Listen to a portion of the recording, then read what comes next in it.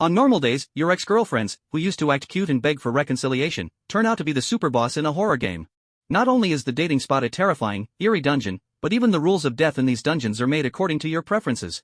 However, while others are still thinking about how to survive the dungeons, you are drinking red wine, enjoying an eerie massage service from a beautiful woman, and even the brutal Ghost King has become your personal chef. At this moment, a cute young girl in a chiffon nightgown is lying on your chest. With a sorrowful tone, she says, "Brother, I've given you my heart, but you hate me so much that you won't even look at me once more?" You feel the soft touch against your chest, your heartbeat begins to accelerate uncontrollably, and as an unknown liquid continues to drip into your heart, you eventually open your eyes slowly. Before you, in the girl's crazy expression, is a constantly beating scarlet heart, which she places near your lips. "Brother, are you finally willing to look at me? Eat it, and after eating, you can stay with me forever." Suddenly, you wake up from the dream, feeling like you can still taste the solidified bloody smell in your mouth. Your stomach turns violently, and you rush to the bathroom, forgetting to even put on your shoes, vomiting like crazy. How did I dream about my ex-girlfriend again? And it's always the same kind of dream. I can't even remember how many times it happened this month. As your words just fall, a crisp notification sound rings in your ears. Congratulations, you have been selected by the horror game to become one of the first lucky players. After successfully completing tasks or clearing dungeons, you will receive special rewards including, but not limited to, equipment, items, skills, attributes, and lifespan. Selected dungeon, Starry Sky Restaurant, rating, S+, important eerie information package, Foreskin Ghost, Lantern Blowing Ghost, Crimson Batwoman, Headless Chef, Scarlet Queen. Drop probabilities, Human Skin Mask, Everlasting Candle, Soul Nurturing Pill, Dungeon Scroll, Overall Difficulty, Hell, Predicted Survival Rate, 0.5%. You see the pitifully low survival rate, and your heart chills immediately. But why does this terrifying dungeon's architecture seem somewhat familiar? Doubting whether your eyes are playing tricks on you, you rub your eyes in confusion and zoom in on the picture with 2 fingers. The retro restaurant roof, engraved with dragons and phoenixes, with red tiles particularly standing out. My God! Your pupils shrink, and your mouth twitches involuntarily. Isn't this the place where I met my ex-girlfriend Yi Linger in my dream today? You take out your phone, intending to search for clues on the official horror game website, to verify if this dungeon is actually the place from your dream. Ding dong! A hot search notification automatically pops up on your phone, catching your attention. You instinctively click on it. Horror game descends into reality, global panic. Detailed information and images of many S-level and above horror dungeons instantly appear in front of your eyes, and you feel a tingling sensation on your scalp, because these images are so familiar to you. Dungeon, Bloodwedding, rating, important, eerie information, Morning Ghost, Palanquin Ghost, Paper Bride, Boss, Red Ghost King, drop probabilities, substitute doll, soul guiding flag, resurrection pill, overall difficulty, purgatory, predicted survival rate, 5%. Isn't this the place where I met my ex-girlfriend Li Mengyao in my dream? That ancient Chinese mansion with half a body in the wedding procession, parents with their organs ripped out, and that eerie Swana sound. The memory is still fresh in your mind. One after another, dungeons flash before your eyes, each one identical to the places where you met your ex-girlfriends. Whether it's Chinese, Western, modern, or ancient, the decorations, layouts, and feng shui are exactly the same, with no differences. What is going on? Are all those nightmares I had actually real, existing horror dungeons? Your mind goes blank. These dungeons are so familiar to you, it's like they're in your own backyard. Take the Egyptian blood wedding, for example. The morning ghost is most afraid of hearing the bride's laughter. Once it hears it, it will become completely stiff and can be slaughtered. The palanquin ghost seems fierce but is actually as timid as a mouse. As long as 3 incense sticks are lit in front of the palanquin, it will be terrified and run away. Then there's the paper bride. Once you tear off the wedding dress from its body, it will instantly turn to ash. As for the red ghost king, that's Li Mengyao, hee. She's most afraid of hearing you say, "I love you."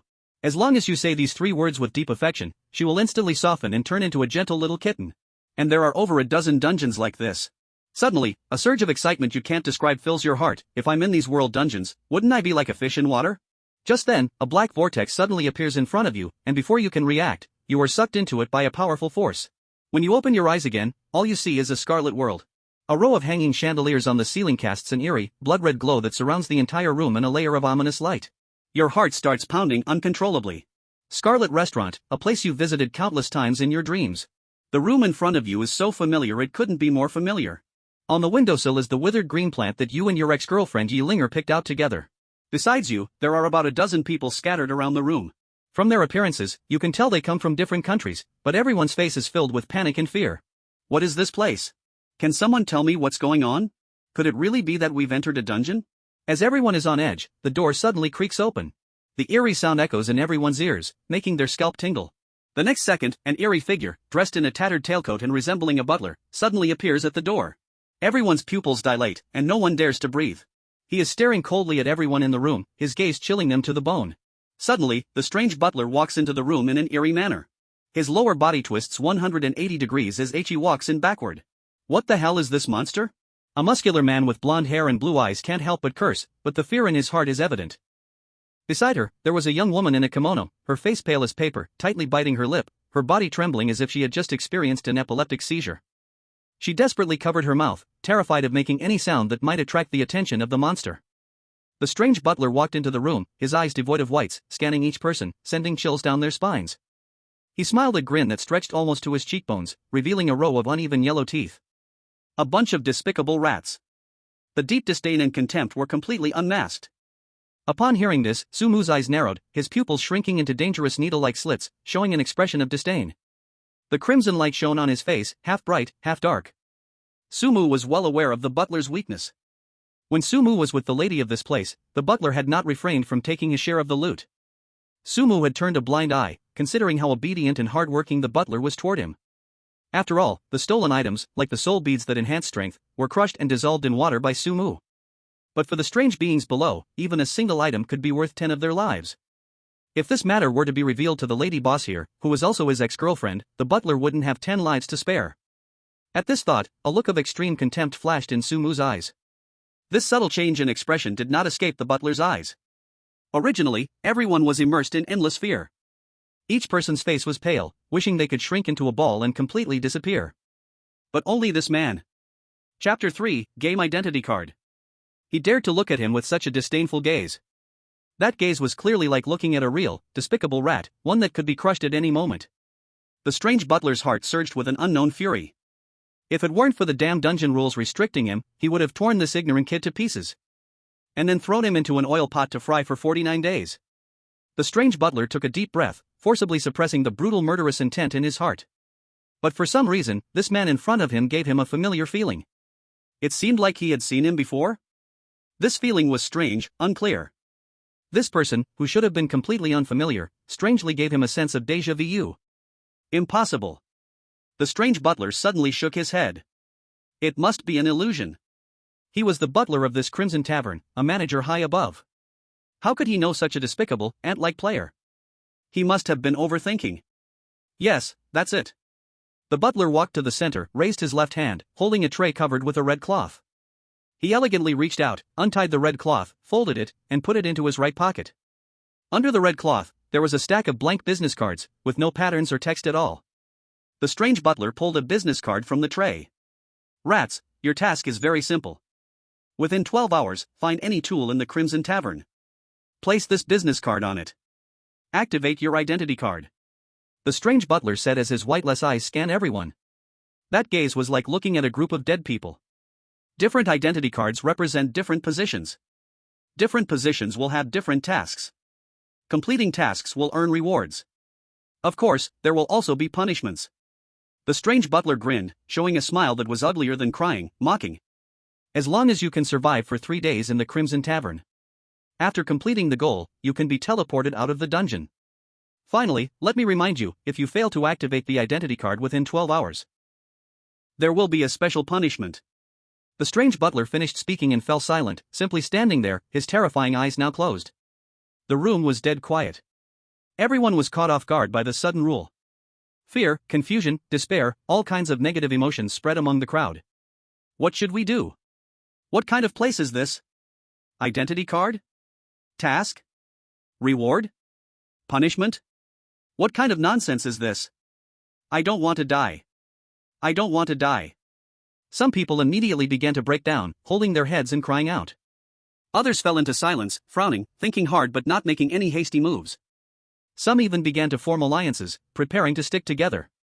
At the same time, on Blue Star, countless pairs of eyes were watching through the live broadcast, nervously staring at this bizarre game on their screens.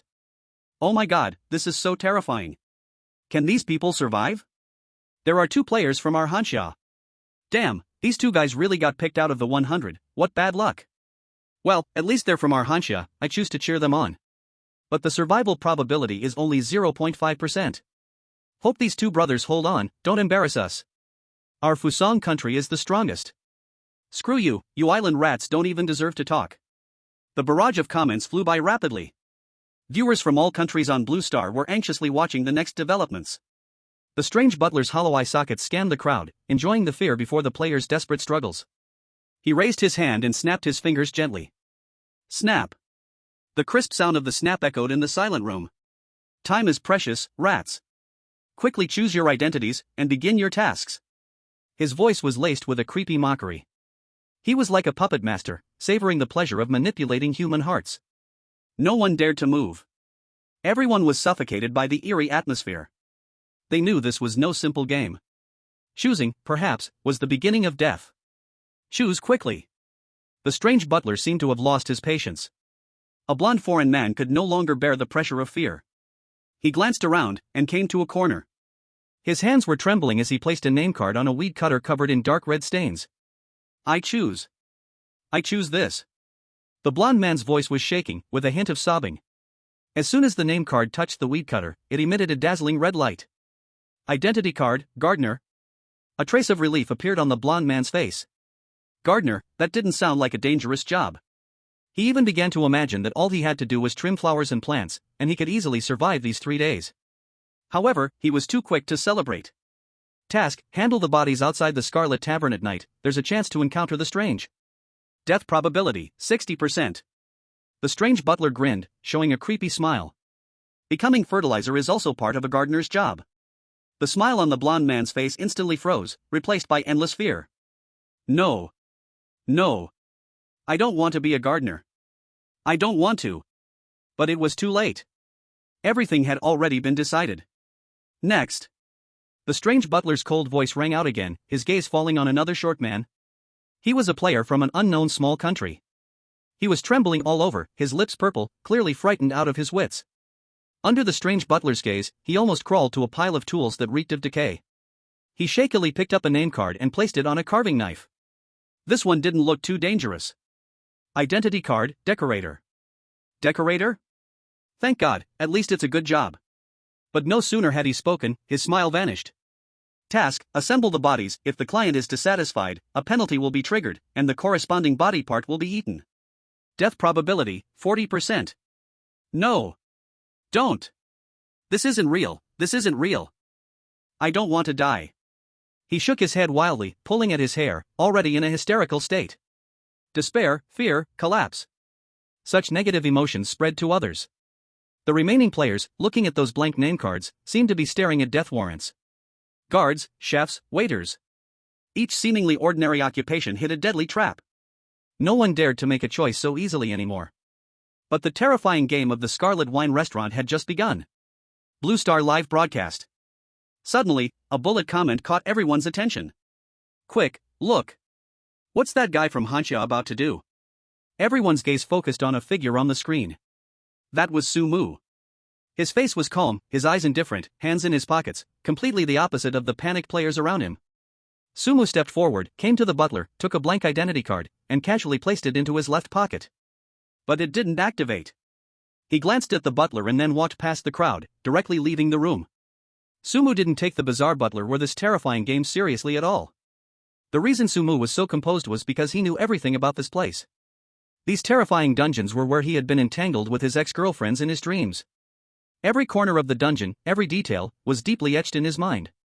He knew the task of every character, understood the fate corresponding to each identity card. He even knew how to use the rules to resolve crises. Even if he received the worst identity and was assigned the most dangerous task with a 95% death rate, he could still complete it easily. This was his home field. For others, it was hell, but for him, it was no different from an amusement park. Sumu's lips curled into a playful smile. His hand in his pocket gently stroked the blank identity card. He had another clever use for this card. So brave, not even blinking? Does he think this is his own home? How reckless. Who knows what he'll face after leaving the room? Chapter 4, The Death of the Contestants, National Fate. In the live broadcast room, intense discussions were happening. Look at the contestant from the beautiful country. Not only does he look handsome, but he also has a leader's aura, so steady. When facing such danger, he wouldn't act brainlessly like this person and would choose to cooperate with others. Even kids know that in a game, you need to be careful and develop first. Exactly, if I went into the dungeon, I'd play much better than him.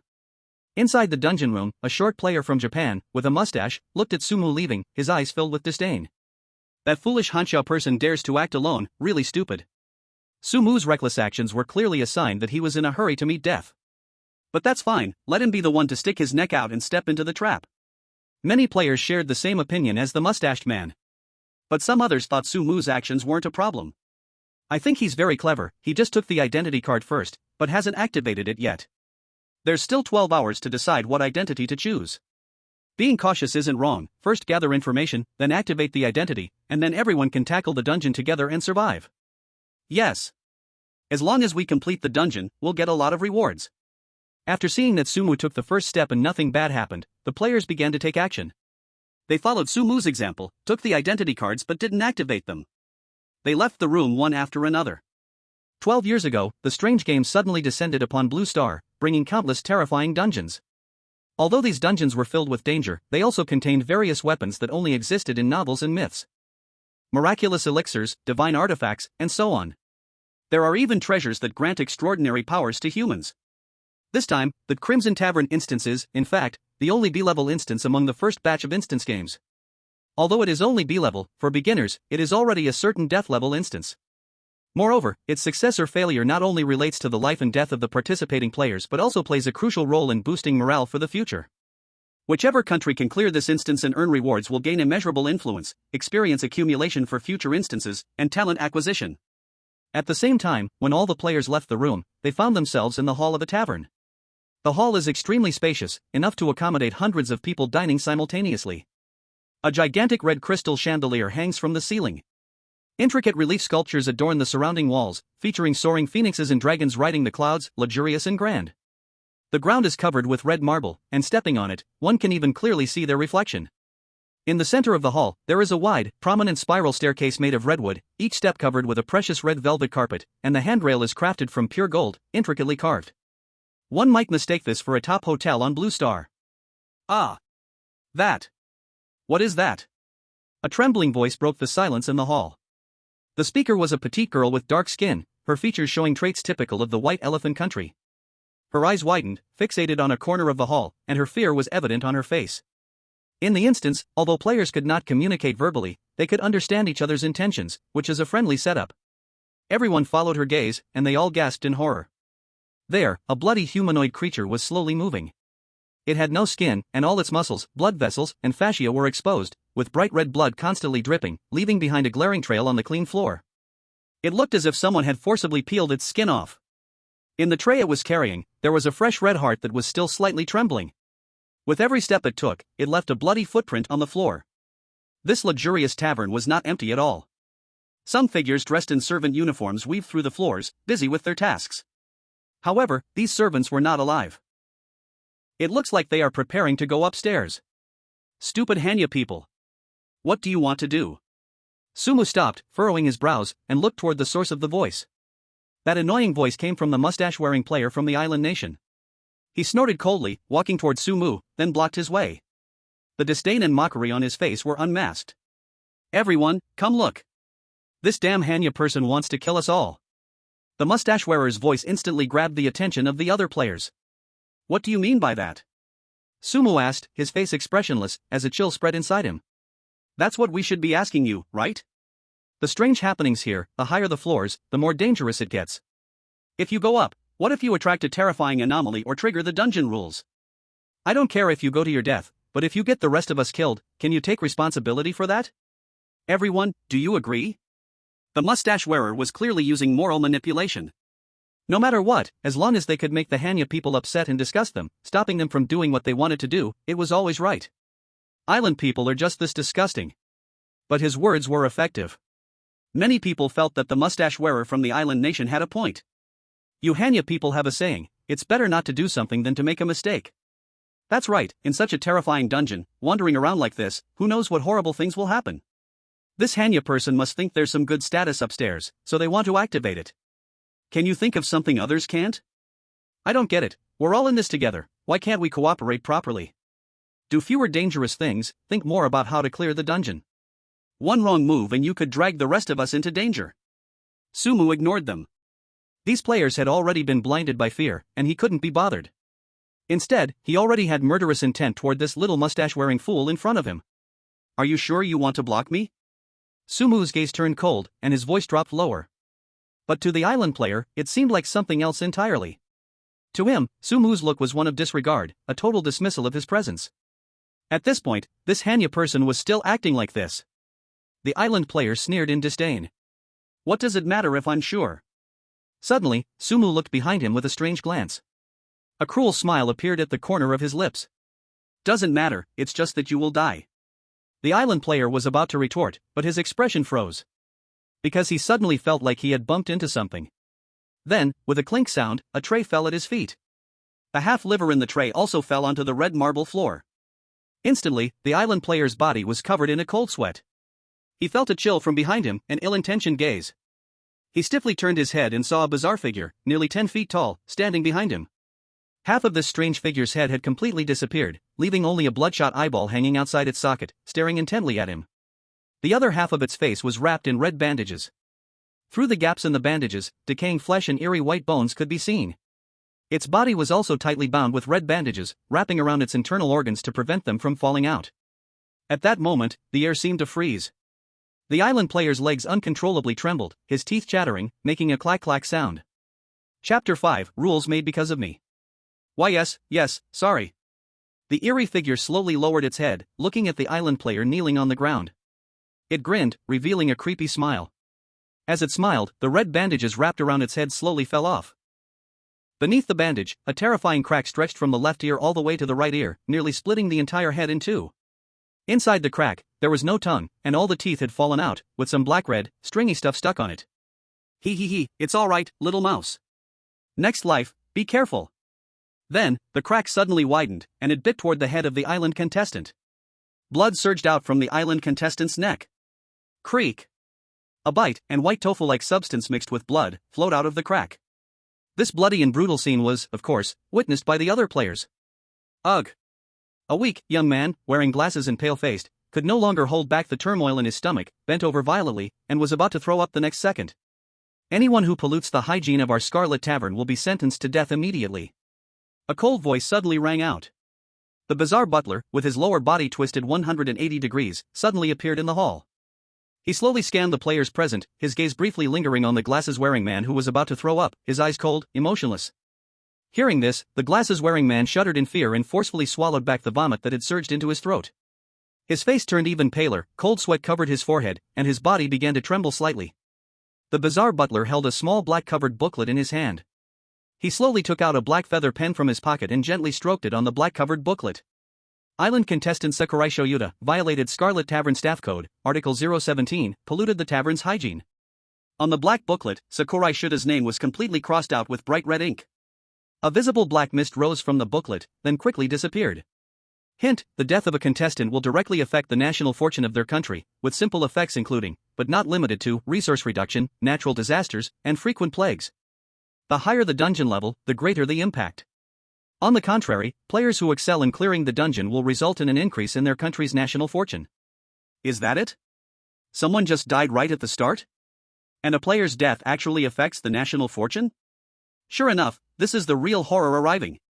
At this moment, everyone understood that this was not just a game, but a brutal survival competition. A bloody gamble where life is the stake, and the national fortune is the chip. All the players dared not breathe loudly. They stared intently at the bizarre butler, fearing they would be the next unlucky one to have their name crossed out. Only Sumu had his hands in his pockets, his face calm. But in his eyes, there was a flash of surprise. Because back when he was dating the Scarlet Queen, Yilinger, Sumu had once said that he didn't like seeing the Scarlet Tavern full of blood, intestines, and bones. It was dirty and uncomfortable to look at. So Yilinger had obediently listened to Sumu and established this rule for the Scarlet Tavern.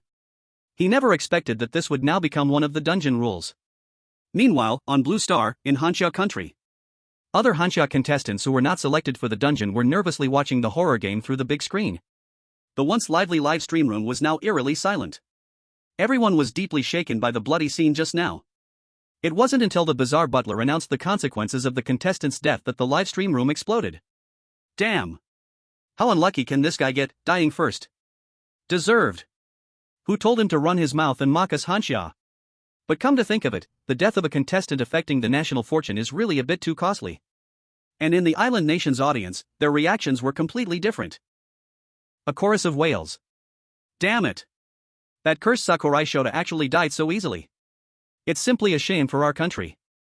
That damn guy, even in death, is dragging us down. This is no joke, people can really die. One player's death is bad enough, but more importantly, it's about the fate of the nation. To put it grandly, this concerns the lives and deaths of everyone. Just then, a comment suddenly flashed across the screen. Oh no, this Sumu is too unstable, recklessly charging in like a pig. Can we change players at the last minute? Yeah, if he continues like this, we might be in trouble too. Everyone, don't panic, there's not just Sumu in this instance, there's also Shen Bing. Shen Bing? Why does that sound so familiar? Upstairs, are you new to the internet cafe in the village? You don't even know who Shen Bing is? Oh my, can you believe there's still someone who doesn't know the great Shen Bing? She's a super genius from Huaqing University, with an IQ of 180. She once represented our Hanya country in an international brain competition, defeating 30 opponents from the top talents of 120 countries to win the championship. Not only that, Shen Bing is fluent in multiple languages and excels in various fields, she's practically a jack of all trades. Yes, she even solved a case that the international police had no leads on, helping the police capture several criminals. The scene shifted to Shen Bing. She wore a high ponytail that revealed her smooth and full forehead.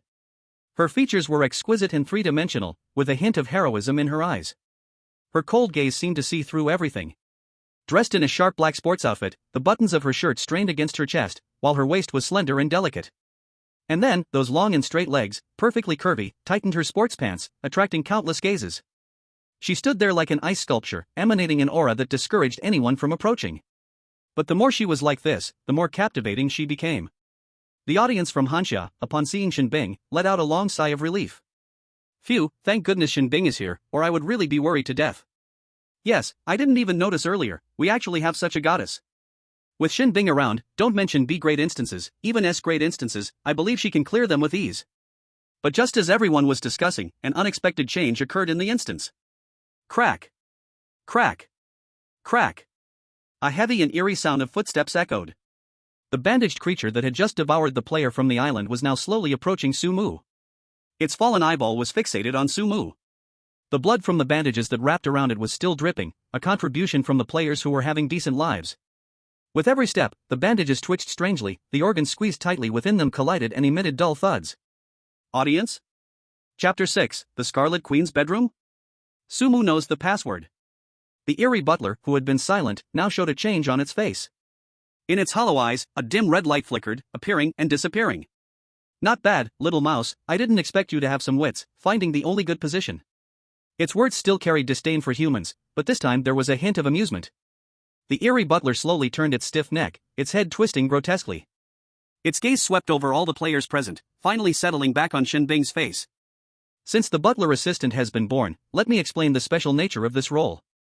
The butler assistant, while adhering to all the rules of the Scarlet Tavern's instances, is responsible for supervising and recording the daily work completion of other players. If I'm not on the scene, those who violate the Crimson Winehouse rules will also be reported to me by you for handling. Little mouse, treasure this identity, it is undoubtedly the safest and most rewarding at the Crimson Winehouse right now. Ha, of course, the premise is that you do not engage in favoritism and diligently fulfill your duty. If nothing unexpected happens, Shen Bing will be the most outstanding presence in this instance. As long as she doesn't break the rules, she can almost breeze through it. Is there really such a good thing? Isn't this just a backdoor cheat? Damn it! Why didn't I think of this? Cursed! Why am I so stupid? If I had known, I would have tried to activate my identity too. The other players felt an array of complex emotions at this moment. Regret, jealousy, unwillingness, and even anger. They hated themselves for not thinking of this sooner, for missing such an excellent opportunity. On Blue Star, the live chat room exploded with comments. Wow! This is so shameless. This is simply a guaranteed win. Goddess is really amazing. No wonder she's a genius with an IQ of 180. Look at Shen Bing, and then look at Sumu. Sigh, it's hard to compare. Yeah, probably thinks he's a man and has too much pride to ask for help. It's still not too late to turn back. As long as Sumu goes to cling to Shen Bing's leg right now, relying on her strength, he can still survive. Exactly, wise people know how to adapt. Sumu, hurry up. The audience thought that as long as Sumu lowered his pride and sought help from Shen Bing, he still had a good chance to survive. However, just when everyone thought Sumu would wake up and ask Shen Bing for help, he made another unexpected move. Sumu did not regret like the other contestants or attempt to build a connection with Shen Bing. He didn't even glance at Shen Bing.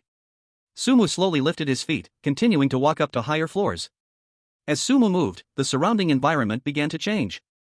The originally magnificent hall gradually turned dark and eerie. A strong smell of blood and decay filled the air. Hiss. An array of strange sounds echoed. Wherever Sumu passed, the oddities that had been hiding in the shadows revealed themselves. The waiters, small as dwarfs, towered over two heads, covered in countless eyes, blinking in a way that could make anyone lose their sanity. They pushed a dining cart that was much taller than them, and the hundreds of eyes on their heads greedily watched past Sumu, eager to pounce. The janitor, hunched, wore tattered uniform, holding a rag, while the bucket at its feet was filled with bright red liquid, which had smeared onto the wall bit by bit. There was also a tea master, tall and unusually thin, holding a teapot from which wafts of red steam arose. The further up they went, the more bizarre creatures there were, and their appearances and odors grew increasingly terrifying. These creatures, without exception, stopped their actions upon seeing Sumu. Some of them drooled continuously, making a gurgling sound. That was their way of swallowing saliva. Their craving to hunt humans was not concealed at all. However, Sumu seemed oblivious to it all. It was as though he didn't see these oddities or feel the terror surrounding him. This scene was also witnessed by others, including the creepy butler. At this moment, the creepy butler frowned. But soon, a mocking smile appeared on its face, ridiculing Sumu's foolishness. What a fool, thinking this way could find a glimmer of hope. Believing that exploiting loopholes in the rules within these 12 hours could allow him to recklessly venture into the most dangerous areas of the winehouse to seek opportunities for a tiny chance of survival. Ridiculous to the extreme. The top floor. The strange butler said this, and its voice suddenly became low. It paused for a moment, as if considering its words. A hint of fear even flashed across its face. That is the Queen's forbidden place. Don't say it's you, these humble mice. Even for me, if I touched the door to that area, even death would be a luxury. The Queen's forbidden place? In an instant, all players suddenly understood. It turns out the top floor of this Crimson Hotel is the chamber of the Crimson Queen. It is where she resides in the hotel. All players' gazes unconsciously turned to the very top of the stairs. At the end of their sight was a tightly closed, intricately carved dark red door. An indescribable sense of oppression spread from that door. Even from such a distance, it still gave people a chilling feeling. He's done for. Fool. Truly an absolute fool. There's a good show to watch. I wonder how he'll die. The mindset of other players shifted. They could barely wait to see what kind of end Sumu would face for angering the Crimson Queen. Even those strange beings who had been eyeing Sumu with hostility stopped their movements at this moment. Countless pairs of eyes, some mocking, some cruel, some derisive. At this moment, everyone, including the strange beings, focused their attention on Sumu. Shen Bing clenched her fists slightly. As a fellow Hanya person, even if Sumu's behavior was terrible, she instinctively wanted to remind him. After all, the danger of the top floor was evident. But just when the words reached her lips, she suddenly recalled that Sumu was the first to leave the room at the start. Moreover, at that time, he walked with calmness, leading everyone quickly to this banquet hall, as familiar as if it were his own home. And just a moment ago, Sumu had said to her that he could lead her to victory. His demeanor and words were filled with confidence. Shen Bing clearly understood that Sumu was not arrogant, nor was he reckless. She had come into contact with too many different types of people. Arrogant people couldn't hide their disgusting aura. But Sumu didn't give her that annoying feeling. A strange illusion suddenly arose in Shen Bing's heart. The seemingly reckless man might really have his own plan? There was still a long time left until the 12-hour deadline. Just exploring the top floor should not pose too big of a problem, right? Thinking of this, Shen Bing swallowed the words she initially wanted to say. She decided to remain silent for now. Sumu had already become the spotlight of the entire Crimson Hotel. All eyes were fixed solely on him. Tap, tap, tap. In the entire Crimson Hotel, only Sumu's footsteps were clearly heard. With both hands in his pockets, he stepped closer to that dark red door, one step at a time. Finally, Sumu stopped in front of the door. Then, he extended his hand and, under everyone's gaze, actually began to input the password. Ding, ding, ding. The crisp sound of keys echoed in this silent environment, making it particularly jarring. That sound made everyone's hearts leap to their throats. What was even harder to comprehend was Sumu's demeanor. His movements were relaxed and natural, and even from the curve of his lips, one could vaguely see that he seemed to be in a good mood. It was as if a weary worker had finally returned home after a long day. Click. With a light sound. Under the petrified gaze of all players, spectators, and strange beings, that dark red door, symbolizing death and taboo, opened. Chapter 7, Activating Identity, Lord of Crimson. The door opened? All players were dumbfounded. One by one, their mouths hung open, their eyes nearly popping out. How is this possible? How did he do it? Didn't the butler say that even it would die without a grave if it entered the chambers of the Crimson Queen? How could Sumu be fine? And how did he know the password? Originally, everyone was waiting to see Sumu's joke, waiting to see him cruelly tortured to death by the Scarlet Queen. At this moment, they all felt a burning pain on their cheeks. The slap in the face came too fast, like a tornado. Even the usually cold and indifferent Shen Bing lost her ability to manage her expression completely. Her fair, long fingers unconsciously covered her slightly opened red lips, and her beautiful eyes trembled continuously. Shen Bing murmured, her voice filled with tremors, how did he do it? Was it a guess? No, impossible. Shen Bing immediately denied this ridiculous thought. When Sumu entered the password just now, he was so confident, so calm. That demeanor, that air, was as sure as can be, fully prepared. And this was the Scarlet Tavern. An S+ level dungeon. There was absolutely no possibility of guessing. Could it be that he had discovered some clues long ago? Shen Bing's breath quickened. She recalled a series of Sumu's performances after entering the dungeon. The first to leave the room, his familiarity with the Scarlet Tavern, and that confidently declared, I can lead you to clear the level. All these pointed to one shocking conclusion. Sumu was not an ordinary person. This Sumu was terrifying. He is definitely stronger than I am. She realized that she had seriously underestimated Sumu's strength before. This seemingly reckless and impulsive man was stronger than her so-called elite status by more than 10 times. At least from the perspective of the identities both sides wanted to obtain. And that strange butler stood stiffly in place. Its twisted face was filled with terror and confusion. Its scarlet pupils shrank violently. It recalled its own arrival at the Scarlet Tavern when, in youthful ignorance, overflowing curiosity. Once, it had sneaked to the top floor, trying to push open the dark red door. But just as its fingers touched the doorknob, an indescribable terrifying force instantly swept through its entire body. Its body twisted like a piece of dough twisted by an invisible giant hand. It was twisted a full 180 degrees. Since then, it had become the ghostly figure it was now, only able to walk backward. That was the most terrifying memory of its life, and also the nightmare it could never escape from. But now, a human and a mouse had safely opened that door? Inconceivable. Impossible, this is absolutely impossible. The strange butler couldn't understand or accept everything happening before its eyes. It was not just it. Other strange beings originally wandering and lurking on different floors also stopped in their tracks. They all raised their heads, looking in the direction of the top floor. Pairs of hollow, twisted eyes were filled with shock and confusion. The entire Scarlet Tavern fell into a strange silence. On the Blue Star live streaming platform, countless viewers were fiercely discussing. What the hell is going on? How did Sumu do it? How did he know the password? He can't possibly know the Scarlet Queen, right? Impossible. This is an S+ level horror game. How could there be such a cliché plot? Various guesses, various discussions. Everyone was eager to know how Sumu had created this miracle. The camera returned to the top floor of the Scarlet Tavern. Sumu, after pushing the door open, without any hesitation, directly stepped inside. He even started to hum a song. He looked as if he had not entered a place full of unknown dangers, but had returned to his warm and cozy home. Seeing this, the players who were originally still in shock suddenly snapped back to reality. One by one, their eyes brightened, breath quickened. Yeah. We can also go to the top floor. As long as we stick the identity badge to something related to the Scarlet Queen. Just by entering, he would gain a stronger identity. Charge. Driven by the desire to survive, the players crazily rushed toward the staircase. They pushed and shoved, each one trying to be first, afraid of falling behind and missing the chance to pass the level. Among them, a tall, muscular American player ran the fastest.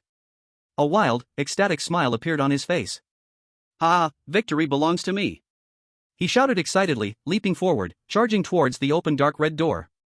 However, just as he was about to enter the room, his pupils suddenly contracted.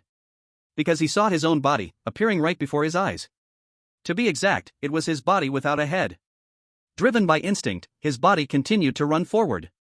Air. He opened his mouth, wanting to scream for help, but realized that he couldn't make a sound. The next second, his vision turned blood red. Then, his body exploded like a punctured balloon, instantly bursting into countless tiny blood-red light spots, dissipating into the air. Sumu heard the sounds behind him and turned his head for a quick glance. There was a faint hint of sarcasm in his eyes as he shook his head. What was his relationship with Yi Linger? These fools actually wanted to learn from him? It was like lighting a lamp in a toilet, seeking death. He stepped into the room, leaving a group of players standing at the door, stunned as if turned to stone. Fear, confusion, and unwillingness, all kinds of emotions appeared on their faces. They stopped dead in their tracks, no longer daring to take another step. What's going on? Why can Sumu go in, but we can't? Does this door recognize people? The top floor of the Scarlet Wine Tower was a huge suite. Behind the dark red door was a long hallway covered with a scarlet carpet.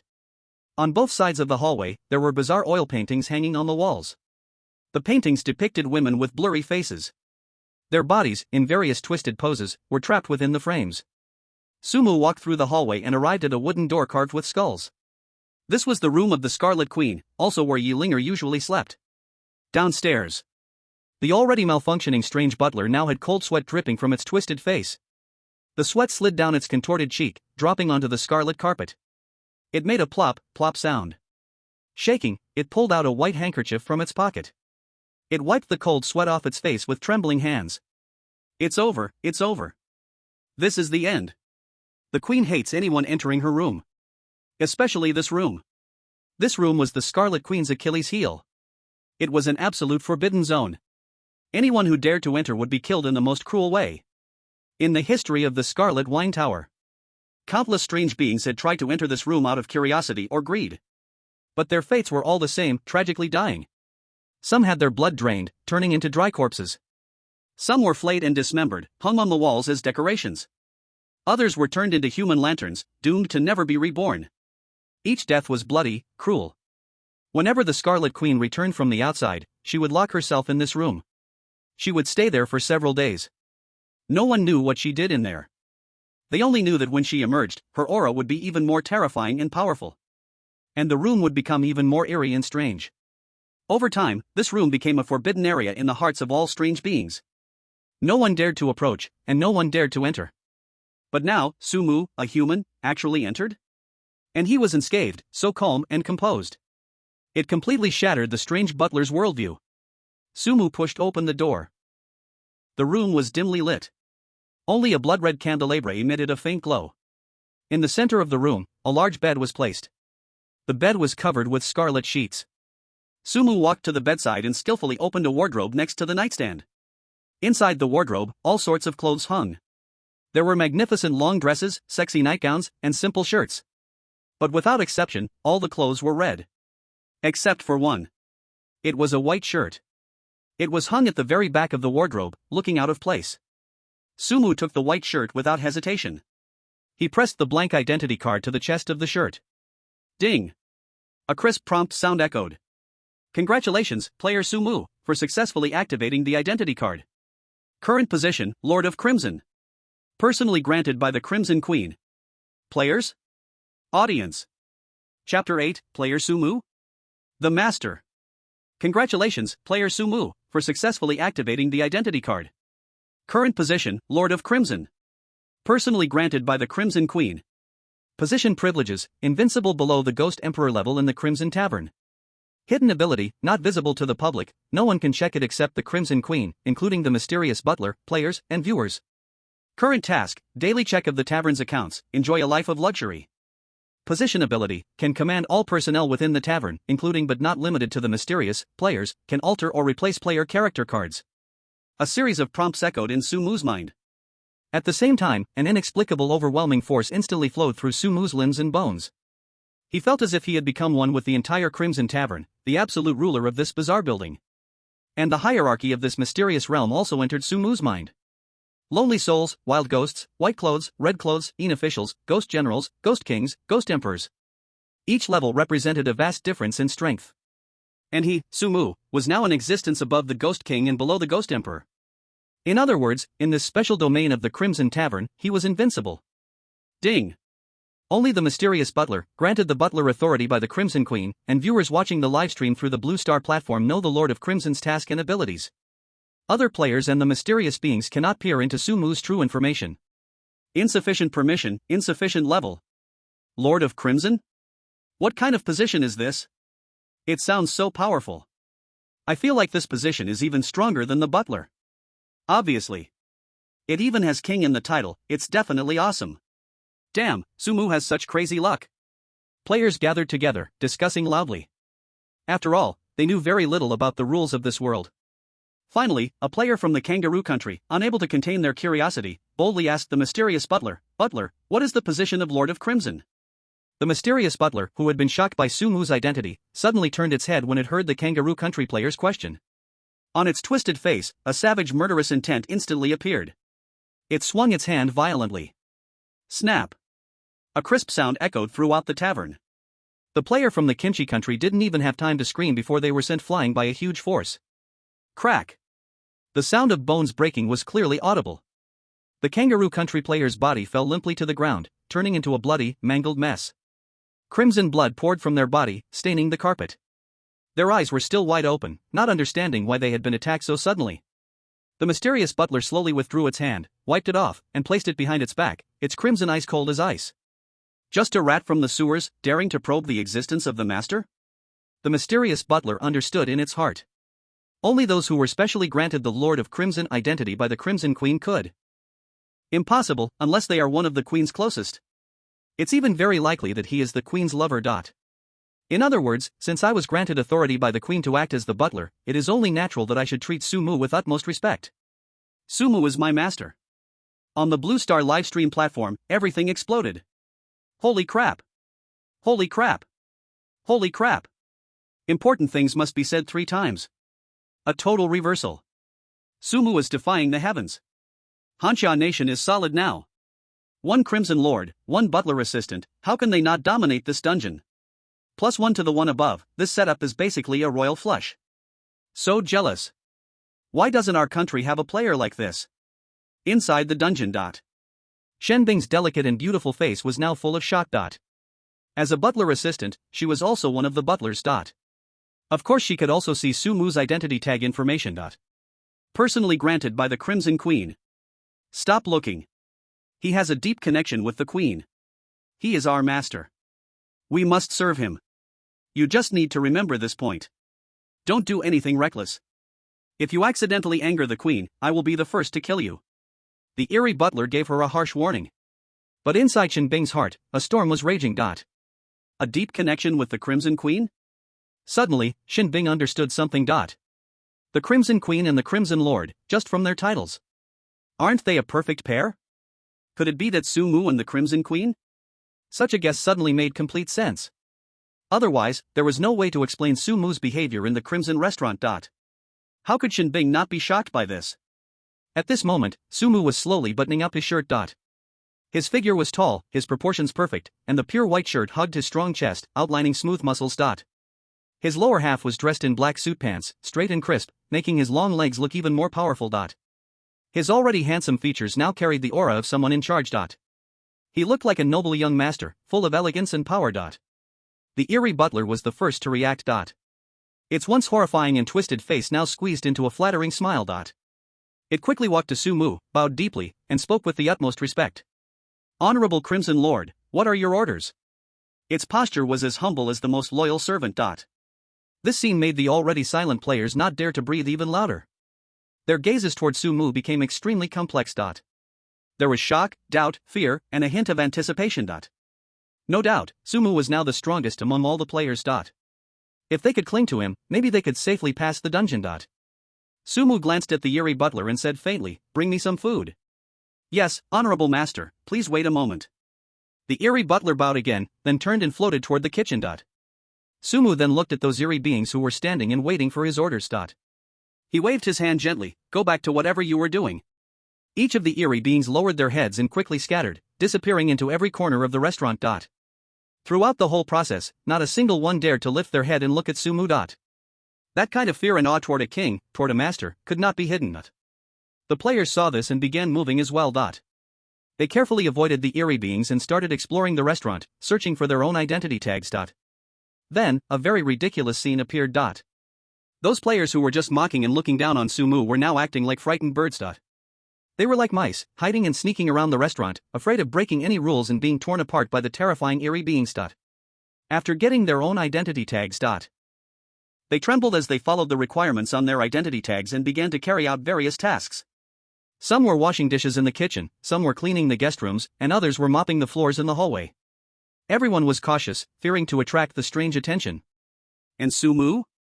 At this moment, he was sitting in the most luxurious restaurant on the top floor of the tavern. A huge crystal table was filled with all kinds of exquisite delicacies. There was a golden, crispy roast pig, there was a steak emitting an alluring aroma, and various mountain treasures and seafood that were hard to name. Beside him, a slender woman in a chipa was respectfully pouring him a glass of deep red wine. The whole scene looked like a medieval noble enjoying a luxurious banquet. Is this coming to conquer a dungeon or going on vacation? The viewers on the Blue Star live streaming platform were all stunned. Chapter 9, The Softly Chirping Pickled Cabbage Country Contestants. Did I just see wrong? Those strange beings are actually bowing to Sumu and pouring him wine? Is this a horror dungeon? Why do I feel like he is playing house? Upstairs, do you call this playing house? This is the Emperor's new home. The tone suddenly shifted. Those who had previously mocked Sumu, wishing to stomp him into the mud, were now all like ducks with their necks choked, unable to speak. What a slap in the face. Their faces must be swollen. Those who said Sumu was useless and a burden, do they dare show themselves now? What are they even talking about? Their faces lost, they should just dig a hole and bury themselves. This wave of operations by Sumu was a stroke of genius. Unthinkable. Completely incomprehensible. Could this be the legendary protagonist's halo? At the same time, Hanya, the highest secret conference room. The atmosphere was solemn, oppressive, and suffocating. Around a heavy solid wood long table sat high-ranking officials in military uniforms. They were all quite aged, with the passage of time leaving clear marks on their faces. Yet their eyes and presence still stood out from the ordinary, sharp and full of edge. Ministers, leaders. These figures that could only be seen on news broadcasts were now gathered for just one person. Sumu. A giant screen was playing footage of Sumu in the Crimson Tavern dungeon. From him drawing a blank identity tag to activating the Crimson Lord, to now dining leisurely. Every detail was magnified, researched repeatedly. Beside it was a detailed dossier about Sumu. From his birth to now, everything, both big and small, was included. An elderly man with graying hair, yet full of spirit, slowly took off his glasses and rubbed his forehead. This dossier on Sumu has been verified repeatedly. There is no problem at all. He is just an ordinary person.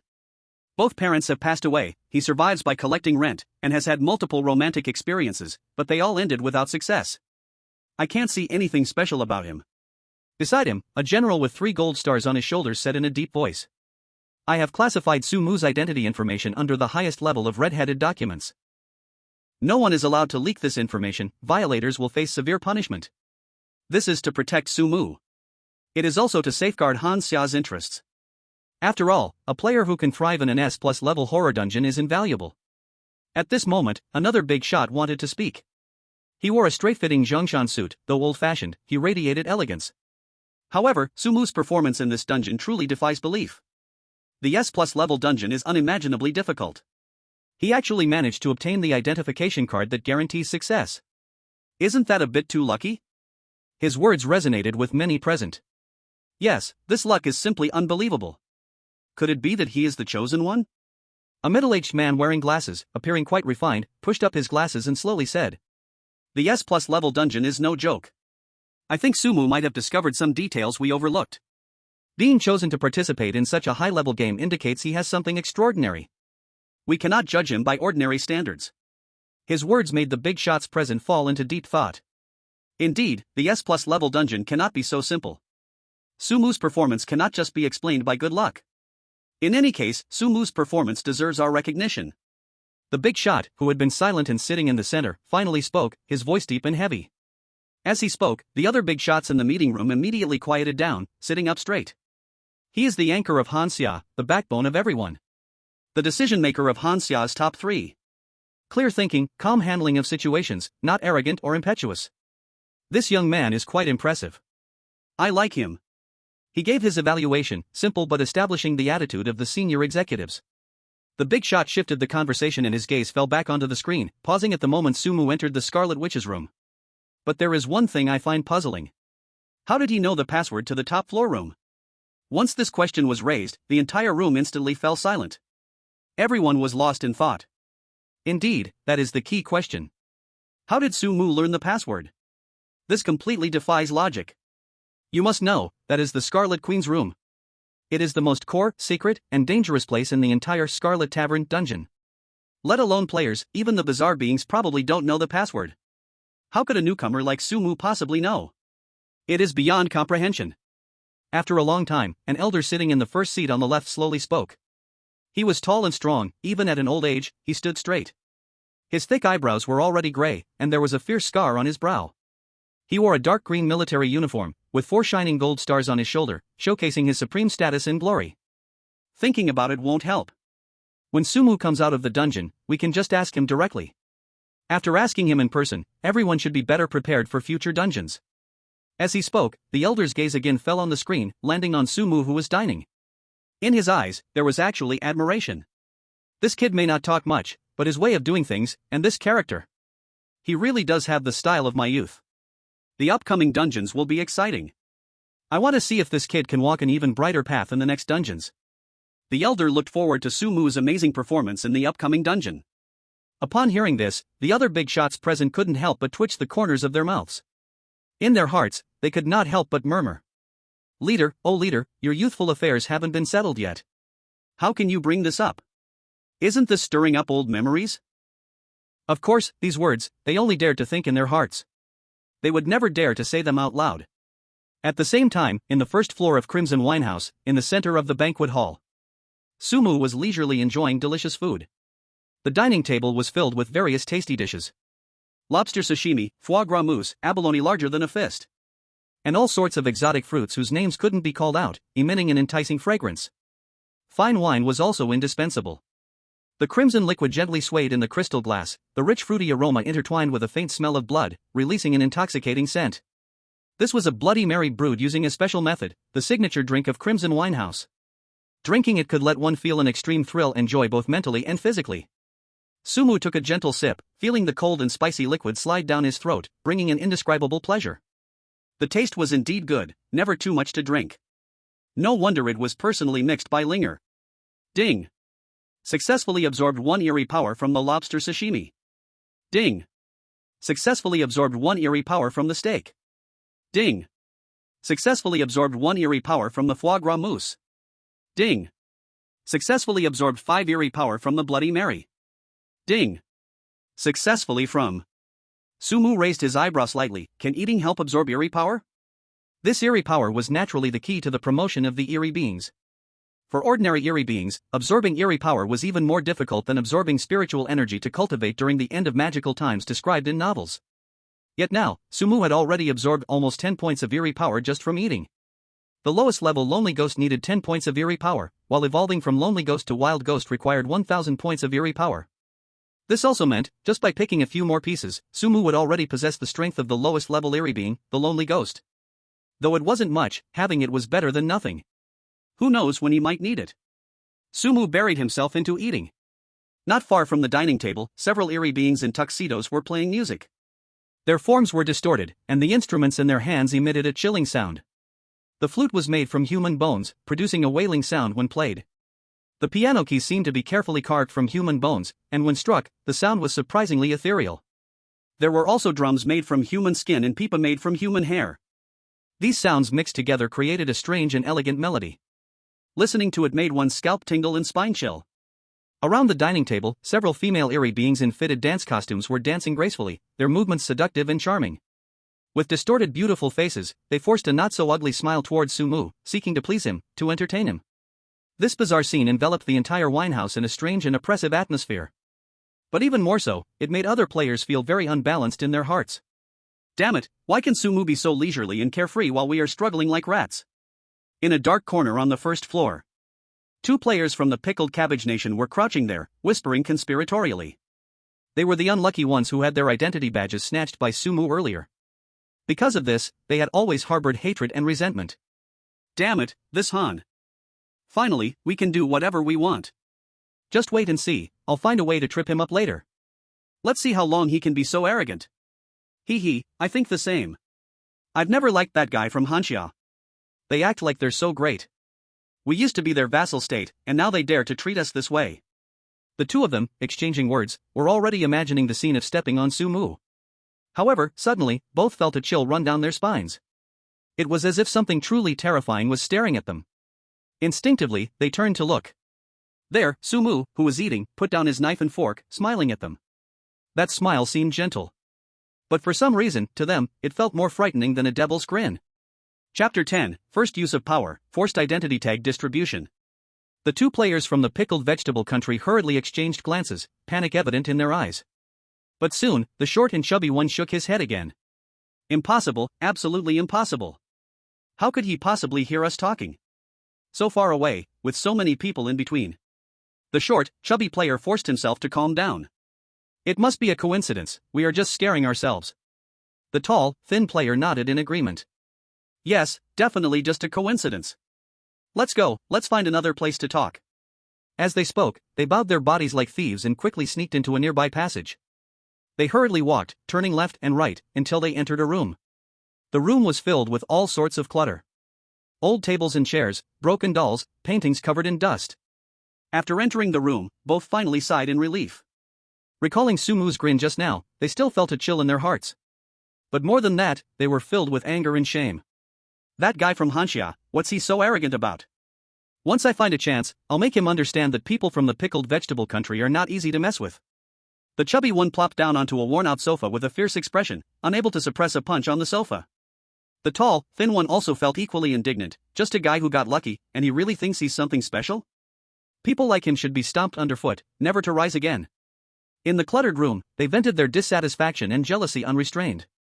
Their hatred and curses towards Sumu, filled with all kinds of foul language, were unbearable to hear. Blue Star, live streaming room. Countless Hanya viewers saw the scene and instantly erupted with rage. Not a single person from Hanya could watch this without feeling angry. Damn! These two pickled vegetable country idiots are really shameless. Thieves, true thieves, wanting to steal everything, now even their identities. And they say the Scarlet Wine Tower is their cultural symbol, truly shameless. The universe belongs to the pickled vegetable country, didn't you know? Sumu, hurry up and teach these clueless idiots a lesson. These two garbage, what else can they do except gossip behind backs? They only dare to talk behind closed doors. If only they had the guts to say it to Sumu's face. If they really said it to Sumu, he could beat the shit out of them and then make them eat it, slapping them with it. Brother, the image you described is too beautiful, I can't bear to see it. The Hanya viewers stood united, bombarding the live stream chat denouncing these two players from the pickled vegetable country. They wished they could jump through the screen and give these two a good beating. However, not only the Hanya viewers were involved. Viewers from other countries also joined. Why are you so excited? Do you really think you're something special? Still calling yourself a big shot? You're just a lucky guy. The audience from beautiful country started to mock. Haha, the friends from pickle country were right, this Hanya person really has no skills. Apart from having good luck, he's useless. The audience from white elephant country joined in the fun. A person like this in our country wouldn't even be worthy to carry our shoes. The audience from monkey country also jumped in. Still wanting to teach our friends from pickle country a lesson? That's just laughable. You should worry about yourselves, you might just die in the dungeon anytime. The audience from kangaroo country also joined the ridicule. In an instant, the barrage was filled with smoke, as audiences from various countries attacked each other, creating a chaotic scene. Seeing so many people supporting them, the audience from pickle country became even more arrogant. Did you see it, Hanya people? You are just a bunch of trash. Even one of our fingers is more valuable than you. Still wanting to compete with us? What a delusion. Watch, our two contestants will definitely find stronger identities and crush your Hanya in no time. At that moment, some rebellious Hanya audience members also jumped out. They started to criticize Sumu.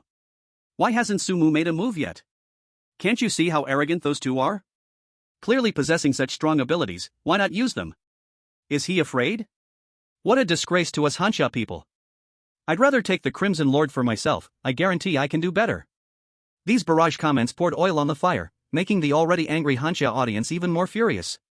Being useless yourself and still blaming Sumu, what a shameless thing. Get out of Hanya, we don't welcome traitors like you.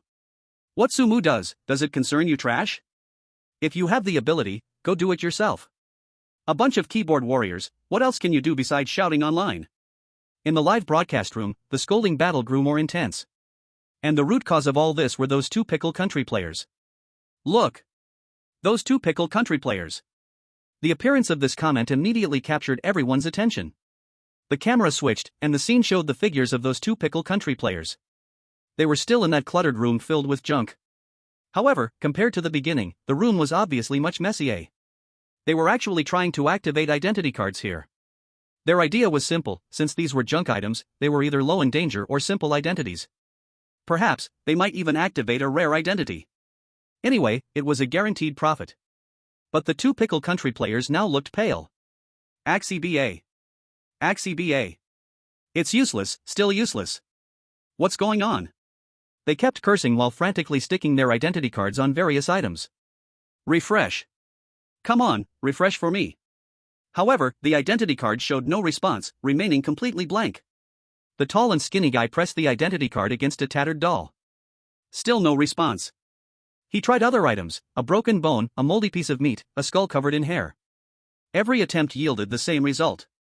The short and chubby guy wasn't idle either, he was trying to stick the identity card on a cracked mirror. Useless. All useless. These identities have probably already been taken by someone. We're done for. The short and chubby guy collapsed on the ground, his eyes vacant, mumbling to himself. 12 hours time, not long nor short. On the surface, it seemed like there was plenty of time. But those relatively safe and powerful identities had long been snatched up by other players. They had no chance at all. But if they couldn't activate the identity cards, they would soon lose their chance to survive completely. Facing unknown punishment. Although the strange butler did not specify the punishment, absolutely no one wanted to test it. Just at that moment, an unexpected change occurred. A strange smiling face suddenly appeared on the identity cards in their hands. The smile was somewhat blurry, making it hard to see the facial features clearly. But the two could see that the smile revealed 2 rows of eerie white teeth, with a teasing glimmer in its eyes. This smile was not unfamiliar to them. In fact, they could say it was incredibly familiar. Su Mu. The tall and thin one, terrified, shouted this name, his voice trembling uncontrollably. Congratulations, player, you have activated the identity, Butcher. Butcher, a low-level employee of the Scarlet Winehouse, responsible for handling various ingredients, including but not limited to the strange inhumans. Job description: cut, dismember, deb1, and clean fresh ingredients to ensure their freshness and taste. Caution: ingredients may resist, please be careful not to get hurt by the ingredients. Friendly reminder: the freshness of the ingredients is directly related to your life safety. If you fail to complete a day's slaughter quota, a corresponding body part will be removed and replaced. The cold mechanical voice echoed in the minds of the two players from the Pickle Country. They would become the butchers of this terrifying restaurant, responsible for handling the ingredients that were sent in. And those ingredients would likely be other players, or even strange beings, or even themselves.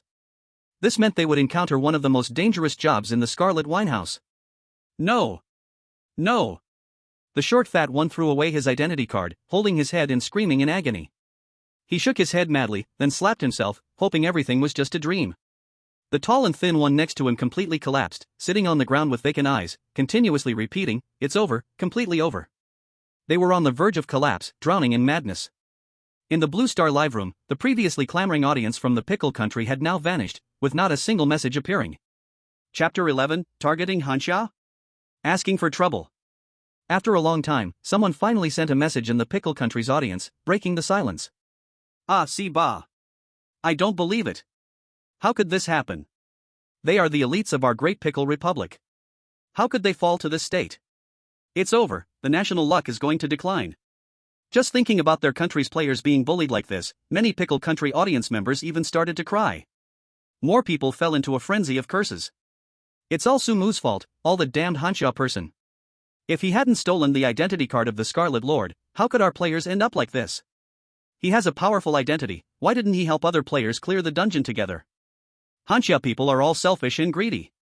Curses even began to escalate to a national level. The live room seemed to have turned into a landfill full of negative energy. Seeing the Pickle Country audience's disgraceful behavior, the audience from Hanya couldn't help but laugh. When the dog is desperate, it jumps over the wall. They began to slowly fight back. Oh, is this what it feels like to break? Weren't they pretty arrogant just now? How come now they all look like they've lost their parents? There's no need to squabble with them. Just a bunch of losers. Their national luck is already finished, no matter how they struggle, it's useless. We just have to watch them walk towards destruction step by step. The audience from Hanya looked down at the Pickle Country's miserable situation with a victorious attitude. This undoubtedly further provoked the audience from the Pickle Country. They vented their madness, wanting to cover up their fragile pride in failure. But all of this could not change their impending tragic fate. The camera switched again. It returned to the luxurious restaurant on the top floor of the Scarlet Winehouse. Sumu was sitting at the dining table, elegantly savoring the Bloody Mary in his hand. The corners of his mouth slightly lifted, revealing a scornful smile. His gaze pierced through the walls, seeing the tragic state of the two players from the pickled cabbage country in the storage room. The two guys were huddled together, snot mingling with snot, making whimpering cries. Utterly ridiculous. In Sumu's eyes, there was not an ounce of sympathy, only endless indifference. After becoming the Crimson Master, the entire Crimson Tavern was under his control. As long as he wished, every corner and every detail could not escape his perception. He actually only needed to make a slight move to easily send these two guys out. But he did not plan to do so. Not even a flicker of interest remained. For such scum, he found it beneath him to lift a finger. Why dirty his own hands and stain his own eyes? Simply switching their identities so they could live in hell would suffice. The strong never care about the lives of ants. This is Sumu's creed and the law of this world. Several players were cautiously walking down the corridor.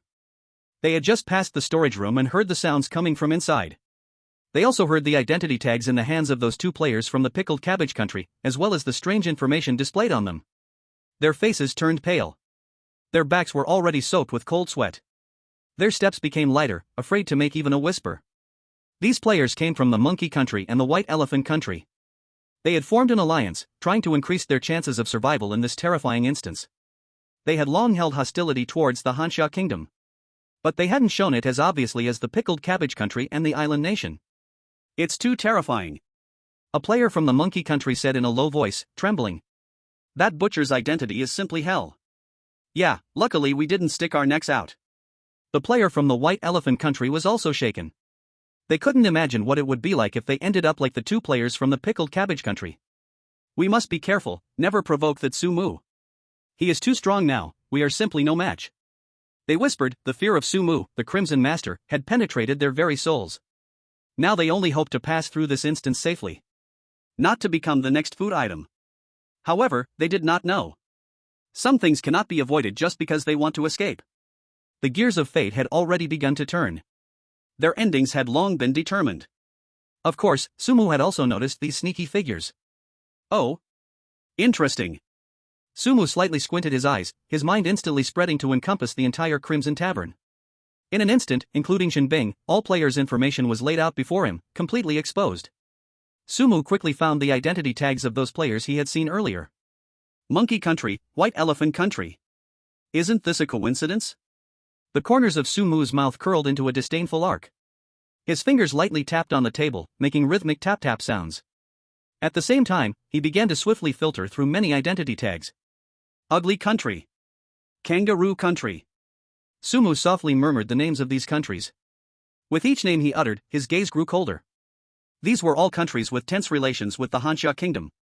Their players naturally became the targets Sumu's special attention. Let's stick to this many. Sumu swirled the Bloody Mary in his hand, the crimson liquid swirling in the glass like thick blood.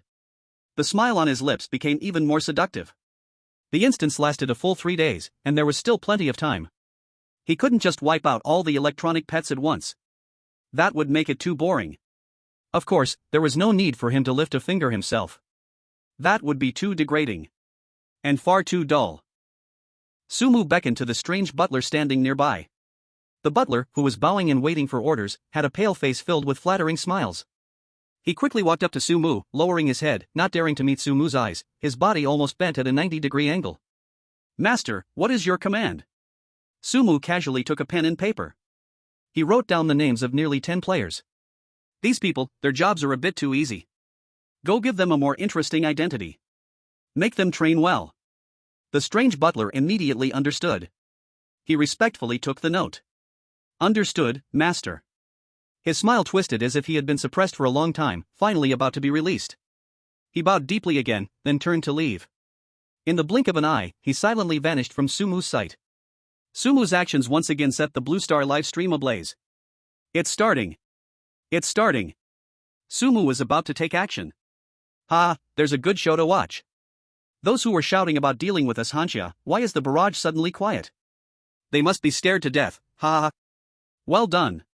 Chapter 12, The Strange Disturbance, Side Quest Triggered. The clowns from Kimchi country, of course, would not fall behind. They ran out to slap their own faces. Damn it! This cursed Hanya person. He is openly provoking the entire Blue Star. So arrogant. He simply doesn't put us in his eyes. The audience from Hanya had a different scene. Ah, I love seeing you all flustered. I'm not saying, but your country is too thin-skinned, right? If you have the ability, go find an identity of the Scarlet Lord in the dungeon. Unfortunately, you don't have that ability, only impotently raging. It's hilarious. It feels great to watch. So satisfying. The sarcastic remarks and mocking words from Hanya countered Kimchi country. You can't imagine how proud and delighted they were. Being kicked while down, being looked down upon, especially by Hanya. This made the audience from Kimchi country even angrier. But they were also helpless. They could only watch Sumu, watch the Hanya people flaunting in the dungeon. And they could only impotently rage in the live stream. Inside the Scarlet Tavern. Ding! The bell rang, echoing throughout the tavern. This announced that the Scarlet Tavern had officially opened for business. Time, 9 a.m. sharp. With the sound of the bell, the tavern's door slowly opened. One by one, strange figures began to enter. These strange ones had various forms, each exuding a strong smell of blood and a sense of death. They looked like evil spirits crawling out of hell. Come to this world to collect lives. These were all strange customers, here to consume. The first strange one to walk in was especially eye-catching. It stood a full 3 meters tall, its enormous body nearly breaking through the entire doorframe. Its body was covered with black hair, standing upright like steel needles. Its facial features were twisted and deformed, misaligned and overlapping, as if someone had torn them off and then stuck them back on haphazardly. It looked particularly terrifying. Around its neck hung a necklace made of skulls strung together. As this strange one appeared, the temperature in the tavern seemed to drop abruptly by several degrees. All the players were stunned by the terrifying aura of this strange being. They could clearly feel the immense pressure emanating from it. This feeling of pressure made them feel suffocated. For humans, each strange being in the dungeon was almost not to be trifled with. Unlike the fear of the other players, Sumu still sat in the luxurious dining area on the first floor. With a silver knife and fork in one hand, he leisurely cut the food on his plate. He had no interest in the terrifying strange beings appearing in the Scarlet Tavern. His expression was aloof, his demeanor calm. He seemed indifferent to everything. In his eyes, these strange beings, just a group of ants. The strange creature that just entered clearly noticed Sumu. One eye was at the chin, and the other at the ear, both filled with confusion. A human? What's going on? But it didn't take Sumu seriously at all. The creature's deep-seated contempt for humans was like how humans view cockroaches and rats. This was instinctive. After all, it was just a human rat, it could be dealt with any time. There was no hurry for the moment. It had other purposes for its visit. After a cold snort, the creature's gaze fell on the butler who was bowing and standing not far away. Hey, old thing. Your Scarlet restaurant is getting worse and worse. You actually serve human rats? How disgraceful. At this rate, it's only a matter of time before your Scarlet restaurant is replaced by the other two families. Mockery and disdain were not concealed at all. Both the creatures and the players were very clear. This guy was here to pick a fight. The butler, whose originally starry face now burned with anger. 2 fiery red flames seemed to blaze in his reversed eyes. His long neck twisted at a strange angle, fixated on the giant creature that had spoken insolently. He would not allow anyone to tarnish this restaurant. Yet he still restrained himself tightly. Without Sumu's command, he did not dare move even a little. Because he was the butler of the Scarlet restaurant. And Sumu was the supreme ruler of the Scarlet restaurant, the Lord Scarlet. Even if he was furious inside, he could only look at Sumu respectfully and cautiously. That gaze was like a loyal dog waiting for its owner's command. Humble, in awe. Only upon receiving a command from Sumu could he rush forward without hesitation and tear that daring creature to shreds. On Sumu's side, he was enjoying a meal leisurely. Hearing the giant creature's arrogance, he was slightly taken aback. The silver knife and fork in his hand also paused mid-air. A glint of amusement flickered in his deep eyes. Because at the moment the giant creature's words fell, a cold mechanical prompt suddenly echoed in Sumu's mind. Ding! Side quest triggered. Detected that your current instance S+ level Scarlet restaurant is under joint pressure from the other two families, and the business is declining. Please restore the restaurant's prestige. Quest rewards, 1000 strange power, and a chance to obtain the item Lover's Necklace, giving to a female creature can increase affection. Sumu's heart surged with excitement. He didn't expect to trigger the side quest of the strange game so quickly. Every player's card has side quests and hidden quests. As long as they are completed, substantial rewards can be earned. Sumu was worried that gaining strength through eating was too slow. And now, the opportunity had arrived. Someone sent a pillow while he was sleepy, the baby wanted milk, and the mother came. 1,000 strange power. This was not a small amount. Just know that he was merely a rookie player who had just entered the horror instance. With this 1,000 strange power, he could successfully reach the wild ghost level. His inherent strength would be greatly enhanced. As for that lover's necklace, this item seemed to be very interesting as well. This Scarlet restaurant was much more fun than he had imagined. He withdrew his thoughts and casually glanced at the butler beside him. What are you still dawdling for? Did you not hear this guest praising our Scarlet restaurant? If that's the case, then treat him well. Let him know that our Scarlet restaurant is not a place where any stray cat or dog can run wild. Give him a lesson, then toss him out. Let him learn a little and serve as a warning to others. In Sumu's eyes, this creature that came to stir trouble was nothing more than a trivial bug. It was not worth him wasting any energy to deal with it. He didn't even bother to take another glance. This kind of disdain and contempt oozing from his very bones made all the onlookers feel a chill down their spines. It was then they truly realized. Sumu was the real master of this Scarlet Winehouse. Chapter 13, The Twilight Mountain Villa. The strange flower-faced creature cackled loudly, its wide mouth slanted on its forehead. The laugh was harsh, hoarse, and extremely unpleasant. Even the crystal chandelier above the dining hall shook with a clank-clang sound from the laughter. Some timid players turned pale, their legs turned to jelly, almost collapsing to the ground, hiding in the dark corners, too scared to make a sound. Ha ha ha. You want to entertain me? You want to teach me a lesson? The flower-faced creature laughed so hard it leaned forward and backward. This was the funniest joke it had ever heard. A human, giving orders to a strange creature, then saying they would teach it a lesson? On its ugly, twisted face, it formed an extremely hideous expression. That expression was mocking, taunting, and more than anything, it was a blatant display of disdain. Little mouse, are you still half asleep? Do you know who I am? You dare to talk big in front of me? And you? The flower-faced creature abruptly turned its head, looking at the strange butler standing respectfully beside Sumu. Just a lowly servant, you dare to act proud in front of me? I suggest you behave yourself and scurry off. Otherwise, once I'm done with this ignorance-infused little mouse, you'll be next. It completely did not believe that the strange butler of the Scarlet Winehouse would follow a human's orders. To it, Sumu was merely an ant, a bug that could be easily squashed. And it was one of the Twilight Mountain Villa's people. In this area, who dared to disregard its authority? Moreover, the Scarlet Winehouse had long been in decline. It had come here today to assert dominance over the Scarlet Winehouse. It wanted everyone to know what would happen to those who offended the Twilight Mountain Villa. That's why it was so arrogant, so unrestrained. It was already planning in its mind how to torment Sumu, this ignorant human. Should it chop him into meat paste? Or should it toss him into an oil pot to fry him into jerky? Thinking of this, a more cruel smile crept across the flower-faced creature's face. However, in the next second, its smile froze on its face. Because it saw that the strange butler had moved. Without any hesitation, without any doubts. In the blink of an eye, the strange butler was like a black lightning bolt, moving at a speed so extreme that the flower-faced creature could not react at all. In less than a second, the strange butler had appeared in front of the strange flower-faced creature. In its scarlet eyes, a murderous intent was fully revealed. You, what do you want to do? The giant strange creature was instantly stunned. It never imagined that the strange butler would actually obey Sumu's command and strike against it. This completely exceeded its expectations. It wanted to dodge, but it was already too late. The strange butler's speed was simply too fast. Fast to the point where it couldn't react at all. Boom! A muffled sound echoed. The strange butler's withered palm slammed hard against the flower-faced creature's chest. That palm, though appearing dry, contained terrifying power. With one strike, it directly caved in the flower-faced creature's chest. Put! The flower-faced creature spewed out a mouthful of black blood, its massive body flew back like a kite with a broken string. Crash! It crashed heavily to the ground, creating a large pit in the earth. Aoo! The flower-faced creature lay on the ground, howling in pain. It struggled to get up, but found that its body completely wouldn't obey. The strange butler had instantly stripped it of its combat ability. Even so, on his ugly face, twisted with features, it was still full of hatred.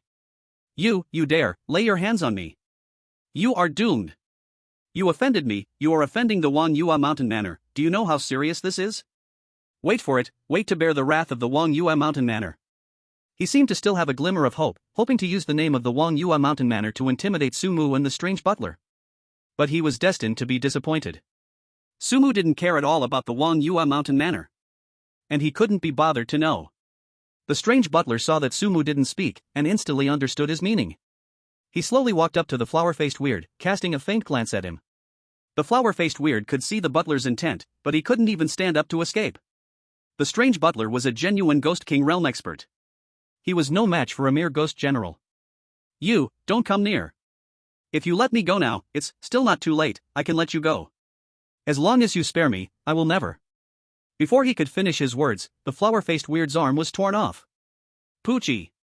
The strange butler yanked it off violently. Dark red, stinking black blood poured out from the broken arm. No, don't. The flower-faced weird could no longer act arrogantly. Compared to being killed directly by the strange butler, this kind of upper-class person humiliating and torturing the lower class made him more afraid. Poochie. One leg, then the lungs and liver. Ugh. The screams were endless. Whether they were strange, players, or spectators, everyone trembled at the sight of this scene. Just watching it was painful. Sumu closed his eyes, appearing indifferent. A tall, veiled woman in a long black dress was gently massaging his shoulders. The woman in black had a slender figure, and her dress outlined her curves. At the slit of her dress, her pale, long legs were faintly visible. Every movement was enchanting and seductive. Especially her delicate hands, lightly resting on Sumu's shoulders, occasionally brushing against his neck. A tingling sensation, making one itch with desire. After 10 minutes, the screams almost stopped. But the flower-faced weird was not dead, just heavily injured to the extreme. The strange butler glanced in Sumu's direction, and Sumu merely waved his hand, making no extra movement. The purpose of warning others had already been achieved. If anyone still dared to defy, he would just capture them all. The strange butler understood, bowing respectfully towards Sumu. Then, with a whoosh, the flower-faced weird was like a kicked ball, flying through the air, disappearing into the darkness at the door of the tavern. After finishing all of this, the strange butler withdrew his hand, turned, and walked towards Sumu, who was enjoying his massage. He stopped in front of Sumu, slightly bowed, showing the utmost respect. Master, this scoundrel is one of the 12 ghost generals under the Wang Yue Mountain Manor, ranked 11th, known as Flower-Faced Yamajdut. The Wang Yue Mountain Manor is extremely powerful in this region, with deep-rooted connections, and is very difficult to deal with.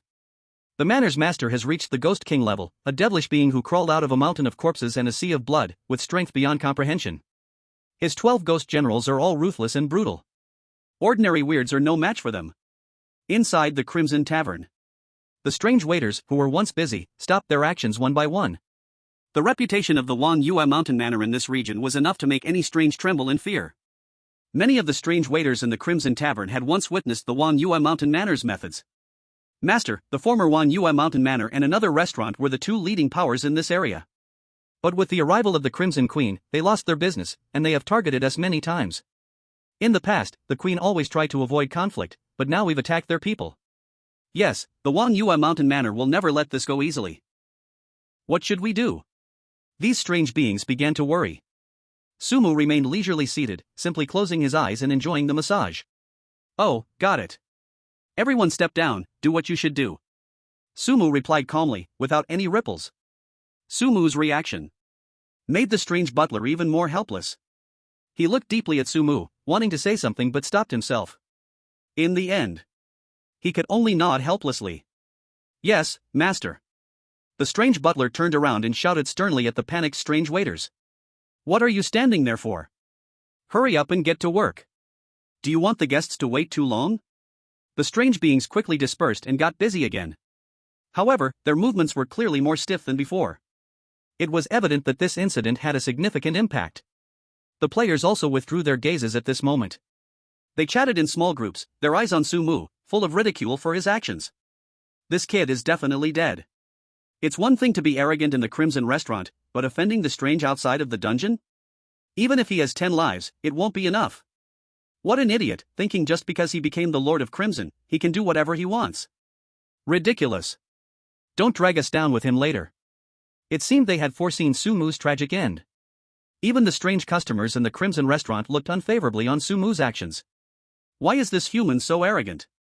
The people from Wanyue Manor are not to be trifled with. Hee hee, now we have a good show to watch. They also kept their distance from Su Mu's table, not wanting to be caught in the crossfire. They just prepared to enjoy a good show while having their meal. Blue Star, live broadcast in the broadcasting room. This Su Mu is too arrogant, isn't he? My scalp is tingling, bro. How dare he provoke the strange outside the dungeon? Truly a reckless young bull, knowing no fear. Are the people from Hanya country all this foolish? Almost no one had faith in Su Mu. Sure enough, before long. Boom! A loud noise. The door of the Crimson restaurant was kicked open. It was the previously sent flying strange being, the flower-faced one, who rushed in. At this moment, the dent in his chest had healed, but his eyes were filled with resentment and anger. The flower-faced strange immediately locked onto the strange butler. Damn servant. Didn't expect it, right? Our manor master has arrived. Quickly hand over that human rat. The master of Wangyue Manor has arrived? That is a strange being with the power of a ghost king. Swish. Players, strange beings, live stream viewers, all eyes instantly focused on Su Mu. Some with mockery, some with pity, some with expectation, some with glee and disaster, some indifferent. But without exception, they all wanted to see how Su Mu would respond. Chapter 14, The Ghost King Teaches a Lesson? Do you even deserve it? Who would have thought, the once glorious Crimson restaurant is now so pitiful?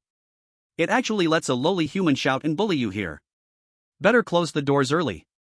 This voice was filled with endless coldness and evil. Inside the Crimson restaurant, the already tense atmosphere became even more oppressive. As the words fell, the once arrogant flower-faced strange willingly turned aside, clearing a path. Welcome, Manor Master. The flower-faced strange spoke respectfully and loudly, bowing his head, not daring to look directly. A figure slowly stepped out from the crowd of strange beings. He wore a neat black suit with a crimson tie, and his shoes shined brightly. At first glance, he looked like a successful businessman. But a closer look sent chills down one's spine. He actually had 6 arms. Each arm was unusually sturdy, veins bulging. Even stranger, each arm was covered with dense crescent-shaped scars. It looked as if they had been repeatedly cut by some sharp weapon, leaving permanent scars. These scars presented an eerie dark red color. As he moved, these crescent-shaped marks. It seems to still be wriggling slightly. The Ghost King of the Twilight Moon Manor. His eyes are deeply sunken, with dark circles around them. His eerie green pupils look like 2 balls of ghostly green fire. As he steps into the Scarlet Tavern, a terrifying aura spills from him, sweeping across the entire Scarlet Tavern. This aura is powerful, evil, and violent. It seems to solidify into tangible mountains, crushing every living being present, regardless of their nature, black or white. This is the oppressive power of the Ghost King realm. Inside the tavern. Aside from the bizarre but similar Ghost King Butler, who can barely maintain his composure, all other strange beings, whether waiters or customers, tremble in fear. Even those who usually look fierce have now suppressed their aura, appearing incredibly obedient. They lower their heads, bend their waists, and tremble uncontrollably. As if facing an exalted king, they dare not even breathe. Yes, when facing a Ghost King, what else can they do but submit and bow? Though restricted by rules, this Ghost King cannot directly harm human players who have not broken any rules. But just this terrifying aura alone is enough to make all players feel fearful, their legs weak. Compared to the bizarre Butler, this Ghost King is clearly far more terrifying and unrestrained. He does not hide his terrifying aura, freely releasing a sense of oppression. Players are filled with fear and despair. They begin to regret coming to this terrifying instance. Even more regretful for provoking Su Mu, this harbinger of doom. Damn Su Mu, it's all his fault. He wants to seek death himself but drags us down with him. If I can survive, I will definitely rip him into pieces. Players curse Su Mu like crazy. They vent all their hatred onto him. But there is one exception. That is Shen Bing. She remains calm, her beautiful face shows no panic at all. Instead, she is analyzing something through a series of clues. From the Ghost King's behavior just now, she has keenly caught a key piece of information. That is, even the bizarre beings outside the instance seem to have to follow the instance's rules. If there were no rules to follow, the Ghost King could have simply attacked Su Mu directly. After all, in the eyes of the bizarre, humans are nothing but ants. Why waste so much breath on ants? Just kill them. But the Ghost King did not do that. In other words, as long as the players themselves have not broken the rules, they will not face life-threatening danger. No matter how powerful or terrifying the master of Twilight Moon Manor is, he cannot randomly attack the players. Thinking of this, Shen Bing's heart calms down a bit. She looks at Su Mu with a more complex gaze. In such a situation, Su Mu is still enjoying a massage, leisurely and relaxed. Is he truly confident, or is he just bluffing? In Blue Star, in the live broadcast room, countries opposing Hanya are excited to see this scene. Ha ha ha, that arrogant Hanya man is finally going to get his comeuppance. Let him be cocky, let him show off. Now look, he's messed with the Ghost King, let's see how he dies. This is self-inflicted, can't live. They gloat and the bullet comments fly up. The audience from Hanya is divided into several factions. This Sumu has to show off, now look, he's harmed everyone. Who does he think he is? Does he really think he's the chosen one? Just lucky, but he insists on being arrogant. Everyone, calm down, the situation isn't over yet. I believe in Sumu, he must have a way to cope. We must trust him. Sai, this young man is still too young. Walking arrogantly in the tavern is because of his identity protection. He started the trouble first, messing with the bizarre beings outside the instance, and how could the rules possibly be lenient towards him? This time, I'm afraid it's looking grim. The Ghost King, mysterious and eerie, slowly walked up to Sumu. He looked down at Sumu from above, his face expressionless. A humble human dares to incite that servant to strike at my people. Although it was that servant who struck, ultimately, it was you who broke the rules first.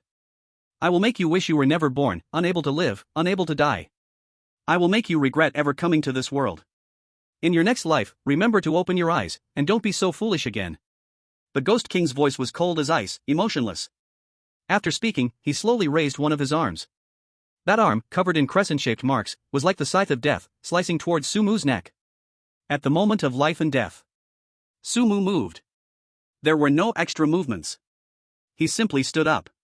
Then, a powerful force erupted from within Sumu's body. This power was innate.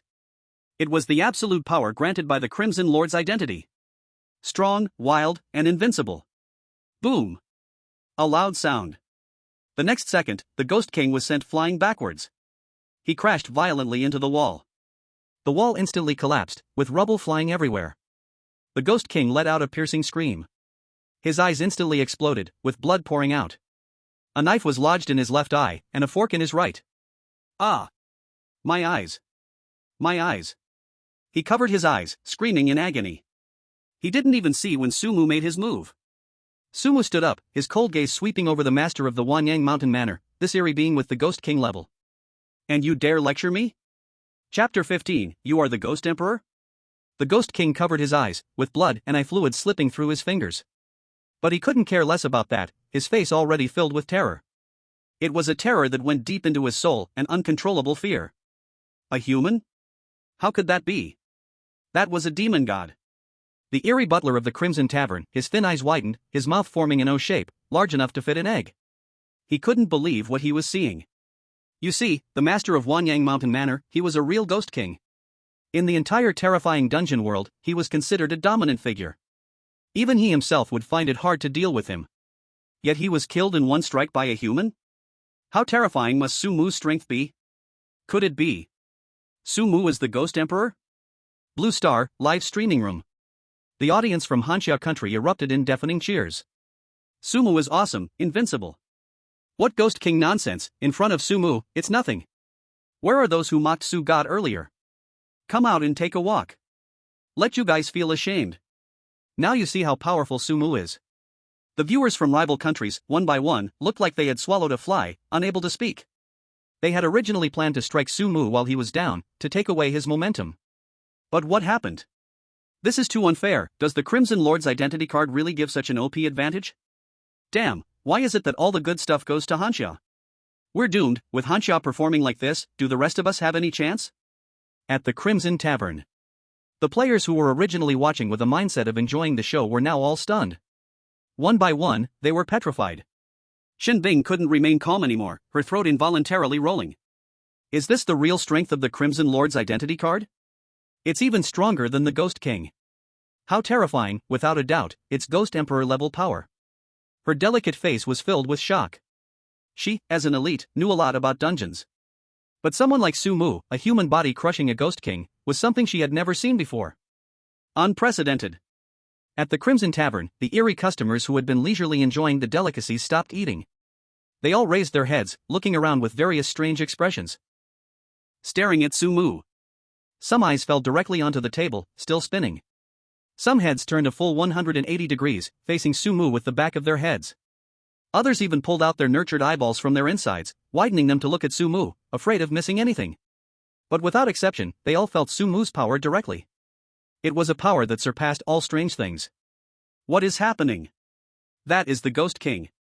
Could this human be the Ghost Emperor? A human? Ghost Emperor? How can this be? Whispers arose among the strange customers. Their already distorted faces became even more hideous and terrifying at that moment. And Sumu had slowly walked to the front of the Ghost King. The Ghost King had completely lost his previous arrogance. Ignoring the intense pain in his body, he weakened to his knees, collapsing before Sumu. Master, spare my life. I did not recognize the mighty, I have offended you. I beg you, Master, for the sake of my difficult cultivation, spare my life. I am willing to offer my soul, to serve you forever. The Ghost King lay prostrate on the ground, trembling. One encounter could cause him severe injury. And it was he himself who had attacked, but he didn't even have time to react. What else could this be but the Ghost Emperor? He was very clear that the difference in strength between him and Sumu was not at the same level at all. In front of the Ghost Emperor, even 1,000 of his kind would be useless. The Ghost Emperor had transcended the realm. Ghost Emperor, a truly divine being. Before a god, did he have any room to resist? Looking at the Ghost King's humble pleading, the strange customers who had intended to watch the show were all dumbstruck. They had thought there would be an earth-shattering battle. They never expected such an outcome. A noble Ghost King, actually kneeling before a human, knocking his head and begging for mercy? However, Sumu's face remained calm. He coldly looked at the Ghost King. You provoked me first, so you cannot be spared. Sumu pronounced the death sentence. Bang! With a muffled sound, the Ghost King's entire body exploded, turning into a mass of black mist, dissipating into the air. He did not even have time to let out a howl. Only a few fragments of shattered souls remained, floating in the air, eventually being completely devoured by the strange power of the Scarlet Tavern. A Ghost King fell. Inside the Scarlet Tavern, there was dead silence. The strange customers were breathing cautiously. Is this the power of the Ghost Emperor? Instantly killing the Ghost King. And it was not over yet. Sumu's figure suddenly vanished from the spot. In the next moment, he appeared in front of the flower-faced strange being. Seeing his boss had been killed by Sumu, the flower-faced strange being tried to flee this place of troubles. His twisted face no longer wore the arrogance and pride from before. Replaced by endless fear and panic. But he was fast, Sumu was faster.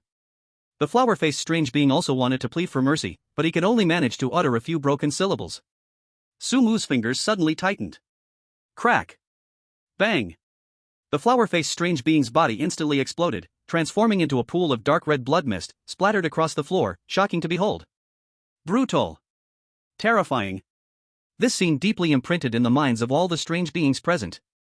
Gulp! Someone couldn't help but swallow their saliva. The sound was soft, but in the silent tavern, it sounded especially jarring. Those strange customers, who had once held a mindset of watching a play. This seemingly harmless human is actually a deeply concealed Ghost Emperor. In the world of terrifying dungeons, strength is everything. The weak have no right to discuss the strong. Let alone a Ghost Emperor. Even a single glance could be seen as provocation, not to mention disrespectful words. They can only pray that Sumu does not notice them. Otherwise, the fate of the Ghost King is their warning. However, just when these strange customers were trembling in fear, thinking disaster was approaching, Sumu's expression suddenly changed. He withdrew the suffocating terrible aura, and a gentle smile appeared on his face. Dear guests, I am truly sorry. A small incident just happened that disturbed your enjoyment. To show my apology, all expenses today for everyone present are free. Sumu's voice was very soft, his face filled with harmless innocence. What? What about that decisive Ghost Emperor from just now? Is this an illusion? Those strange customers were all stunned upon hearing this. What is going on? This Ghost Emperor actually does not want to trouble them and even waives their bill? They were momentarily stunned and couldn't react. Seeing the dumbfounded expressions of these strange customers, Sumu's smile grew even wider. He turned to the housekeeper standing nearby and instructed him. Go, bring out the best food and drinks from our restaurant to entertain our esteemed guests. Make sure everyone eats and drinks well. The housekeeper also came back to his senses from the shock. Yes, master, I will arrange it right away. The respectful housekeeper replied, then turned and hurried away. Sumu continued to chat and laugh with those strange customers. Everyone here today dining is giving face to the Crimson Restaurant. I really apologize for scaring everyone today. Today's expenses will be on me, and if you think our restaurant is not bad, please help spread the word. So more friends can come here to taste the food and enjoy the service. While saying this, Sumu walked over to a strange guest and took the initiative to toast him. This brother, come, wish you a pleasant meal. Sumu said with a smile. The strange guest was flattered, quickly getting up and taking the glass with both hands. Thank you, my lord, thank you, my lord. He was so excited he stuttered, trembling all over. This was the Ghost Emperor personally toasting him. If this gets out, it's enough for him to boast for a lifetime. In the world of terrifying dungeons, hierarchies are strict. A lowly being like him usually does not even have the right to speak to ghost generals. Let alone standing side by side with the Ghost Emperor, brotherly toasting, and enjoying conversation. And now, this Ghost Emperor is so approachable and kind. This simply makes him feel like he's dreaming. The surrounding strange customers saw the scene and were full of envy. Their fear diminished a lot for a moment. This Ghost Emperor is really down to earth. Completely different from those high and mighty beings who view us as ants. In the future, if anyone dares to speak ill of the Crimson Restaurant, I will be the first to disagree. Don't worry, boss, your restaurant is so good, we will definitely let more people know. Exactly, if I don't come here to eat in the future, that means I don't know how to appreciate. Sumu, just wait and see, we promise to promote your restaurant to be the hottest place. Listening to these strange customers' assurances, Sumu nodded in satisfaction. This is exactly the effect he wanted. He wanted to show authority and also show kindness. After arranging matters for the restaurant, the housekeeper returned to Sumu's side. He respectfully stood behind Sumu and quietly asked, Master, do you have any other instructions? At this moment, the housekeeper's attitude toward Sumu had completely changed. If before, he only obeyed because of Sumu's identity token, then now, he truly accepted Sumu from the bottom of his heart. Not only because of Sumu's powerful strength, but also because of his extraordinary methods and broad mind. To follow such a leader with strength, courage, and vision was his honor. Chapter 16, Player Death. National Fate Punishment arrives. Sumu nodded slightly, he indeed had something to say. Tell me roughly about the operation model of the Scarlet Restaurant. The eerie butler bowed slightly, forcing a smile more painful than crying on his pale face. Yes, master.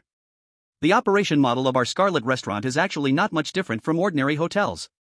It's just providing accommodation, dining, entertainment, and such services. Of course, regarding ingredients, compared to you humans, maybe it's a bit special. Guests can choose different ingredients according to their preferences.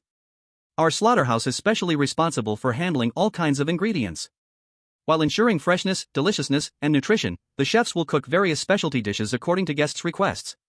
We guarantee customer satisfaction. As the eerie butler spoke, he secretly observed Sumu's reaction. Sumu frowned slightly after listening. What is this? A horror version of a high-end club? But there's nothing outstanding about it. In Sumu's words, it was just plain and ordinary. There are plenty of high-class restaurants and hotels. The key is to have one's own uniqueness. And what the Scarlet Restaurant lacks is the one-of-a-kind feature that can attract customers. He wants to change this business model. It must be changed. This won't do, it's too ordinary. I need to think it over carefully. Change the way it operates. The eerie butler listened closely, ready to remember Sumu's words well. But at this moment, a shrill scream suddenly came from deep inside the restaurant. Sumu's brows instantly furrowed into the shape of a. That sound seems to come from the slaughterhouse? The butler had sharp eyes, and seeing Sumu's expression, he immediately knew what he was thinking. He quickly bent down and lowered his head. Master, I will go tell them to be quieter. I promise they won't disturb your mood and that of the guests again. The eerie butler could tell Sumu was annoyed by the screams. Sumu's awareness instantly covered the entire restaurant. In the next moment, the miserable scene of two kimchi country players clearly appeared in his mind. Inside the slaughterhouse, the stench of blood was so strong it was suffocating. Two strange creatures that looked like a mix of dog and rabbit opened their bloody mouths, biting hard into the necks and bodies of the two kimchi country players. Those two players were the ones who had spoken rudely to Sumu earlier. They held knives, swinging them repeatedly, trying to break free from the biting of the two strange creatures. But it was all in vain. In the next second, blood stained the floor red. Their screams became weaker and weaker, and finally, completely disappeared. Their bodies gradually shriveled, drained of all blood. Sumu saw the scene, let out a light chuckle, and stopped the eerie butler who was about to go to the slaughterhouse. Ha! No need to go. Almost as Sumu finished speaking, two cold system prompt sounds rang in all players' ears. Kimchi country player, Kim Taehyun, failed to complete identity token task, dead. Kimchi country player, Park Soo-sung, failed to complete identity token task, dead. These two prompt sounds declared that the two Kimchi country players had completely left this terrifying world. And all of this was because they offended Sumu. The remaining players, every one of them, felt deeply afraid in their hearts. Except for the previously doomed island countryman with the mustache, and the beautiful country white man who tried to enter the Scarlet Queen's room. These two Kimchi country players were in the truest sense. People die because of tasks. And all of this is because they offended Sumu. It can be said that it is entirely their own fault. The slaughterhouse is too terrifying. It's only been a short time, and two have already died. I would never go to that place, even if I were beaten. Who would dare to offend Sumu now? Do you think we should go apologize to Sumu and admit our mistakes? It's too late for that now. On the Blue Star live streaming platform, in the exclusive room for Pickled Vegetable Country, there was a chorus of wails. Sumu, you devil! How dare you plot against the hero of our Pickled Vegetable Country? This is too much. Just whispering a few words, and Sumu started making trouble for our Pickled Vegetable Country. Damn it! The audience from Pickled Vegetable Country was once again furious, starting to crazily flood the screen with comments attacking Sumu. The audience from Hanya Country, of course, would not sit idly by. They immediately launched a counterattack. Earlier, your people were so arrogant, weren't they? What now? Are you afraid? Deserved it. Who told your people to disrespect us from Hanya? This is the result. The audiences from the two countries erupted into a fierce cursing battle in the live room. The scene became extremely chaotic. Barbarians. Hanya has always been barbaric. A sharp voice rose from a corner. The speaker was a small player in a waiter uniform from the island country. He was short, with beady eyes, occasionally glancing towards Sumu. At this moment, he was skillfully wiping the table while cursing softly. Only know how to start wars. Unlike our great island country, where friendship is always first. He secretly rejoiced that he hadn't provoked Sumu like those two foolish players from Pickled Vegetable Country. But at the same time, he was full of resentment towards Hanya. He believed that the people of Hanya were all barbaric and rude, completely ignorant of what peace meant. In the live room, the audience from Hanya heard the small players curse. They were about to denounce the small player in the comments when, in the instance, Sumu suddenly said to the strange butler beside him, "The slaughterhouse is now available. This position is crucial for our restaurant, how can we have no one? I think this one would be very suitable." Sumu's gaze landed on the island country player, a playful smile curling at the corners of his mouth. The strange butler immediately bowed and replied, "Yes, master, I will arrange this right away. I guarantee he will be satisfied." The small player dropped the cloth in his hand with a thud. He froze in place as if struck by lightning. "Nani? I have to go to the slaughterhouse?" The tragic fate of those two players from Pickled Vegetable Country was still vivid in his mind. He didn't want to end up like that. "No. I don't want to go." The small player screamed in terror, his body shaking violently.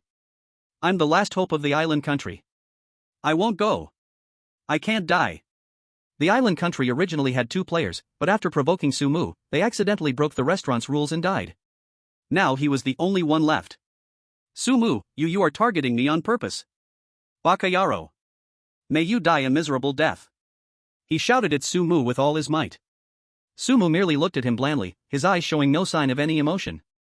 The audience in the Hanya live room erupted in excitement upon seeing this scene. Well done. He deserves to be dealt with this way. So satisfying. Truly satisfying. Awesome. Sumu is so powerful. The comments flooded with cheers and applause. However, all the audience from the island country put down their keyboards, their faces pale. They looked at the screen showing their desperate compatriot, with nothing but sadness and anger in their hearts. But more than that, there was helplessness and fear. Their country's player was truly done for this time. The audience from other countries breathed a sigh of relief. At least their country's player had not encountered any mishaps. Ah! Another piercing scream came from another direction of the restaurant. The sound was even more sorrowful than before. This sound did not come from the slaughterhouse, but from the kitchen. Immediately after, a series of screams came from different places. The laundry room. The guest room. The warehouse. The screams echoed continuously throughout the Scarlet restaurant. Kangaroo country player. Dead. Beautiful country player. Dead. Maple leaf country player. Dead. Sunset country player. Dead. A series of death notifications left everyone feeling numb with fear.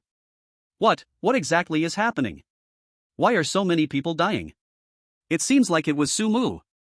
Is he going to attack all the countries? The audiences from various countries were terrified. They knew that if their country's players died, the nation's fortune would be greatly affected. Hanya is too overbearing.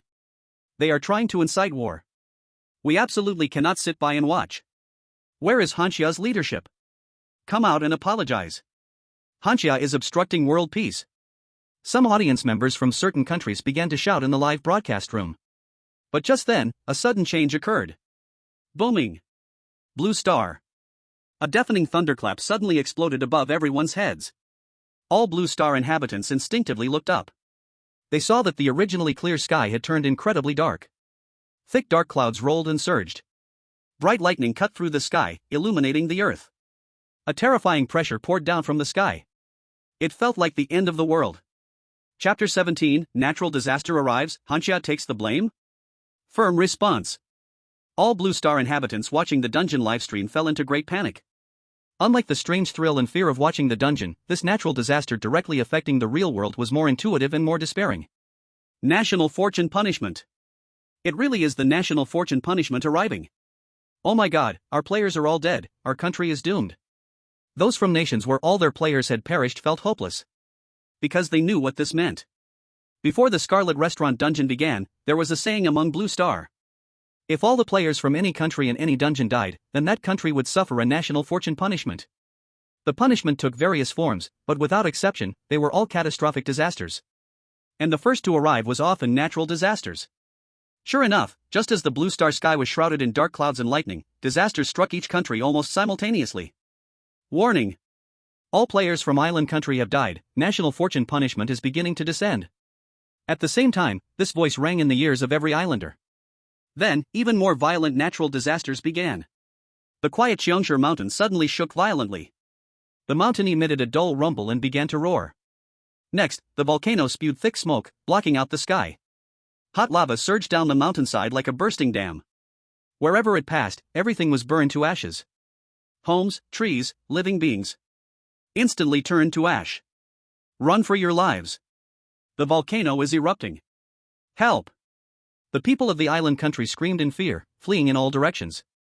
But against the backdrop of this terrifying natural disaster, their lives seemed so fragile.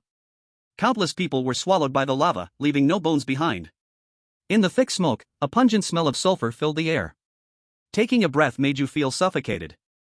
The entire island country felt like a hell on earth. At the same time, audiences from other countries watched this tragic scene through the livestream. The affected countries also had viewers commenting about their own situations in the chat. Beautiful country has a strange plague. Infected people become zombies. They bite anyone they see, it's terrifying. Things here are in total chaos. Pickled vegetable country is suffering from extreme cold. The temperature has plunged to -50 degrees. Many people have frozen to death. The streets are filled with ice sculptures. White Elephant country's Ganges River suddenly surged. The Maple Leaf country experienced a major earthquake. Similar disasters were also unfolding in several other countries. In an instant, the entire blue planet fell into a state of chaos and panic. It's all Hanya's fault. They killed our players. We must make Hanya pay the price. Yes. We must unite and punish Hanya. Hanya must give us an explanation. The country suffering from the national fortune punishment vented all their anger on Hanya. They shouted crazily in the live broadcast rooms, threatening. As if doing so could lessen the fear and pain they felt inside. At this moment, an eye-catching bullet comment appeared at the top of all the live broadcast rooms. The bullet comment was golden yellow, with enormous text, clearly not something an ordinary person could post. This was a special subtitle for the leaders. Anyone who offends Hanya, no matter how far, will be executed. You barbarians dare speak recklessly. The consequences today are all your own doing. If you dare provoke again, we will make your country fall and your families perish. In just a few short sentences, it was full of dominance and power, the words resonating loudly. It gave a tough response. This response instantly ignited Hanya's viewers. One after another, they were filled with excitement, feeling extremely proud and confident. Well said. That's how it should be. Anyone who offends Hanya, no matter how far, will be executed. We, Hanya, cannot be bullied. The bullet comments filled with cheers and applause. Meanwhile, the foreign viewers who had been shouting earlier fell silent. They were shocked by the momentum and dared not say another word. Their own countries were suffering from the national fortune punishment, and their upper echelons were already overwhelmed, too busy to care for themselves. They could only grit their teeth and swallow their anger, silently marking the deep grudge, waiting for the chance to take revenge later. But at this very moment, everyone on Blue Planet, without exception, was deeply shocked by the terrifying energy displayed in the bizarre instance. This was only an S+ level instance.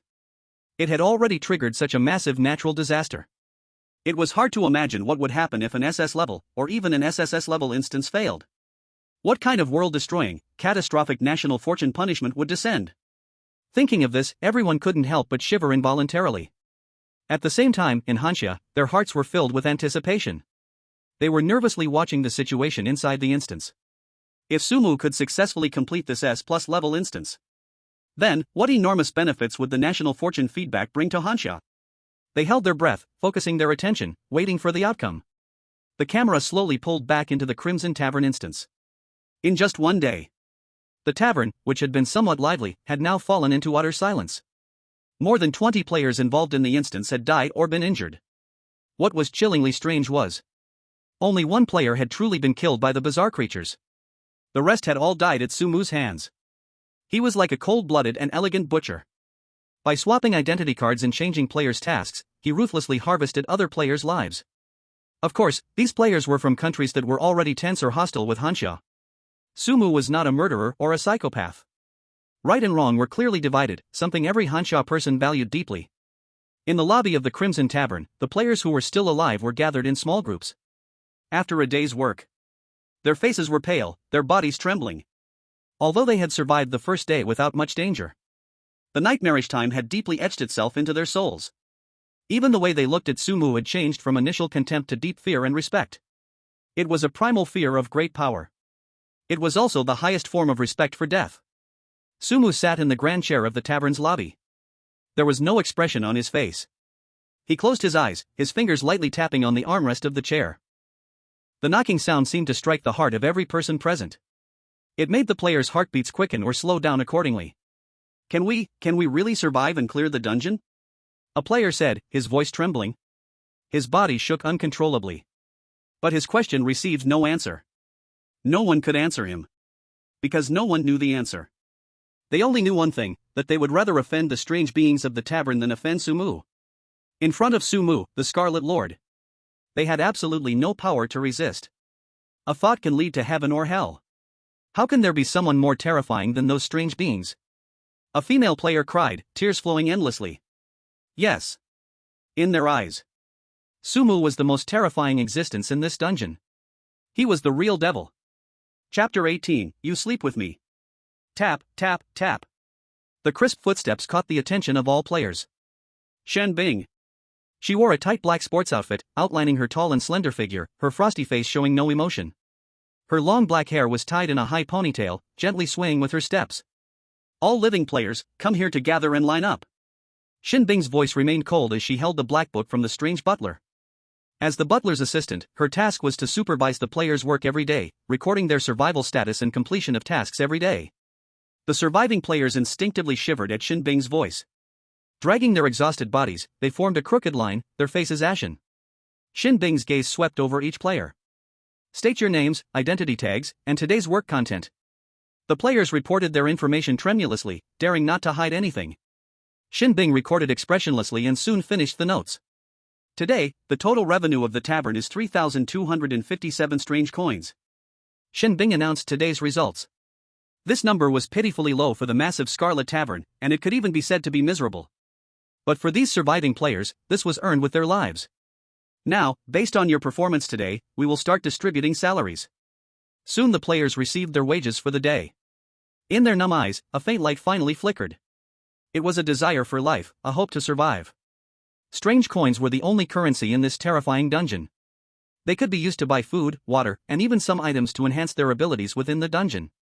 Although the prices were ridiculously high and the variety was pitifully small. For these players who lived on the edge, this was their only hope. They reached out trembling hands to take the strange coins handed over by Shen Bing. Those coins were a dark red, like hardened blood clots, exuding an unsettling cold atmosphere. Of course, there were also paper bills.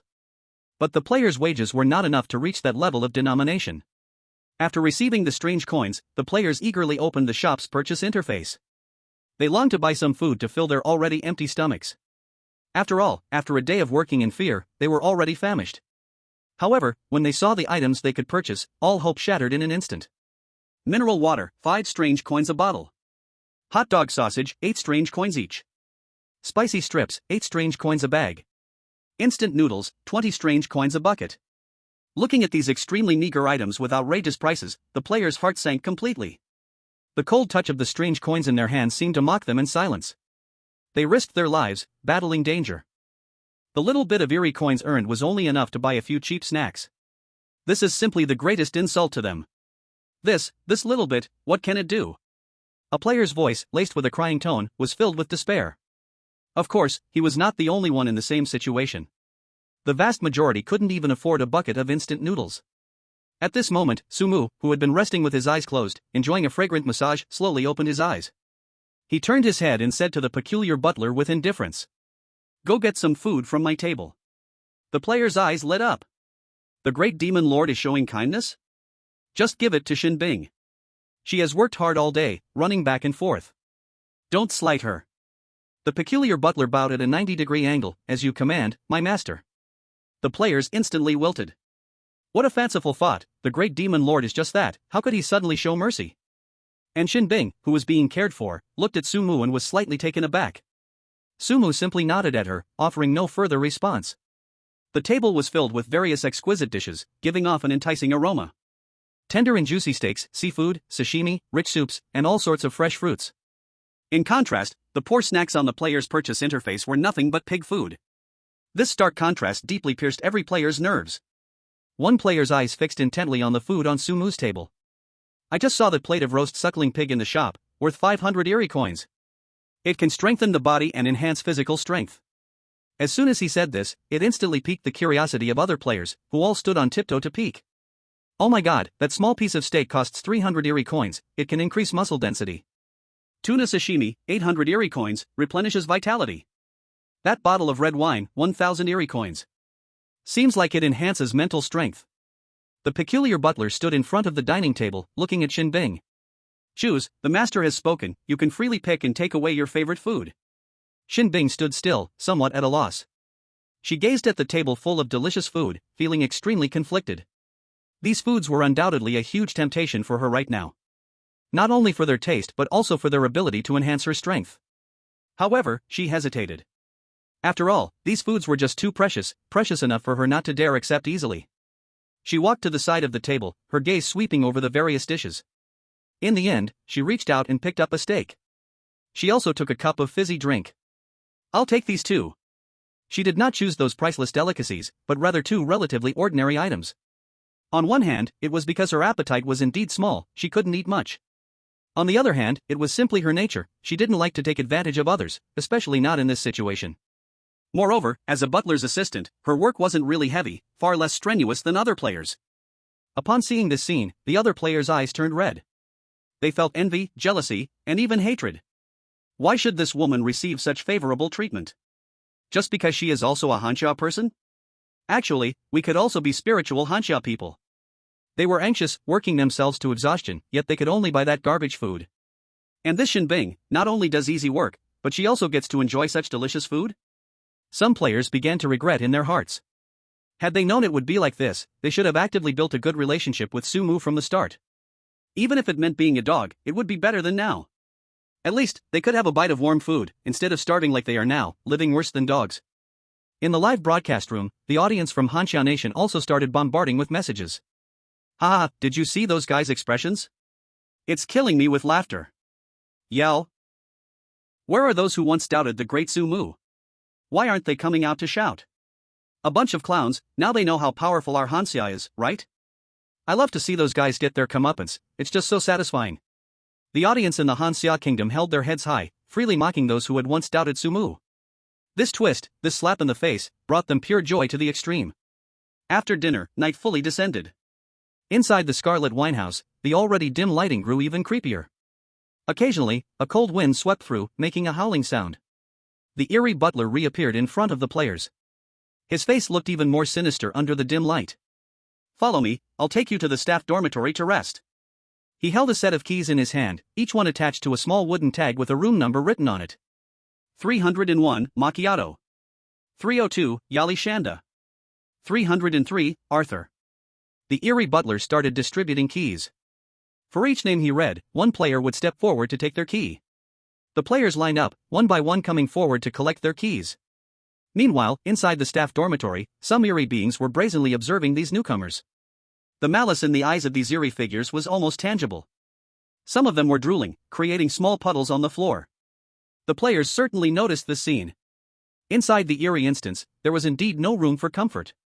These eerie beings clearly had ill intentions. They would definitely do something under the cover of night. No, they couldn't just sit and wait. They needed to huddle together for warmth. Soon, players gathered in groups, discussing whether they should sleep close to each other. After all, the more people there were, the more strength they had, and the higher their chances of surviving whatever came their way. Shen Bing was also thinking about whether to. "Shen Bing, you don't have to go to the staff dormitory. Tonight, come sleep with me." Shen Bing jolted, her thoughts disrupted.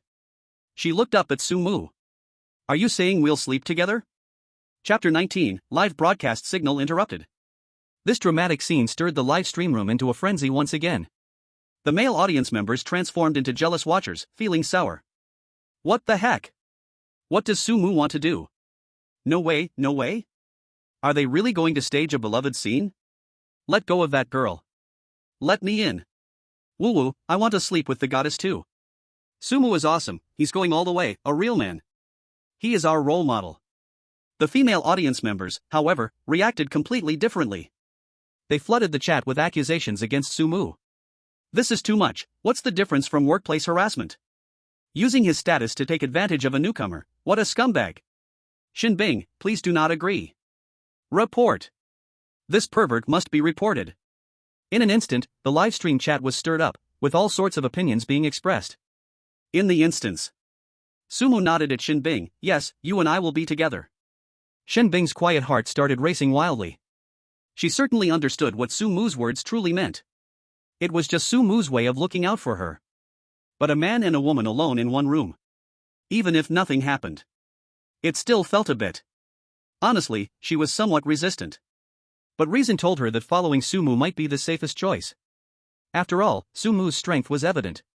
He was the only one in the entire Scarlet Winehouse who could contend with the eerie beings. Even the strongest of eerie beings respected him. Staying with him would at least guarantee her safety. In this perilous instance, staying alive was more important than anything. Moreover, Sumu didn't give her the feeling of those lecherous men. He seemed proud, but didn't have any wicked thoughts towards her. With Sumu's Scarlet Lord ability, dealing with any player here would be a piece of cake. If he really wanted to do something to her. Moreover, if he really wanted to, with his strength, he wouldn't need to wait until this moment. Thinking of this, Shen Bing's heart gradually calmed down. She took a deep breath and nodded. Okay, I'll go with you. Hearing Shen Bing's response, the strange butler's eyes flashed with a glimmer. He was very perceptive. He quickly bowed and led the many strange figures and players behind him to leave swiftly. Sumu took Shen Bing and walked straight toward the central redwood spiral staircase. They continued to ascend until they reached the top floor. The top floor was the room of the Crimson Queen. In the air of the whole floor, some tiny blood-red particles could be seen floating. Shen Bing could feel that this place was more dangerous than any of the lower floors. Sumu pushed open the large door of the Crimson Queen's room. A stronger smell of blood rushed towards them. The room was filled with crimson. The walls, floor, and ceiling were all painted bright red. Let's go. Sumu stepped in first. Shen Bing closely followed behind. At the moment she crossed the threshold, Shen Bing's expression froze. It was as if she felt a strange hostility. That hostility was cold and cruel. Like a cold wind blowing from a snowy mountain. It made her hair stand on end. But sensing carefully, she couldn't perceive anything. This left her utterly confused. The live stream's audience saw this scene and became excited. Wow! Are we finally getting to the main point? I'm so looking forward to it. I wonder what will happen between Sumu and Shen Bing. Hee, I have my sunflower seeds and cola ready. Those upstairs, mind your image, don't let your saliva drip on the screen. Don't make the brothers throw up. However, just as everyone was eagerly waiting, the clock struck 12. On the screen, a line of text suddenly appeared. Break time, signal interrupted. The live broadcast screen instantly turned black. Suddenly, there was a wave of wailing. What the hell? What's going on? At such a critical moment, the signal goes out? Program team, come out and take a beating. Damn it, refund. Refund. Nevertheless, many still stayed by the screen, waiting for the signal to resume. Because they were all very curious. What would happen tonight in this room with Sumu and Shen Bing? The camera slowly zoomed in, focusing on the Crimson Queen's bedroom. Shen Bing carefully looked around. This was her first time entering the Crimson Queen's bedroom.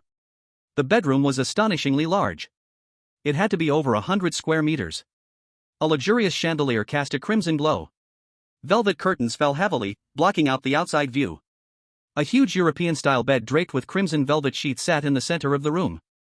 The headboard was intricately carved with mysterious patterns. On the nightstand, there was a delicate silver candlestick, with a few burning red candles swaying in the slight breeze. Everything appeared so luxurious and exquisite. But then Shen Bing's gaze was attracted by something else. On the surrounding walls hung several hand-painted pictures. The frames were made of pure gold, embedded with precious gemstones. But the content of the paintings left Shen Bing astonished.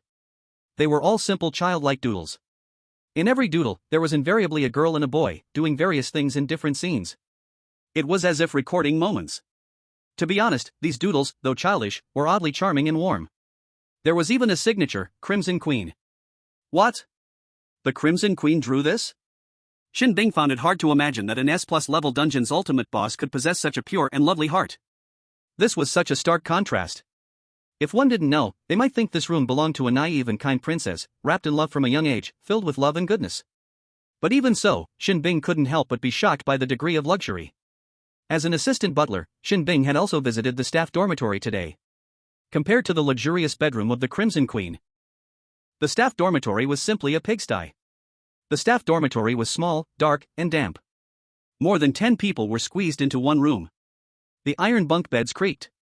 The bedding emitted a musty smell. The walls were covered with stains and cracks. Let alone any decoration. There wasn't even a decent table. The difference between the two was like the difference between heaven and earth. This also made Shen Bing deeply realize the extraordinary position Sumu had in this copy. Sumu walked straight to the desk on one side of the room. The desk was also made of expensive rosewood. On the desk, there were neatly arranged papers and pens. There were also some things that looked like account books. Sumu picked up a quill pen, dipped it into the crimson ink. He began to write and draw on a piece of parchment. It seemed like he was planning something. Shen Bing stood in place, a little unsure of what to do. She hesitated for a moment, then softly asked, "Aren't you going to rest?" Her voice was very light, carrying a hint of hesitation. Sumu looked up and then noticed that Shen Bing had already taken off her coat. She was only wearing a tight-fitting sports top and a pair of sweatpants. It outlined her curvaceous figure. The sports top clung tightly to her body, her full chest seemed ready to burst out. Her slender waist was so thin it could be grasped with one hand, and her long legs were straight and powerful. Her jet-black long hair hung casually over her shoulders. Her cheeks were slightly flushed with nervousness, and her eyes held a trace of unease. This mix of youth and maturity, between a girl and a woman, created a unique charm. It was irresistible. Feeling Sumu's direct gaze, Shen Bing's cheeks flushed slightly.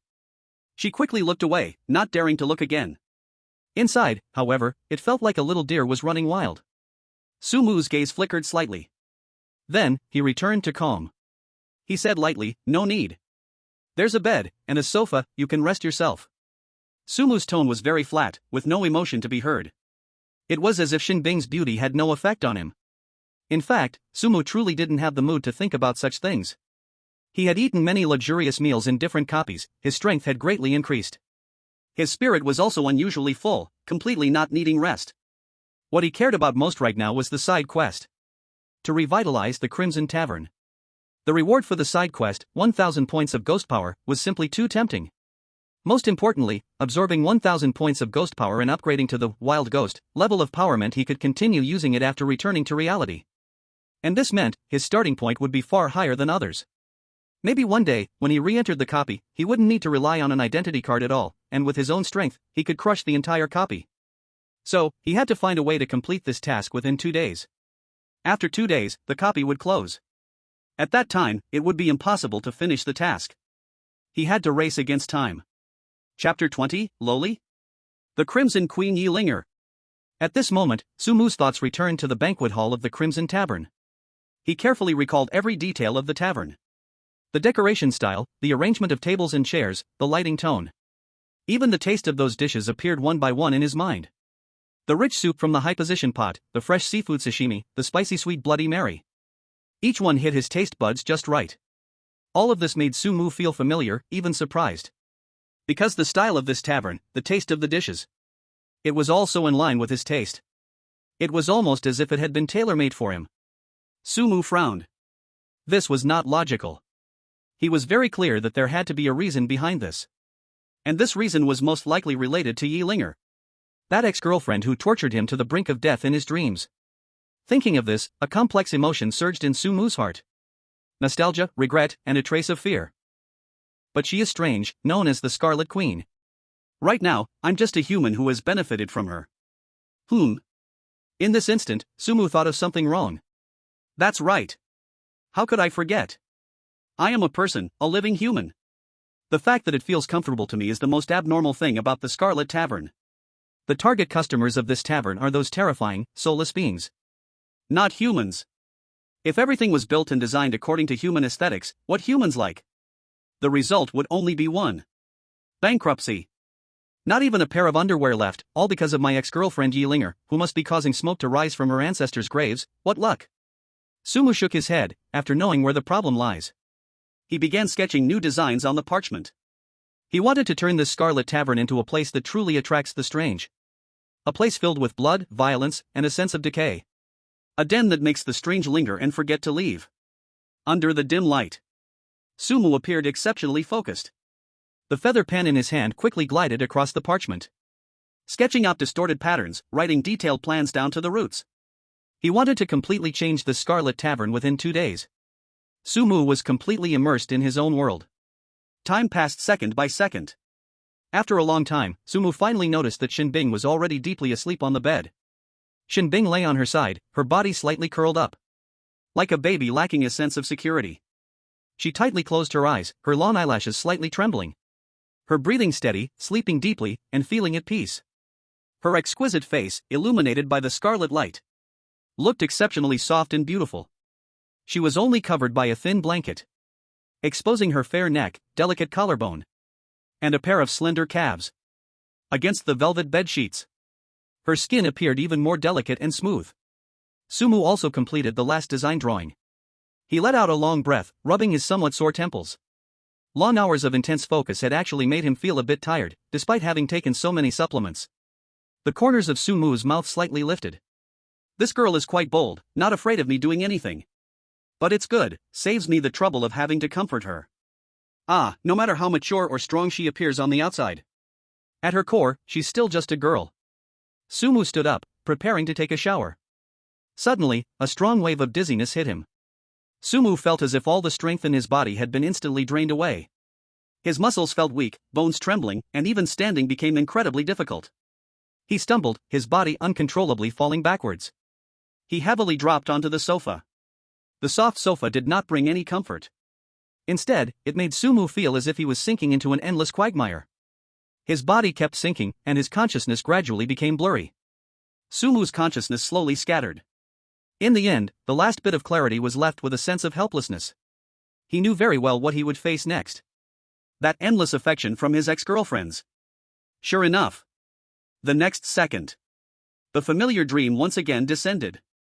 Sumu's consciousness was forcibly pulled into a chaotic realm, surrounded by endless darkness, thick as ink. In this darkness, a pair of scarlet eyes slowly opened, like two blood lanterns, emitting a strange glow. Following that, a petite and graceful figure emerged from the darkness. It was a little lowly. She wore a scarlet Gothic long dress, the hem stained with mottled blood, as if she had just been pulled out of a pool of blood. Eerie, exquisite.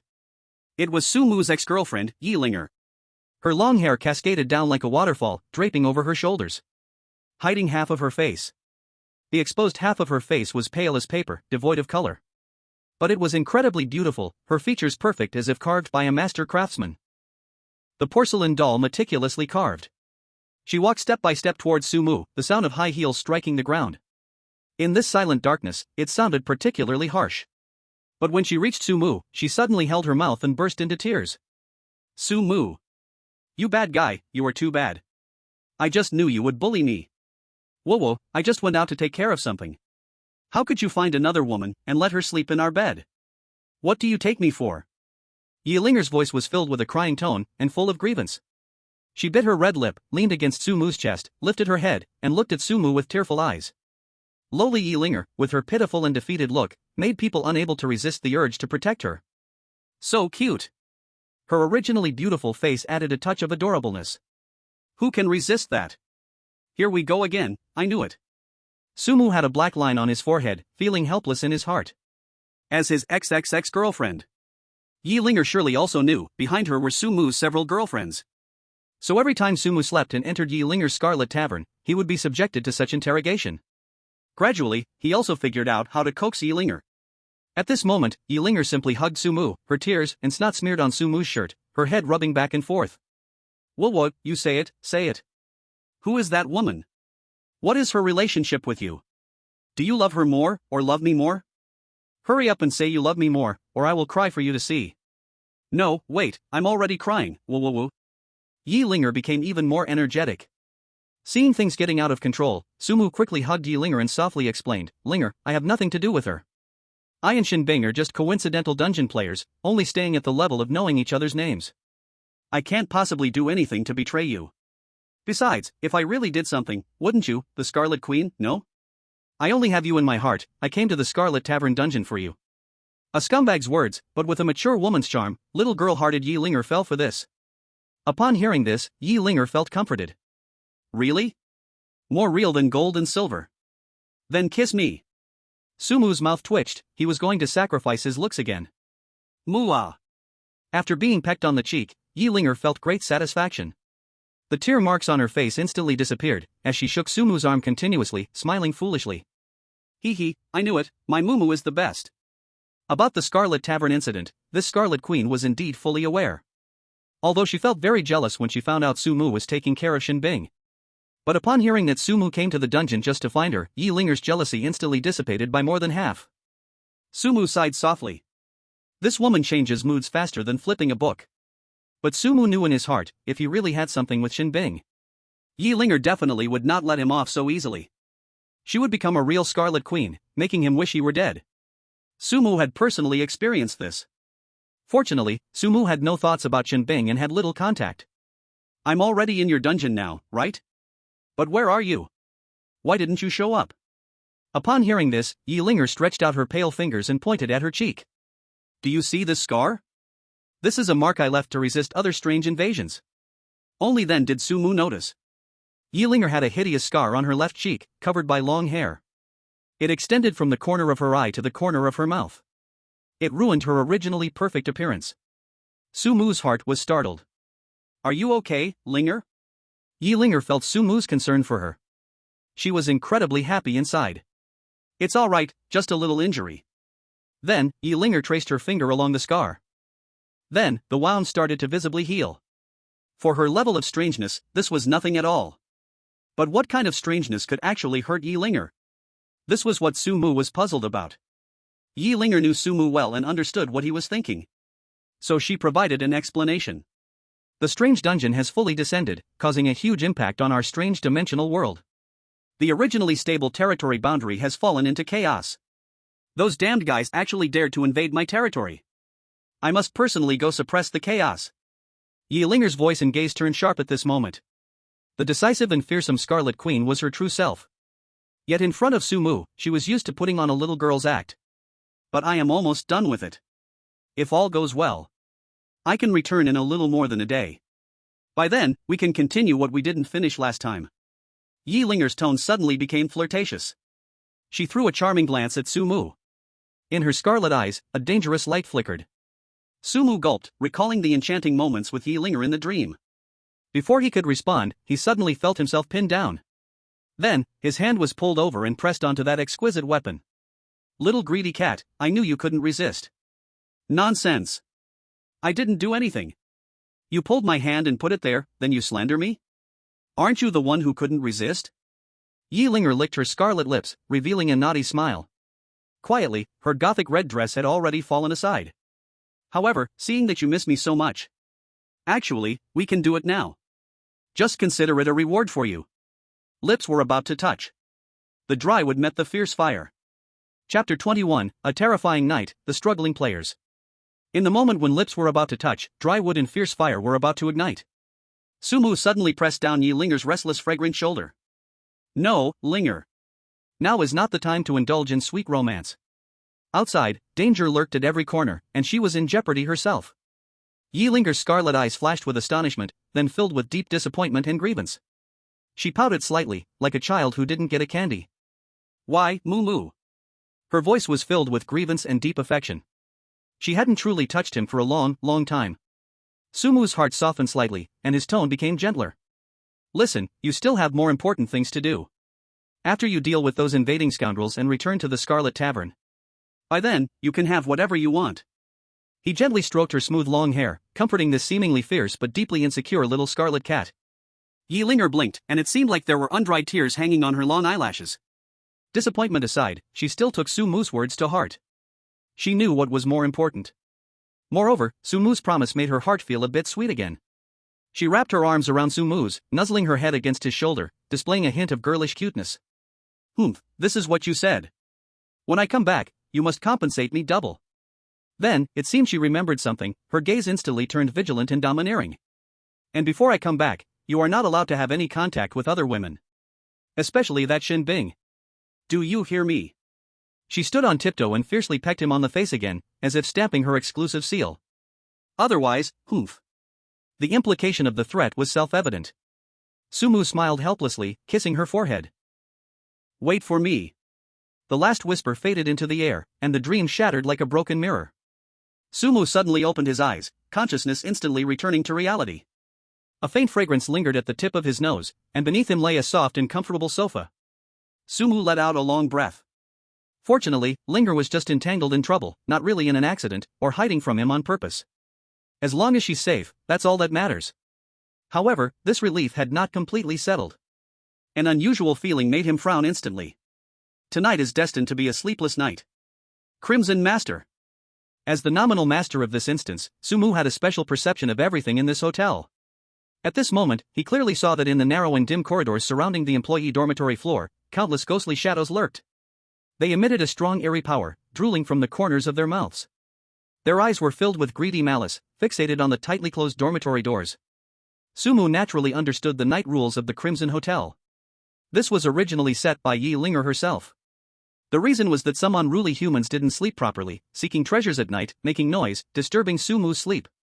After 10 o'clock at night, loud noises are prohibited, doors are prohibited to open, and it is forbidden to open your eyes.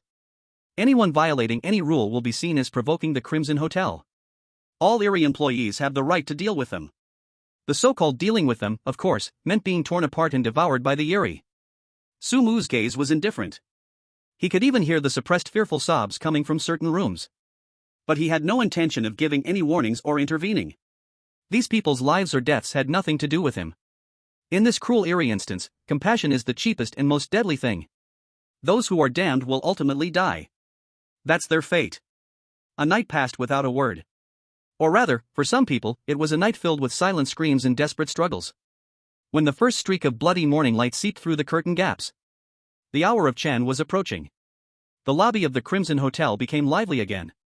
The surviving players emerged from their rooms, gathering in the center of the lobby. Every face bore an unmistakable fatigue and fear. At the same time, on Blue Star, the global live broadcast resumed. Countless eyes focused on this place of despair through cold screens. Yet, almost instinctively, all players, along with billions of viewers in the live chat, focused on one figure. Sumu. He was slowly walking down the stairs. Unlike the surrounding players with heavy dark circles, dispirited and sleepless, Sumu looked invigorated, fresh, and lively. There was not a trace of fatigue on his face, his eyes clear, steps steady, even with a faint, indifferent smile at the corner of his mouth. What made countless male viewers and players nearly grind their teeth in frustration was still behind him. Shen Bing, the goddess who looked icy like a snow lotus, was now closely following him. Though she had a slight blush and looked in good spirit. Damn. The live stream was cut off yesterday, how infuriating, I must have missed something. Damn Sumu, he must have taken advantage of others' troubles. I'm so mad. If only I could sleep in the same room with goddess Shen Bing. Even if I lived in a villa and drove a luxury car, I would be willing. To the one upstairs, I've been in a bad mood lately, let me come and wake you up. The live chat was as humorous as ever. Sumu's gaze swept across the lobby. He frowned slightly. There were many fewer people. When they gathered yesterday, there were at least more than 30 players. Now, roughly looking, it seemed there were less than 20 left. Bang! At that moment, the ancient grandfather clock in the corner of the lobby struck. A dull and prolonged sound rang out. The hour of morning has arrived. The cold system prompt echoed almost simultaneously in the minds of all surviving players and in the global livestream. Players from the Sun Never Sets country, Alexander Kaiser has died, the tsunami disaster has arrived. Players from Annam country, Jean Minjun has died, the poisonous mist disaster has spread. Players from Dia country. A series of death notifications. In the livestream room, the corresponding country's area was instantly drowned in wails and despair. Players have died. Disasters have descended once more. In the Scarlet Winehouse Hall, the surviving players looked ashen. Woo woo woo, it's so terrifying. Something has been knocking on my door. It knocked all night. I'm going crazy. Last night, I heard screams from the next room. Thankfully I held back from looking, curled up in my blanket too scared to go out. I'm sure the poor soul in the next room was eaten. A strange thing tried to pry my eyes open last night. I almost couldn't help but open them. They recounted the horrifying experiences of the previous night to each other. Everyone bore heavy dark circles under their eyes, their mental state on the verge of collapse. Then they glanced at the man standing at the front of the crowd, hands in pockets, even whistling nonchalantly, Sumu. The stark contrast made the survivors' hearts feel mixed emotions. Meanwhile, in the live stream room, the audience of Hanya erupted in even more heated discussions and an inexplicable sense of superiority. Su God is amazing. Look, this is the difference. Others are struggling at death's door, while Su God is calm and composed. With Su God here, Hanya is worry-free. Awesome. This intense visual impact and psychological superiority brought countless Hanya viewers to the edge of their seats. Sumu has already become their new pillar of support. Of course, they were still very curious whether Sumu and Shen Bing had anything happen last night. Chapter 22, Revamping the Winehouse. A nauseating and perverted menu. Inside the dungeon, the surviving players were also watching Sumu. Each one had a complex expression in their eyes. No one dared to cast jealous or dissatisfied glances at Sumu or Shen Bing like they did yesterday. They also didn't dare to speak ill of Sumu anymore. The fate of those two from Kimchi country was still fresh in their minds. In this hellish place, offending anyone was bad, but offending this seemingly harmless man, who was actually more terrifying than a ghost, was the worst. If he had his eye on you, you probably wouldn't even know how you died. Sumu paid no attention to their fear. He looked around, his gaze finally settled on a few corners shrouded in shadows in the hall. The air at those points slightly twisted. Come on out. He spoke faintly. As his voice fell, the shadows began to writhe. Vague and distorted figures slowly emerged from the walls, beneath the floor, and from the darkness of the ceiling. They varied in form and all wore uniforms. Eerie. The true employees of the Scarlet Winehouse. They gathered silently before Sumu, their heads bowed, submitting to the figure before them. Standing at the front was a bizarre butler in a tattered tailcoat, hunched over, with a pale face and deep-set eyes. Master, do you have any commands? Sumu's gaze swept over this terrifying group of subordinates. From today on, the Scarlet Winehouse has new rules. Renovations, all adjustments. Meals, all changes. Increase entertainment options. Find some cleaner female ghosts, the type that can play piano and dance, to liven up the atmosphere. The specific plans and proposals, I have already written a list, everyone may review it later. As soon as these words were spoken, not just the surviving players were left dumbfounded. Even those eerie beings seemed to stir momentarily. For the first time, a troubled expression surfaced on the butler's pale face. Master, that might not be appropriate? The layout and rules of the winehouse were personally established by Her Majesty the Queen. If you change things arbitrarily and something goes wrong, it could affect the winehouse's business. If Her Majesty the Queen gets angry, we... It did not finish its sentence. The wrath of the Crimson Queen is something no one can bear. The other strange beings began to stir as well. They were used to everything here and had their own comfort zone. Suddenly asking them to change their ways, to do some entertainment, and even to adjust the environment? This filled them with strong unease and resistance. In the live broadcast room. At the same time, in the global broadcast room, audiences from countries that just suffered from natural disasters instantly found an outlet. Ha ha ha. Look. This Sumu has gone crazy. Does he think that getting a badge of the Crimson Lord means he's not just a dish to be served? He even wants to change the layout of the Crimson Queen. Her Majesty is the final terror of this scenario. Angering her means death for Sumu, and not even a complete corpse. That's right. Let's wait and watch Sumu get torn apart by the Queen. Then we'll see how the people of Hanya become arrogant. The bullet screen was filled with schadenfreude and vicious curses. This time, even the Hanya audience who previously supported Sumu fell silent. Many people furrowed their brows, worried and anxious. Isn't this a bit too risky for Su God? Yeah, just from her name, we know the Crimson Queen is not to be trifled with. What if she comes back and sees Su God messing with her restaurant? Changing the foundational rules of the scenario is way too risky.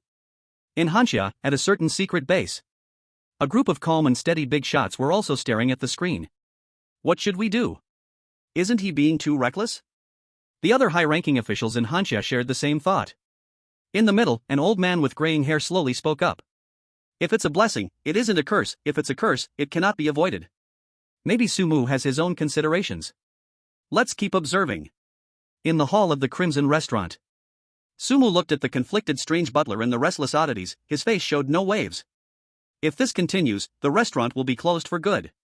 What good is sticking to a bunch of broken rules? Rather than waiting to be punished by Her Majesty, or being devoured by other things, it's better to take a gamble. If anything goes wrong, I'll take the responsibility. Decisively, without room for doubt. The powerful aura instantly suppressed all the restlessness of the oddities. The strange butler trembled all over, its pale face struggled for a moment, and finally, it gritted its teeth and made up its mind.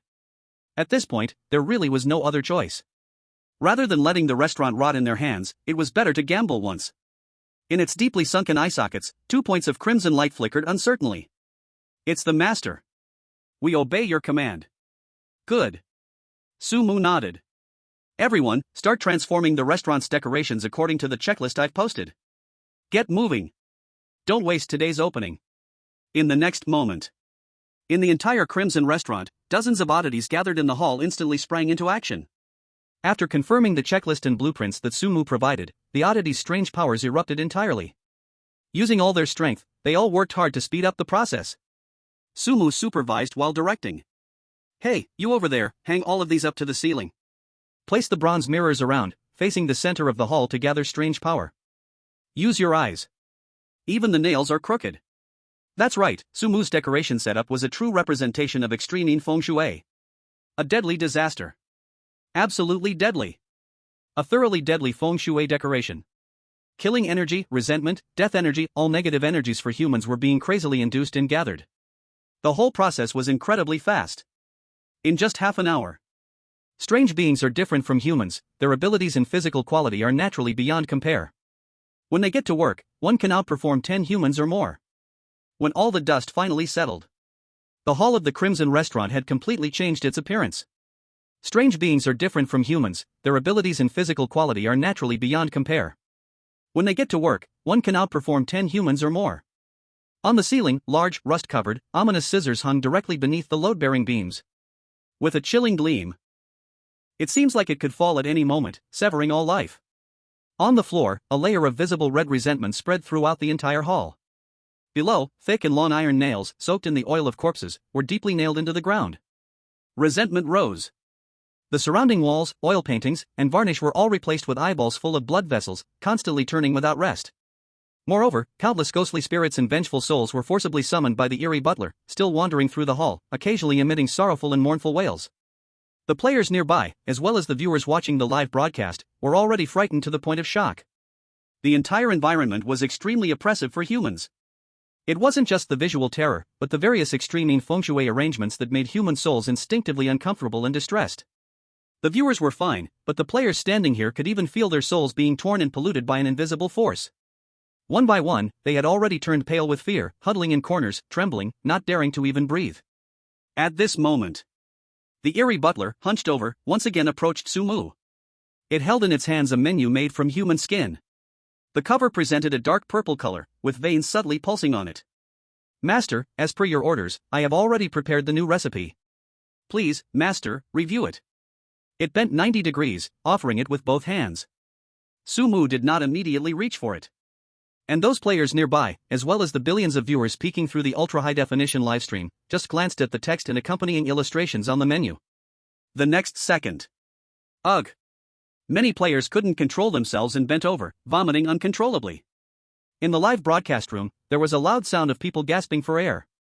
Everyone who saw the menu content immediately felt their vision darken, their stomachs churning. Is this really a recipe? Chapter 23, The Perverted Recipe Gains Popularity, Grand Opening. Inside the menu, the words were bright red and glaring. The accompanying illustrations were even more twisted and eerie, full of motion. The first dish, live heart extraction. In the illustration, an eerie creature resembling a spider, but with human arms for legs, was tied to a specially made grill. Its chest cavity was opened, and a beating heart was exposed. Next to it, a delicate small spoon was ready to scoop the heart's most essential marrow. Text description: select the 1,000-hand spider demon, which has condensed its resentment for 100 years, to extract its purest heart marrow, eaten live. Every bite is the freshest despair and hatred. The second dish, fresh cut soul sashimi. A translucent soul was cut off by an invisible blade. Thin as a cicada's wings, the soul slices emitted an alluring ghostly glow. Capture the recently deceased, those with the deepest obsession, and lock their souls with secret methods, allowing the diners to slice them, experiencing the raw tremor and fear of the soul. The third dish, deep-fried dragon fetus. The illustration was even more direct. Strange creatures, not yet fully formed, with their skin a bluish-purple, rolled around in boiling corpse oil. Yet on their deformed faces, there was a strangely content smile. The dragon fetus, nurtured in extreme places, is deep-fried in secret corpse oil, crispy on the outside, tender on the inside, with a unique taste. The menu contained dozens of dishes in total. Each one challenged the limits of human sanity and physiology. The players nearby had already turned ashen, vomiting uncontrollably, bile almost coming out. They looked at Sumu's calm profile as he flipped through the menu, only feeling a chill rushing from their feet straight to the top of their heads. Is this even human? Meanwhile, in the global livestream, the bullet comments had already exploded. Some of the viewers, especially certain peculiar-minded female viewers, actually voiced a different opinion. Wow! Although it looks terrifying, this way those weird ingredients won't die, right? Yeah. Just eating part of them, they can still stay alive. Brother Sumu was so kind. Whoa, much gentler than those who directly kill the strange players. Love it. The little fairy, the king of hell level saint, is late but finally arrived. Another part of the audience, especially the male viewers who have experienced some storms and the rational ones, feel their scalps tingle and their bodies turn cold. Kind? Gentle? What the hell? This is treating the strange as chives, harvesting them endlessly, tormenting them without end. If it were me, I would rather die directly. This way of eating is 1,000 times worse than death. I take back what I said before, this is not a big boss, this is simply a living king of hell crawling out from the deepest part of hell. For the first time, I feel that being a strange creature in a dungeon is quite miserable. The camera returned to the dungeon. The strange butler's hunched body trembled slightly, and its pale lips couldn't help but twitch twice. It really wanted to say, isn't this a bit too cruel? After all, even they, these strange beings, felt this was exaggerated. But when the words reached its lips, looking at Sumu's calm face, it ultimately didn't dare to say a word. This new master is extremely eerie. Not just the butler. In the hall, all the waiting strange beings looked at Sumu with completely changed expressions. Before, they might have thought this human was just lucky, having climbed onto the high branch of Her Majesty the Queen, a soft-faced man living off others. Or maybe it was just pure luck, temporarily controlling the tavern. But now, looking at that terrifying menu that made the strange beings shudder and remembering the superb extreme feng shui layout just now. These born and raised strange beings, for the first time, felt genuine fear towards a human. This method. This ruthless style. Not just them, even the legendary 10 Yama kings who control punishments in the underworld, upon seeing this harmless-looking Sumu, would probably give a thumbs up in sincere admiration and say, well done. This is a reward. At that moment, above the Scarlet Tavern's door, a wind chime made of pale human bones and rusty iron chains moved without wind, producing a crisp and eerie sound. The opening time has arrived. Squeak. The large redwood door of the tavern slowly opened to both sides. A thick, unbreakable chill of negativity poured in from outside. Inside the hall, the transformed environment now appeared even more eerie and terrifying. Hundreds of huge scissors hanging from the ceiling gleamed with a cold light. The red resentment permeating the floor clung to everything that moved. Countless rotating eyeballs on the walls also turned their gaze towards the door. Wandering souls and fierce ghosts let out even more sorrowful howls, pleading for redemption. The entire tavern was a dim, blood-red light, making it barely possible to see, as if the air had been stained with blood. In the hall, a rich smell of blood, decay, and a kind of energy that made strange beings feel extraordinarily comfortable and excited filled the air. Soon. Several shadows slowly walked in from the darkness outside. Some looked like a flowing puddle of rotten mud, with pus constantly oozing from their bodies. Some were tall and thin like bamboo, with limbs. This extreme dark, terrifying chaos and negative energy is simply heaven. It's like how humans love sunshine and the sound of birds singing, with flowers in bloom. A strange sense of aesthetics and preference, completely the opposite. The more terrifying, the more eerie, the more filled with the aura of death and despair, the more it makes them feel comfortable and joyful. Standing in this hall, they felt every cell in their body cheering with excitement. The accumulated anger and irritation from the past few days seemed to be relieved in this thick, dark energy. Wow! Old Zhang really didn't lie to me. A strange, mud-like creature gurgled. This scarlet winehouse, the decoration is really intense. Yeah. The spider-like creature next to it responded with a sharp voice. I've been here a few times before, it was lifeless, with no new ideas. But today, it feels like a complete transformation. This environment, I love it.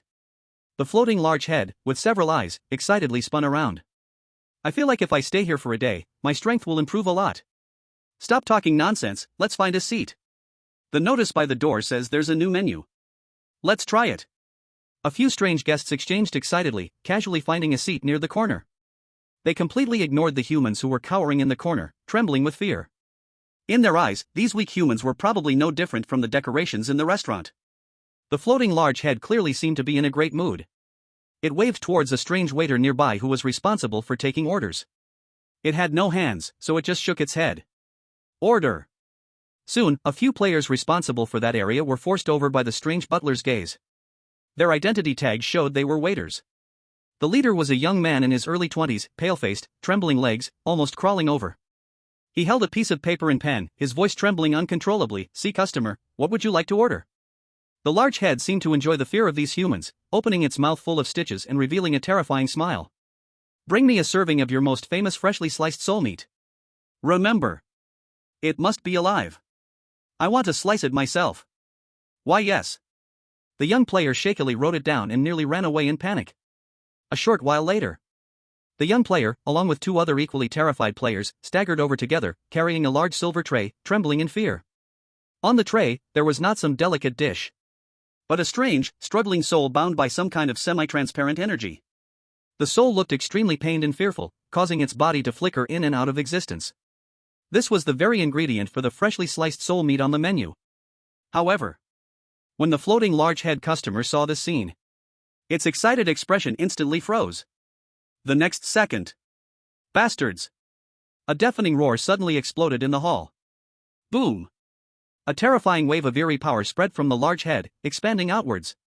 Its already huge head instantly swelled even larger. The stitches on its face cracked apart, revealing even more horrifying flesh underneath. 7 or 8 eyes turned blood red, staring intently at the 3 human players who were paralyzed on the ground. The terrifying pressure fell like a tangible weight. "Ghost General, is this how your Scarlet Winehouse treats customers? Do you want me to slice the ingredients myself?" The large head creature was incredibly angry. Its killing intent was fully apparent. It had no hands. What the hell is this? Chapter 24, Booming Business. The 3 young players responsible for serving the dish were the first to bear the brunt. Their already pale faces instantly turned purple, and they were on the verge of losing their souls under the terrifying pressure. In the global live streaming room, the bullet comments began to roll. "It's over. This big-headed monster is going to kill. Where's Boss Su Mu? Hurry, think of a way. What do we do? Fight? If we win, can this tavern still stay open? The first deal is ruined." In the service industry, the customer is king, although this king is a bit terrifying. At this critical moment, a figure walked out calmly from behind the bar. It was Su Mu. He wore a faint smile, and the terrifying pressure that could tear apart the souls of ordinary humans felt like a gentle breeze to him. He didn't even spare a glance at the furious big head. He simply waved his hand at the overwhelming dark force approaching. Swish!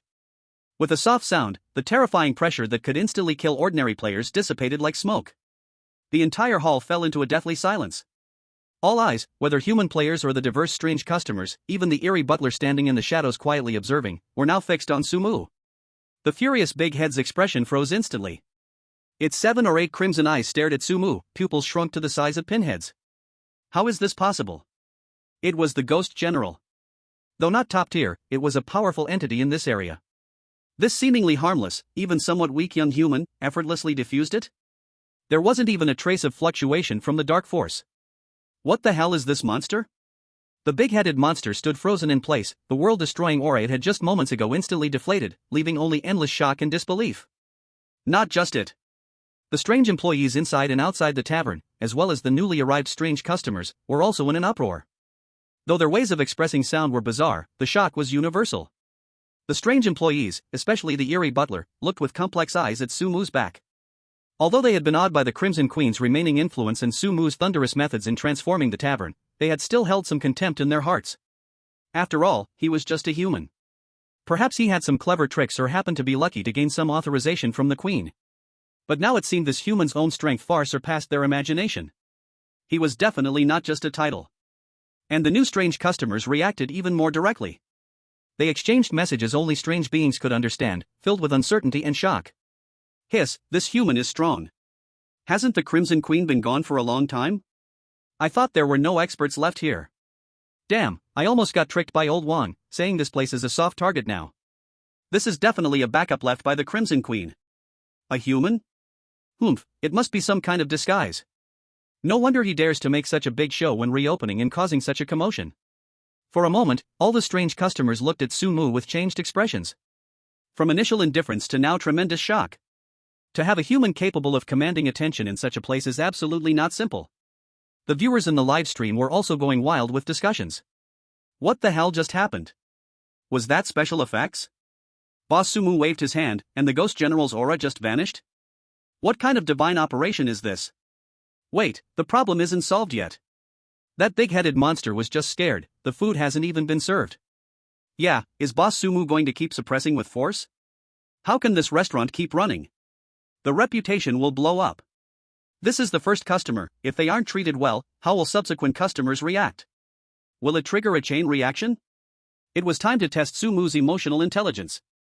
Under everyone's gaze, Sumu finally turned around and looked at the still-dazed big-headed monster. He still wore the gentle smile on his face. This guest, I truly apologize. It is our waiter who failed to explain clearly, which caused you a poor experience.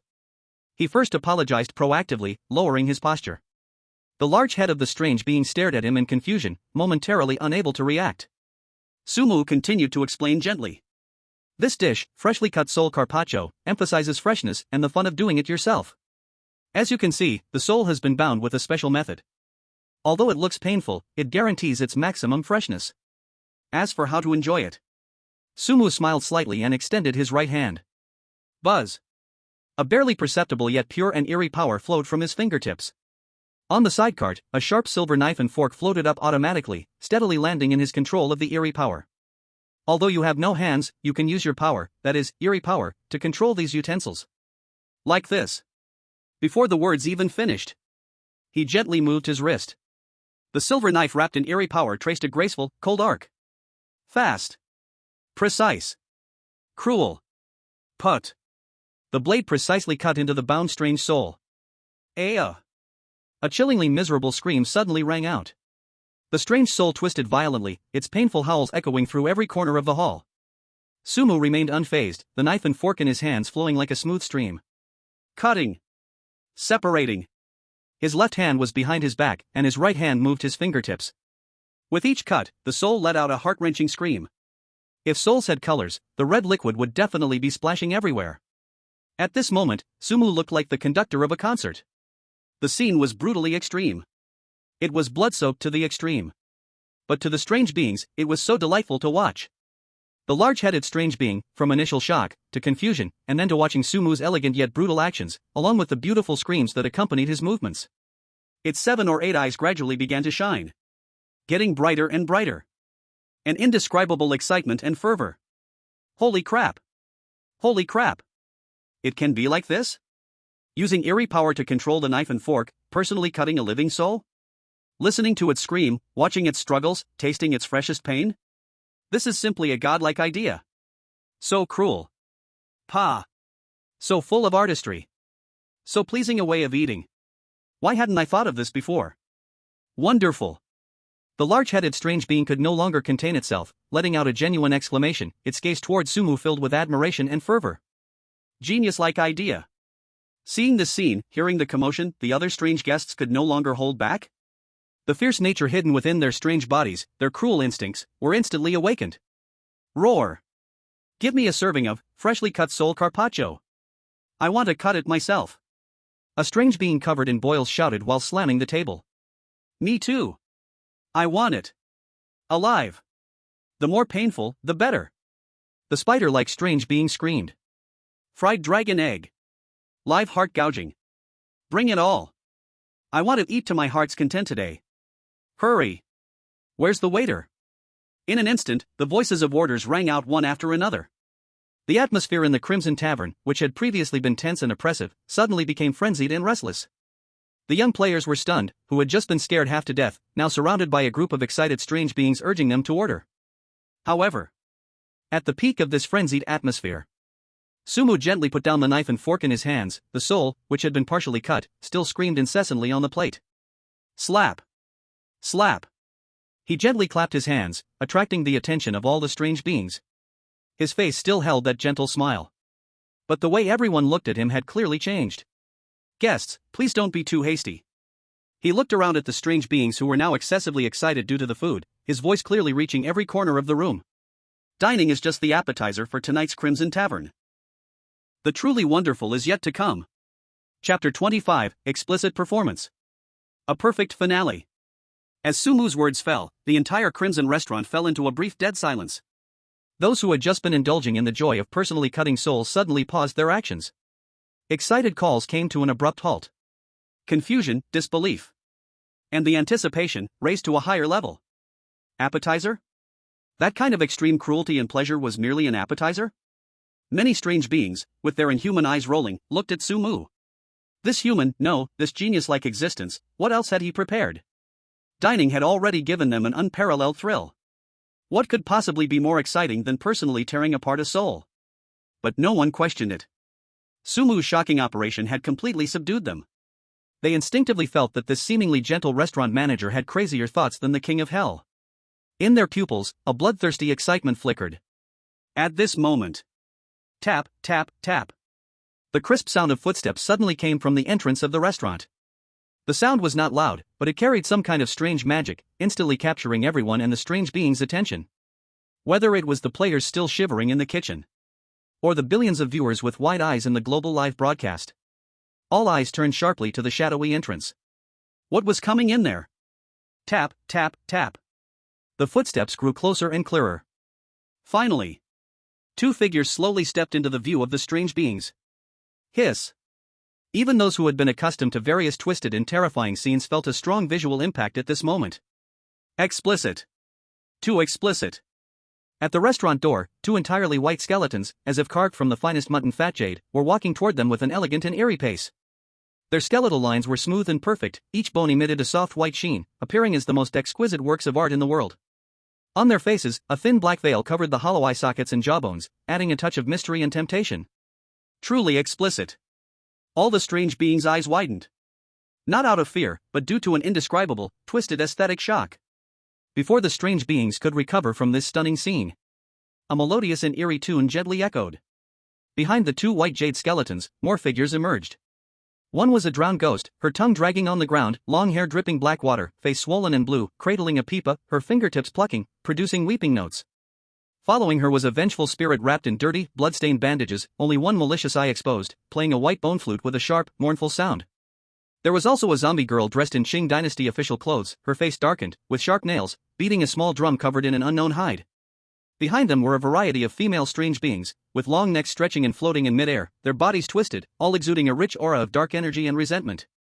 They played music, swaying their bodies, dancing in a bizarre yet strangely captivating manner. The entire Crimson restaurant was suddenly enveloped in a chilling yet lively atmosphere.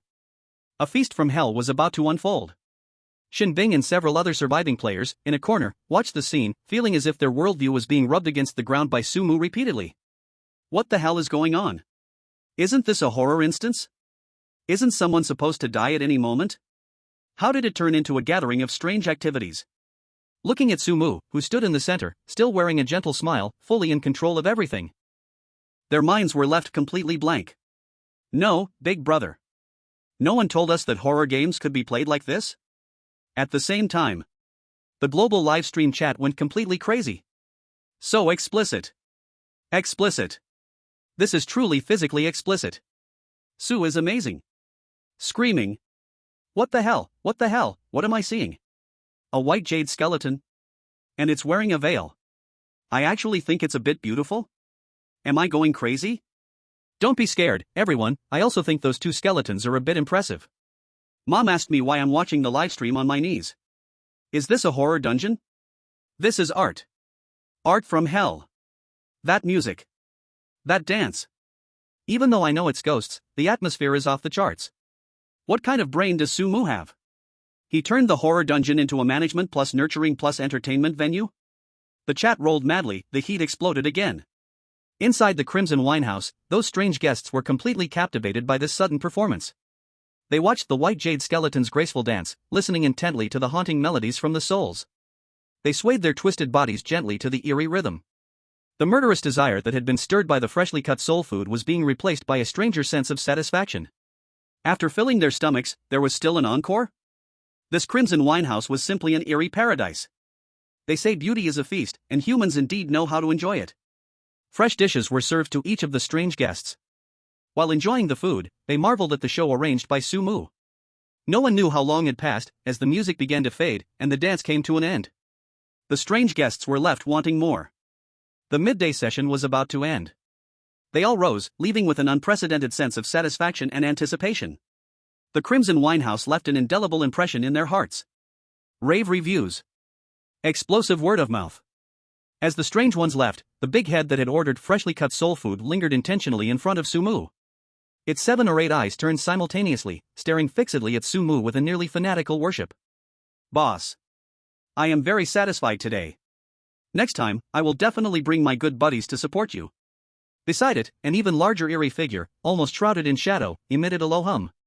Interesting performance, interesting food. Crimson Winehouse, we will be back. Haha, boss, I will help promote your winehouse when I go back. Sumu smiled, slightly cupped his hands to them, maintaining a respectful yet confident posture. I look forward to your esteemed guests visiting again. Watching the last batch of strange guests satisfied disappear into the shadow at the winehouse entrance. The hall of the Crimson Winehouse returned to a temporary quiet. But everyone knew this was just the beginning. A grand show that Sumu personally instigated, subverting everyone's and the Erie's understanding, had just begun. The real excitement was still to come. Chapter 26, Grand Opening, Crazy Earnings of Erie Coins. Task complete. At this moment, the global live stream chat had already split into two extremes.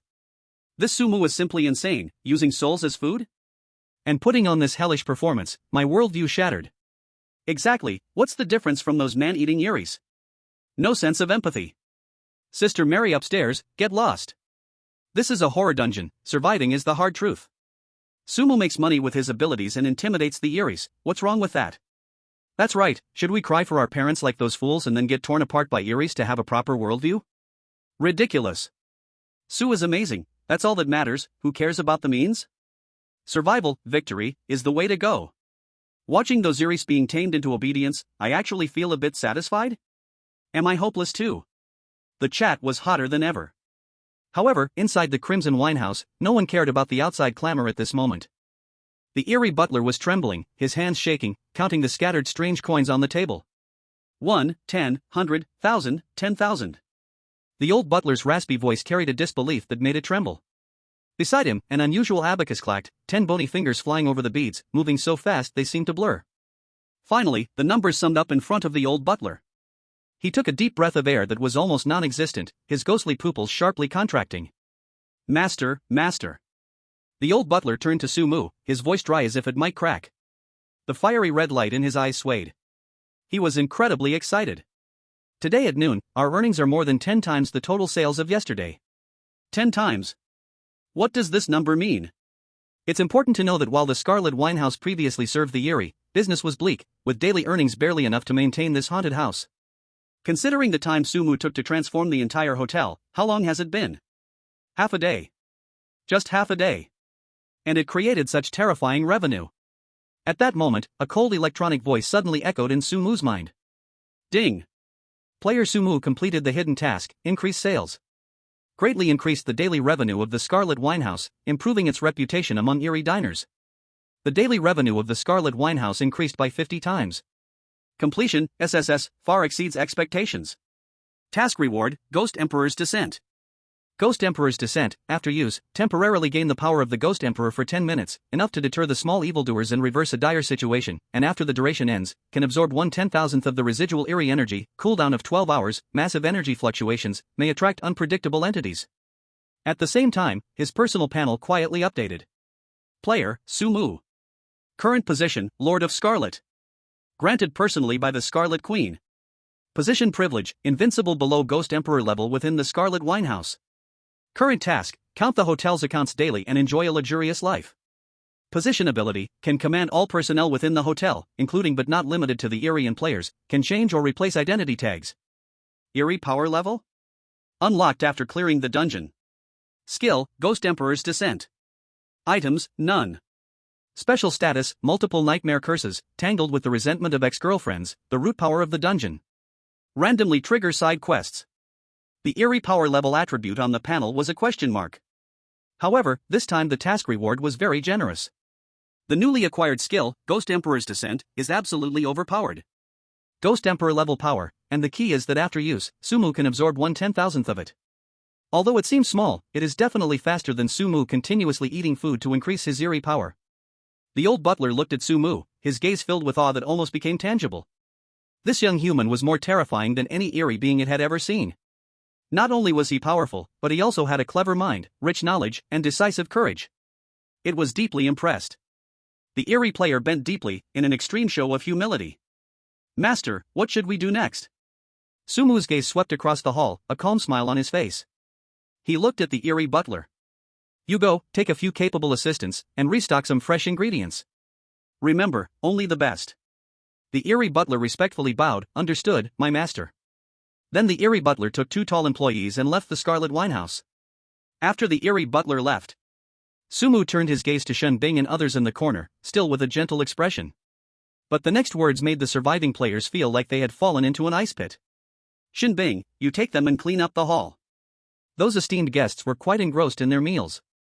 I do not wish to see any dust or scraps. Sumu pointed at the mess covering the floor.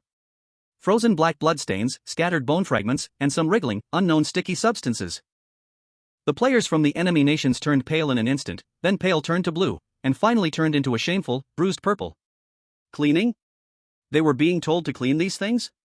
These things that were filthier than the sewers a billion times over? They saw those strange waiters nearby, all staring at the leftovers on the table and the floor, eyes full of hunger, throats making strange horse sounds, as if they wanted to pounce and lick everything clean right away. Why? Why not let those freaks who usually eat this stuff do it? Why force them, living humans, to touch these terrifying and disgusting leftovers? We are players. We are the elite of humanity. Do you really see us as livestock that can be ordered around at will? Anger and humiliation churned in their chests, almost ready to explode. But then they looked into Sumu's calm, still eyes. All their complaints and curses got stuck in their throats, turning into bone-deep fear. They didn't dare. They didn't dare to show even the slightest resistance.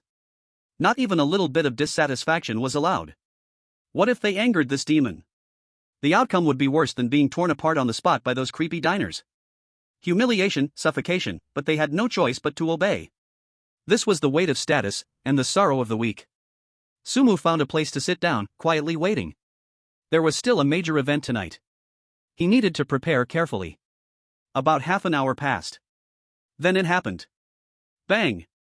The heavy redwood door of the restaurant was suddenly slammed open from outside. A tall freak who had just gone out with the butler to buy ingredients now rushed in, rolling and crawling. A complete mess. Half of its body was gone, and the remaining single eye was full of ultimate panic. And no. Something bad has happened. Master. Something went wrong. Chapter 27, Bone-Eating Manor. Sumu, who had been leaning lazily on the chair, straightened up slightly. His calm and deep eyes fell on the wounded freak, his brows lightly furrowed. What happened? Looking closely, the tall freak who had rushed in was already badly broken. It was utterly miserable. The solid body it should have had was now just half left, with clear tiny bite marks all over it, and large chunks of shadowy matter falling off, revealing twisted, eerie bones underneath. Black, foul-smelling pus dripped constantly from its mangled side, landing on the red marble floor of the Scarlet Restaurant. It sizzled, corroding small pits in the stone. Even more frightening, the strange energy around it was leaking out visibly fast, its body like a deflating balloon, weakening at a terrifying speed. The only remaining eye was murky and huge, now widened to the point of cracking, filled with absolute panic and despair. Master, save me. Something terrible happened. It knelt on the floor, crying out in broken, desperate wails. At that moment, the other strange employees were also shocked. Say what you will, anyone who could go shopping with the butler was definitely not weak. But it still ended up like this? Sumu stood up, his expression darkening slightly. What happened? As soon as he spoke, the crying and the subtle unrest in the surroundings were instantly silenced. The wounded freak seemed to find its backbone, mustered its last strength, and screamed hoarsely. It was the ones from the bone-eating inn. Butler took us to buy fresh ingredients, and on the way back, we were stopped by the boss of Bone-Eating Inn, the Bone-Eating Wolf King. Bone-Eating Inn. Bone-Eating Wolf King. The faces of the restaurant's strange employees all showed clear fear. Bone-Eating Inn was the main force working with Dead Moon Manor to suppress Scarlet Restaurant. But compared to Dead Moon Manor, they were even harder to deal with. Just in terms of top combat strength alone. The Bone-Devouring Inn has more than double the numbers of the Wailing Moon Manor. Injured and tall, the strange creature cried with a mournful face, its single eye filled with bloodshot tears that fell continuously, filled with rage and grief. They have gathered everyone, there are many of them. It's the Bone-Devouring Wolf King, there are 2 ghost kings on par with our butler. What's most hateful is that they deliberately sent me back. They have been torturing our butler for fun, constantly humiliating us. Its voice was filled with a whimper, and the fear and despair in its eyes were evident. The Bone-Devouring Manor has 2 ghost kings. Not to mention the eerie beings that the Bone-Devouring Inn is notoriously known for. This time, the butler is in deep trouble. They even said they would cut off all the food supplies to the Crimson Winehouse, sever our lifeline, destroy our tavern, and even. It stole a furtive glance at Sumu, hesitating and not daring to speak further. Sumu's gaze turned cold. Speak. They also said that when the queen returns, they will capture her to be a concubine for their boss. Boom. The chair behind Sumu shattered instantly. He did not speak, but his fists tightened. Those other players, forced to clean, couldn't help but feel schadenfreude. They didn't dare to show it openly, but they could exchange looks. Look, retribution has come. This Sumu. Relying on a little power to bully them, treating them like slaves. Now, good. Even his most capable butler is going down. Having provoked so many powerful eerie beings, did he really think he could live peacefully in this terrifying instance? Dream on. Let's see what he does next. Better yet, let those terrifying eerie beings tear him apart too. At the same time, the global livestream chat exploded. 2 ghost kings? The eerie butler is strong, but this time it's trouble. Ha ha ha. It's about time. That Hanya kid was so arrogant. Now he's dumbfounded. Exactly. Waiting to see him and the Crimson Winehouse be flattened by the Bone-Devouring Inn. Sigh, though the Crimson Lord's power is strong, it is limited to within the tavern. Sumu probably won't solve this problem. However, some insightful people began to analyze. As long as Sumu stays hidden in the tavern, leveraging the Crimson Lord's privileges, the Bone-Devouring Inn shouldn't be able to do anything to him. Self-preservation shouldn't be a problem. That's right, he will certainly choose to protect himself, sacrificing that butler is inevitable. After all, it's just an NPC Eerie. What a shame, originally hoping he'd stir up some trouble, but it seems this instance will end early. Most of Hanxia's audience believed the wisest choice for Sumu was to hold his ground with the invincible privileges of the tavern and give up on rescue.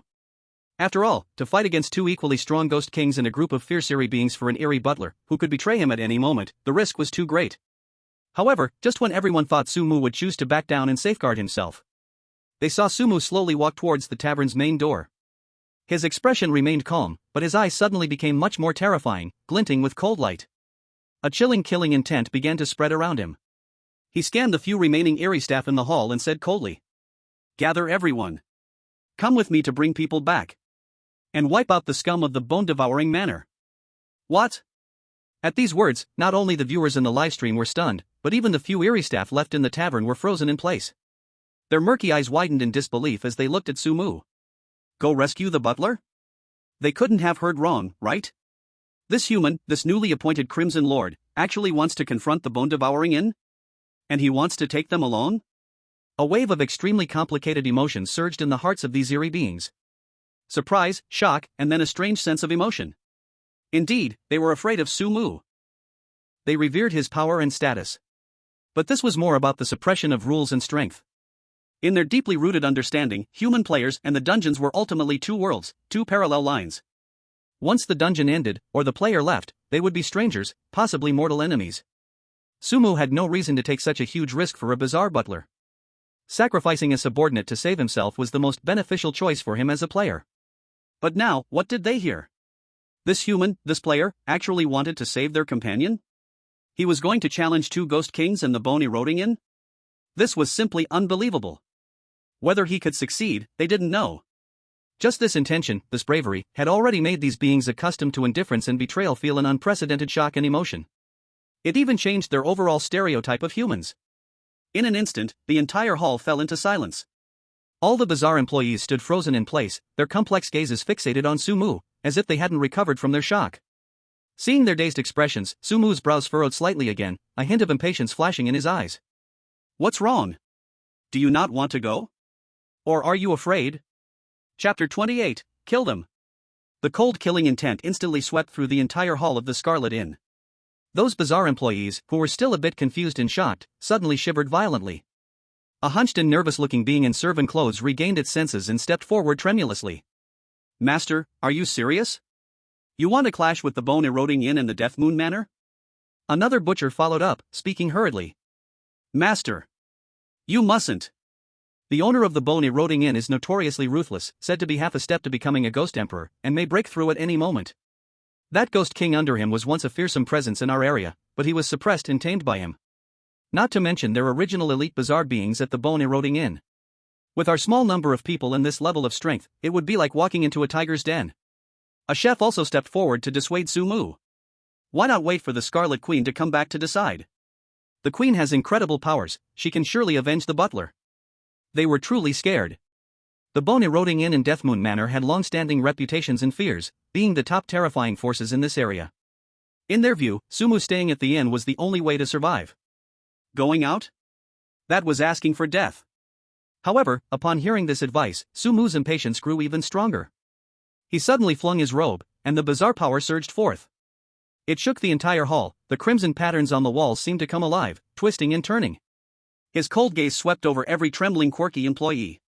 Wait for the queen to come back? The flowers will have spoiled by then. The butler was ambushed by those scoundrels while gathering ingredients needed for the inn. Without food supplies, how can we operate the Scarlet Inn? How can we keep it running? Do you want to just watch your brothers out there being tortured to death, unable to even retrieve their bones? At this moment, rage was also clearly visible on Sumu's face. Do you want to wait for the queen to return only to find a broken inn that has stopped operating? Do you want her to know that her butler and her employees were slaughtered like? Isn't the time for plunder and humiliation long enough? Look at your own pathetic selves. I, a human, am not afraid. You weird ones, living for who knows how many years, are here trembling, fearful of death? Where is your ferocity? Where is your rage? Has it all been eaten by dogs? Sumu's words were like sharp knives. They ruthlessly tore apart the cowardice within their hearts. One by one, they lowered their heads, overwhelmed with shame. Now! Those with blood still in them, those who recognize their brothers in the tavern, those who want to stand tall and live. Just follow me. We will fight our way out. Bring back the steward and Asan. And by the way, flatten that damn Bone Erosion Inn. His words instantly ignited the long-suppressed grievances and unwillingness in these weird ones. They had been oppressed for too long, humiliated for too long. Yes. Why? Why should they always be stepped on by the Bone Erosion Inn? Why should the steward be ambushed while doing errands, facing an uncertain fate? Why should they hide in this tavern, like turtles withdrawing into their shells? The master is right. They are the weird ones. They are fierce and cruel. They should not be afraid. Besides, Sumu, the newly appointed Crimson Lord, is willing to fight for a weird steward. Why can't they, these weird ones? Roar! The weird one with a broken arm let out an uncontrollable roar, eyes flashing with a crazy red light. The master is right. Screw it. I have long found that bunch at the Bone Erosion Inn displeasing. Count me in. Me too. Flatten the Bone Erosion Inn. In an instant, the crowd was stirred. In the entire hall of the Crimson Tavern, a chilling wind howled, and malevolent spirits soared. All the weird employees seemed to have been injected with adrenaline, their previous fear and hesitation swept away, replaced by fierce battle intent and bloodthirsty madness. They all expressed their willingness to follow Sumu and fight out of the tavern. This scene left the players dumbfounded. Moreover, it caused the bullet comments in the Blue Star live broadcast room to pause for several seconds. What the hell? This is so intense? Incredible move, making a group of weird ones boil with passion. Crazy, this is absolutely insane. A single human player dares to lead a group of weird ones to clash against the weird ones outside the instance? I have only seen players chased by weird ones or trying to use weird ones. This is directly turning weird ones into subordinates and taking them to fight? At this moment, the atmosphere in the live broadcast room underwent a subtle shift. The voices of ridicule and doubt still existed but were quickly drowned out. More were the shock and anticipation brought by Sumu's astonishing actions. They feared weird ones, yet Sumu united them. They were concerned for their lives, yet Sumu made the weird ones wholeheartedly submit, willing to fight for him. This strong contrast stimulated their brains to secrete adrenaline. In the hall of the Crimson Tavern, Sumu looked with satisfaction at the spirited weird employees before him. Very good, morale is usable. He turned around, his gaze landing on Shen Bing, who had remained silent, and a few other players responsible for cleaning, who now also looked dazed. You few, stay. Sumu pointed to Shen Bing and then nodded at a few seemingly calm weird employees. Shen Bing, this place is entrusted to you. Keep an eye on the tavern. Before I return, not a single fly can enter. His voice returned to its previous coldness and calmness. Shen Bing's delicate body slightly trembled, and she raised her head, her eyes looking at Sumu filled with complexity. Shock, horror, disbelief. Finally, there was admiration and anticipation she herself had not noticed. This was definitely the most insane, most unbelievable action she had ever seen. Leading a group of NPC weird ones from an instance to actively attack another more powerful weird force? This was joking with one's life. She instinctively wanted to speak up and stop him, to tell Sumu how big the risk was, how slim the chance of success. But when the words reached her lips, she somehow swallowed them back down. Looking at Sumu, an unexpected feeling of trust rose in her heart. This man really has the ability to make it happen. Thinking back to everything Sumu had done since entering this instance, all those shocking moves. This man always breaks the rules, always creates the impossible. Shen Bing pressed down the storm in her heart. She also wanted to see, could this man, this time, still create another miracle? Could he once again completely shatter her understanding of what was possible? All right. In the end, she lightly nodded her head. Sumu said nothing more, turned around, and waved his big hand. Let's go. Yes. Master. Dozens of strange employees, all different in form, full of ghostly energy, surged out of the Scarlet Restaurant's doors with Sumu, filled with murderous intent, sweeping toward the direction of the bone-eating inn. At the same time, in a dark and broken hollow several miles away from the Scarlet Restaurant, broken wooden boards and some unknown sticky fluids were scattered across the ground. The butler, that always meticulous and slightly sinister strange butler, was now miserably collapsed under a dead locust tree. His once dignified butler's suit, symbolizing status, was already torn to shreds, stained with black dirty blood and mud. His already pale face looked even worse now, his breath faint to the extreme. The most shocking thing was his right arm. The whole arm was twisted in a terrifying way, the pale bone piercing through flesh, with black ghost power and pus constantly flowing from the wound. It was almost completely ruined. Just as his mind grew blurry, thinking his soul was about to scatter and vanish forever. A rush of chaotic footsteps, full of surging ghost power and killing intent, came from afar and quickly drew near. The butler struggled to raise his head, and in his blurry vision, he saw a familiar figure. That young human, whose face was always calm like water. Sumu. He really came? And he brought all the employees from the restaurant with him? The moment he saw Sumu leading a group of fierce ghostly beings charging over, the butler was stunned. Then came disbelief, and then an overwhelming emotion. A wave of warmth surged through his cold and lifeless heart. He never imagined this new master, this human player, would actually take the risk to come and save him. And master, the voice was very weak, but full of urgency and sincerity. The butler struggled to get up, but the pain from the wound made him almost faint. Hurry, go. Don't worry about me. The ones from Bone-Eating Inn are strong, they haven't gone far yet. You must go, leave this place. His voice was full of panic and deep worry, even desperation. He would rather have his soul destroyed, never to be reborn, than see this master, who gave him respect and hope, fall into danger because of him. Chapter 29, The Ghost Emperor Arrives. Just then, a cold and mocking laugh rang out. The strange butler's face changed at once. Want to leave? Too late. The words were full of teasing and arrogance, like a cat playing with a mouse. Everyone looked toward the sound. At the other end of the hollow, cold wind howled. A creepy figure slowly stepped out. It was a strange being with a human body and a dog's head. Nearly 2 meters tall, muscles knotted, covered in dark gray stiff fur, a huge black dog head with tusks sat on its neck. Sticky, smelly drool kept dripping from its mouth, and its blood-red beast eyes were full of cruelty and bloodlust. It was the true ruler of the bone-eating and the bone-eating Wolf King. And behind him, shadows flickered, a dense crowd. A rough glance showed their numbers were more than twice those of the strange employees from the Scarlet Restaurant. Each of them was radiating thick ghost power. The killing intent in his eyes was firmly locked onto Sumu and the employees behind him. Like a pack of starving hyenas, they were fixated on a straggling sheep.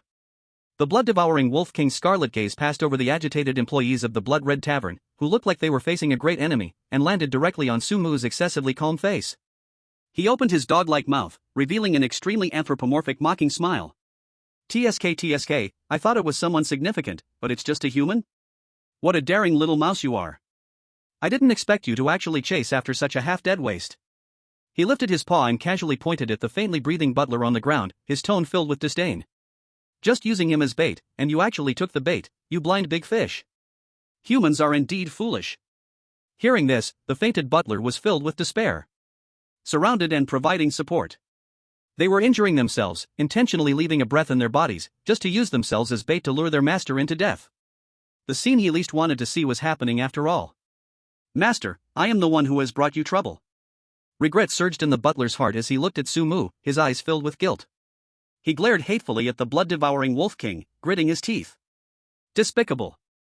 Shameless. The blood-devouring Wolf King seemed very pleased with the Butler's reaction, a cruel satisfaction etched on his dog-like face.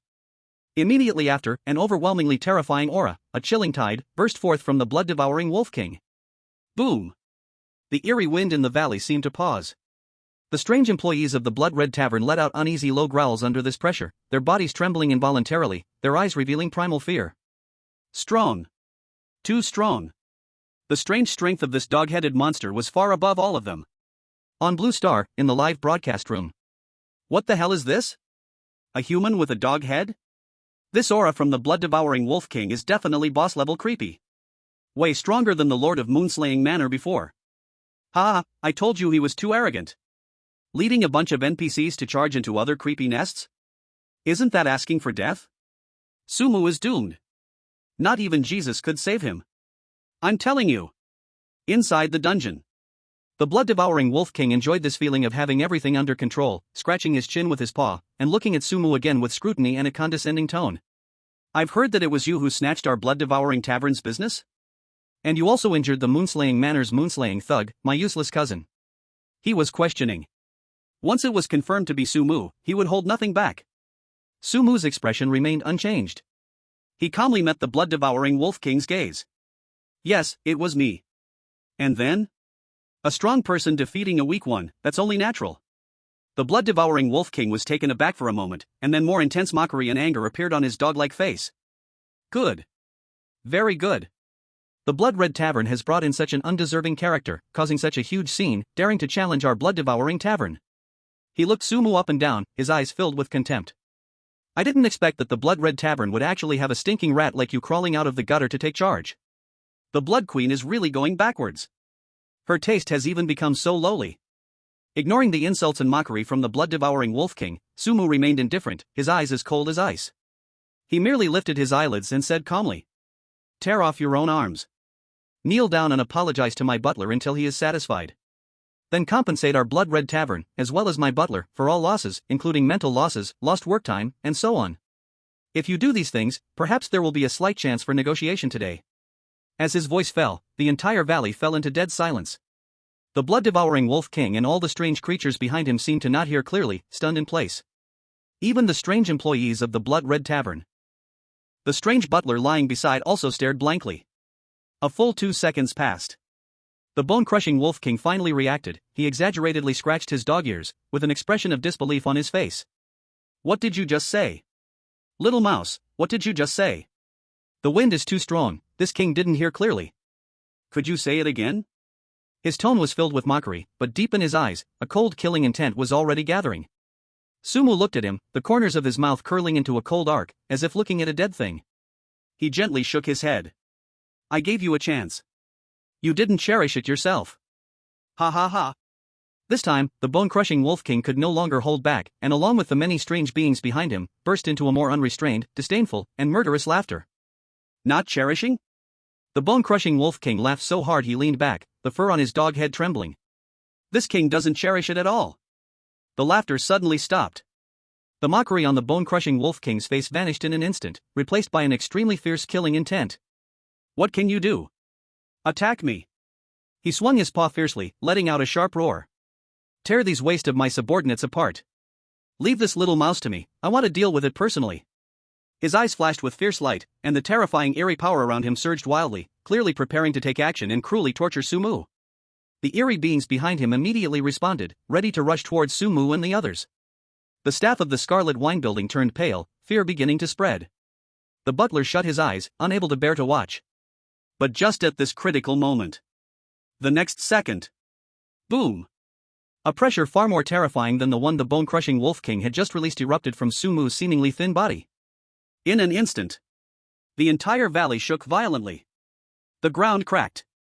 The sinister wind reversed, issuing a mournful wail. The surrounding air instantly twisted and compressed. The bone-crushing Wolf King's fierce killing intent and imminent aggression instantly froze. Stopped. All the eerie beings from bone-crushing Inn, whether they were walking corpses or vengeful spirits, whether skeletons or other monsters, froze mid-air, as if a pause button had been pressed. All the killing intent vanished, abruptly halted.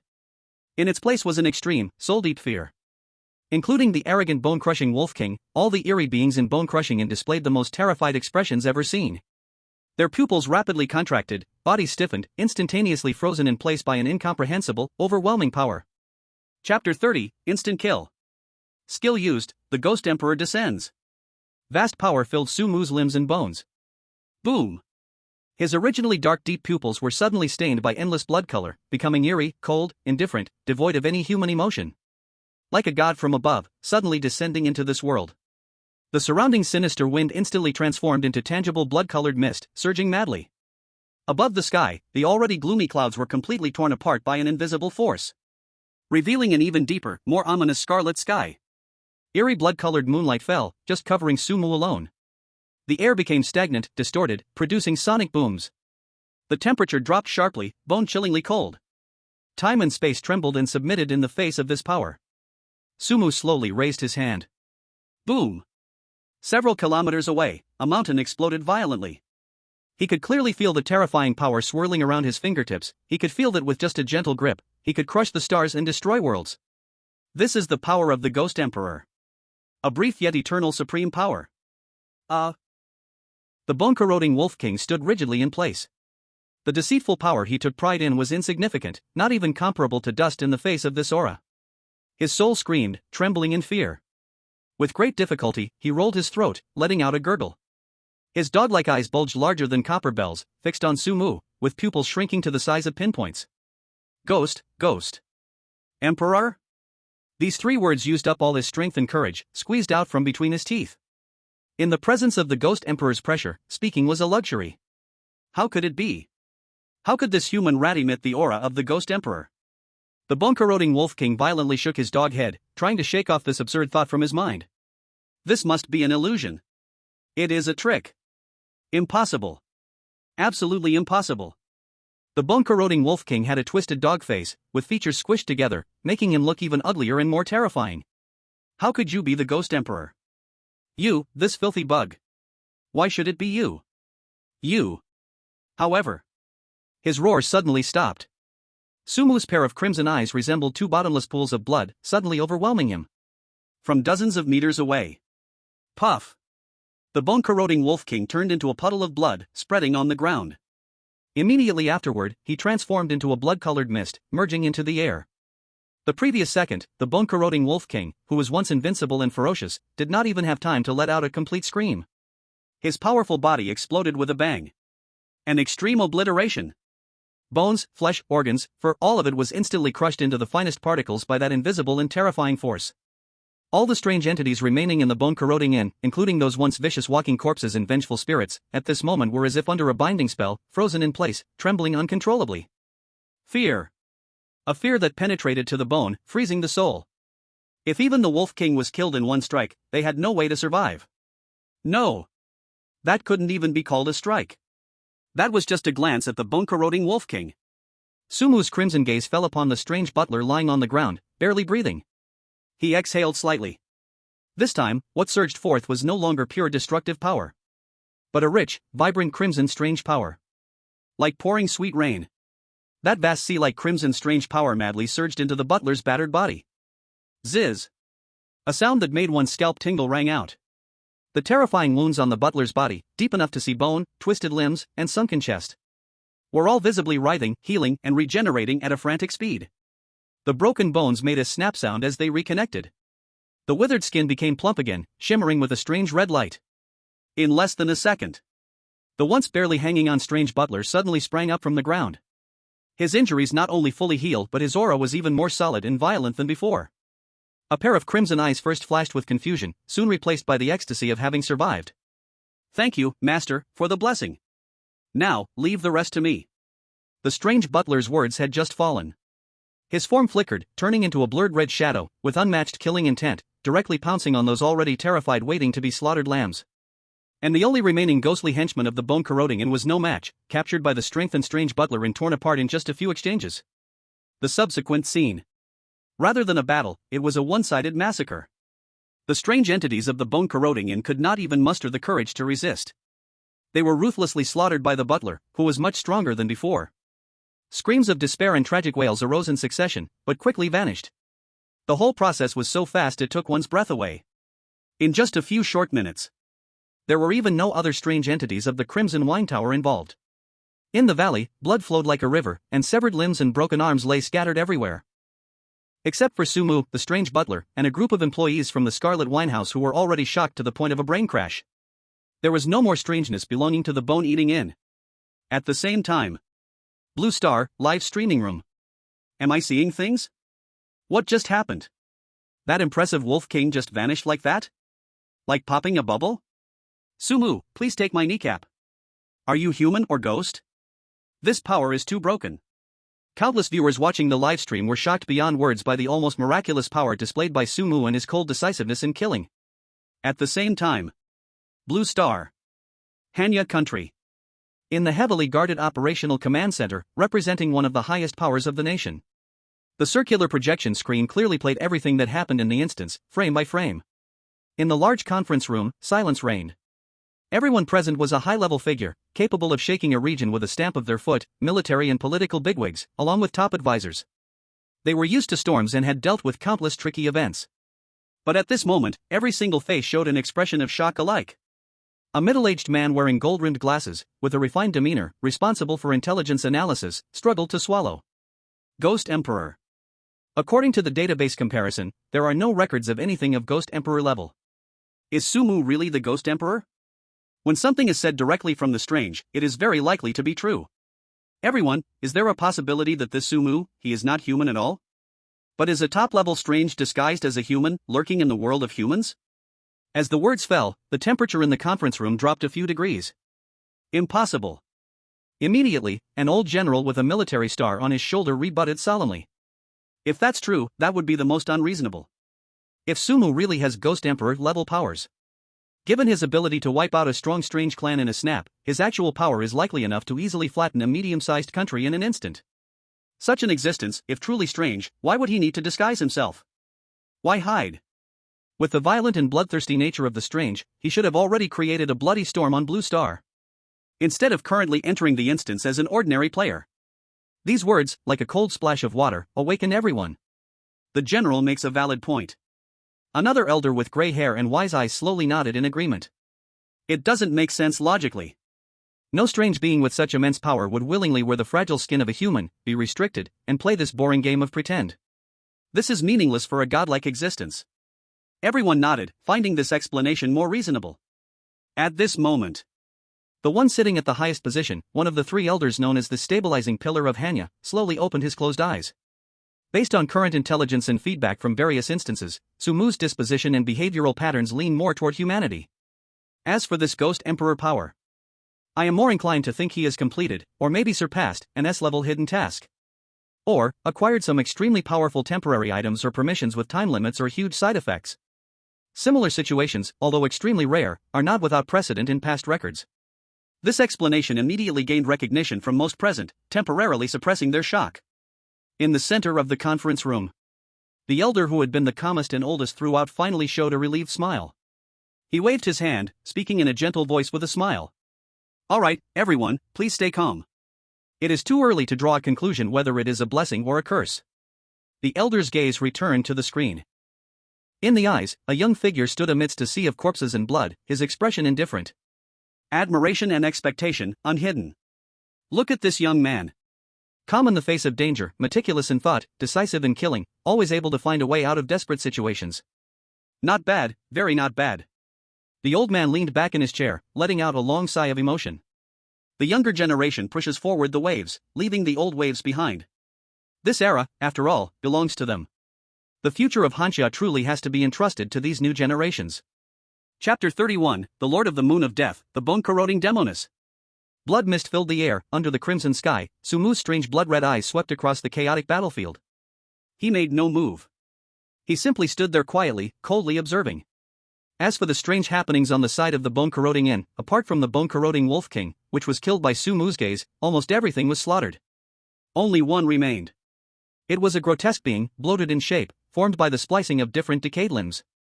It too was a Ghost King-level existence, named the Rotting Demon King, second only to the Wolf King in the bone-corroding inn.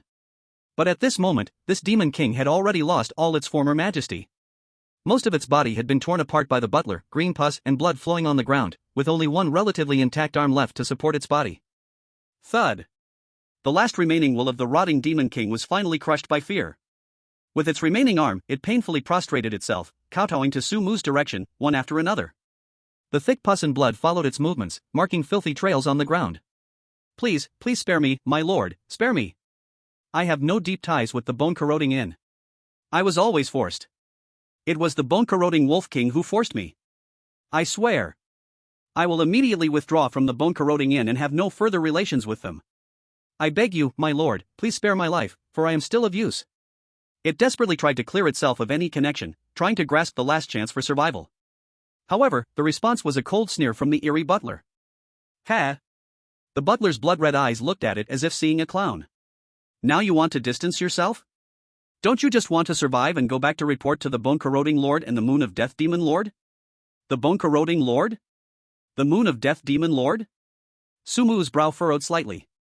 The eerie butler immediately understood, respectfully bowing slightly, and explained. To report to you, master. The Bone-Corroding Lord is the true mastermind behind the Bone-Corroding Inn. And the Moon of Death Demon Lord is the true master of the Moon of Death Villa. They, along with the Queen and yourself, are the true powers. For years, the Bone-Corroding Inn and the Moon of Death Villa have joined forces to suppress our Scarlet Winehouse, and most of the resources we plundered have been offered to these two lords. The Bone-Corroding Wolf King and this Rotting Demon King are nothing more than two lapdogs under their command. Upon hearing that its mind had been instantly exposed, the Rotting Demon King's massive body trembled violently. No. No. I didn't. I absolutely didn't mean that. It vehemently denied it, kowtowing even harder and faster, almost smashing its remaining head. My lord, please see reason. I just want to live. I am willing to do anything for you. Please. A flash of killing intent appeared in the butler's eyes, his shriveled claws raised again, ready to end this lying creature once and for all. Wait. A cold voice rang out. Sumu stopped the butler. The butler froze for a moment, full of confusion, but still obeyed without hesitation, retracting his claw and respectfully stepping back behind Sumu. He had developed an almost instinctual absolute obedience to Sumu's commands. Sumu's blood-red gaze fell upon the trembling, prostrated Rotting Demon King. That gaze was devoid of any warmth, as if looking at something unimportant. Go back. Tell the Bone-Corroding Lord and the Moon of Death Demon Lord. Give them two choices. Either they personally come to the Scarlet Winehouse, kneel before me. Kneel and apologize, negotiate compensation. Or, wait for the Crimson Tavern to crush their lair and wipe it out completely. Let them decide which one to choose. The Rotting Demon King, upon hearing this, felt as if granted a reprieve, both astonished and terrified. Its massive body trembled even more violently as it nodded repeatedly but couldn't utter a single word. Sumu no longer looked at it. Let's go. He turned, his figure shrouded in blood mist, floating gracefully towards the direction of the Crimson Tavern. The eerie butler and dozens of peculiar staff from the tavern followed closely, moving in sync. Only the nearly terrified Rotting Demon King remained paralyzed in place, feeling the endless fear brought by that godlike silhouette amid blood and despair. In the live broadcast room. This is just too awesome. So cool, this is a real man. No, a real god. Light of Hanyangxia. Su God is amazing. The audience from Hanyangxia, who could play so smoothly in the instance, felt incredibly excited. Meanwhile, in other countries' live broadcast rooms, the bullet comments displayed a completely different scene. No. Sumu, don't go back. God, if he returns to the Crimson Tavern, we're done for. Damn it, our two idiots are still making trouble at the Crimson Tavern, and Sumu is about to arrive. Panic, despair. If conditions allowed, the overseas audience wished they could jump into the instance to block Sumu's path back. At the Crimson Tavern. In the Grand Hall. The atmosphere was oddly relaxed. Several players from different countries were gathering in small groups. Some leaned against the bar, chatting casually. Others were seated in a corner, polishing their shoes with the tablecloth. Despite Shen Bing's stern warning that all must stay in designated areas until Sumu and the butler returned, no one should act on their own or disrupt the tavern's rules. However, as time passed and Sumu and the butler still hadn't returned, some quick-witted players began to think of ways to resist. They felt that Sumu and that terrifying butler might have perished along with the bone-devouring inn. After all, that was the bone-devouring inn. A terrifying forbidden ground occupied by two ghost-level beings. So, they began to test the waters, disobeying Shen Bing's orders while remaining within the instance rules and secretly eyeing certain resources of the tavern. At that moment, creak! The giant redwood door of the tavern was slowly pushed open. A bone-chilling cold instantly swept through the entire hall. All players' actions came to a halt. They instinctively looked up at the door. Then, their pupils suddenly constricted.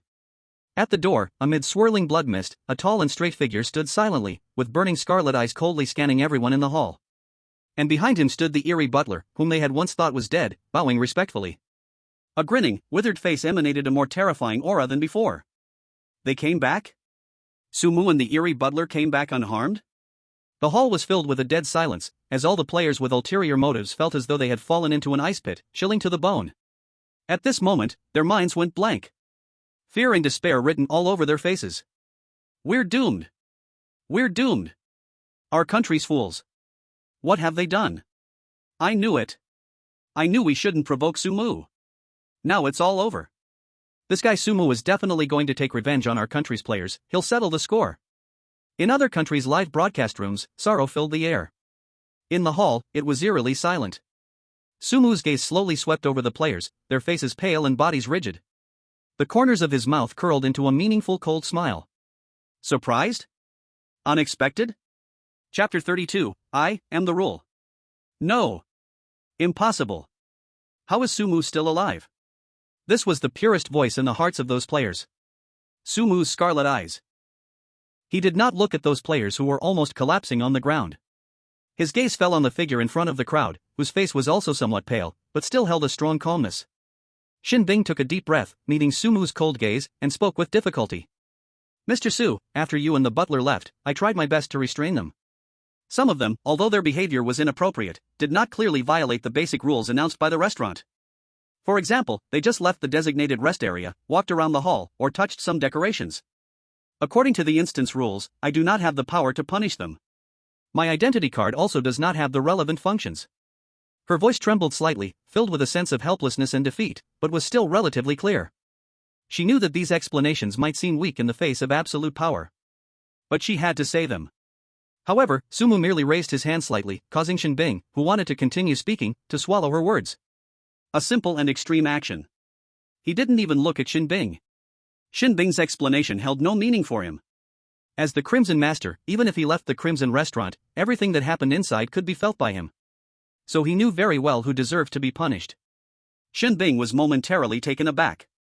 She understood. Rules?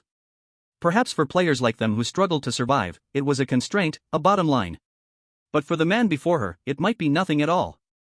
Almost as Sumu raised his hand, the strange butler, who had been bowing and standing with a sinister smile, slightly lifted his withered head. As the butler, he could naturally sense everything in the Crimson Restaurant. He instantly understood his master's intention. No words were needed. Master, let us handle these unaware rats. It turned around, and its shriveled body began to emanate strange black energy. Behind it, the dozens of strange staff members of the restaurant came to life at the same time. In their hollow eyes, various eerie lights began to shine. Some were crimson, some were sickly green, some were ghostly blue. But without exception, the aura they emitted was cold, brutal, and bloodthirsty. They moved with stiff, twisted steps, closing in on the pale-faced rule-breaking players. The encirclement was slowly tightening. The air froze, leaving only the heavy sounds of breathing and the chattering of teeth. Fear, like a cold tide, drowned the hearts of each rule-breaking player. No! No! A blonde, blue-eyed white player finally could not withstand the extreme pressure and screamed hysterically. He pointed at the approaching strange butler and then looked at Sumu, who had already reached the spiral staircase, with his back to them. We did not violate the rules. We did not. What Shen Bing said just now can testify for us. You cannot kill us. The instance rules protect us. You cannot let them kill us. Sumu. You cannot. He still held on to a glimmer of hope regarding the instance rules. The other few rule-breaking players also seemed to have grasped a lifeline, all echoing. Yes. Rules. Instance rules are supreme. You cannot break the rules. Otherwise, you will also be punished. At this moment, Sumu had already stepped onto the second step of the spiral staircase. Crimson blood mist coiled around his feet.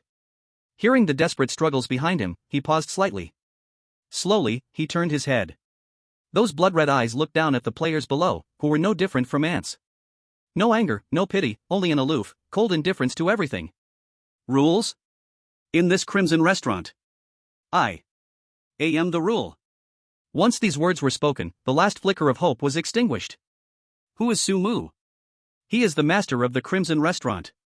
He is the crimson master. He is one of the two rulers of this terrifying domain. His will, his thoughts, were the highest law in this space. His thoughts, his orders, rose above the rules of the dungeon. The moment Sumu's voice fell, the entire Scarlet restaurant seemed to come alive. Crack, crack. The eerie butler's withered body suddenly swelled, his bones cracking loudly. His skin completely shriveled and fell off, revealing a skeleton covered with strange black scales, and the ghostly green fire in his eye sockets surged up, turning into two beams of terrifying green light. A pair of 2-meter-long, half-rotten bat wings burst open from his back, covering the sky.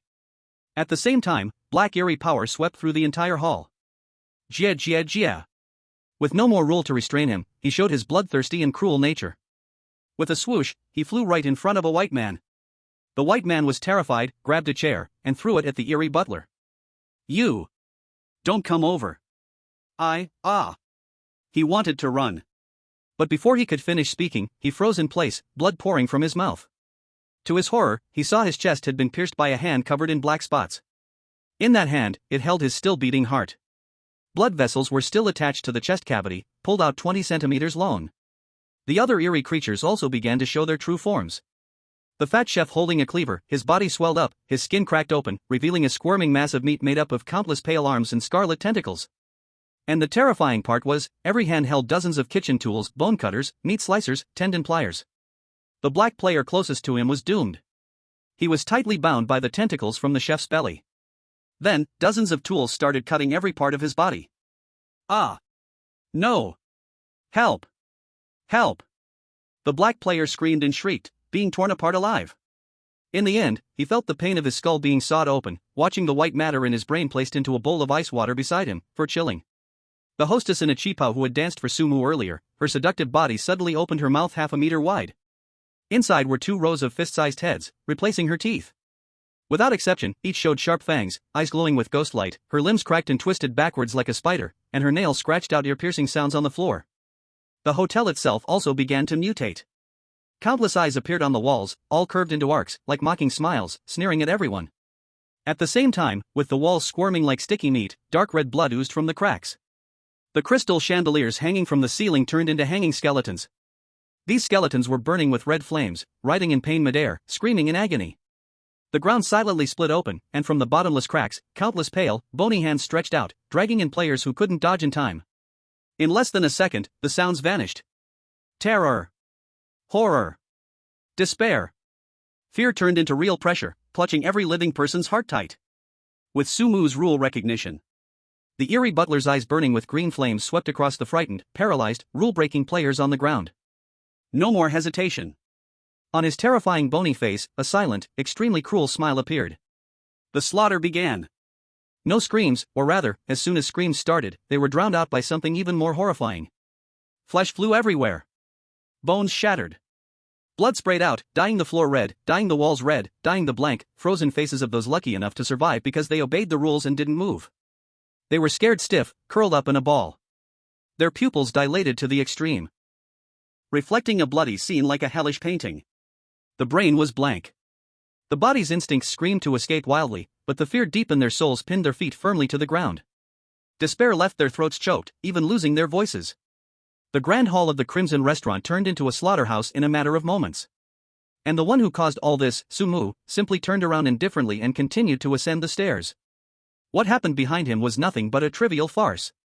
In the swirling blood mist, his figure vanished around the corner of the spiral staircase.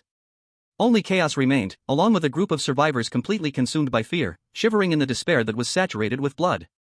Meanwhile, in the Blue Star Live broadcast room, many timid viewers had already been scared out of their wits and closed the stream. Chapter 33, Moral Kidnapping? Han Xiao responds strongly again. In an instant, the bullet comments in the Blue Star Live broadcast room surged out like a flood breaking through a dam. What the hell? What the hell is this thing? Ugh, cannot take it anymore, it's too disgusting. How did the butler end up looking like this? My heart feels like it's about to explode. That chef is still skinning that black person. Miss Receptionist, oh my god, I used to like her a lot, ugh. I can't take it anymore, my sanity is crumbling, my mouth is full of heads, spiders crawling, help. Is this even a live stream a human can watch? I will report it, it's too bloody, too cruel. Don't say anymore, I'm going to vomit my dinner, closing it now. Is this the bizarre true face? Sumu. This is all Sumu's doing. Is he a devil? The bullet comments rolled wildly, countless viewers in front of the screen looked pale, covering their mouths, or simply closing the live room. Fear spread through the cold screen, reaching every corner of the real world. However, the one responsible for all this, Sumu, had a terrifying calm expression. He stood at the corner of the spiral staircase, not even turning to look at the hellish scene below. This bloody, flesh-splattering massacre was just a tedious and boring drama to him. Sumu's gaze was indifferent, like a still pond. This extreme indifference formed a stark and suffocating contrast with the hysterical fear and madness downstairs. At this moment, those lucky survivors, curled up in corners for obeying the rules set by Sumu, and those viewers who were a bit bolder and still watching, truly understood. They understood where the real terror of the horror dungeon lay. Death? No. Death is not scary. What is terrifying is that these local monsters, stripped of their original dungeon rules and given freedom by Sumu. They no longer need to disguise, no longer need to follow any logic, they have released their deepest malice and brutality. They find pleasure in torment and feast on fear. Their existence is in itself the greatest curse to the living. In contrast, those players who were instantly erased for breaking the rules were simply too lucky to die. At least, they left decisively without enduring the extreme pain and endless despair of being alive, dismembered, consumed, and toyed with. Watching companions being tortured to death in various unimaginable and cruel ways, while they themselves could not move due to fear, only waiting for their turn. This slow death was the most complete torture. F country player, Cotton Harvey, has been eliminated for violating the Crimson Restaurant's new rules. Y country player, Emily Jones, has been eliminated for violating the Crimson Restaurant's new rules. D country player. A series of death notifications began to broadcast. The death of players was not just their own life. It was also tied to their respective countries. When they died, their country would also suffer corresponding natural disaster punishments. It's clear that many countries are going to have bad luck. After a brief silence, it was an eruption of anger like a volcano. Damn it! Sumu! You butcher! Executioner! He clearly could have stopped all this. He did it on purpose. He is enjoying the slaughter. This is not maintaining rules at all. This is a one-sided massacre. He is a madman. People have lost their lives for nothing. What right does he have to set the rules? What qualifications does he have to decide others' lives and deaths? Protest. Strong protest. Han Xiao must take responsibility for this. The live broadcasts from the countries of several major players were instantly drowned in a wave of furious complaints. Countless viewers rushed to the international channel, cursing Sumu with the most vicious words. This anger quickly spread from online to offline. Official spokespersons from several countries almost simultaneously expressed their stern condemnation of the event where a certain Han Xiao player abused his power in the dungeon, resulting in numerous innocent casualties. In every line, there was an intention to pressure Han Xiao to severely punish Sumu. In an instant, international public opinion surged, pointing straight at Sumu and Han Xiao behind him. However, in the face of the overwhelming external pressure, the response from Han Xiao was surprisingly quick and remarkably firm. The highest level directly intervened, issuing a brief but resounding statement through official channels. In a terrifying dungeon, survival of the fittest, the strong eat the weak, rules above all. Mr. Sumu, as the actual controller and rulemaker of the current Crimson Tavern dungeon, acted in accordance with the survival logic within the dungeon. Those unfortunate players who died did so due to their indifference and provocation towards the new rules. They must bear the consequences themselves. Hanya attaches great importance to the safety and rights of its citizens within the dungeon and will take all necessary measures to ensure their protection. Any attempt to use this to pressure Hanya, interfere with our internal affairs, or threaten the safety of our citizens will be regarded as a provocation, and will surely be met with the most resolute and toughest retaliation. We have the right to retaliate, including economic, technological, and even military responses. This statement exploded online like a bomb, instantly igniting a firestorm across the globe. Especially in Hanya's live broadcast room, which was heated up immediately. Wow! So powerful. We are Hanya. Well said. It should be this tough. Why should our people take the blame? Rules are rules. God is the rule. Those foreigners brought it upon themselves by not following the rules. Exactly. When people from their own countries were making things difficult for God, where were they? Now that God is in control, they jump out? Double standard dogs. Support God. God did a great job. Let them know that we Hanya players are not to be trifled with. Damn, this makes my blood boil. This is the attitude we should have in Hanya. Our country is awesome. God is awesome. Anyone who offends Hanya will be punished no matter how far away they are. In an instant, the bullet comments in Hanya's live broadcast room turned into a red ocean, filled with pride and fighting spirit. Countless Hanya viewers spontaneously organized themselves, flooding into the international channel to engage in intense keyboard battles with those criticizing Sumu. They argued fiercely, sharp-tongued, and thoroughly dismantled the so-called condemnations. The country's strong statement and the unprecedented rise in patriotic enthusiasm among the people perfectly merged at this moment. Sumu, the man who stirred up bloody storms in the dungeon, also created enormous waves in the real world. Yet he himself was completely unaware of it. He simply continued moving upwards. He reached the top floor and paused. With both hands resting on the railing, he looked down upon the entire Crimson Tavern. Chapter 34, Openly Preparing a Small Stove. At the edge of the top floor of the Crimson Tavern, Sumu stood at the railing. The cold metal railing felt just like his emotions while looking down at the hell below. In the hall, blood was the only prevailing color. Shattered limbs and scattered organs. The chaotic scene spread out, forming a horrifying, senseless painting of death. The surviving players, like a group of quails thoroughly scared out of their wits, huddled in relatively clean, relatively dark safe corners. Their eyes were hollow, their faces as pale as paper, their bodies slightly trembling from extreme fear. Sumu's gaze slowly swept over, as if inspecting his spoils of war. Those remaining lives, in his eyes, bore no essential difference from the flesh scattered on the ground. He could clearly feel waves of resentment, fear, or numbness silently gathering on him. This feeling was not unfamiliar, in fact, he had grown accustomed to it. He tugged at the corner of his mouth, revealing a cold arc, his voice low but clearly cutting through the billowing stench of blood. Now, if anyone has opinions about my rules, or about me, they can step forward. Silence. The response was an even more profound silence. Only the suffocating breaths and the suppressed urge to vomit remained in the air. At the feet of each survivor, perhaps lay a half-familiar arm or a head wide-eyed in terror. That kind of visual and psychological double impact made the word resist incredibly luxurious and foolish. Who dares to step forward? Who will be the next to be eerily torn into pieces? Fear had already tightened everyone's throats. Sumu seemed to have long anticipated this outcome, his gaze shifted and accurately locked onto a relatively tall and striking figure in the crowd. That was another player from Hanya, like him. Shen Bing. Shen Bing. He called her name. The woman's body shivered imperceptibly. Sumu's voice carried no emotion. When I left the tavern, you hesitated, but clearly plotted something wrong, and ultimately lacked the courage to act. List their names. Double their identity card tasks. As soon as he finished speaking, several survivors' faces instantly dropped, blood draining away until they were as white as ghosts. Some instinctively wanted to argue, their lips moved, but under Sumu's indifferent gaze, they couldn't utter a single word. Resentment? Anger? Unwillingness? All emotions ultimately had to be swallowed back down along with blood and fear. Even if it means breaking their teeth, they must swallow it themselves. Compared to complete disappearance, doubling the task seemed not so unacceptable. A bad life is better than no life at all. Especially in this hellish place. And it was not Sumu's fault. They brought it upon themselves. At this moment, Sumu's gaze turned back to Shen Bing, his tone seemingly softened slightly. Also, you contributed in guarding the door.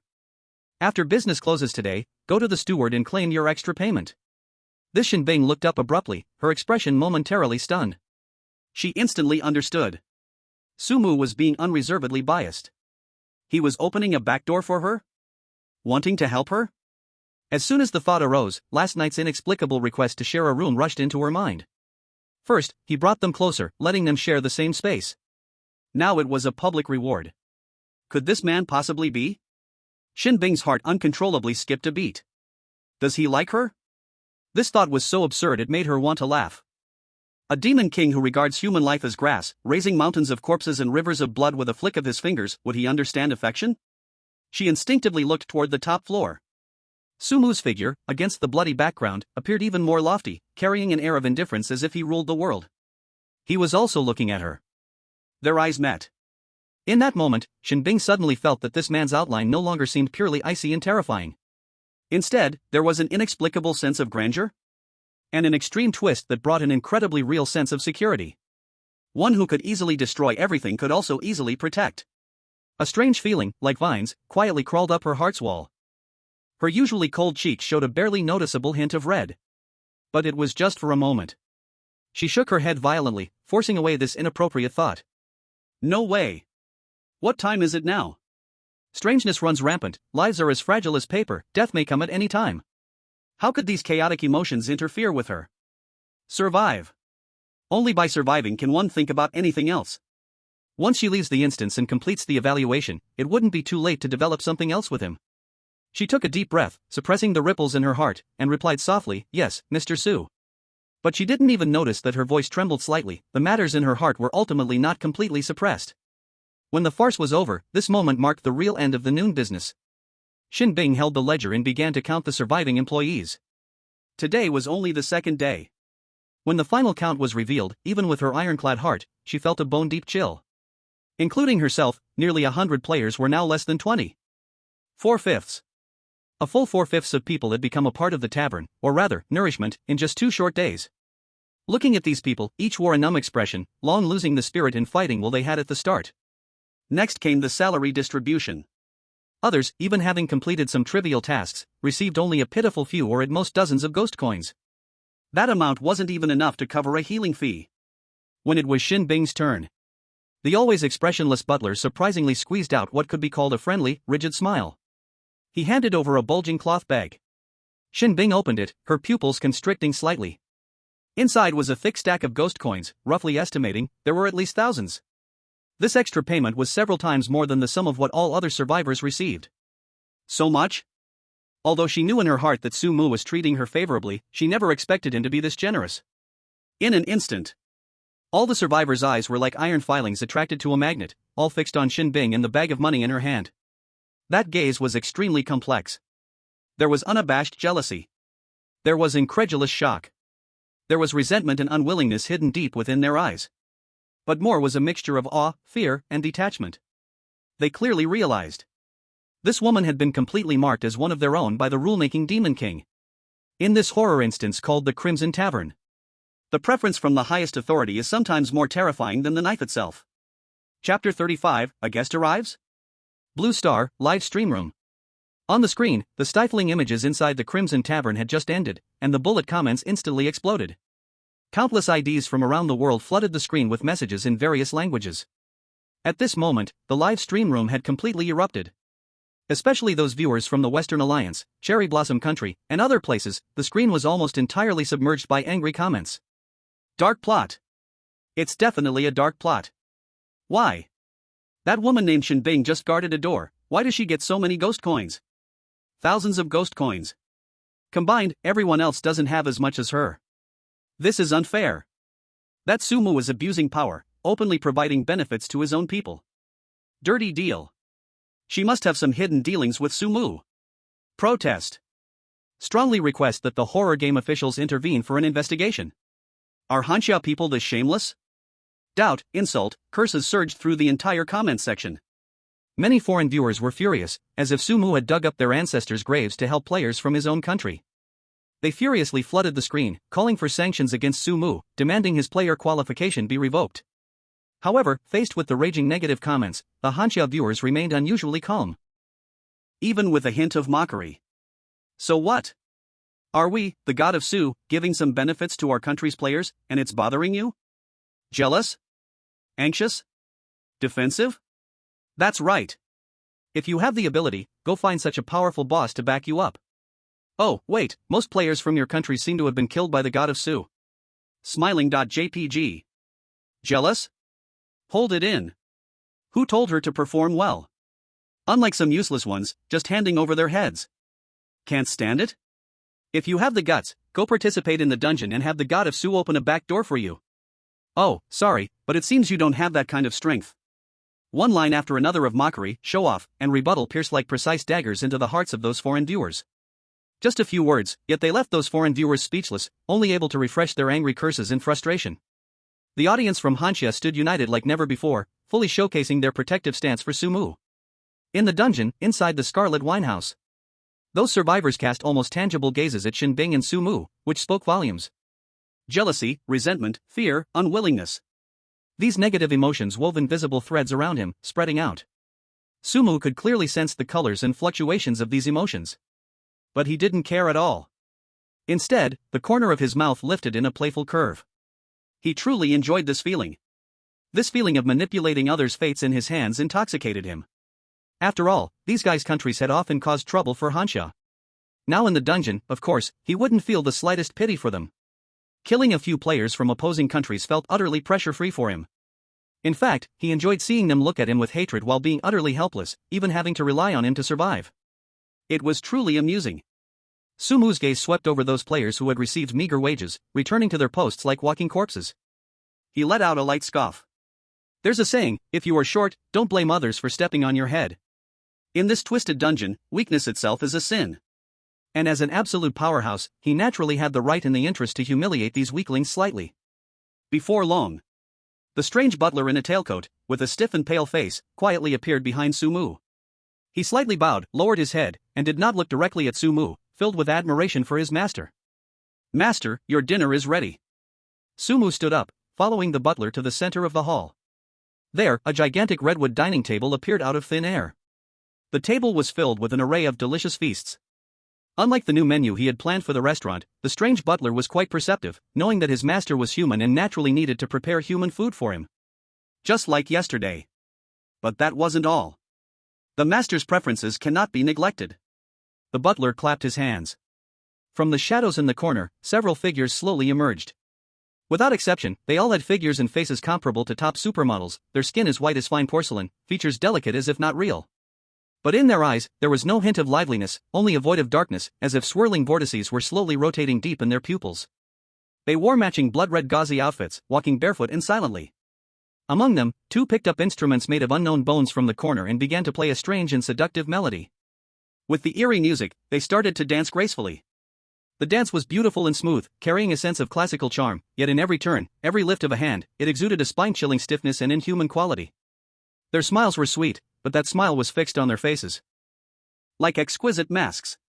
The surviving players looked at this strange and magnificent scene, each one of them turning pale, their bodies trembling uncontrollably. What kind of appreciation of song and dance is this? This is clearly a feast of the demon lord, decorated with despair and death.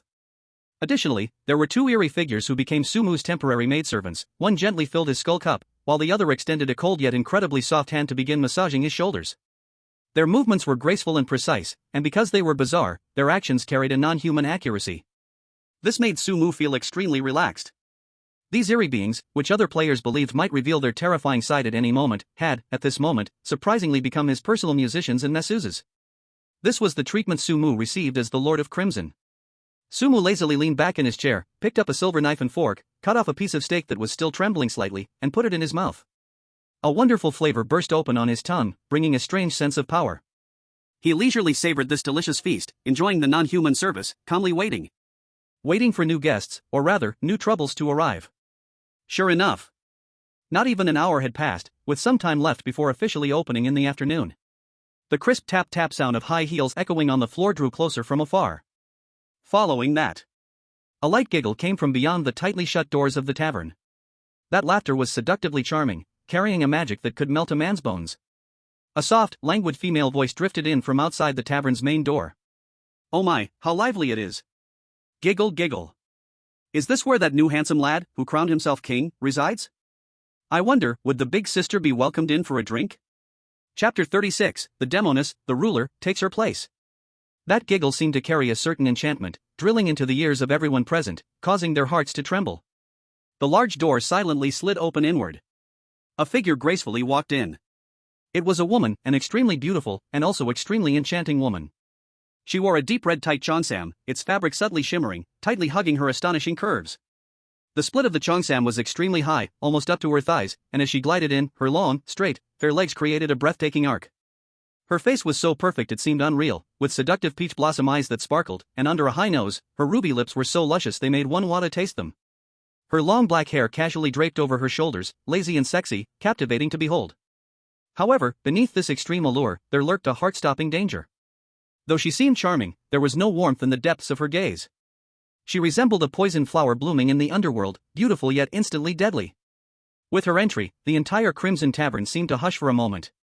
The eerie music from the corner abruptly stopped, the ghostly musicians froze mid-motion, and those dancing blood veil apparitions seemed to have been pressed on pause, maintaining their bizarre poses, too scared to move. Even the eerie maidservant massaging Sumu halted, her fingers suspended in mid-air, the cold energy around her retracting a bit. Even the peculiar butler standing behind Sumu, with his stiff, pale face, rarely exhibited a serious expression that could even be described as fear. He silently stepped forward, getting closer to Sumu, lowering his voice, with an unprecedented seriousness. "Master, please be careful. She is the ruler of the Bone Erosion Tavern, the Bone Erosion Sovereign, Moji. The Bone Erosion Wolf King of the Bone Erosion Tavern. The big shot behind it all is her. Her strength is on the same level as the Queen, both are Ghost Emperors. Her Bone-Eating Inn, along with the Moonless Lord of the Moonless Mountain, Crazy Mountain, are our Crimson Winehouse's two biggest competitors in this area. The visitor brings ill intent, and possesses extreme strength." Yet Sumu seemed not to hear. He set down his knife and fork, picked up his glass, and took a sip of Bloody Mary. He didn't even turn to look at the butler. His gaze calmly fell on that bone-eating demoness, Meiji. As she twisted her stunning waist, step by step, she walked to the table opposite him, elegantly pulled out a chair, and sat down. Meiji rested one hand on her smooth chin, curiously sizing up Sumu, her soul-snatching peach blossom eyes lingering on his face. "TSK, TSK, TSK. She let out a series of ambiguous light sighs. In her eyes, the man in front of her was indeed very young, with a delicate face, even handsome. But those eyes were too cold. Calm, indifferent, as if nothing in the world mattered to him.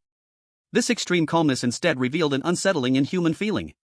It even gave her the illusion that this was not a human, but a genuine anomaly. "Little handsome guy, you're quite brave." Meiji's red lips slightly parted, her voice tinged with playfulness. "Your sister's people kill at will, and you don't even give a greeting?" As soon as her voice fell. "Ha ha ha ha ha." A rough, boisterous laugh, shaking eardrums, erupted from outside the door. "Oh, who would have thought Meiji arrived before I, Crazy Mountain?" Before his voice faded, a tall and burly figure like a small mountain strode into the winehouse. The newcomer was a rugged man, bare-chested, revealing bronze muscles covered in gruesome scars, wearing tattered animal skin shorts, and carrying a massive bone club stained with dark red blood over his shoulder. His fierce features, violent eyes, and the wild, primal, bloodthirsty aura surrounding him were overwhelming. He was the Lord of Moonless Mountain, Moonless Demon Lord, Crazy Mountain. Upon seeing Crazy Mountain, Meiji's beautiful brows immediately furrowed, and her peach blossom eyes flashed with undisguised disgust and disdain. "Ugh, it's you again, this coarse man, you stink." She snorted coldly, even too lazy to turn to look at him. However, Crazy Mountain seemed to be completely unfazed by Meiji's disdain, instead grinning widely, revealing a mouthful of sharp white teeth, and laughing heartily. "Meiji, don't be so ungrateful. I've been thinking about you for a long time. Look at this new kid, he doesn't know the rules. Should I help you tear him apart and let you savor his bones in soup?" As he spoke, he attempted to move closer to Meiji. Meiji's gaze turned cold, and an invisible chill instantly spread. Crazy Mountain halted. Although he still wore a foolish yet intimidating smile, he ultimately didn't dare to get any closer. Having been reprimanded by Meiji, Crazy Mountain's fierce eyes, resembling bronze bells, instantly turned viciously towards the unmovable Sumu. He slammed the enormous bone club bang onto the ground, shaking the floor 3 times. Like Meiji, he too was a ghost emperor, and they often socialized. "Kid. Newcomer? Do you understand the rules? How dare you sit while we two esteemed seniors are here? This Crimson Winehouse was previously run by the Crimson Queen, and now it has become your young self. You've sure gotten bold." Crazy Mountain's roar continued, trying to overpower Sumu with intimidating presence, or rather, testing this newly risen person's strength. However, he hadn't finished his words. Sumu didn't even bother to lift an eyelid. He merely picked up the skull wine cup on the table and took a light sip. The next second. Boom! A terrifying pressure suddenly erupted from Sumu's body. It was not merely killing intent. It was something that transcended all anomalies in living beings. The Emperor's majesty, ignoring everything. The power of the Ghost Emperor's descent is unleashed unreservedly. The entire Scarlet Tavern is instantly shrouded in endless blood color. A cold wind howls, but it is not a natural breeze, it carries countless wronged souls' wails and the cries of the dead from the underworld. Behind Sumu, a vague and massive shadow of darkness appears. The Emperor's silhouette radiates a terrifying aura that can eclipse the sun and moon, causing the heavens and earth to collapse. All the light in the tavern, whether from candle flames or eerie glows, twists and dims at this moment, completely swallowed by the boundless darkness. The fierce Lord of the Moon, Kwangshan, has his grim smile instantly freeze. Even the lazy and charming Bone Erosion Lord, Meiji, has lost her playful smile completely. In her beautiful peach blossom eyes, disbelief and seriousness appear for the first time. She can clearly feel the essence of that power. It is a terrifying force far beyond ordinary Eerie leaders, an ancient and overbearing power, closer to the source of the Eerie. This power is something she, Kwangshan, and the yet-to-appear Scarlet Queen all possess. Sumu slowly lowers his wine cup, which makes a faint tap as it touches the table. Finally, he raises his eyes. Those cold, tranquil eyes lightly scan Kwangshan, whose expression has slightly changed. There is no anger, no killing intent, only indifference. Are you teaching me how to do things? Chapter 37, Alliance? The scene instantly falls into a strange silence. Time seems to freeze at this moment. Whether it is the remaining players in the Scarlet Tavern, the eerie Butler standing nearby, Shen Bing and others, or the millions of viewers peering through the live stream screen, all their expressions are frozen. The Ghost Emperor has descended. Earlier in the Bone Erosion Inn, they saw Sumu use this power to crush the Bone Erosion Wolf King. But at that time, the feeling was far from the despair they feel now. When this power is unleashed unreservedly, no longer targeting mere minions but facing fellow Ghost Emperor-level beings, the horror displayed exceeds everyone's imagination. It is not just the strength of the power. It is an absolute crushing superiority in status. The high and mighty Gado looks down upon the ants in the dust. In a corner of the tavern, several trembling eerie servants begin to lose their form, emitting unconscious low whimpers, a sound born from primal fear. Hiss. The large, vague shadow of the Dark Emperor silently stands behind Sumu, exuding a terrifying pressure that could crush the soul. A few surviving eerie servants hide behind the bar, trembling and exchanging whispers only they can hear. My God, the master is so strong? Compared to the queen, there's not a bit of difference. Looks like we don't have to fear those two foreign ghost emperors. But the master is only one, and there are two on the other side. One servant whispers in despair, the rekindled hope is instantly doused with cold water. We can only leave it to fate. Meanwhile, in the live stream. What am I seeing? An emperor's shadow? Is that the complete form of a ghost emperor? This pressure is almost suffocating even through the screen. This momentum. This pressure. Kwangshan, that big fool, doesn't even dare to move. Calm down, upstairs. There are two ghost emperors on the other side. Even if Su God is strong. Nonsense. Su God is invincible. What's wrong with one against two?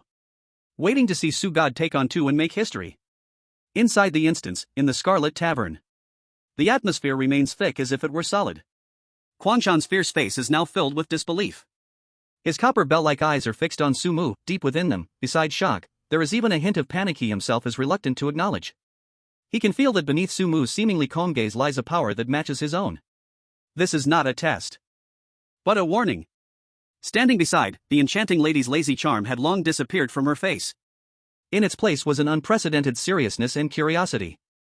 Her captivating peach blossom eyes were now staring at Sumu, as if trying to see through him completely. It seemed she had felt a similar essence of power somewhere, but this was even more. This man was much more interesting than she expected. Finally, it was Kwangshan who couldn't hold back first, squeezing out a sentence from between his teeth, breaking the suffocating silence. Humph. He let out a heavy cold snort, trying to regain some face. I didn't expect you, kid. You actually have some skill. He tried to salvage some dignity. That said, his grip on the bone club unconsciously tightened. At that moment. Ah! A soft and charming voice, as if it could seep into one's bones, suddenly rang out. The seriousness on the enchanting lady's face instantly vanished, replaced by a smile so alluring it could captivate anyone. She swayed her elegant steps, moving like a beautiful and venomous snake, slowly approaching Sumu. A fragrant breeze filled the air, carrying a strange sweetness that seemed to awaken the most primal desires in the heart. Her peach blossom eyes glistened, seemingly ready to spill water. Little brother, why are you so fierce? Her voice was soft and sticky, and any ordinary person would have already lost control. That last move really scared me, big sister. She stopped about 3 steps away from Sumu, her enchanting peach blossom eyes sparkling with a watery gaze. Are you staring at me like that because you want to tear me apart? Sumu's expression remained unchanged, his eyes still cold, merely watching her performance with indifference. Seeing Sumu unmoved, the enchanting lady's eyes danced, and her red lips curled slightly, appearing even more amused. She pretended to step closer, her delicate fingers seeming to want to brush the edge of Sumu's clothes. I just wanted to see what such a powerful little brother is thinking. She took steps closer, her alluring aura becoming more intense, nearly stealing one's soul. She was about to reach Sumu. Sumu didn't even lift his eyelids but simply spoke in a soft voice. Stop. His voice was not loud, but it carried an undeniable authority. The enchanting lady's steps abruptly halted. Her smile on her face slightly stiffened, then transformed into an even more captivating charm. Oh dear, little brother, do you not trust me so much? She feigned a hurt expression, biting her red lip lightly, glancing at Sumu with a sorrowful look. I just thought that it's too hard for a little brother like you to hold up the scarlet brothel all alone. I want to get closer, understand you better, and help you. Her performance was flawless, anyone watching would feel pity. However, Sumu remained unmoved. The enchanting lady's eyes flowed with emotions as she let out a slightly helpless sigh. Bone-eating demoness. Sumu finally spoke, his tone flat but carrying an undeniable refusal. There's nothing to trust about a strange creature that eats people without leaving even bones. The enchanting lady's movement slightly paused, a flicker of barely noticeable surprise passing through her eyes, and then her smile grew even wider, tinged with a hint of melancholy. Little brother, don't be so guarded against me. She lightly sighed, her tone full of grievance. I won't eat you. Beside them, Kwang Shan's expression darkened, his heart burning with rage. He had taken the enchanting lady as his own woman, and now seeing her acting flirtatiously in front of others, how could he not be angry? Just as he was about to speak, Sumu cut in, you won't have this opportunity, you can't do it. Hee, little brother, but I have never let anything escape my grasp. Since you don't trust me so much, how about I give you a welcome gift? At this point, she suddenly changed her tone, her charming peach blossom eyes holding a hint of cunning and a cold killing intent. Glimpsing at the nearby, grim-faced Kwang Shan. She turned to Sumu, smiling like a blossoming flower as she suggested. It's a gift that benefits both you and me. Look at this big fool, clumsy and obstructive, how about? We team up and take him down first, what do you think? As her words fell, inside the Crimson Winehouse, the atmosphere suddenly became even more eerie, filled with an air of deadly intent. Chapter 38, Discussing in the Office. Once Meiji finished speaking, the entire Crimson Winehouse seemed to plunge into a deathly silence, like a huge stone thrown into a deep abyss, invisible ripples spreading outwards. The strange beings that had already been cowering in the corners due to the standoff among the 3 Ghost Emperor-level entities now wished to erase any trace of their very existence. Lower-level strange beings instinctively dissolved, turning into shadows, trying to blend into the deeper darkness, hoping this way they could escape the impending storm. Those slightly stronger suppressed their ghostly energy fluctuations desperately, even stopping their breaths, fearing that the slightest movement would draw the attention of any one of those 3 gazes. That would be catastrophic. Are the 3 Ghost Emperors about to strike? Something big is coming. Is the bone-eating demoness and the Lord of Oblivion infighting? That bone-eating demoness is ruthless. She immediately wants to join forces with Su God to take down her companion? Alliances and schemes, even the strange beings know how to play this game? Su God, this is a great opportunity. One less Ghost Emperor-level enemy. Great opportunity, my foot. This woman is clearly not a good thing, devouring people without spitting out bones, cooperating with her is akin to seeking skin from a tiger. The live broadcast room was unusually excited and heated. In any case, internal conflict among the strange beings is beneficial to humanity. But Kwang Shan, standing to the side, felt as if he had been struck by an invisible thunderbolt. His massive body froze in place, his copper bell-like eyes nearly splitting open, staring in utter disbelief at Meiji's flower-like smiling face. Blood surged wildly within him, almost breaking free, but he forcefully suppressed it. It wasn't because he feared Sumu, but because of Meiji's words. Meiji, you really know how to joke. It should be us trying to take him down. I'm not wrong, right? His voice trembled almost in a humble manner, completely losing the arrogance from before. A flattering smile even appeared on his face. I'm not joking, I truly plan to join forces with him to take you down, Meiji said sweetly, casually. What are you saying? The Lord of Oblivion was still trying to force out a smile that wasn't too awkward. Hoping what he just heard was an illusion. Haven't we been cooperating all this time? You promised me that if I partnered with you, you could. But the rest of the words stuck in his throat under Meiji's cold and disgusted gaze, never to come out. Meiji didn't even bother to give him a second glance. In those enchanting peach blossom eyes, only unmasked disdain and disgust remained. Looking at him even one more time felt like dirtying her own eyes. Her red lips moved slightly, letting out two words. Fool. Sumu watched everything unfold, feeling a touch of absurdity in his heart. Goodness gracious. The corner of his mouth twitched slightly. He initially thought that horror dungeons were filled with twisted and brutal monsters, little did he expect. He could even witness the scene of a ghost emperor-level sycophant in action? Truly a sight to behold after so long. However, this gave Sumu some ideas. His gaze flickered slightly. Regardless of what blood-stained grievances existed between these two demon lords or what schemes the bone-eating demoness was plotting, the situation unfolding before him seemed to him not a bad thing. Someone proactively jumping out, willing to help him eliminate a huge potential threat, why not seize the opportunity? A chill quietly crept into Sumu's eyes. His gaze, seemingly indifferent, fell upon Kwang Shan. That look was calm and indifferent, yet carried a kind of interest as if examining prey. The massive body of Mad Mountain suddenly shook violently. He wasn't a fool. Although he was almost broken by the words and attitude of the charm princess, he could still clearly sense the subtle change in the atmosphere around him. The killing intent in the eyes of the charm princess was no joke. And the mysterious human's gaze towards him was even more chilling, like falling into an ice cave. These two guys were serious. They really planned to team up and kill him here, now. An unprecedented sense of crisis gripped his heart instantly. If he stayed any longer, he would really die. Roar! Mad Mountain let out a shocking roar, more like a false display of bravery. Charm Princess! Sumu! He gritted his teeth, each word squeezed out between clenched teeth, filled with resentment and unwillingness. You guys wait for me. The humiliation of today will be returned 100-fold in the future.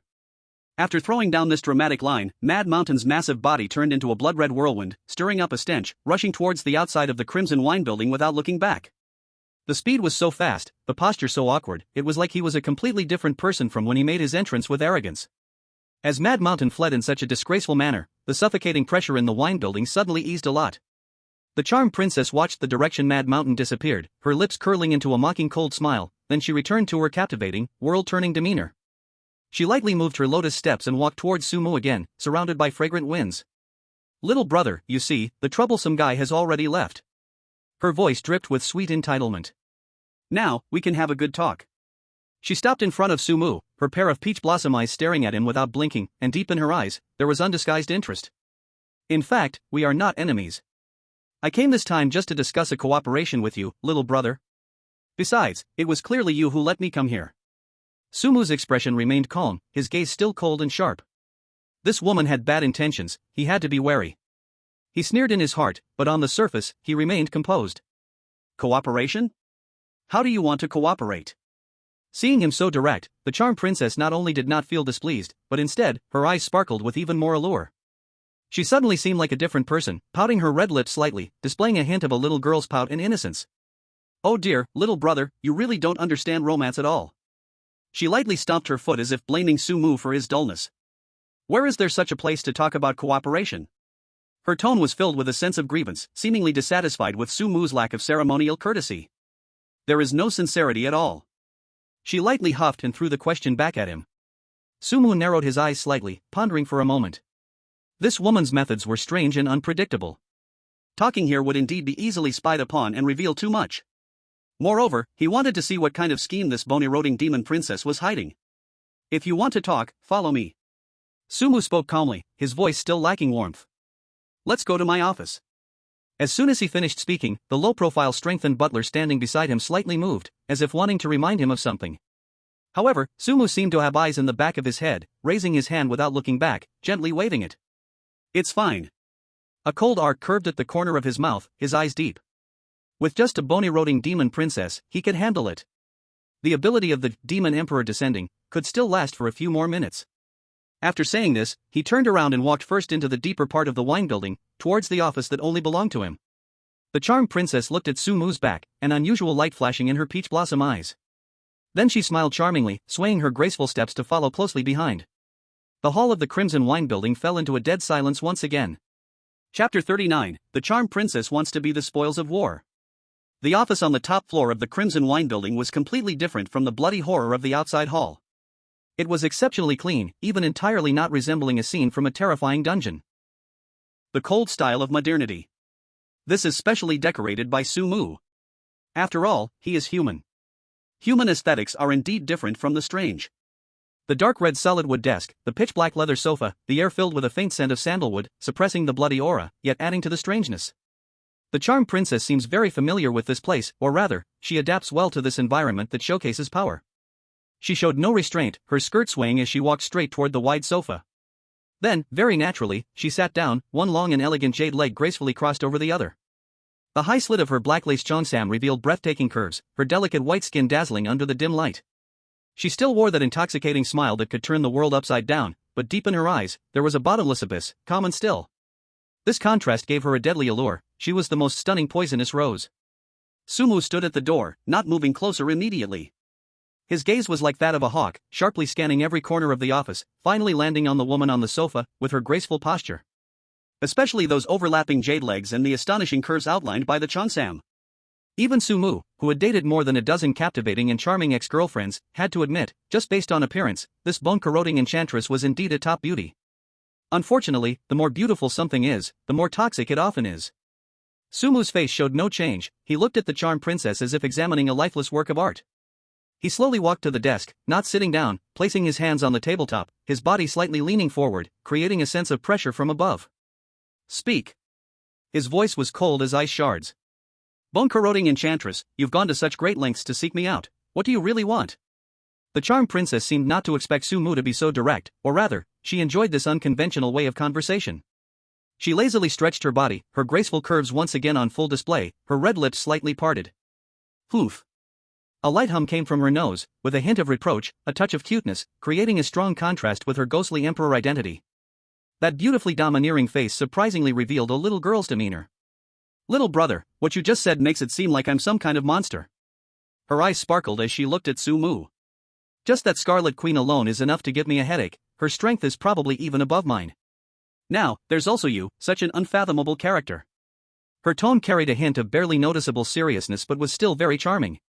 "If I don't come over to probe a bit, should I really wait for you to be in a bad mood someday, joining forces to come and take down my bone-corroding in? Although it doesn't feel much different from being destroyed right now. But I really don't want to have no place to rest." These words sounded reasonable, carrying a hint of yielding. Yet, Sumu felt a cold laugh in his heart. Ha. He wasn't stupid. A ghostly emperor-level big shot who could stand toe-to-toe with the Scarlet Queen, perhaps slightly inferior but still absolutely top tier, would actively come to show weakness out of fear? This excuse would fool a ghost? No, it couldn't even fool a ghost. This woman definitely had other motives. Seeing Sumu only looking at her with a cold glare, his lips curling up in silence and mockery, she suddenly lost her cute demeanor. A trace of imperceptible displeasure flashed in her eyes. This man was more troublesome than she had imagined. Resistant to sweet words, unyielding to pressure. It seemed that ordinary methods wouldn't work on him. Then, the charmed princess suddenly stood up. Her movements were smooth and elegant, carrying a breathtaking beauty. Sumu's gaze tightened, his right hand's 5 fingers moved slightly, and strands of pitch-black ghostly energy twisted like small electric snakes, quietly coiling, ready to unleash a thunderous strike at any moment. The effect of Ghost Emperor's descent had not yet completely faded. He was confident that even if this woman suddenly attacked, she would pay a painful price. However, the next move from the charmed princess made Sumu's prepared attack come to an abrupt halt. She did not attack. She even ignored the subtle yet deadly energy fluctuations in Sumu's hand. She walked straight toward Sumu. The high heels clicked crisply against the polished floor. 1 step, 2 steps. She stopped right in front of Sumu, extremely close. Then, under Sumu's cold and vigilant gaze, she suddenly softened, without any warning, and sat directly on his lap. Through the thin fabric of his suit pants, an astonishingly soft and warm sensation clearly came through. A faint mysterious fragrance aggressively invaded Sumu's nose. Sumu's body instantly tensed, his eyes suddenly sharp as a knife. But he forcibly suppressed the urge to strike. What on earth does this woman want to do? The charmed princess seemed very satisfied with Sumu's reaction, or rather, she greatly enjoyed this thrilling game of playing with fire. She tilted her head slightly, looking closely at Sumu.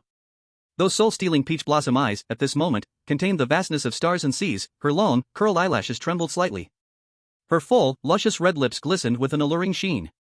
Her breath, fragrant and warm, even brushed against Sumu's face. This face, viewed at such close proximity, was simply a gift from the creator, perfect without a hint of flaw. But what Sumu saw was only the undisguised calculation and coldness deep within those beautiful eyes. Little brother, don't be so nervous. Her voice lowered, carrying a sticky temptation. I told you, we are not enemies. At least, not right now. She paused, her tone becoming more serious. That moonless sovereign, crazy mountain, although a mindless fool, his strength is there, leaving him is ultimately a disaster. What do you think? You and I join forces to completely deal with him first. All his properties here in the Scarlet Horror Paradise, including territory and resources, we divide 50-50. After speaking, she paused for a moment, her hands hanging on Sumu's neck. Waiting for Sumu's response. But Sumu seemed to have not heard, only staring coldly. Is this not enough? Heh, men. Let's see how long you can endure. Immediately after, her body leaned slightly forward, using an even more ambiguous, more seductive posture to cling to Sumu, her breath growing warmer. A delicate little hand, soft as if boneless, gently rested on Sumu's shoulder, her fingertips gliding almost imperceptibly across his neck. Her whispers carried a deadly allure. After we succeed, I can also become one of your trophies, little brother. Chapter 40 Alliance. Sumu did not respond to the charm princess immediately. He simply lowered his head, the corners of his mouth curving slightly with a hint of wickedness, his gaze playful as he looked at her, as if appraising fish on a chopping block. Taking his time, he scanned her exquisite figure, finally lingering on her flawless face adorned with a seductive smile. Miss Charm Princess is indeed very sincere. Your words are so sweet. I presume your verbal skills are quite impressive, huh? The smile on the Charm Princess's face vanished. She maintained her position around Sumu's neck. Little brother, would you like to try? I can also. The young man really has no sense of romance, I've gone this far. She leaned forward again, the soft touch becoming even clearer. That hand resting on Sumu's shoulder began to slide down restlessly, its fingertips carrying a cool sensation, teasing the skin at his neck. What else do you want? The voice was sticky enough to almost pull a thread. Yet, the next second. Slap. A crisp and loud slap echoed suddenly in the silent office. The enchanting woman's flirtatious expression instantly stiffened, her pupils rapidly contracting. An incredible force accompanied by a stinging pain came from her well-rounded cheek. Even her high heels shook slightly. The next moment, everything spun around. The teasing smile on Sumu's face had long disappeared. With a wave of his hand, he directly threw the still-dazed enchanting woman off his lap. Thud. The enchanting woman fell heavily onto the cold, hard floor, making a muffled sound. At this moment, her hair was disheveled, her clothes in disarray. Where was the slightest hint of the captivating ghost emperor from before? You. The enchanting woman was shocked, angry, embarrassed, and furious, her beautiful eyes almost shooting fire. However, she was still a ghost emperor and quickly suppressed her emotions. This man was unfathomably strong. He could instantly overpower her. She couldn't be forceful. She forced out a tear, looking pitiful. Young man, you really have no sense of romance. How can you bully a girl? Sumu looked down at her from above, his gaze as cold as ancient ice. Stop acting. His voice showed no waves. Put away your tricks to charm men, they won't work on me. He slowly crouched down, meeting the enchanting woman's gaze as she sat on the ground. I can help you deal with Quangshan. My main mission also requires eliminating these unstable elements. But what benefits can I get?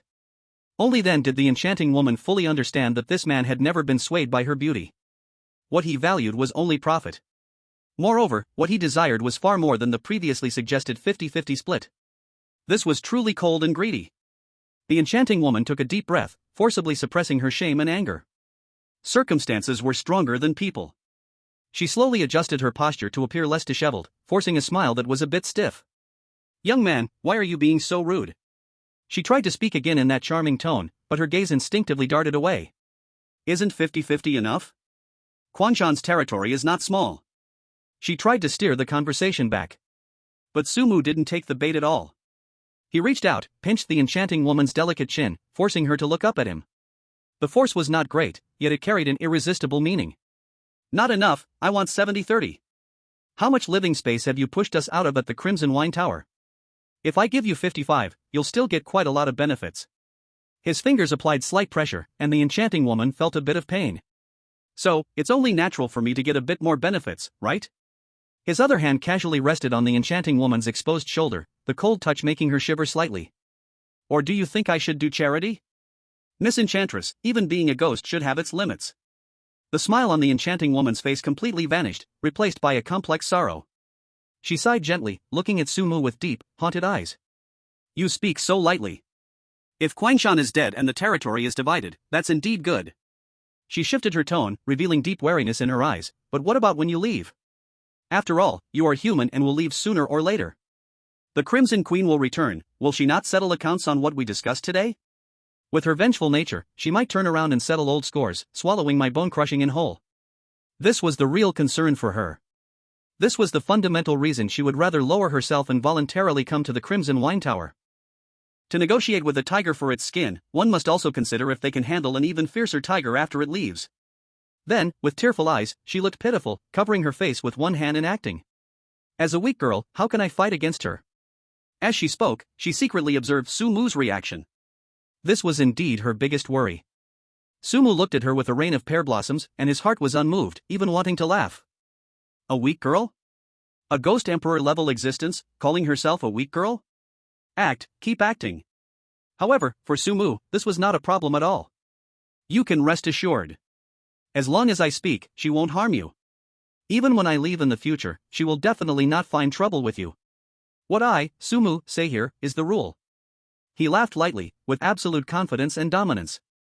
The enchanting lady's pupils suddenly contracted. Her heart raced uncontrollably. She stared hard into Sumu's eyes, trying to find a trace of bluffing in those deep oculi. But there was none. Only bottomless confidence and cold indifference. The weight of this promise was too heavy. Heavy enough to make her ignore all the humiliation and dissatisfaction from earlier. Sumu was human, sooner or later, he would leave. But if he could really restrain the Crimson Queen, even after he leaves, what would that mean? It meant she could safely reap the benefits after the fall of the Mad Mountain without worrying about being pursued by the Crimson Queen later. Counting the numerous benefits she had already gained, even if she received fewer resources and territories from the Twilight Moon Manor, it would still be worth it. The key point was that as long as they could divide the power properly, in the future, she and the Crimson Bar would not interfere with each other, allowing her to steadily run her bone-devouring in. Profit without loss. This temptation was too great. The enchanting lady's breathing became a bit hurried. Is this true? Her voice trembled slightly. I, Sumu, never speak empty words. Sumu replied calmly. She looked at Sumu's handsome yet icy face and bit her red lips. It was a gamble. Good. The territory and resources of the Mad Mountain, you take 7, I take 3. She directly proposed the division Sumu had expected. But it wasn't over yet. Moreover, I will also give you the closest manor to your Crimson Bar, Yulon Courtyard. Though the manor is not large, it has an excellent location, almost just a wall away from your bar. So close? Sumu's heart stirred. If he could integrate Yulon Courtyard and the Crimson Bar, he could expand the scale of the Crimson Bar while raising its prestige. Then his main mission should be completed. Deal. Sumu decisively uttered 2 words. Having achieved his goal, he no longer made things difficult for the enchanting lady and released his hand from her shoulder. He stood up, brushed off non-existent dust from his pants. The enchanting lady felt as though she had been pardoned, rubbed her numb shoulders, her gaze towards Sumu became more complex, her heart filled with mixed feelings. This man was truly a devil. Both terrifying and difficult to grasp. She adjusted her appearance and barely regained some of her Ghost Emperor aura. Then, a pleasant cooperation? She tentatively extended her hand. Sumu, however, showed no intention of shaking her hand, only slightly nodded. You may leave now, wait for my news. I will look for you then. The enchanting lady was not bothered, retracting her hand. Okay, I will await good news. She took one last deep look at Sumu, turned, and gracefully walked toward the office door. The sound of her high heels clicking against the floor echoed again, but this time, it carried a hint of urgency. However, just as her hand was about to touch the doorknob. Whoosh! A cold, fragrant wind appeared without warning. The scent was elegant and eerie, carrying a chilling feel that made one shudder. In the next second, the enchanting lady appeared in Sumu's arms. Her red lips bit into Sumu's neck. Chapter 41, Planting Strawberries. The cold, soft sensation pressed against the side of Sumu's neck. Sumu's muscles instantly tensed up. The cold light shot from his eyes. He thought this woman would go back on her word, daring to sneak attack? The residual bloodthirst from the Ghost Emperor's descent suddenly boiled, almost breaking out of his body. His right fist was tightly clenched, the bones cracking, scarlet energy swirling around it, ready to unleash at any moment. But the expected pain and malice did not come. Only a wet heat, carrying a strange fragrance, along with a slight sting? There was no hint of killing intent from the other party. Even the hostility was pitifully weak. Sumu's brow furrowed tightly, that surging blood energy was forcibly suppressed in his palm, not exploding out. He could not understand what this woman was trying to do. Sumu's pupils suddenly constricted. From this woman in his embrace, he felt not a trace of aggression, only a teasing affection that was near intimacy. In the next second, the enchantress had already lifted her head, her red lips stained with a hint of brilliance, leaving a clear, ambiguous purple-red mark on his neck. A strawberry mark. She then relaxed completely, sitting directly on Sumu's thigh. Warm fragrance and soft jade, carrying an intoxicating, soul-dissolving aroma. Her slender arms, like spirit snakes, wrapped around Sumu's neck, resting on his shoulder. Those soul-stealing peach blossom eyes, now more charming than ever, gazed at Sumu closely. The cold aromatic breath she exhaled teased the nerves that had long since collapsed in ordinary people. Little brother. Her voice was charming to the bone, carrying a hint of triumph. You are really great. Come play at Sister's bone dissolving in more often. Sister will treat you well. I guarantee you will feel amazing. The last 3 words were almost whispered next to Sumu's ear, carrying an obvious dangerous implication. Before the words fell, her finger, as white as green onions, ambiguously slid across Sumu's tightly pressed thin lips. The fingertip was cold, yet seemed to carry an electric current. After doing all this, the enchantress looked like a little fox that had taken a great advantage, her eyes flashing with cunning and pride. She gracefully rose from Sumu's embrace, her movements elegant, full of a victor's posture. The humiliation and weakness that had just been suppressed were forcefully reclaimed with this strawberry mark and a few frivolous teasing words. She turned around again, swaying her alluring figure toward the door, the sound of her high heels tapping lightly and playfully. Opening the door, leaving, all in one smooth motion. In the office, only Sumu and the strange fragrance that had yet to dissipate were left behind. Sumu expressionlessly raised his hand, touching the masterpiece on his neck. The touch was still a bit moist. He twitched his eyes, feeling speechless in his heart. This woman. A childish revenge. Damn. Damn. Damn. What did I just see? A strange clip? Enchantress, you are amazing. Daring to plant a strawberry on Su God's neck? Aha. Is that okay? What kind of fierce operation is this? Did Su God just want to move? I could feel that killing intent through the screen. He stopped himself. Su God has amazing self-control. This enchantress is playing with fire. But hey, I like it. This wave is the enchantress's counterattack. Although in another sense. Mom asked me why I am kneeling to watch the livestream. Su God, how about submitting to the enchantress? A strong alliance. This scene is so beautiful, I can't bear to look away, yet I can't help but screenshot madly. In the livestream room, the barrage was filled with astonishment, teasing, envy, and jealousy, continuing endlessly in the comments. Meanwhile, in Hanya, in the secret meeting room. On the huge screen, the image of the Scarlet Wine Tower office just froze at the moment the enchantress left. The room was silent. Sitting in the first position on the left side, an elderly man with white hair and a scar on his brow suddenly chuckled softly. Dressed in a dark green military uniform, the 4 golden stars on his shoulder badges trembled with his laughter. The laughter broke the silence. This kid does have some charm. So daring, ruthless, and with this knack for attracting attention. Quite reminiscent of the aura I had in my prime. The 2 high-ranking individuals beside him couldn't help but twitch their lips in response. They exchanged a silent glance, seeing profound disbelief in each other's eyes. Wasn't he the one who caused trouble everywhere, making the CEOs clean up after him? How could it be the same? Sumu was unaware that he had been critiqued by the higher-ups. In the Scarlet Wine Tower office, Sumu sat in his chair, waiting for a bit longer. He estimated that the annoying thing on his neck, after healing from the energy in his body, should have faded quite a bit. With his physique, such a mark would disappear quickly. He really didn't want to go out with that thing, adding more trouble. Feeling it should be about time, he straightened his collar and left the office. As soon as he stepped out, he sensed something was off in the atmosphere. Outside the door, the eerie Butler, Shen Bing, and a few surviving players who were now nervously serving, along with low-level eerie beings, were respectfully waiting. Sumu stepped out and glanced over the crowd. He keenly sensed that these people were looking at him strangely. These folks seemed to want to laugh at him but were too scared to do so. Their expressions mixed reverence with an indescribable meaning. What's going on? Sumu frowned slightly but didn't think much of it, assuming the lingering pressure from his confrontation with the Miaojiao was still there. He walked straight towards the staircase, planning to check the current situation in the bar. Master. Behind him, the eerie Butler's hesitant and slightly awkward voice came. Sumu paused and turned to look. He saw an ugly smile, even worse than crying, on the eerie Butler's stiff face, his gaze darting towards Sumu's neck.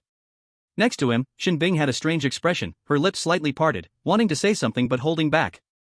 As for the other eerie beings and waiters, their expressions were colorful, all looking down but sneaking glances at him out of the corners of their eyes. What's the matter? Sumu stopped and looked at him. Ahem. The eerie butler cleared his throat twice, debating whether to remind Sumu directly. It's just, master, your neck, up there. Neck? Sumu frowned even tighter, instinctively raising his hand to touch. What he felt was still the smoothness of his skin. The mark should have disappeared, right? He looked at the butler in confusion. The butler pointed towards a shiny brass relief embedded in the wall for decoration. The relief could vaguely reflect a human silhouette. With confusion, Sumu turned to look at the brass relief. In the next second, he froze completely. In the blurry reflection, on the side of his neck, the shape was clearly an ambiguous lip print. Damn it! Sumu's pupils trembled. What the hell did that woman do? Why did this mark deepen again? Chapter 42, The Indelible Lip Mark, Yi Linger returns. Sumu touched the unusually hot skin on his neck, his face dark enough to drip water. Damn it! This sensation, this faint wave of eerie power. It was definitely not an ordinary kiss mark. That woman, the Miaojiao, must have attached some kind of spell or curse on it. In a short time, there's no way to wash it away with my own eerie power. Good trick, Sumu sneered coldly in his heart, but he also felt grave. He initially thought that the last action from the Miaojiao was just a childish provocation born of reluctance, trying to disgust him.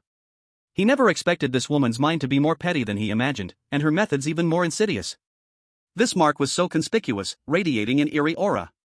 If Yi Linger came back and saw this strawberry on his neck. Sumu shivered. That image was too beautiful, he dared not imagine. It would definitely be a battlefield-level explosion. At that time, it wouldn't just be a simple strawberry mark, he might peel off a layer of skin. TSK. Did you see that? That on Sumu's neck. My god, isn't he too brave? He dares to touch even the eerie beings? A big shot is a big shot, while we are still struggling to survive, they have already started, fighting like gods? Can't bring myself to envy, I just can't. With the beauty Shen Bing accompanying him into the bedroom, and the enchanting ghost empress offering her affection, we are all players, but this gap, sigh. In a corner, several lucky surviving players whispered in low voices, both envious and respectful, yet with a hint of sourness. But they only dared to mumble a few sentences. When their eyes met Sumu's cold gaze, they immediately fell silent, lowering their heads, obediently picking up their cloths and mops to continue working. This Scarlet Tavern was now the territory of Sumu. Their lives were in his hands. Not far away, Shen Bing stood silently, her eyelids lowered, and no one could see her expression at this moment. Only she knew that her heart was a mess. The bone-eating demon empress, the ghost emperor's enchantress. That kiss mark was so blaring. Sumu had clearly helped her before and even let her stay by his side. She thought he must have some slightly different feelings for her. But just now, rationality told her that was the enchantress, a formidable ghost emperor, and Sumu chose to endure temporarily, even to reach an agreement, for the greater good, to complete the quest. Everything that just happened might have just been a show. But why did her heart still feel a little uncomfortable? Like her treasured possession being coveted and even tainted. Shen Bing bit her lip, forcibly suppressing this unwarranted emotion. She was very clear that in places like this, around people like this, developing real feelings was the most foolish and the most fatal. Sumu did not notice Shen Bing's subtle change in mood. Or rather, he simply did not have the time to care about such things. The mark on his neck was a small matter. Right now, maintaining the normal operations of the Scarlet Tavern was of utmost importance. Why are you all standing there in a daze? Sumu's cold voice broke through everyone's thoughts. Get to your positions. Prepare to welcome the afternoon guests. His gaze was sharp as a knife, sweeping over every player and strange being. The big battle yesterday and today's events must have spread the word. It's foreseeable that more guests will come with various intentions. This will be a tough battle. All of you, get your spirits up to the fullest. If anyone dares to cause trouble. Sumu did not finish the sentence, but his chilling tone made everyone, including the low-level strange beings, shudder in fright. Yes. Master. The strange butler was the first to bow in agreement. The surviving players quickly nodded and bowed. Soon, the Scarlet Tavern resumed its operations. The doors swung open, and the eerie lanterns gave off a dim red glow. Sure enough, the afternoon influx of guests was even more terrifying than the morning. Strange beings of all shapes and sizes, as well as some powerful entities, flooded into the tavern. Some were curious, some were probing, and some had ill intentions. The entire tavern hall was filled with ghostly howls and wails, mixed with all sorts of strange whispers, creating a spine-chilling scene. The surviving players moved through the panic and numbness, serving drinks and food that gave off bizarre odors. Even the strange butler, with his unchanging zombie face, seemed a bit twisted and weary due to the busy work. Shen Bing was also forced to join the ranks of the servers, forcing herself to stay calm, trying to avoid those malicious gazes, mechanically completing her tasks. Business was simply booming. So booming that even the strange beings felt their hands and feet going numb, their bones aching. During this time, a special group of guests arrived. They had a cold aura, carrying obvious remnants of the bone-eating Wolf King's power. But they did not start trouble. Instead, they orderly ordered items, even leaving a considerable amount of odd coins as a tip. The leader of the dark and sinister being. Before leaving, he specially bowed to Sumu, who was standing at the second-floor railing, from a distance. The meaning was self-evident. This was the remaining power of the bone-eating demon queen, showing sincerity to Sumu. This was also the attitude of the charming queen. Sumu stood in the shadow on the second floor, overlooking the bizarre yet exceptionally prosperous scene below. The corner of his mouth curved into a cold arc. The reputation of the winehouse was rising, and the strange coins were accumulating rapidly. The target required by the mission was getting closer and closer.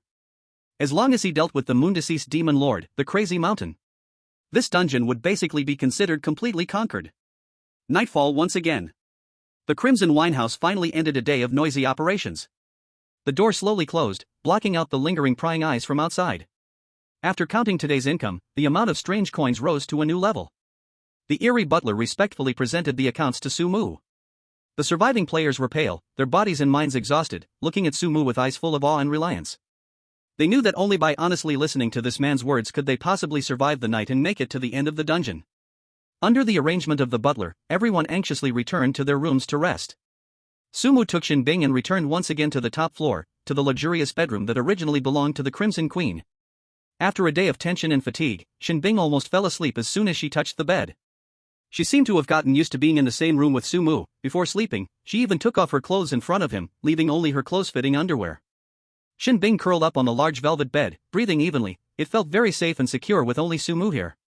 But Sumu walked out of the bedroom and came to the balcony on the top floor. Standing here, the crimson moonlight fell on him, casting a long shadow behind him. He quietly gazed out the window at the eerie world shrouded in endless darkness. The mark on his neck seemed clearer in the moonlight, carrying an exotic purple-red hue. The room was very quiet, only the soft sound of Shen Bing's breathing could be heard.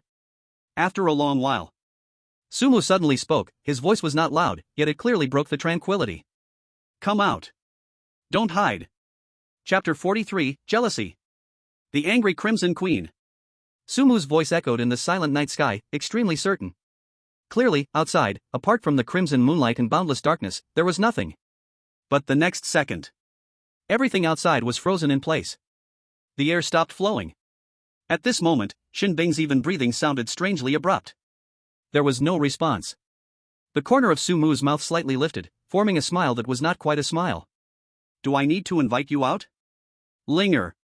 The moment the words fell, the air by the window rippled like water. A petite figure quietly gathered and appeared at the window. She floated in midair, just barely reaching Sumu's chest height. The crimson moonlight seemed to have found its home, enveloping her in a rush. She was the true master of the Crimson Winehouse, the Crimson Queen, Yi Linger. She looked like she was only 12 or 13 years old, her delicately crafted little face pale without a trace of blood, resembling an exquisite porcelain sculpture. A pair of huge eyes, like black obsidian, occupied a small part of her face, with endless crimson and playfulness deep in her pupils.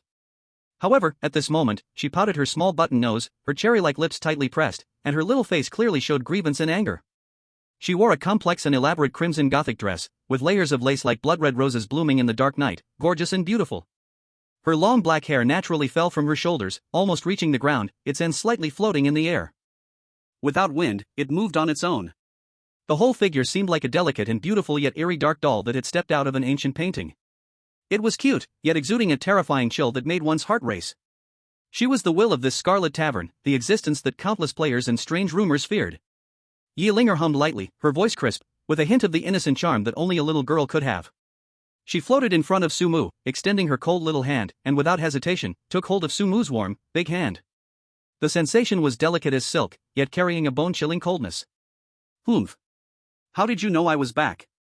She tilted her small face slightly, her obsidian-like eyes tightly staring at the side of Sumu's face. Sumu felt the coldness in his palm, but his heart warmed, and he held her little hand in return. He turned around, looking at the familiar yet strange small figure in front of him with a gentle gaze. It's simple. Sumu's expression showed no attempt to hide his doting affection.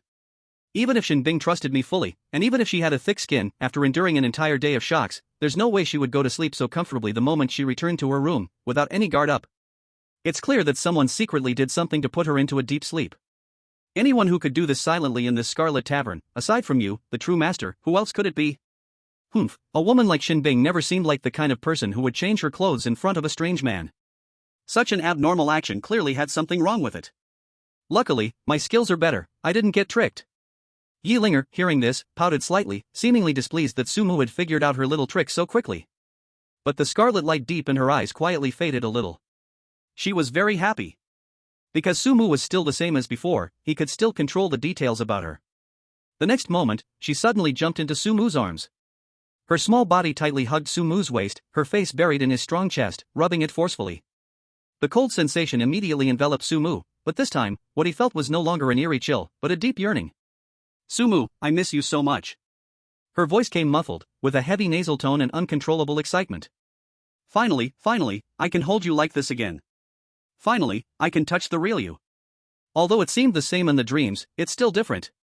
The feeling is completely different. She hugged tightly, as though trying to meld herself into Sumu's body, seemingly afraid that if she let go for even a moment, the person in front of her would dissolve like the countless past dreams, turning into vapor. Sumu's heart, at this moment, also seemed to be tightly twisted by something. He stretched out his hand, gently stroking Yi Linger's soft, cold hair, feeling the slight tremor of her small body in his embrace. Memories from the past surged up in his mind. The sweet, the painful, the crazy, and the cruel things she had once done to him in endless nightmares. But at this moment, it seemed like all of that vanished in this embrace. Only one indescribable complex emotion remained, mixed with heartache, joy, and the bittersweetness of a long-awaited reunion. Linger Sumu's voice was a little hoarse. He took a deep breath, suppressing those swirling emotions, and said in as calm a tone as he could. Do you know? When I received the notification to enter this instance and found out it was the Scarlet Tavern. I was so happy, so excited, so full of anticipation. I kept wondering, when could I see you? The little person in his arms suddenly lifted her head, her scarlet eyes shining brightly as she looked at him, filled with surprise. Really? Really? Sumu looked into her eyes and nodded seriously. Yi Linger's eyes reddened slightly, but she forcefully sniffed and revealed a somewhat mischievous smile. I don't believe it. Unless you prove it. Her small face was filled with expectation and tension. Sumu looked at her expression, his heart stirred, unable to hold back anymore. He lowered his head. Cold and warm lips, under the crimson moonlight, touched together. Yi Linger's body suddenly stiffened. Then, she closed her eyes, clumsily and passionately responding. She wanted to pour all the longing accumulated over countless days and nights into this kiss. The air around them seemed to turn scorching hot. The crimson moonlight outside seemed shy, quietly hiding behind the clouds. For a long time. Their lips parted. Both of their breaths were a little hurried. Yi Linger's pale little face flushed with an unusual redness, her eyes sparkling with tears, her gaze dreamy, as if drunk. She looked adoringly at Sumu, her voice as soft as a dream. Sumu, I love you. Sumu gazed at her, his eyes filled with unending tenderness and complexity. Me too. The atmosphere instantly turned ambiguous and fiery. A certain emotion quietly fermented, heating up. They were about to continue what they hadn't finished last time. Sumu's heartbeat involuntarily quickened as he looked at the delicate little person before him, his throat rolling slightly. He lowered his head again, preparing for a deeper exchange. Just then, Yi Linger's dreamy gaze accidentally swept across Sumu's neck. In the next second, her shimmering eyes suddenly froze. All the charm and tenderness vanished without a trace. What replaced it was coldness. Bitingly cold. And raging fury. She stared hard at the strawberry mark on Sumu's neck, which was still clearly visible in the dim light, bearing ambiguous traces. Mu. Yi Linger's voice carried a chilling aura that froze the soul in every word. Her entire presence instantly became wild and dangerous. Her long black hair danced wildly without wind, and her skirt rustled. The temperature of the air around them suddenly dropped. Sumu was taken aback. Looking at Yi Linger's expression, which had suddenly turned scarier than a vengeful ghost, feeling the cold murderous intent that seemed ready to tear him apart. His heart sank. Oh no! The mark left by that woman. The mesmerizing queen. Sumu's mind buzzed with a scream. Damn it! Chapter 44, Sweet Words, Deceiving the Truth. On Blue Star, in the live stream. The audience saw the scene and instantly exploded with excitement. They quickly started gossiping. What a twist! I thought something steamy was coming, but it got discovered. Ha ha ha. I'm dying of laughter. Annual best cheating scene.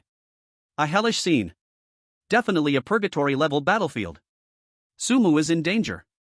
Don't gloat too much in front, my heart aches for the Crimson Queen. Sumu, you big pig hoof. Scumbag. Absolutely a scumbag. Just kissed and already exposed. Sisters, get your knives. Calm down, everyone, this is a horror side quest.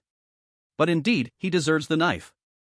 Brothers are saying, this operation is too bold, the Enchanting Queen leaves marks, and the Crimson Queen catches him. Sumu is a real man, enduring love from two ghost empresses. It's over, Sumu seems to be torn to pieces. Countless barrage comments rolled past, some rejoicing, some angrily cursing Sumu. At the same time, high-ranking officials at Hanya gathered in front of the screen. Almost everyone had a smile at the corners of their mouths, completely ready to watch the drama. The shock of Sumu's bloody rampage hadn't completely dissipated, and this sudden emotional conflict was undoubtedly more dramatic. Ha, this kid is really just like you back then, the scene of him being caught is completely the same. Saying that, I wasn't that direct back then. You weren't direct? Their parents came knocking, I went to speak good words to solve it. Two reliable anchors joked. The other high-ranking officials observed silently, pretending not to hear. Just when everyone thought Yi Linger's rage was about to turn into earth-shattering fury, Sumu also had a reaction and began to respond to this urgent situation. He did not dodge. Instead, he faced Yi Linger's cold, soul-freezing gaze and gently sighed. That sigh was filled with endless grievance, helplessness, and an unending love. Sigh. He stared at Yi Linger, his eyes complex as if containing 1,000 words, finally turning into a low, heavy question. Do you already know? Yi Linger's crimson eyes suddenly shrank, her violent aura slightly stalling. No? No what? She had just resolved those troublesome matters. She hurried back and had just truly felt Sumu's existence. What should she know? This sudden question was like a bucket of cold water poured on her blazing anger, making her instinctively feel confused. Before her chaotic thoughts could be sorted out, Sumu had already raised his hand, gently ruffling her cold hair with an incredibly natural, even somewhat indulgent touch. The icy sensation from his fingertips made Sumu's heart tremble, but the expression on his face grew even gentler. Silly girl, no need to be moved. These are all things I should do. Yi Linger was utterly stunned. Her face, twisted with anger, was now filled with confusion. Moved? What am I moved about? Why should I be moved? Her inner roar was almost bursting from her throat, in the room where you and I once dated. On your neck. Leaving a mark from another woman. What the hell am I moved about? However, Sumu's next words made all her questions stick in her throat. That's right, Sumu's tone became heavier, carrying a kind of involuntary pain. The strength of Meiji is very strong, very strong. And you also know, she is very enchanting, her words also very sharp. I had no choice but to try to get along with her. She originally wanted to ask for more, but I managed to persuade her to back down. He paused, as if recalling some unbearable experience, his eyes showing a hint of struggle. I really am not her match. At first, I could resist a kiss, but once she got serious, I didn't even have a chance to fight back. But Sumu's tone suddenly rose, filled with a kind of tragic and resolute anger. But all these difficulties, all this humiliation, compared to our feelings, what do they count for? I endured it. I endured everything she wanted to impose on me. I exhausted all my strength, and in the end, I paid this price. But fortunately, that is all. I didn't lose more. Sumu touched the lip mark on his neck. His expression was angry and sorrowful, as if his experiences were deeply difficult. He suddenly stretched out both hands, cupping Yi Linger's icy little face, forcing her to meet his gaze. Not giving the already dazed Yi Linger any time to react. In his deep eyes, there was only her reflection and a kind of emotion that seemed capable of burning everything. So, Linger, listen. No matter how proactive she is. No matter how forceful. No matter how she presses me. I will absolutely not let her succeed. This mark is not what I want. It is proof of my failure to resist. It's the shame of not being able to completely protect the purity between us, allowing you to see this tainted thing. I am sorry for you. If I could do it all over again, I would rather die to prove my resolve. Yi Linger felt as if struck by lightning, her whole body stiffening. She looked into Sumu's eyes, filled with genuine pain, struggle, and that resolute deep. How could she force herself on Sumu? And Su Mu, even facing such a powerful enchantress, even knowing he couldn't win, swore to never yield? He even regarded this forcibly left mark as a shame? Even after so long apart, he still saw himself as so important. At this moment, only Su Mu's affectionate gaze remained in Yi Linger's mind. The strawberry mark on her neck, which was once ambiguous and glaring, seemed to change taste in her eyes in an instant. It was no longer a symbol of betrayal, but a scar left by Su Mu's fierce resistance to protect their feelings. It was his unyielding proof under the pressure of the Ghost Emperor. This was the Su Mu she knew. This was the man she loved deeply. The coldness and killing intent in Yi Linger's eyes completely retreated, replaced by a complex pain and reignited, even more fervent and intense love. Su Mu. Her voice once again regained its earlier softness. No wonder he is the man I like. As her words fell, she took the initiative to cradle Su Mu's face and kissed him back. Chapter 45, Crimson and Bone Corroding. The night was as dark as ink. The ominous glow of the scarlet winehouse gradually faded behind Su Mu and Yi Linger. There were still dozens of figures closely following behind. The ground beneath them was barren scorched earth, and in the distance were jagged, strange rocks. At night, a unique stench of decay mingled with death filled the terrifying world. Here was a buffering zone outside some horror instance, a forgotten area caught between reality and nightmare. And in this desolate wasteland, a figure had been waiting for a long time. She leaned against a charred giant rock, her figure bewitching, curves exposed, blending into the surrounding darkness, yet radiating deadly temptation. It was the bone-corroding demon enchantress, Mei Ji. Seeing Su Mu and Yi Linger appear, her red lips curved into a lazy and playful smile, as if she had run into acquaintances in an afternoon garden. Sister Linger, and little brother Su Mu, you two came so slowly. I've been waiting so long for you all. Mei Ji's voice had an innate charm, each word scratching at the heartstrings of the listener like feathers. If it were a man without willpower, he would absolutely fall at lightning speed. Su Mu secretly scolded her as a fairy, but his face remained calm. Yi Linger, however, did not have his composure. Almost the moment Mei Ji spoke, her previously soft cold air rose again. Her arms tightly wrapped around Su Mu's, almost pressing herself against him. Those scarlet eyes shone brightly, particularly noticeable in the night. At this moment, Yi Linger resembled a young beast guarding her food, filled with vigilance and hostility, locking onto Mei Ji. Just thinking about that glaring mark on Su Mu's neck made Yi Linger's silver teeth grind with a clicking sound. It's this old hag. Shameless. She actually wanted to take action against her man while she wasn't there. And left such a despicable mark. Who is your sister? Yi Linger's voice was cold and sharp, filled with undisguised disgust. Put away your seductive tricks and stay away from my Su Mu. Mei Ji, instead of getting angry, covered her mouth and laughed lightly, her laughter as clear as silver bells, yet exuding a wicked air. Oh dear, Sister Linger is still so angry. We are allies now, you know. What? After being all sweet with your little lover, are you turning your back? Her captivating eyes cast a glance at Su Mu, meaning obvious. Some people say they don't want it, but their body is quite honest. You. Yi Linger was shaking with rage, the coldness around her almost solidifying into ice. This sorceress was too infuriating. Every word teased Su Mu, yet she was so slippery that Yi Linger couldn't catch her on anything substantial. As the two Ghost Emperor-level beings were about to draw swords, Su Mu quickly tried to mediate. Alright, let's all say a little less. He wore a perfectly timed smile, gently patting Yi Linger's tense arm, signaling her to calm down a bit. Now is not the time for infighting. The important matter at hand is our common enemy, the Lord of the Dying Moon. We need to deal with him first, that's what we should do, right? Feeling the warmth and comfort of Su Mu's palm, and hearing the word ally, the anger in Yi Linger's chest eased a little. She turned her head and let out a heavy huff in the direction of the alluring princess, as if giving Su Mu face, choosing not to attack with words anymore. However, the hand that wrapped around Su Mu's arm showed no signs of loosening. The alluring princess saw everything and her eyes flickered slightly. It seemed that Su Mu was not lying. He truly had the ability to restrain the well-known capricious and decisive Red Queen. Teaming up with him was a bet well placed. Yi Linger had no interest in guessing the thoughts of the alluring princess.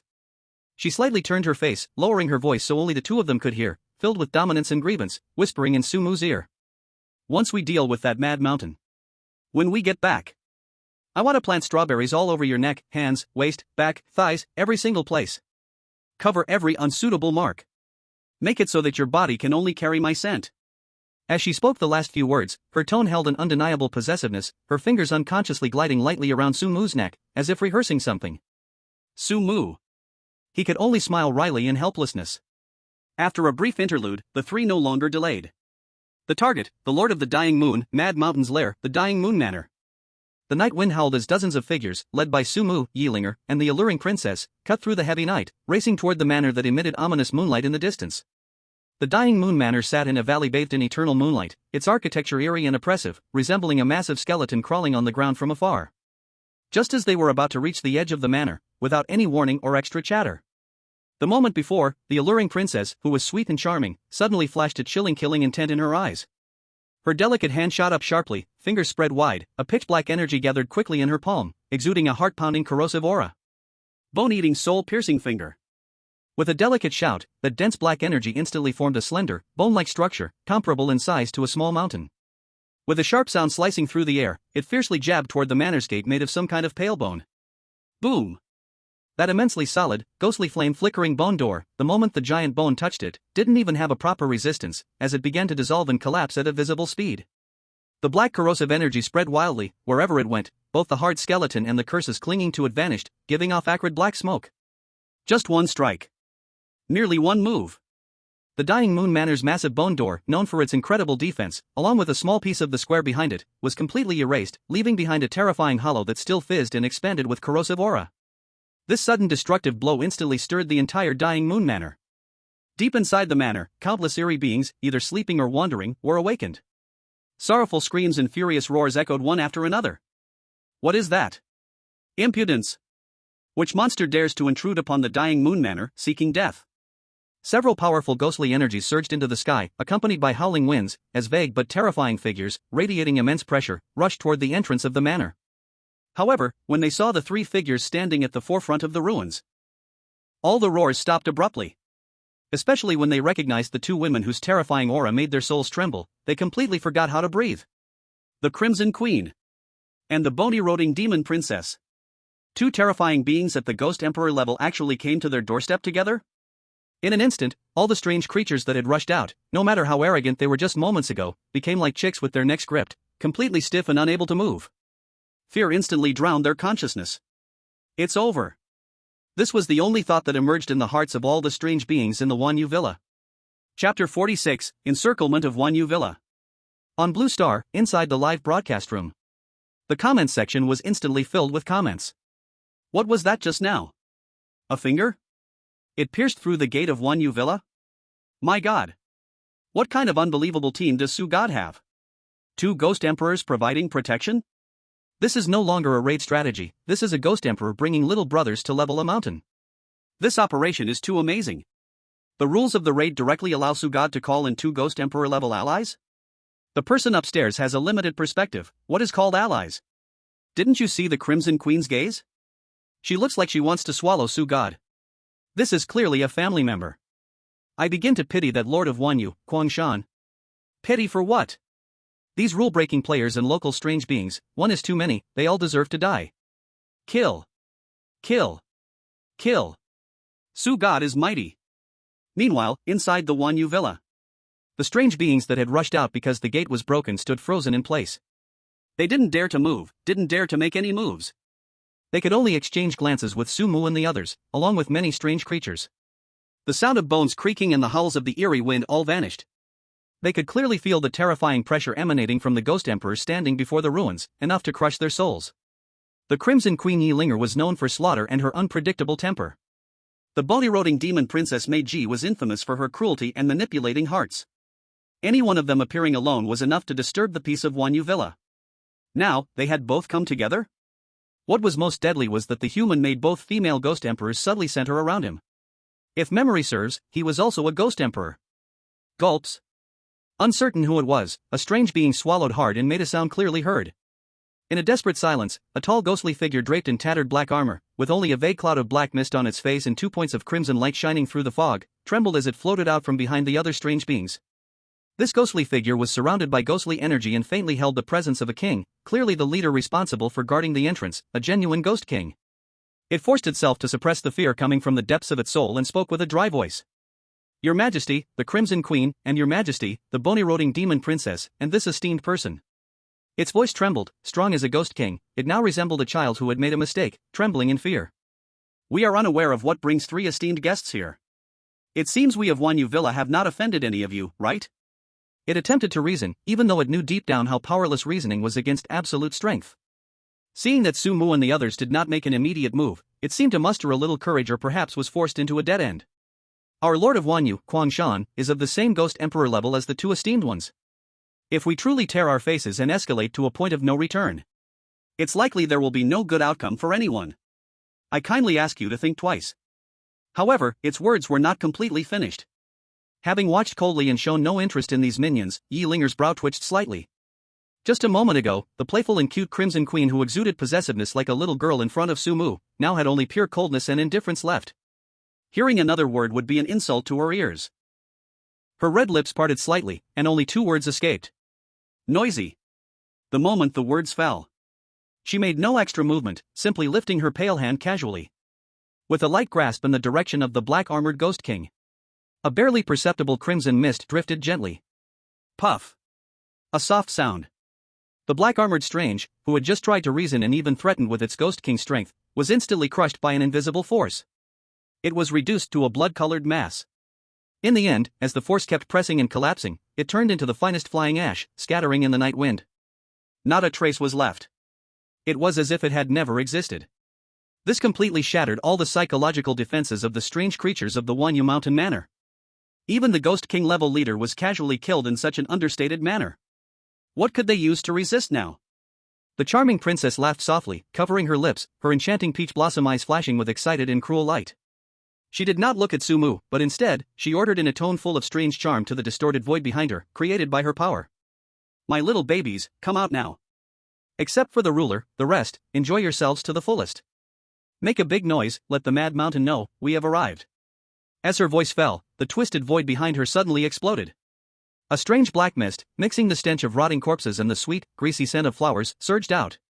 Within the black mist, countless grotesque and disgusting figures scrambled out.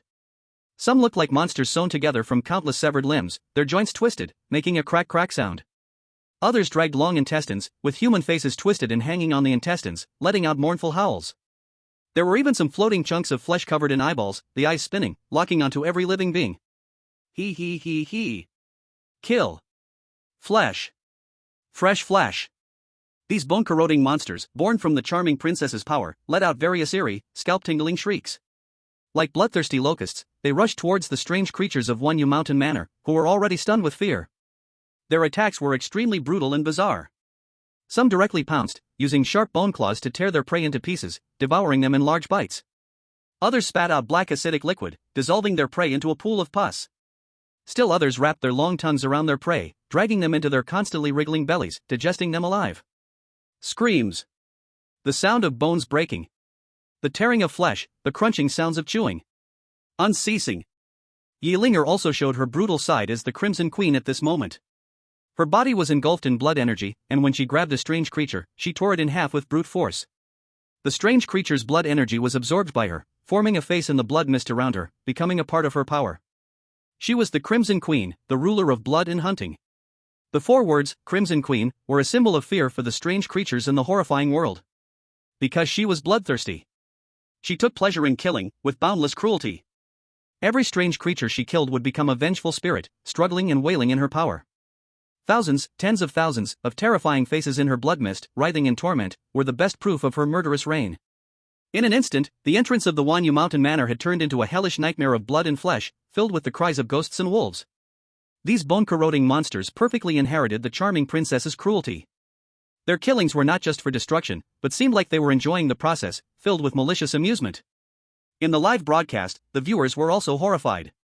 I take back what I said earlier, Your Crimson Majesty, you were much cuter when you were coquettishly acting with Su God. Is this really the same queen who just got jealous and acted cute? The decisiveness in her killing makes my heart tremble. The bone-eating demoness followers, damn it. My sanity is dropping like crazy. What kind of Cthulhu nonsense is this? So cruel. So bloody. So bizarre. I love it. This is the real horror dungeon. This is the scene I've been wanting to see. Chapter 47, B-Rank Dungeon Cleared, Unbelievable Reward Settlement. At the entrance of Moon Mountain Manor, it has turned into a Shura slaughterhouse. Blood and flesh are flying, cries of sorrow fill the air. The bone-eating demons under the charm of the enchantress, like starving ghosts released from their cages, frantically tear and devour those lost in will to resist in the eerie Moon Mountain Manor. The Crimson Queen Yi Linger, surrounded by swirling blood mist, has increased by several times. But this terrifying being is currently nestled beside Sumu.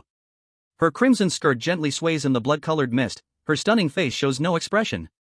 The hellish scene before her is merely a common landscape. Sumu stands beside her, his expression calm, occasionally glancing at the enchantress with a hint of thoughtfulness. However, outside this terrifying dungeon, on Blue Star, a completely different news is being transmitted to global audiences through countless screens. At the entrance of Moon Mountain Manor, it has turned into a Shura slaughterhouse. Blood and flesh are flying, cries of sorrow fill the air. The bone-eating demons under the enchantress's command, like starving ghosts released from their cages, frantically tear and devour those who have lost their will to resist in the eerie Moon Mountain Manor. After Yi Linger in her heart finished venting her displeasure, she stands beside Sumu with her hands behind her back. The crimson skirt gently sways in the blood-colored mist, her stunning face shows no expression. The hellish scene before her is merely a common landscape. Sumu stands beside her, his expression calm, occasionally glancing at the enchantress with a hint of thoughtfulness. However, outside this terrifying dungeon, on Blue Star, a completely different news is being transmitted to global audiences through countless screens. Global broadcast: the B-rank dungeon Rotting Hospital has been successfully cleared. Dungeon difficulty, B rank. Clearing time, 51 hours and 07 minutes. Number of survivors, 1 person. Clearing player, Peter James from Bonga Country. Dungeon reward settlement in progress. This sudden broadcast caught the audiences, who were originally focused on the brutal battle at Moon Mountain Manor, completely off guard. B-rank dungeon? Someone cleared it? Before everyone could digest this information, an even heavier news quickly followed. The only survivor, Peter James, receives the reward: skill points plus 10, eerie power limit plus 500, special item 1 seed of Crimson Blood Bodhi. Crimson Blood Bodhi, a seed of the spiritual root of heaven and earth, planted in a treasure ground, bear fruit in 3 years. After the fruit matures, the user can cleanse their marrow and bones, greatly enhance eerie power affinity, with a great chance to directly break through to red robe level. Due to player Peter James clearing the B-rank dungeon for the first time, the national fortune feedback is triggered. Bonga Country national fortune increases. Effect 1, the concentration of spiritual energy within Bonga Country slightly increases, eerie power environment initially activates. Effect 2, the basic eerie power affinity of all citizens in Bonga Country slightly increases. Effect 3, Bonga Country receives the initial eerie power cultivation method for all citizens. Eerie power breathing method incomplete version. Boom! If the previous broadcast only surprised people, then the details of the rewards and the national fortune feedback are like a nuclear bomb, exploding across the globe. After a brief silence, a wave of uproar swept through. Is the B-rank dungeon reward really this amazing? Crimson Blood Bodhi? Directly increasing to red robe? This is a seed. This means that as long as it is planted and bears fruit, it can continuously cultivate red robe level experts. National fortune feedback. Everyone's eerie power affinity increases. And they even got a cultivation method? Longting Country is about to take off right now. I'm so jealous. I'm truly jealous. Why isn't it our country's player? What kind of divine luck does this Peter James have? Clearing the B-rank dungeon solo, and receiving such unbelievable rewards. 51 hours and 07 minutes, he is the only one who survived, absolutely a top-notch expert. Now, the Vangdaku Kingdom is going to be powerful, with everyone practicing eerie power. In the future, their confidence in dealing with strange events will be different. Countless people gasped in surprise. The Vangdaku Kingdom, a small country not very noticeable internationally, was suddenly pushed to the forefront. A seed that can consistently produce Scarlet War level strength, along with the possibility of everyone starting on the path of cultivation. This is simply a super gift at the national fortune level. Damn it, they're too lucky. Why is that? I'm so jealous, I'm really jealous. Why aren't our country's players getting this? Now it's good, Vangdaku Kingdom might rise to the top and become a new power.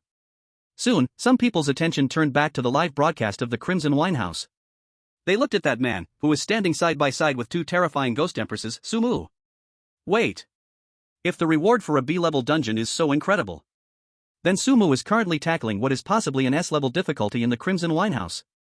And looking at the situation, eliminating the Night Moon Villa and killing the same Ghost Emperor level Crazy Mountain is almost a done deal.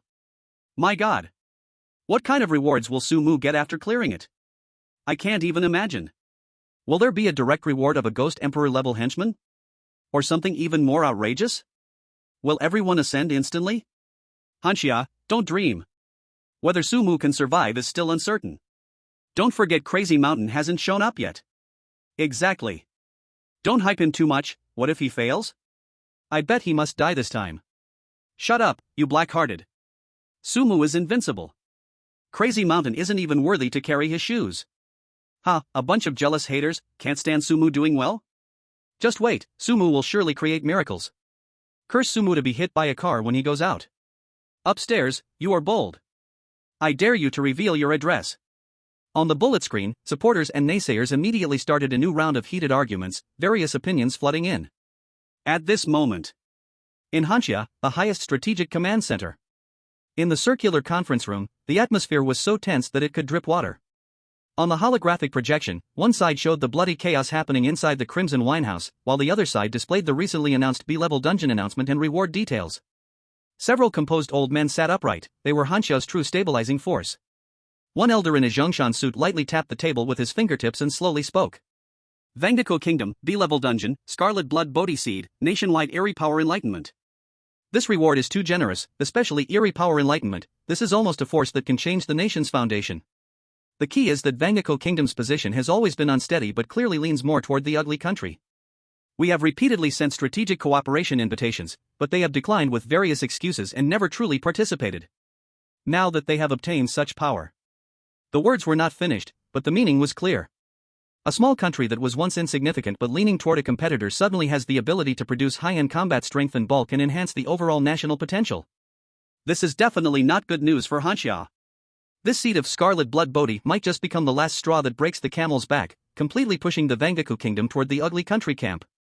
For a moment, everyone else in the meeting room fell silent, not knowing what to say. Each person's face was filled with heavy worry. At this moment, the elder sitting in the center, who had remained silent, calmly opened his eyes. His gaze was as calm as a bottomless well. He spoke. What are you panicking about? The Vangdako Kingdom's fortune is a chance for them but also a variable. However, a mere B-level dungeon reward is not enough to shake the overall situation. His gaze seemed to penetrate the screen, landing on the figure surrounded by crimson and darkness. We have Sumu. He has walked from being an ordinary person to today, facing dangers, creating miracles. Which time is not more thrilling than this so-called B-grade copy? The danger level of the Scarlet Wine Tower far exceeds imagination, but at the same time, the opportunities it holds are not something Crimson Blood Bodhi Seeds can compare to. Trust him. The elder's words were firm and resounding. However, the heavy atmosphere in the meeting room did not completely dissipate. The other big shots exchanged glances, all seeing the worry in each other's eyes. Sumu was Hanya's greatest hope, but he also carried too many unknowns and risks. To pin the future of the entire country on one player was a gamble in itself. Their gaze once again turned to the constantly shifting light and shadow, the streaming scene filled with blood, their hearts still tightly suspended. The slaughter at the Moonless Mountain Manor was still ongoing. And beyond the instance, Blue Planet had already stirred up new waves. Chapter 48, The Moonless Ruler Appears, The Betrayal Questioned. Within the Moonless Mountain Manor, the last wails fell into silence. The strange beings of the manor had almost been slaughtered entirely. Severed limbs and broken arms littered the ground, dark, eerie blood flowing together like streams. The blood mist lingering in the air was even thicker than before. The remaining strange beings, no matter their strength, were turned to dust, not leaving even a trace of their souls behind. Sumu stood at the center of the devastation, with the Scarlet Queen Yilinger and the alluring succubus on either side, their feet resting upon the silent flowing black blood pool. The Scarlet Guards brought by Yilinger and some strong bone-eating demons summoned by the succubus had already begun methodically cleaning up the battlefield, taking over the destroyed watchtowers and strongholds. Their efficiency was so high, coordinating so seamlessly, that it quietly cleared the battlefield, dividing territories with a chilling efficiency. The two great ghost emperor powers had deep roots, evident to all. The succubus glided gracefully, swaying her slim waist, crushing a strange skull beneath her feet. She sauntered up to Sumu and Yilinger. The fragrance around her was intoxicating. Sumu glanced slightly but quickly restrained himself. This woman was not to be trifled with. Avoid deep connections. Sumu little brother, Linger little sister, she said, her voice sultry with a touch of laziness. According to our previous agreement, since we've taken down the Moonless Mountain Manor, we will split the spoils 70-30. She stretched out her delicate finger, pointing to a relatively remote area where the eerie energy was thinnest. I don't ask for much, I just want that Candle Remains workshop. That place is said to deal with lingering souls and grievances, with little profit and no significance, just suitable for someone like me who has no great ambitions. The remaining 70%, including the main hall of this manor and the core areas, will, of course, belong to the Scarlet Wine Tower, controlled by you, Sumu little brother, and you, Linger little sister. The succubus smiled brightly, seemingly very satisfied with the distribution of benefits. However, upon hearing her words, Yilinger was not satisfied at all.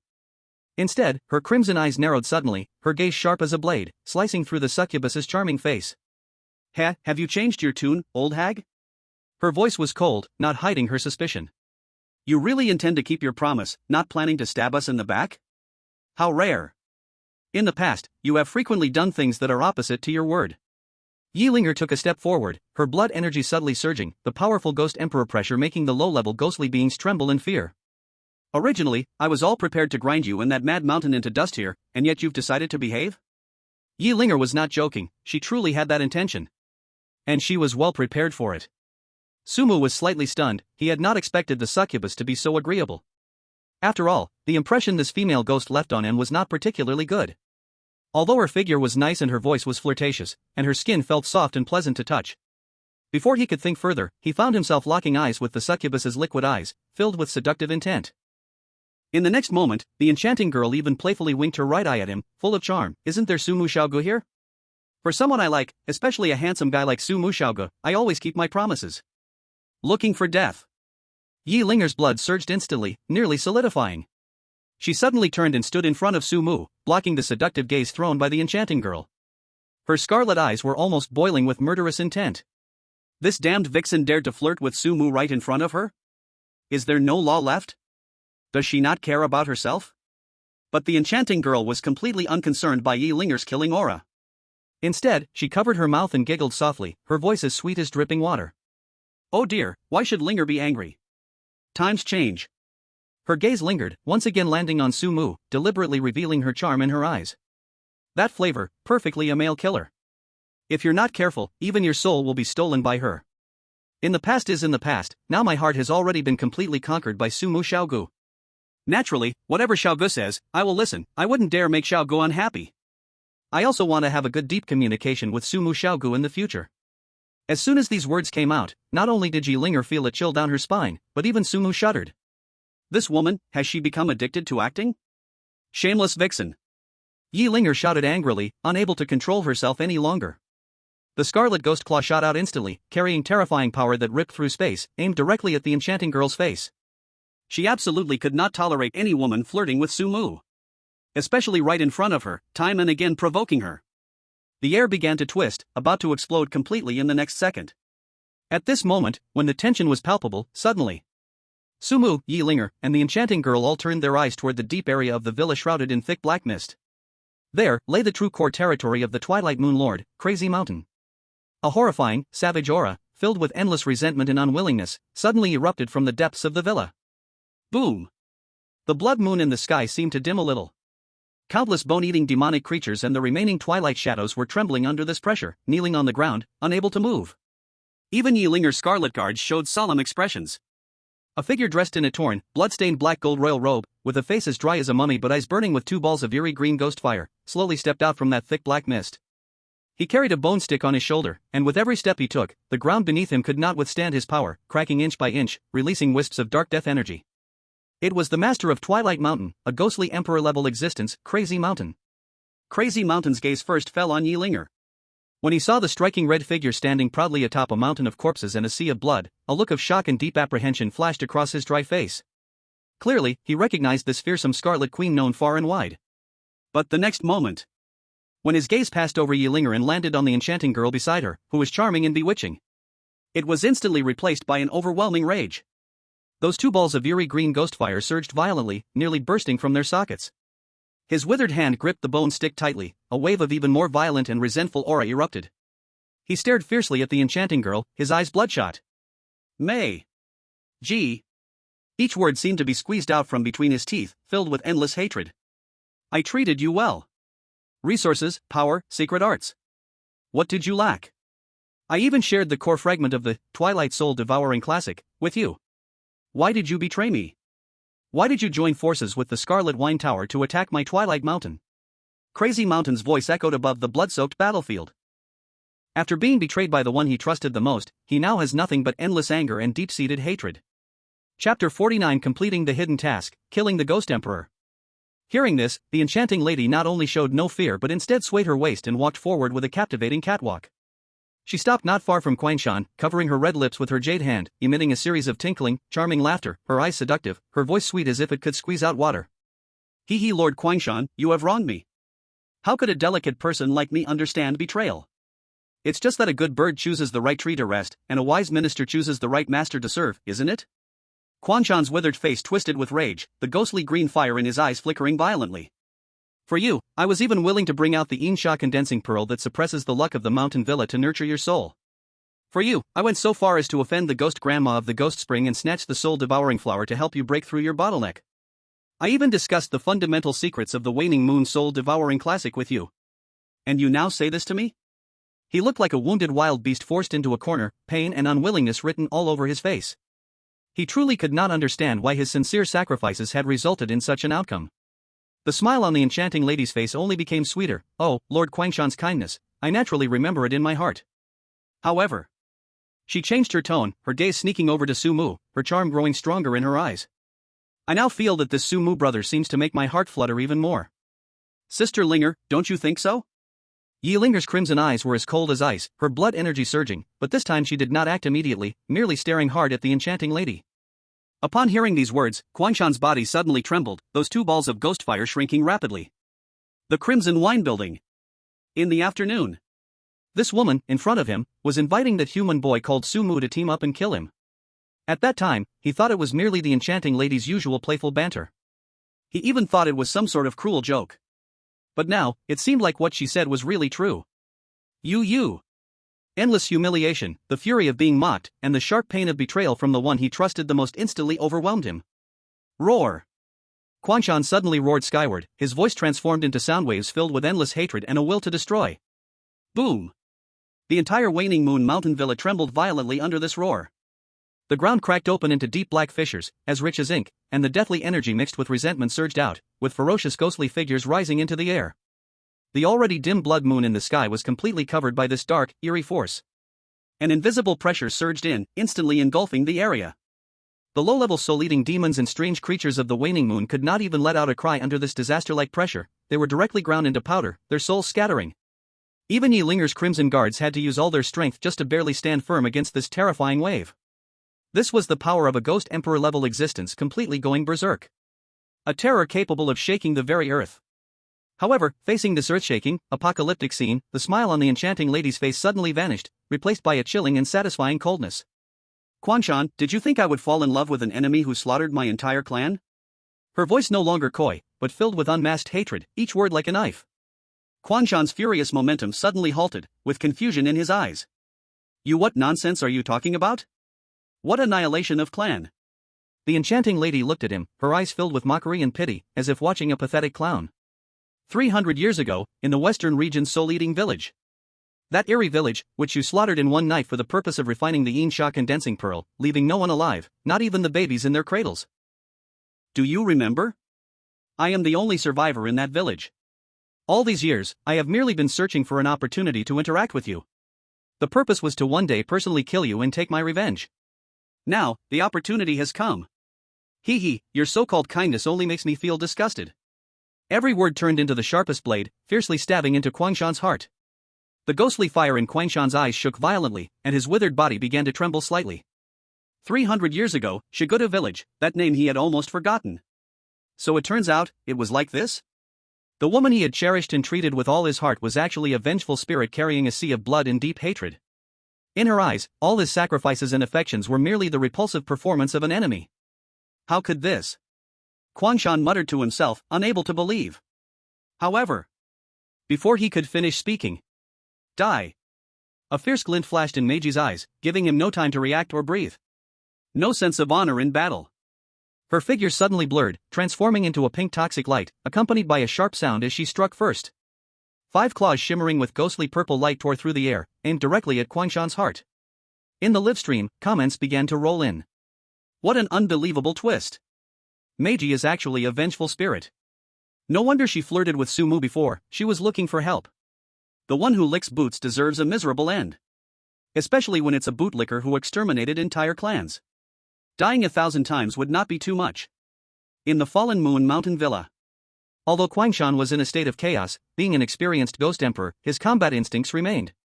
With a roar, the giant bone club in his hand ignited with pitch-black flames, sweeping out to try to block Meiji's assault. Clang! The bone claws collided violently with the bone club, creating large splashes of black sparks and pink toxic mist. At the same moment, Yi Linger moved. She hesitated not at all, her crimson figure appearing like a ghost on Quangshan's other side, her delicate jade hand transforming into indestructible blood-red claws, enveloped in bloodthirsty energy, grabbing fiercely at Quangshan's head. Puff! Caught off guard by Meiji, how could Quangshan anticipate Yi Linger's decisive and ruthless strike? In a hurry, he could only tilt his head slightly. Yi Linger's ghostly claws scratched past his cheek, directly tearing away half of his withered facial skin, leaving 5 deep claw marks visible to the bone, with black eerie blood gushing out. Ah! The intense pain drove Quangshan completely mad. He exploded with sinister power, disregarding his injuries, wildly swinging the burning bone club towards Meiji and Yi Linger. In an instant, pink toxic mist, blood-red malevolence, and pitch-black ghostly flames clashed violently in the center of the villa. Each impact triggered fierce explosions and distortions in space. The ground further collapsed. Outside the fallen Moon Mountain villa, the remaining buildings were flattened. Meiji and Yi Linger coordinated seamlessly. Quangshan's venomous eyes suddenly skipped past the two women locked in fierce combat and locked tightly onto a figure not far behind one human who had been watching from the beginning. Su Mu. These two damned crazy women are too powerful. Together, I have no chance of winning. But that boy, he's just a human. Even if he has some strange tricks, how strong can he be? Kill him first. Crush the soft persimmon. Maybe it can even shake those two women's minds. Murderous intent burst forth. Boy! Go die for me. Quangshan suddenly turned direction, gave up entangling with the two women, and poured all his remaining strength into his bone club. The huge bone club instantly swelled several times, countless screaming ghost faces appeared on its surface, wrapped in pitch-black death energy, coming down on Su Mu's head with the force to crush everything. This strike gathered all the power and endless hatred of his ghost emperor self, aiming to grind Su Mu, body and soul, into powder. Facing this sudden, world-ending strike. Su Mu. Dodge now. Yi Linger panicked. She and Meiji couldn't possibly make it to help in time. If Su Mu took this blow head-on, he would die. But on Su Mu's face, there wasn't even a ripple. He didn't even bother to lift his eyelid, only curled his lips into a cold, indifferent smile. Finally can't hold back and want to strike at me? Very well. In the next moment. In Quangshan's savage and satisfied gaze, and in Yi Linger and Meiji's changing expressions. Behind Su Mu. Boom. Descent of the Ghost Emperor. Boundless darkness, a hellish underworld, suddenly descended. A blurry, ancient, and immensely majestic giant shadow slowly formed behind Su Mu. The appearance of just its outline made the surrounding space groan under unbearable pressure. A pressure far more terrifying and deep than when Quangshan erupted came crashing down. What is this? The ghost fire in Quangshan's eyes jumped wildly. In front of that shadow, he felt like a speck of dust in a raging storm. Small, lowly, and unable to resist. His proud ghost emperor power, in front of this pressure, was like a firefly facing the full moon. The bone club, filled with all his power and hatred, shattered inch by inch a few meters above Su Mu's head, turning into pure death energy, silently absorbed by the shadow. No! Quangshan let out a scream of ultimate despair. He wanted to escape. But his body felt crushed under billions of mountains, unable to move even a finger. He could only watch as that towering black shadow slowly lifted a finger made of pure darkness and gently pointed at him. There was no earth-shattering sound. No world-destroying power. Only extreme, all-devouring silence. The ghost fire in Quangshan's eyes dimmed quickly, full of endless fear and disbelief. His body, from the fingertip, silently turned into the finest black dust, drifting away like sand in the wind. A generation's ghost emperor, the lord of Deathmoon Manor, Quangshan, fell. Yi Linger and Meiji, two ghost emperors, stood frozen. Still holding the posture of rushing to support Su Mu. One strike to kill? Quangshan was just gone like that. Ding. Congratulations player Su Mu, independently killed the Ghost Emperor level aberration, Quangshan. Player's decisive role in battle detected, hidden quest execute the Ghost Emperor triggered. Congratulations player Su Mu for completing hidden quest, execute the Ghost Emperor, Quangshan. Quest reward settlement in progress. Chapter 50, Rich Rewards. Ding. Hidden quest execute the Ghost Emperor, Quangshan, reward settlement completed. Congratulations player Su Mu, received 2000 points of ghost power. Congratulations player Su Mu, obtained special cultivation method, Soul Devouring Tome of the Deathmoon. Soul Devouring Tome of the Deathmoon, Ghost Emperor level aberration technique, draws power from the 9 nether Deathmoon, tempers own ghost power, devours residual souls to enhance ghost power, reaching perfection upon full mastery. The power of the Deathmoon can condense, control life and death, manipulate souls, and transform one into the undying lord of the Deathmoon. Congratulations to player Su Mu, for obtaining an S-rank rare weapon, Deathmoon Boneblade, level 1. Death Moon Boneblade, level 1 probability drops from killing the Death Moon Lord, forged by merging the essence of the Death Moon Lord's furious bones with endless resentment. It has armor-breaking and soul-devouring effects, emitting the Ghost Emperor's rage upon attack, striking directly at the soul, and can absorb the strength of the killed. The more kills, the higher the armor-breaking and soul-devouring effects, 1/100. Congratulations to player Sumu, for awakening the special title, Ghost Emperor Slayer, Beginner. Ghost Emperor Slayer, Beginner. Your deeds have spread widely in the horror world. When attacking, it inflicts 5% true damage to Ghost Emperor level anomalies. For anomalies below Ghost Emperor level, this effect increases to 20%. 2,000 points of eerie power. This is enough to make his strength instantly soar to a level comparable to White Robe level anomalies. Relying solely on his own level, he now possesses the ability to compete with low-level anomalies. Adding in a Ghost Emperor level technique, a bone blade containing the resentment of the Ghost Emperor, and a highly targeted title. This time's harvest is simply explosive and generous. I really have to thank Kwangshan. If he hadn't rushed over in a fit of excitement, I would have probably missed out on the rewards of this hidden quest. Just as Sumu was digesting this enormous gain, a blood-red shadow shot over like lightning. It was Yi Linger. She grabbed Sumu's arm, her crimson eyes anxiously scanning him up and down, her voice trembling. Sumu! How are you? Is there any pain? Are you seriously injured? Her little hand even began to curiously explore his body to check. Sumu let her check and gently patted the back of her hand. I'm fine, see? I'm good. Feeling Sumu's steady breath, Yi Linger's tense nerves relaxed slightly, but she still held onto his arm tightly. At this moment, Meiji also floated over gracefully, her fragrant aura filling the air. Good thing Sumu has strength, otherwise, if anything happened to you, I would feel guilty for the rest of my life. Upon hearing her words, Yi Linger immediately fumed. Can you speak normally, old witch? He is my man. You can't talk to him like that. Meiji, however, spoke alluringly. Sister Linger, don't be so stingy. Actually, I can be the little one. Let me be your sister, that would be fine, okay? Yi Linger gritted her teeth. Meiji's shamelessness was underestimated. Meiji's enchanting peach blossom eyes were now cautiously observing Sumu. Sumu is handsome. He instantly killed Kwangshan, and I couldn't even do that. Can you teach me when you have the time? I also want to become that strong. Her voice was still sweet and enchanting, but every word tested the waters. A storm had already surged in her heart. Instant kill. That was the Ghost Emperor level Kwangshan. Although Kwangshan had been severely injured earlier by her and Yi Linger teaming up, a starved camel is still larger than a horse. How shallow could the foundation of a Ghost Emperor be? Sumu's strike was clean and decisive, a perfect and domineering crush. To him, Kwangshan was merely a slightly stronger ant.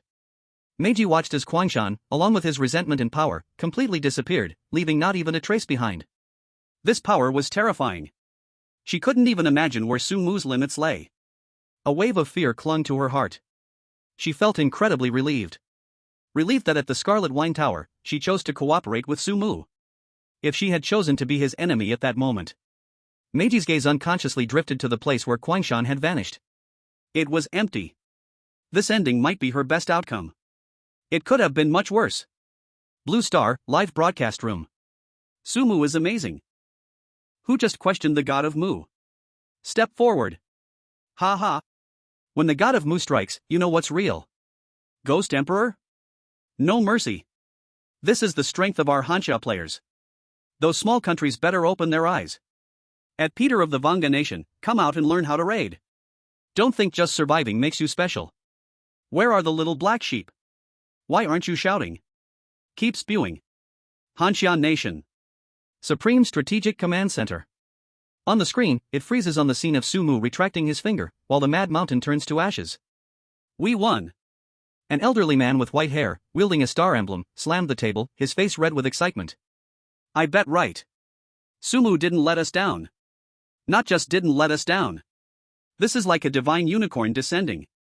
Another middle-aged man in a black Zhongshan suit pushed up his glasses, his eyes shining brightly. With Sumu here, our odds in this battle for national fortune just skyrocketed. He is the hope for the future of our Hanya. The faces of the higher-ups were filled with excitement and anticipation. Sumu's performance injected a dose of adrenaline into them. Inside the dungeon, the takeover of the Wailing Moon Villa went exceptionally smoothly. The beauty, fully aware of the situation, cooperated willingly. After witnessing Sumu's lightning-fast defeat of Mad Mountain, her little schemes were extinguished, leaving only thoughts of cooperation for mutual benefit. The territories and resources previously divided were quickly handed over. Those low-level eerie beings originally under Mad Mountain trembled in fear after seeing the new master's ferocity, not daring to make a single move. Sumu didn't linger here for long. He, along with Yi Linger, was followed by a group of eerie captives escorted by the Crimson Winehouse. These eerie beings were also one of the spoils of war. In the future, they would inevitably serve as stepping stones for the Crimson Winehouse, shining brightly. Today's harvest was remarkable, to say the least. Sumu felt a rush of excitement inside him. If conditions allowed, he truly wanted to take out his rewards right now and count them carefully. The Crimson Witch, that is, Yi Linger. She tightly clung to Sumu's side, wrapping her arm around his, occasionally glancing at his calm and handsome profile, feeling both proud and sweet inside. The beauty stood still, watching Sumu and Yi Linger disappear into the darkness of the villa's entrance. Her red lips pursed slightly, her gaze complex and unfathomable. After a long while, she let out a soft sigh and turned to walk toward her own territory. Sumu, you really are a man who's hard to understand. Hee, I really like you. Chapter 51 The Reason Why Ex-Girlfriends Disappeared. Crimson Winehouse. On the top floor, in the Crimson Queen's bedroom. The door was gently pushed open, then silently closed, shutting out the cold winds from outside. Yi Linger's nerves suddenly relaxed as she stepped into this relatively safe space. In the next moment, she abruptly turned around, her small body crashing into Sumu's embrace. She tiptoed, her arms tightly wrapping around Sumu's neck, tilting her small face up with eyes full of unreserved desire and dependence. Sumu. Kiss me. The height of the little lowly made her action seem a bit comical, yet with a kind of domineering cuteness. She stubbornly tilted her head. You only love me. In her arrogant voice, there was even a trace of grievance. She desperately wanted to prove that having Sumu was her privilege. At least, that's how it was in the Scarlet Winehouse. Sumu felt helpless in his heart. When he was with her, these little girlish tests never stopped. He eventually softened his heart. Or perhaps, he had long gotten used to indulging her little temper. Sumu slightly lowered his head. His cool lips touched hers. From Yi Linger's lips, Sumu tasted a faint blood-tinged sweetness. Of course, the most important thing was the familiar warmth between them. They only exchanged a few light kisses. Yi Linger finally relaxed, a satisfied smile appearing on her face. She let go of her arms, took Sumu's hand, and led him to the large dark red velvet sofa on the other side of the room. The two of them sank into it. Yi Linger naturally curled into Sumu's embrace, her little head resting on his chest. She closed her eyes, long eyelashes covering her eyes, her delicate nose gently twitching, greedily breathing in the unique scent of Sumu. That scent mixed with faint blood, gunpowder, and a kind of familiar feeling that made her feel incredibly at ease. Sumu raised his hand, covering her thin back.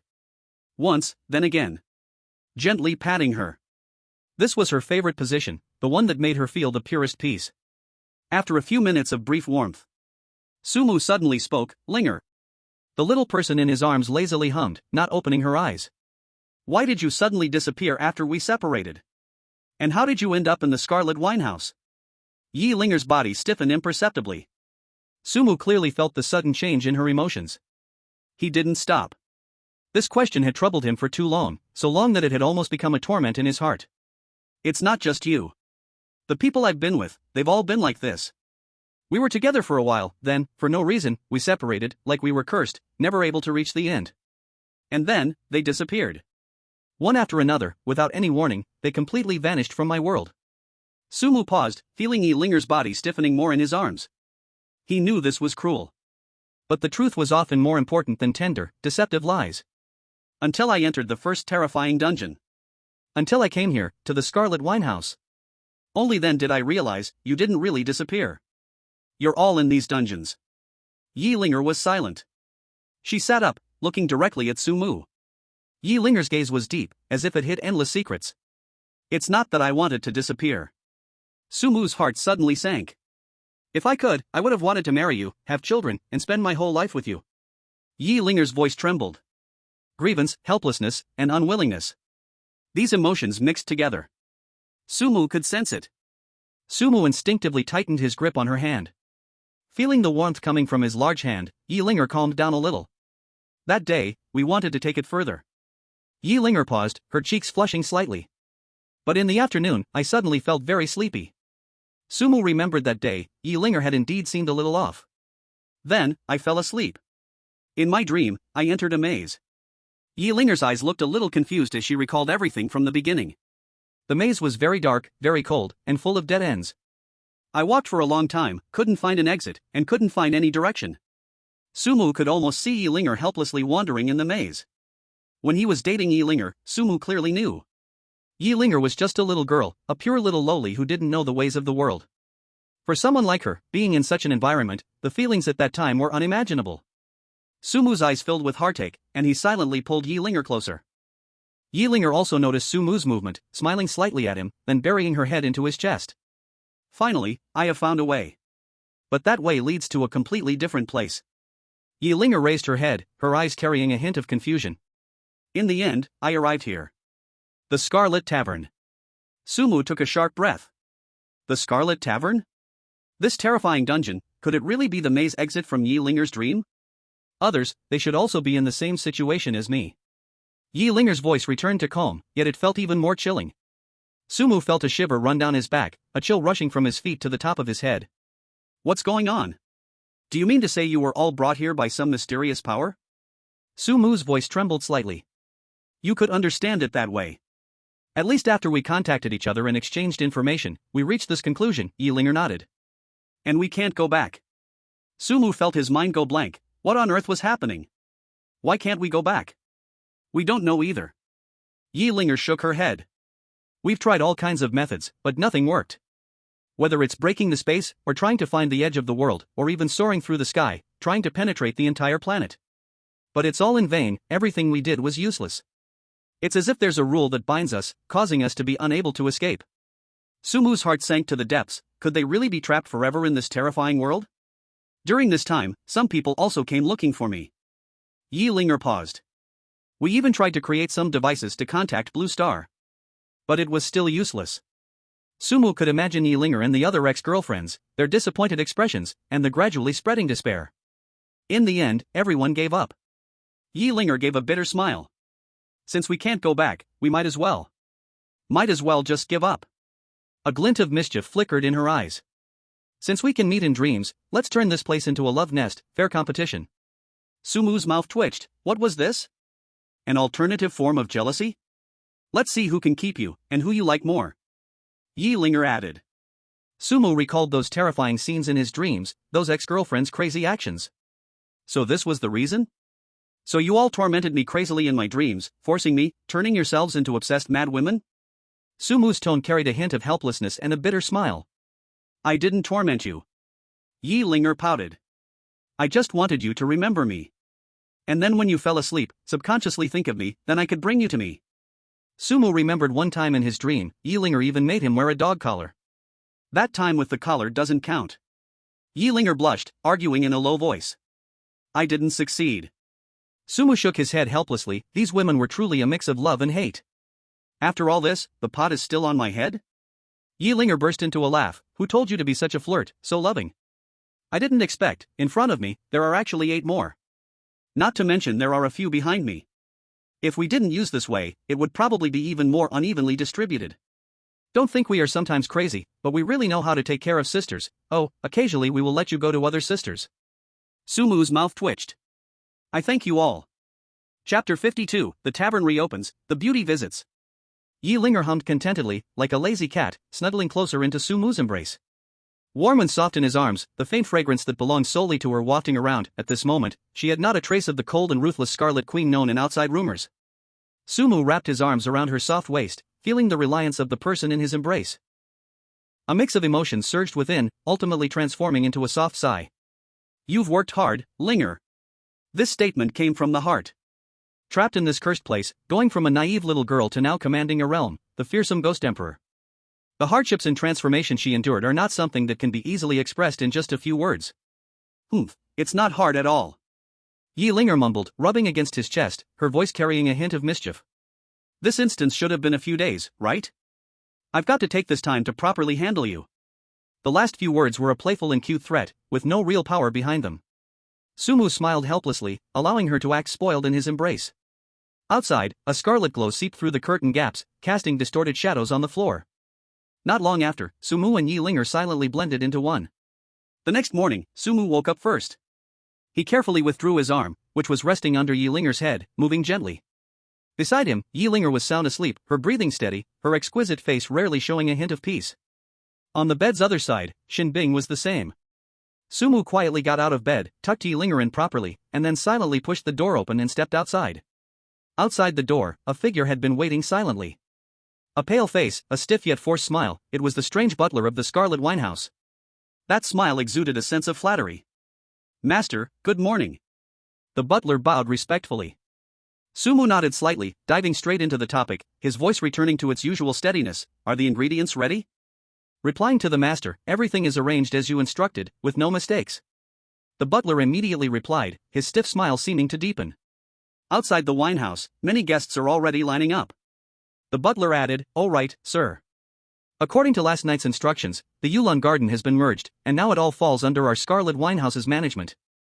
Ding. Side quest, restore the Winehouse's reputation. Completed. Quest evaluation, perfect. Quest reward, 1000 ghost power, item lover's necklace, to be gifted to any female ghost, greatly increases favorability. Sumu's mood instantly lifted. He had also completed the side quest he had long left unfinished. Now he had almost 3000 ghost power. Theoretically, he was already a standard, white attire, ghost. But he was still over 6000 ghost power short of the next stage, red attire. It was a long and arduous journey ahead. However, it was fine. Before leaving the instance, he could still earn a lot of ghost coins from the daily revenue of the Scarlet Winehouse. Ghost coins could also be exchanged for ghost power. He waved his hand to the butler. "All right, you can go busy yourself." The butler respectfully responded and turned to leave. "Wait a moment." Sumu suddenly called out to him. The butler immediately stopped, turning around and waiting for further instructions with even more respect. Sumu pondered for a moment, then ordered, "Before I leave the instance, treat Shen Bing as if she doesn't exist, and don't assign her any tasks." The butler's murky eyes slightly shifted. This was to give Miss Shen Bing a backdoor opportunity. But he showed no hesitation, immediately bowing deeply. "Understood. Please rest assured, master. This lord's command is like heaven." The butler was very clear about that in his heart. After sending away the butler, Sumu sighed slightly, ready for another busy day. "Let me see what's going on." He walked to the window, casually glancing outside. In the next second, his pupils suddenly constricted. What the heck? Outside the Scarlet Winehouse, there was a sea of black. The bazaar guests were queuing. Some queues stretched from the entrance of the winehouse, disappearing at the end of Sumu's view. Roughly estimating, this line of ghostly diners was at least 2 kilometers long. At noon, the doors of the Scarlet Winehouse opened right on time. In an instant, it ignited a long-awaited wave of ghostly frenzy. These bazaar guests, the ones who had queued the longest, had even waited for over 5 hours. How could they not rush into the Scarlet Winehouse? The bustling scene was even more exaggerated than yesterday. Inside the tavern, it was busier than ever. Mysterious waiters hurriedly shuttled between the hall and the kitchen, serving dish after dish of delicacies. These strange guests savored the food, happily pulling out their wallets. In the bedroom, Shen Bing finally woke up slowly. Her head was still a bit heavy, feeling like she had drunk too much, suffering from a hangover. She didn't even know why it was like this. Just yesterday, she was perfectly fine. Shen Bing rubbed her temples, tossed off the covers, got dressed, and walked out. As soon as she reached the door, a figure blocked her way. It was Sumu. "You're awake?" Sorry, I overslept." Shen Bing paused for a moment, nodded, and pointed outside. "Is it especially busy out there?"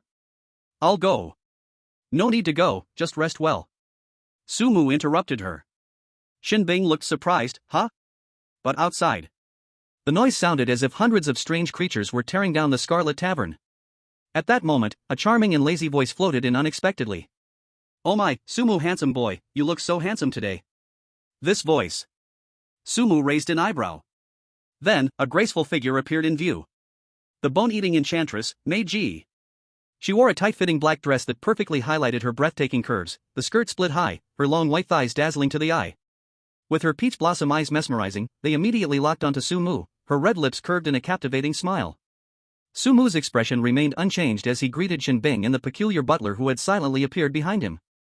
"Miss Mei Ji, what a pleasure to have you at the Scarlet Tavern. I apologize for not welcoming you properly." Sumu spoke calmly. Mei Ji giggled, her laughter clear and pleasant yet filled with allure. She stepped lightly, her body fluid like a water snake, naturally leaning closer to Sumu, nearly pressing against him. Being gracious requires favors. She elongated her tone, gazing dreamily at Sumu's profile. "And I'd like to give you a favor too." She nearly whispered in Sumu's ear, her voice intimate to the extreme. Sumu suddenly stepped back, just enough to create a little space. Miss Meiji is jesting. Meiji's eyes glimmered, seemingly unfazed by Sumu's retreat, instead finding it more exciting. How could this be jesting? Her voice carried a hint of melancholy. You can revive the Scarlet Tavern and make the bloodthirsty Scarlet Queen listen to you. Your abilities are certainly not just talk. I'm very curious and want to know you better, handsome boy. This business is truly booming, making people envious. It's obvious that this is your handiwork, Sumu. Meiji's gaze returned to Sumu's face, filled with undisguised admiration. The Scarlet Queen, that violent girl who only cares about fighting, doesn't have the brains or means. She candidly commented on her ally. Then, she changed her tone, becoming bolder and more explicit. I really want to tie you up and lock you in my bone-eating palace, as my captive husband. She licked her full red lips, her expression filled with aggression. Then I won't have to do anything, just lie back counting eerie coins every day. What do you think, handsome boy? Sumu's lips twitched slightly, making no direct response to this dangerously flirtatious joke. Since Miss Meiji is here, why not find a private room to sit down and try our tavern's new dishes? And also give us some feedback, to see if our Scarlet Tavern can catch your eye. He changed the topic. Meiji covered her lips and laughed softly, her laughter charming and vibrant, her chest heaving with allure. Taste the food, no rush. Her gaze stayed glued to Sumu, scanning him up and down. Wait until the real business is done, then big sister can eat slowly. She once again stretched out her scarlet tongue, gently licking her lips, the hint in her eyes so strong that even Shen Bing beside her felt her cheeks heat up. Just as her words fell, the enchantress clapped her hands lightly. Clap clap. Crisp claps rang out. In the next moment, dozens of graceful figures appeared out of nowhere. They silently appeared at the staircase entrance and all over the corridor. Each of them was stunning in looks, with enchanting bodies, all dressed in the same dark red-made outfits. These were all the female monsters under the enchantress's command. The enchantress lazily gave an order to them, go on. Help the Crimson Winehouse greet the guests. Be quick and don't ruin my reputation. Yes, mistress. The dozens of female monsters replied in unison, their voices ethereal and eerie. Then, they silently melted into the noisy and busy hall downstairs. They were skilled, clearly experienced in serving guests. They quickly took over part of the ghostly waitstaff's work, their efficiency surprisingly high. Sumu frowned slightly as he watched the scene. Sending help for no reason at all? What is this bone-eating demoness really up to? What's this about? Sumu looked at the enchantress, questioning with his eyes. The enchantress reached out her index finger, its icy touch lightly tapping Sumu's lips. Little brother really forgets things easily. This poor girl is so heartbroken. She breathed softly, her red lips moved close to his ear, speaking in a voice only they could hear, soft and charming. We're allies, aren't we? Your trouble is my trouble. If your business is good, of course I should lend a hand. Don't you think so? Little brother Sumu. Chapter 53, Grand Vision Sumu. Allies? Sumu froze for a moment. He thought this bone-eating demoness was scheming something shady. Turns out, she just came to gain favor. Since that's the case, Sumu had no intention to neglect her. Since Miss Enchantress is being so generous, please come inside. Sumu made a welcoming gesture and led the enchantress into a private room. Shen Bing, take good care of Miss Enchantress, Sumu specifically instructed. Shen Bing was flattered. She had heard from the steward that this enchantress was of Ghost Emperor level. Sumu giving her this task showed how much he trusted her. A warm feeling rose in her heart, and the way Shen Bing looked at Sumu changed a lot. Miss Enchantress, excuse me for now, I'll come find you when I finish my work, Sumu smiled slightly. In the meantime, please wait a bit. You can try some of our restaurant's signature dishes. If you need anything, just tell Shen Bing. The enchantress propped her chin with one hand, eyes seductive, gazing at Sumu with longing. Alright, but don't forget me, come back soon. Sumu cried in his heart, seductress. People might think I actually have something going on with you. But honestly, her bringing people really helped a lot. Without her, the Crimson Winehouse truly wouldn't have had enough staff. In the restaurant's main hall, eerie guests kept pouring in. That's right, pouring. Because there were just too many of them. To make it worse, they all had strange forms. Arranging seats was a nightmare. Some were big, some small, some hard, some soft. Some didn't even have a physical form. The staff of Crimson Winehouse were completely overwhelmed. Inside the private room, Shen Bing stood respectfully by the enchantress's side. The enchantress's eyes landed on Shen Bing, looking at her with curiosity. Very directly, no attempt to hide it. Her face carried her signature seductive smile. This woman was also human. And clearly favored by Sumu, personally assigned to serve her. Looks like she was someone Sumu trusted or valued highly. Not bad looking, good figure, nice potential. Though still a tiny bit worse than me. The enchantress took the initiative to speak. Little sister, don't be so stiff, just chat with me. What's your name? Shen Bing did not dare to be negligent and quickly replied, Miss Meiji, my name is Shen Bing. Oh. Shen Bing. A good name, it suits you well. Sit down, you don't have to do anything else, just keep me company and chat. Hearing this, Shen Bing had no choice but to sit down across from Meiji. She couldn't figure out Meiji's intentions. The best approach was simply to follow along. Little sister Shen Bing, what do you think of our brother Sumu? Meiji suddenly spoke, her expression curious, staring directly at Shen Bing. And Shen Bing was completely stunned, unable to react for a moment. Our family? Brother Sumu? What is this about? Who would have thought Meiji would talk about this? Shen Bing's mind went blank. Meiji's question was too unexpected. Her eyes darted around, her face slightly flushed. In fact, she didn't know how to respond at that moment. On Blue Star. In the live broadcast room, the comments were rolling crazily. Is Shen Bing really interested in Sumu? The one before, remove the knot. This reaction definitely has issues. I shipped this couple first. Brother Sumu was really nice to goddess Shen Bing. Isn't that right? While others are in deep water, she's chatting and laughing with the top boss, the contrast, TSK. However, not everyone thought so. Other countries' audiences raised discordant voices. What's going on? Why can that Shen Bing from Hanya be so relaxed? Exactly. This is unfair. Sumu is abusing his power. Hanya people are so selfish, only caring about their own. These doubts and attacks in the comments were quickly spotted by Hanya viewers. Jealous, just admit it. A bunch of defeated players, their own people are useless, and they still have the face to yell here? Who was it that cried and begged to cling to our god Su before? Now they turn their backs? The fighting spirit of Hanya viewers was sky high, their words sharp, leaving those foreign viewers speechless. Inside the dungeon. At this moment, Sumu stood in a relatively secluded corner. Then, he made a move. He raised his hand, and a faint crimson light seemed to swirl at his fingertips. That was the authority of the Crimson Lord. The next second, a shocking scene unfolded, leaving all the viewers focused on the dungeon dumbfounded.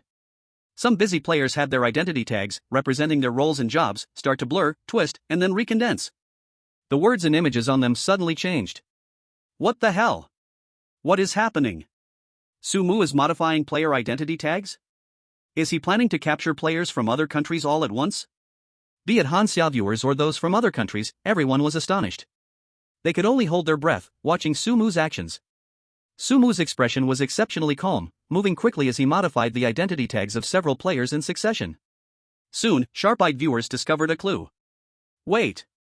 The players whose identity tags were modified seemed to all be from Pakistan, small nations of the African Union. Exactly. These countries have a very good relationship with our Hanya. I get it. Sumu is protecting his allies. This discovery caused the Hanya live broadcast room to explode. God Su is amazing. Opening his horizons. Wow. Engaging in international diplomacy in a terrifying dungeon is quite something. This is true big boss style. Not just caring about himself but also helping allies. Meanwhile, those countries that had previously been eliminated or had poor relations with Hanya, especially the pickled veggie country, ugly country, and cherry blossom country viewers, were furious again. Shameless. Totally shameless. What right does he have to do this? This is a blatant disruption of game balance. Protest. We strongly protest. Sumu must be sanctioned. Hypocrite. Saying one thing but doing another, double standards. However, the impotent rage of these clowns couldn't stir up much of a tide. Most viewers, especially those from Hanya, completely ignored them. Anyway, players from these countries. Already dead. At the same time, in the Hanya Strategic Command Center. The old man sitting in the center side, this is interesting. A middle-aged man beside him, wearing gold-rimmed glasses and exuding a gentle demeanor, pushed up his glasses and said, "This move is quite brilliant." He is laying out the plan in advance. For our Hanya, to gain more international support and allies. The military leader with a scar on his forehead, who had always supported Sumu, laughed heartily, "Ha, I like it. To still have the presence of mind to consider these things in such a dangerous predicament, this child will surely achieve great things." The old man's mouth curled up in a satisfied smile. Originally, this should be the concern of us old folks, but Sumu did it for us. He and the others were all very satisfied with Sumu. Inside the instance, those players whose identity tags were altered soon discovered their own abnormalities. They found that the high-risk jobs on their identity tags had turned into chores like washing dishes, arranging tables and chairs, and cleaning windows. What's happening? But what followed was an uncontrollable joy. These tasks, compared to facing terrifying customers before, even those possibly requiring close contact with the eerie, were simply ridiculously low in danger. This meant that as long as they didn't get themselves killed or encounter some unforeseen accident, they could basically last safely until this instance ended. In an instance, what could be more important than surviving? They quickly realized that it was Sumu who was helping them. Only Sumu had this ability. 7 or 8 players from friendly nations gathered spontaneously around Sumu. They all deeply bowed in unison towards Sumu, performing a standard bow. Mr. Sumu, thank you for your help. This kindness, we will never forget. A great favor, I can't repay. When we return to Blue Star, I will do my utmost, for Mr. Sumu and for Hanya, to expand influence in our country. Hearing these heartfelt words, Sumu's expression remained calm. No need to thank me. This is what you deserve. Chapter 54, Crimson Restaurant, instance ends. The booming business of the Crimson Restaurant continued into the night. Under the condition that the enchantress arranged for additional food supplies, it was still in high demand. So, the Crimson Restaurant had no choice but to close for the night. This grand feast was just a brief intermission. Tomorrow, it would continue. The enchantress swayed her slender waist and approached Sumu. A flying kiss, carrying a rose scent, floated towards Sumu. Brother Sumu, see you tomorrow. The enchantress's voice, still that tingling charm, combined with her already enchanting appearance, made hearts flutter. Before leaving, she cast a meaningful glance at Shen Bing. Shen Bing remained expressionless. But standing next to Sumu, her heart couldn't help but ripple slightly. The strange butler appeared in the center of the hall. Dear players, please gather. The remaining dozen players, dragging their weary bodies, gathered before the strange butler. Each of their faces bore the relief of having survived a disaster. The strange butler began to distribute today's eerie coins. Aloes, 320 eerie coins. Ford Lee, 450 eerie coins. Awesome. So much. Yeah, we can finally have a good meal today. I'll save it, let's party on the last day. Players were thrilled to receive their wages. Today's earnings were high, and their income was significantly more than usual. For the past 2 days, it had only been dozens, even just over 10 eerie coins. Today it shot up to at least 10 times that. How could they not be happy? However, their smiles quickly froze. The strange butler announced the last player's wage. Shen Bing, 23,800 eerie coins. What? The players were dazed, collectively turning to look at Shen Bing. Over 20,000 eerie coins. All the other players' wages combined didn't even reach half of Shen Bing's. Shen Bing was also stunned, she never expected to receive so many weird coins. The strange butler explained, Shen Bing hosted a Ghost Emperor-level strange guest alone today. The guest she hosted had a higher level. Overall, that's why she received more weird coins today. Other players looked at Shen Bing with envy and jealousy. Was that called hosting? It was clearly just chatting. This backdoor connection was too obvious. However, they only dared to complain in their hearts. After the distribution ended, Shen Bing found Sumu. Sumu. As Sumu was about to return to the top floor, he stopped when he heard Shen Bing's voice. What's up? Shen Bing bit her lip, her eyes flickering left and right, and finally said, thank you for taking care of me. Shen Bing was very sincere and earnest. After speaking, she even folded her hands on her abdomen and bowed 90 degrees to Sumu. Without Sumu, she would not have obtained so many weird coins. If she wanted to survive in the Scarlet Wine Tower dungeon, it wouldn't be this easy either. In response, Sumu merely replied indifferently, it's nothing, this is what I should do. Seeing that Sumu was about to leave, Shen Bing hurriedly spoke again. When we leave the dungeon and return to Hanya, I want to invite you to dinner. Is that okay? Shen Bing cautiously looked at Sumu's back, hoping for Sumu's response. With his back to her, Sumu lightly replied, sure. Great. A rare smile appeared on Shen Bing's face. Then after returning to Hanya, I'll contact you. Shen Bing's steps became much lighter.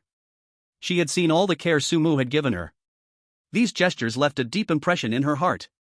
Whether it was letting her stay in the queen's bedroom to prevent strange attacks, or specifically arranging a relaxed and rewarding job for her, all of these made Shen Bing feel warm and safe.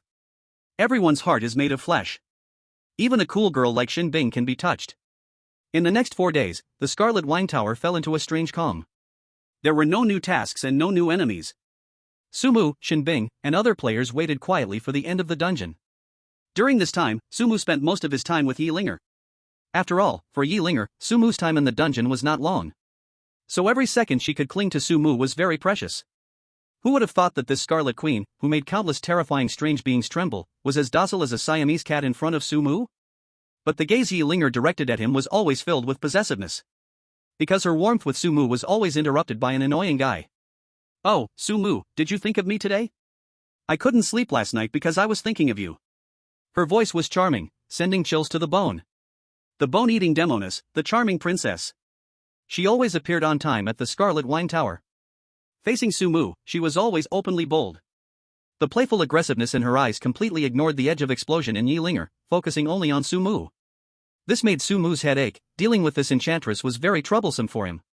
Because he had to maintain the alliance relationship between the Scarlet Wine Tower and the enchanting princess, and keep comforting Yi-Linger to prevent the Scarlet Queen from suddenly exploding. Yi-Linger and the enchanting princess were both ghost emperors. If they fought, the Scarlet Wine Tower would be turned into ruins in an instant. But fortunately, the enchanting princess always stopped at the right moment, knowing where to draw the line. However, it must be said, as an ally, the enchanting princess was indeed very sincere. Every day, she not only clocked in on time, but also brought her subordinates to help. Whether it was hosting guests, transporting ingredients, or cleaning up chores, she participated in everything. She helped the Scarlet Wine Tower relieve a lot of pressure. The kind of effort that requires both heart and strength made Meiji's back stand straight. At the same time, it also made her even bolder in teasing Sumu. It became common for her to provoke the possessive Yi-Linger. Often, just a light-hearted remark or a flirtatious glance towards Sumu could instantly send a chill through Yi-Linger, causing her blood to surge. But usually, at these times, Meiji would leave with a cheerful smile, entering her exclusive private room. There, the staff member dedicated to her, Shen Bing, had long been waiting. This was Sumu's care, arranging Shen Bing specifically to serve the esteemed guest, Meiji.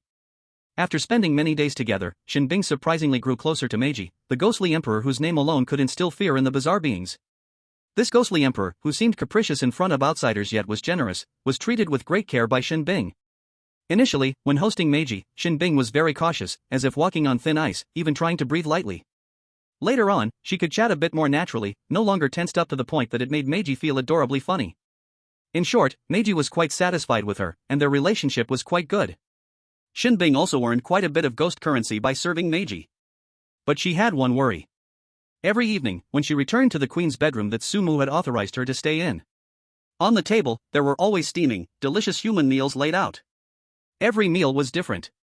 It was no longer just a matter of satisfying hunger, it was a feast worthy of a national banquet. In this ghostly place, being able to eat a warm, normal meal was already a luxury, let alone this grand feast. Shen Bing knew very well that this care came from Sumu's hand. And every time she sat down to enjoy it, she would habitually look up, always able to catch a glimpse of the figure by the desk through the half-open door. Sometimes, Sumu was alone, bored, flipping through books to pass the time. His profile, under the crimson candlelight, appeared a bit blurry, handsome, calm, yet oddly indifferent. Other times, it was Sumu nestled with Yi-Linger, the two of them so affectionate that it made others envious. Whenever this happened, Shen Bing would ponder. Why was he so good to her?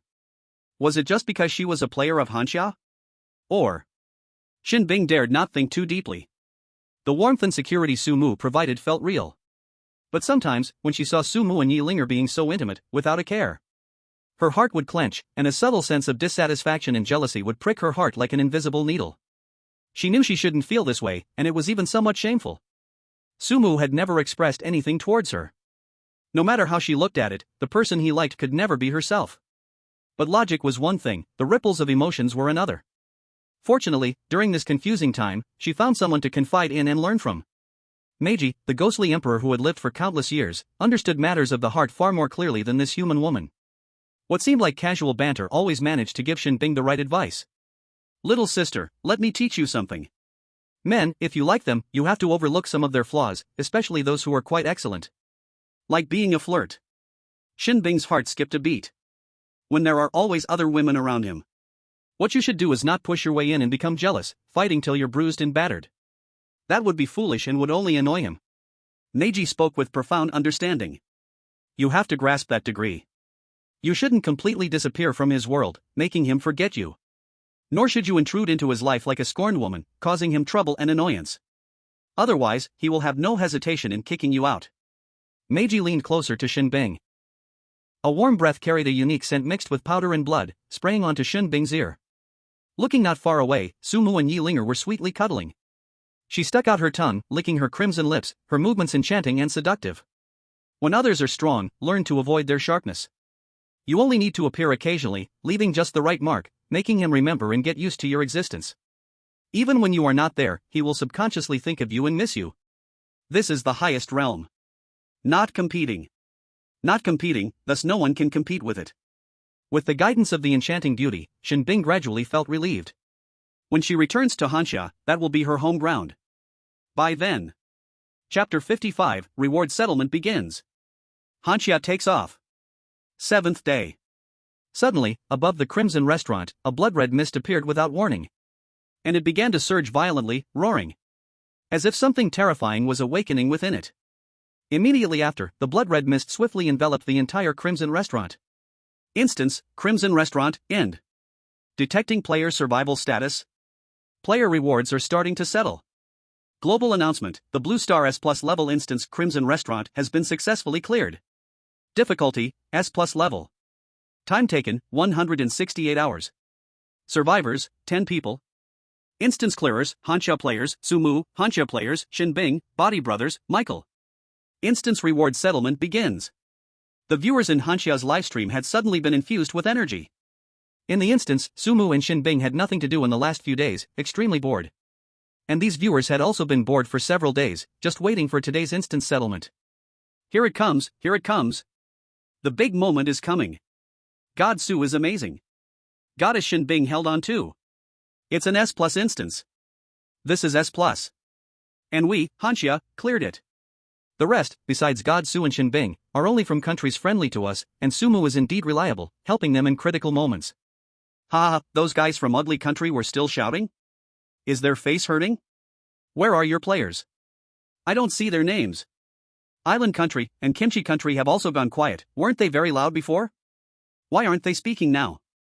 Let the haters speak. The viewers from Hanya were the most excited. Taunts, cheers, excitement, all filled the space. All survivor common rewards are as follows. Skill points plus 50. Mystical power limit plus 5,000. The mystical power environment of the player's country now begins moderate coverage.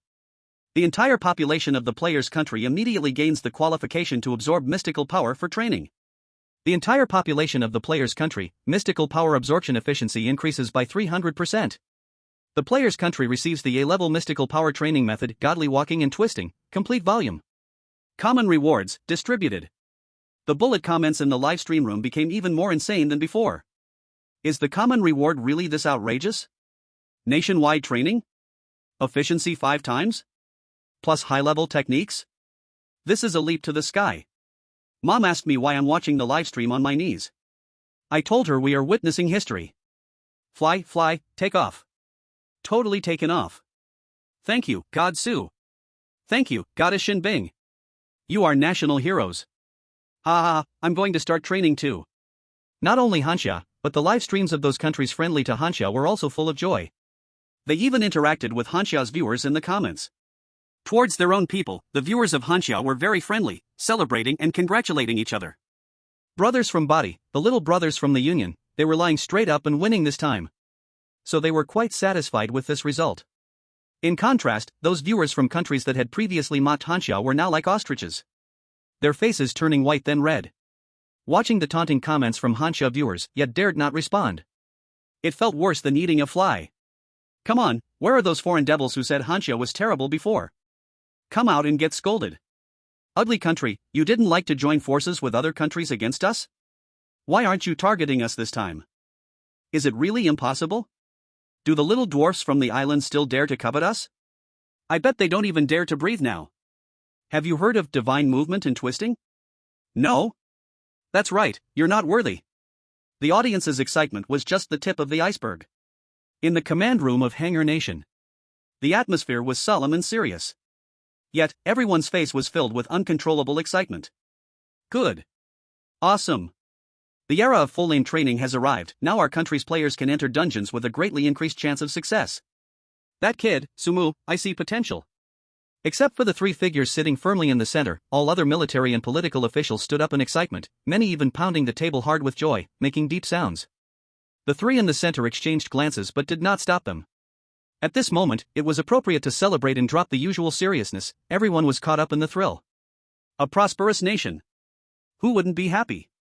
The elder on the left, dressed in a sharp military uniform and with a scar on his brow, gazed intently at the two characters Sumu on the screen, unabashedly expressing his admiration. This Sumu is truly our Hanger nation's prodigy. Bold and meticulous, his strength is astonishing, and at critical moments, he is like a stabilizing anchor. He added emphatically, in my younger days, I was quite similar. The elder referred to as the oldest in the middle didn't tease him this time. His deep gaze fell upon the screen, a smile appearing on his face. When Sumu leaves the dungeon and returns to Blue Star, let someone arrange a meeting. We old folks are also due to meet this wave of the new era. The military-dressed elder replied immediately, great, I've been waiting for this. This kid is just to my taste. No, I must find a way to bring him to me. He is fit to be my successor. You all must not compete with me. The other senior officials hadn't had a chance to respond yet. The reward settlement began anew. S-level outstanding challenger, Hanger Nation player, Shen Bing. SSS level perfect challenger, Hanger Nation player, Sumu. National fortune reward begins settlement. The fortune of Hanger Nation is on the rise. Effect 1, the concentration of spiritual energy within Hanger Nation can grow indefinitely. The eerie power environment will slowly deepen over time, with no upper limit. Effect 2, the basic affinity for eerie power of all citizens of Hanger Nation increased to 1000%. Effect 3, Hanger Nation gains a nationwide S-level eerie power cultivation method, Devouring Dark Book Complete Edition. The previous common rewards were merely appetizers. Whoa, isn't this just the upgraded version of the fortune reward from the Vanga Nation? I knew there would be more rewards. I thought the common rewards were the peak. I had no idea there was something even more explosive afterwards. Not only the audience in Hanger experienced this. Even the top military and political officials in the command room were heartstrings pulled. S-level outstanding challenger, Shen Bing, reward settlement begins. Player Shen Bing, accumulated eerie coins in the Scarlet Wine Tower dungeon, 27,000. Player Shen Bing, acquired eerie power reward, 100,000. Player Shen Bing, eerie power level upgraded, unofficial. Eerie power levels, Lonely Soul, 100 eerie power, Wild Ghost, 1000 eerie power, White Clothed, 2000 eerie power, Red Clothed, 10,000 eerie power, unofficial, 100,000 eerie power, Ghost General, 990,000 eerie power, Ghost King, 10 million eerie power, Ghost Emperor, 100 million eerie power. Chapter 56, Sumu's Incredible Reward. Strategic Level Prize. Just cleared the first S+ dungeon, and the goddess Shen Bing is directly upgraded to unofficial. Don't get too excited, brother, this is just the beginning, I feel there's more to come. Yeah, after all, this is an S+ level dungeon, this reward definitely isn't all there is. Sure enough, Shen Bing's reward settlement was still continuing. Player Shen Bing, received random A-level skill card *3. Player Shen Bing, received random S-level skill card *1.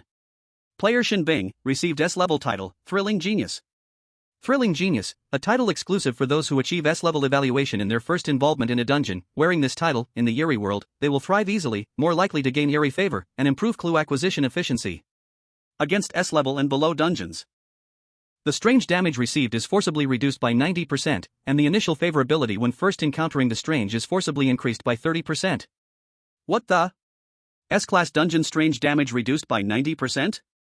What's the difference from immunity to damage? Initial favorability plus 30% for the strange. Does that mean when goddess Shen Bing goes into the dungeon, many strange beings might not even attack her and might even give her hints? With the ghostly power at the level of a Yin servant, if goddess Shen Bing goes into an S-class dungeon in the future, won't it just be a vacation? This reward is too generous. With goddess Shen Bing's S-class clear, what about God Su's SSS class? The S-class reward is already so shocking. Then what kind of twisted rewards will Sumu get for his SSS class perfect clear? Under the gaze of countless people, the dungeon system began to calculate the rewards for Sumu's clear. SSS class perfect clear reward calculation. Player Sumu, accumulated strange coins in the Scarlet Tavern dungeon, 685,000. 685,000 strange coins. Everyone's scalp went numb. Shen Bing's 27,000 strange coins were already hard-earned, and this directly multiplied by more than 20 times? However, this was just the beginning. Even more shocking things were still to come. Player Sumu received strange power reward, 990,000. 990,000 strange power. Player Sumu promoted to Ghost General. Above the Yin servant, there is the Ghost General. If Shen Bing took a step to the skies, then Sumu was rocketing through the atmosphere. Countless people's brains crashed, overloaded with information. Many people couldn't believe that the rewards in front of them were real. In the Hanya command room, the old man in military uniform with a scar on his forehead slammed the table excitedly, causing the teacup to jump. Good. Good kid. Ghost General. Straight to Ghost General. Ha ha ha. It's no wonder I chose this person. Player Shen Bing received random S-class skill cards *3. Player Shen Bing received random SSS class skill card *1. Player Sumu received S-class passive skill, Yin Yang Messenger. Yin Yang Messenger, your body becomes a perfect vessel of Yin Yang strange power, capable of actively consuming strange coins to instantly convert them into pure life force, quickly recovering your injuries. The heavier the injury, the more strange coins are required. Player Sumu received S-class skill, All Evil Repulsion. All Evil Repulsion, the majesty of the Ghost General, all evils retreat. This skill can be actively turned on or off. When turned on, strange coins are continuously consumed to form a specialized defense field around the body against the strange, ignoring any strange attacks and preventing the strange from approaching. The lower the level, the further the forced expulsion distance, the longer the field exists, the higher the strange coin consumption rate. Single activation, the maximum maintenance time is 2 hours. 2 S-class passives. One is powerful recovery, and the other is absolute defense. It's simply maximizing survival ability. The audience no longer knew what words to use to describe their feelings. Is this an immortal body? As long as the strange coins are enough, God Su is like an indestructible cockroach and can even become invincible? Haha, from now on, wherever God Su goes in the dungeon, won't he just walk sideways? Player Sumu received SSS class active skill, Lunar Reversal Technique. Lunar Reversal Technique, with the power of the moon, reverse the universe. Upon activation, this skill can rebound any form of attack you receive. It can currently store up to 4 charges, and after each use, requires 6 hours to recharge. SSS class skill. Bounce back any attack. The barrage in the live broadcast room even stopped scrolling. In the Hanya command room, the old man who had remained calm and poised couldn't help but lean forward slightly, his eyes sparkling with excitement. This skill is too domineering. It's unreasonably strong. And the system's reward announcement was still not finished. It was still refreshing everyone's cognitive limits. Player Sumu received the title, Lord of Scarlet.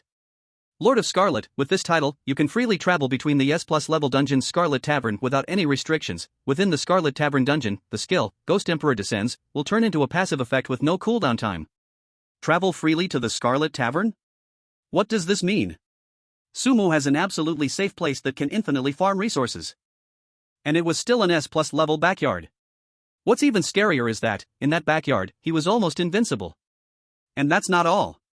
Player Sumu, awarded title, Son of the Eerie Fate. Son of the Eerie Fate, a favored one of the terrifying world's will. This title is exclusive to players who first receive an SSS level perfect evaluation. Wearing this title allows passive absorption of eerie power, with an absorption efficiency of 2000%. It has a very high affinity with the eerie world, and the eerie beings may directly submit and follow the wearer. The lower the level of the eerie being, the more obvious the effect. Wow, automatic cultivation? Incredible, the eerie will directly submit? This is way over the top. What's the difference from cheating? I get it, the title of Goddess Shen Bing suddenly isn't appealing anymore. Which dungeon doesn't have countless eerie beings when you enter? This is equivalent to giving Sumu a huge army of terrifying eerie beings for free. It's unimaginable what scene it will be when Sumu walks into a certain dungeon wearing this title, those originally fierce eerie beings. Isn't it going to turn into his one-man show? Just when everyone thought that Sumu's rewards were over. Player Sumu, awarded SS level special item, Heart-Binding Eerie Fruit, Seed. Heart-Binding Eerie Fruit, an exotic fruit containing rich eerie power essence. It must be planted in a high-level eerie power environment, absorbing the environment's eerie power to grow, with a cycle of 1 month. Each time it bears 100 fruits, the user can significantly enhance their eerie power, and those with exceptional aptitude may even directly break through their bottleneck to advance to indifference. If a Ghost General or above consumes it, it transforms into 10,000 eerie power. Wow! This is even more heavyweight.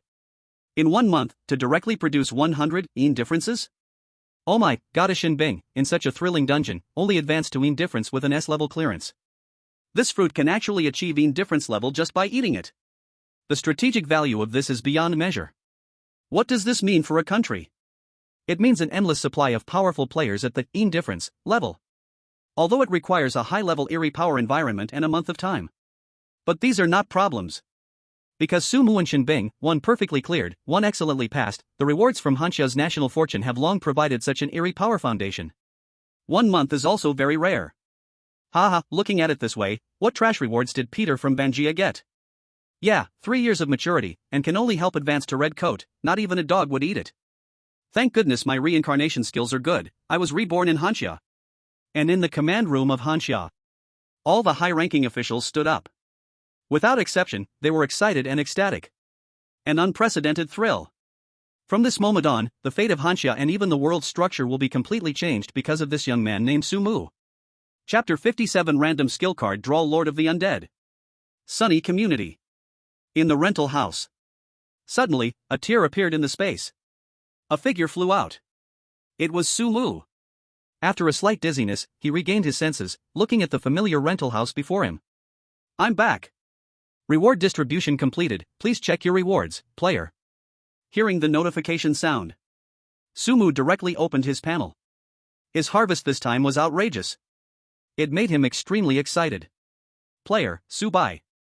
Eerie power level, Ghost General, 993,000/10,000,000. Titles, Lord of Scarlet, Son of the Eerie Fate. Skills, Ghost Emperor Descending, unusable after leaving Scarlet Wine Building, Yin Yang Envoy, Dispelling All Evils, Lunar Reversal Technique. Items, Soul Devouring Code of the Waning Moon, Heart-Binding Eerie Fruit, Waning Moon Boneblade, Level 1, Random S-Level Skill Cards *3, Random SSS Level Skill Card *1. Special status, Multiple Nightmare Curse, entangled with the resentments of previous girlfriends, the core power of the dungeon. Besides the titles and skills that have been publicized, as well as the Heart-Binding Eerie Fruit, Sumu also had some personal treasures. Soul Devouring Code of the Waning Moon and Waning Moon Boneblade, Level 1. These two were rewards dropped after killing the Lord of the Waning Moon. He hadn't used them yet. Soul Devouring Code of the Waning Moon, Eerie Technique at the Ghost Emperor level. Harness the power of the lost moon of the underworld, refine your sinister abilities, devour lingering souls to enhance your dark power, and when perfected, condense the lost moon's strength, mastering life and death, manipulating wandering souls, transforming into the immortal Lord of the Lost Moon. Sumu's gaze tightened, eager to use it. But there was no response. The current environment cannot use the Lost Moon Soul Devouring Manual. It must be in an S-level dungeon, waiting for the full moon to arrive before use. There are still usage conditions. It actually requires being in a horrific world to use. And I have to wait for the full moon to come out. Sumu shook his head, having to give up. His gaze finally landed on the only weapon. Boneblade of the Lost Moon, Level 1 has a chance to drop upon killing the Lord of the Lost Moon, forged from the essence of the Lord of the Lost Moon's spine mixed with endless resentment, equipped with armor-piercing and soul-devouring effects. When attacking, it can emit the Ghost Emperor's malice, directly hitting the soul body, absorbing the strength of the defeated. The more kills, the higher the armor-piercing and soul-devouring effects, 1 out of 100. Whoosh! The Boneblade of the Lost Moon has a strange shape, crafted from the spine of the Lord of the Lost Moon into a short blade. It felt cold to the touch, and Sumu could even hear the painful whispers of lost souls ringing in his ears. This weapon is truly wicked. But its potential for upgrading is pretty good. It's already at S level, with a solid foundation, it'll definitely be useful later. Whoosh! The Boneblade of the Lost Moon vanished out of sight. It was stored away by Sumu. And now, the main event of today. The mystery box moment. This is the time when Sumu was most excited. 4 cards radiating different lights suddenly appeared before him. 3 S-level random skill cards glowing purple. 1 SSS-level random skill card glimmering dark gold. These 4 skill cards were crucial for his future survival and combat power. With a thought, he chose the 3 S-level random skill cards. Using S-level random skill card. Congratulations, player Sumu, you have received S-level skill, Shadow Clone, Level 1. Shadow Clone, LV1 can summon a clone with 50% of the user's combat power from any mirror surface, including water and other smooth reflective surfaces, lasting 5 minutes, can be destroyed, and for an additional cost of Eerie coins, the clone can use some of the user's skills. The higher the skill level used, the more Eerie coins consumed. Leveling up increases the clone's power ratio, duration, and number, 1/100. Clone Technique. This is interesting. And it's a skill that can grow, quite nice. Congratulations, player Sumu, you have received S-level skill, Arc Replication, Level 1.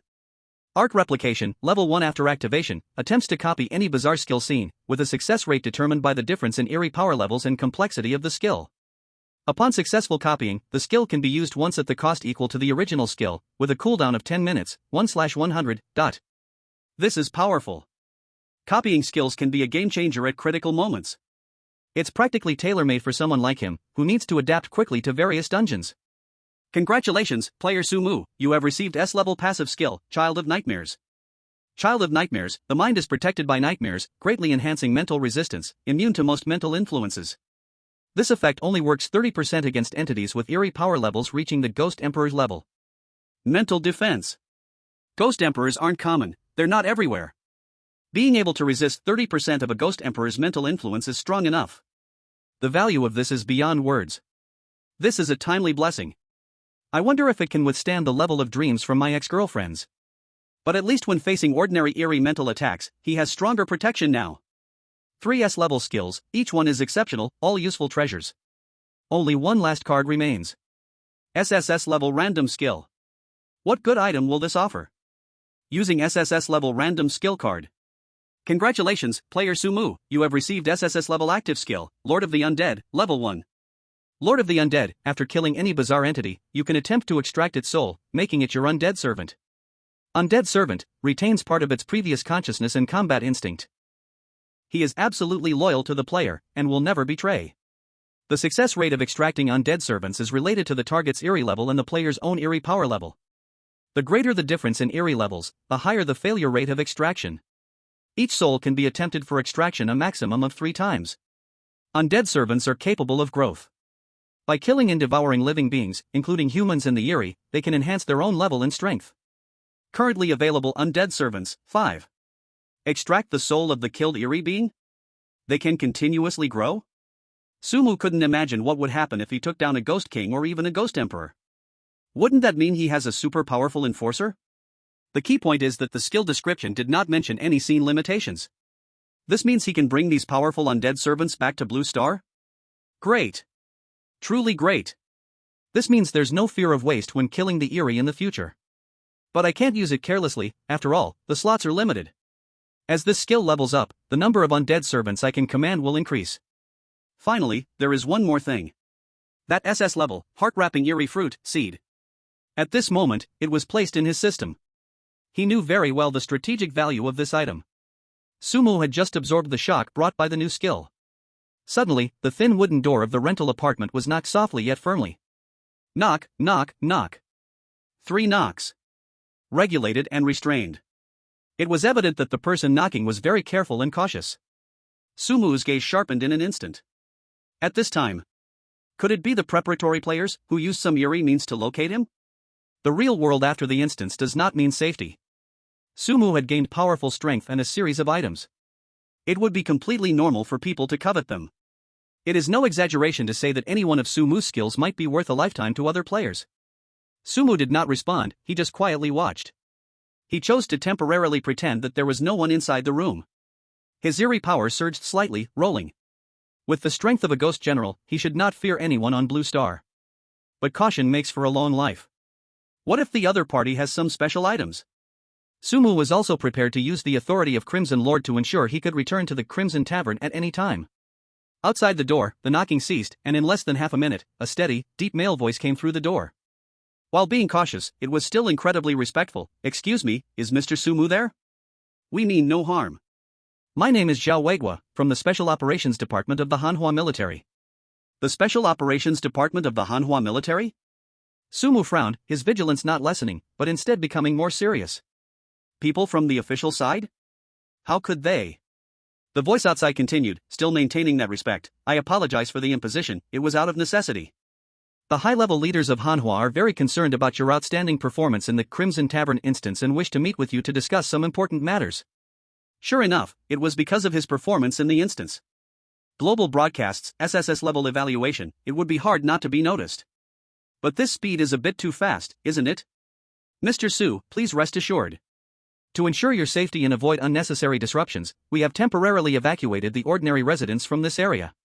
Currently, this vicinity is under the guard of our military and special reaction teams. No spectators or unrelated individuals can approach here. We await your response. After speaking, the outside fell silent again. Sumu's eyes flashed with astonishment. They had evacuated the entire surrounding area.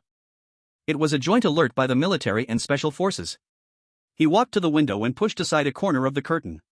The street, which should have been lively, was now entirely empty. However, his gaze swept across a few key intersections in the shadows of buildings, where he could clearly see groups of 3 to 5 soldiers in special operation uniforms, armed with guns, conducting cross patrols. Their movements were standard, and their coordination was seamless. It was completely like an impenetrable blockade net. In the sky, armed helicopters and drones buzzed and circled. In the distance, armored forces could even be seen standing at attention. This display was far greater than he had expected. Of course, it was also possible that it was meant to deal with him.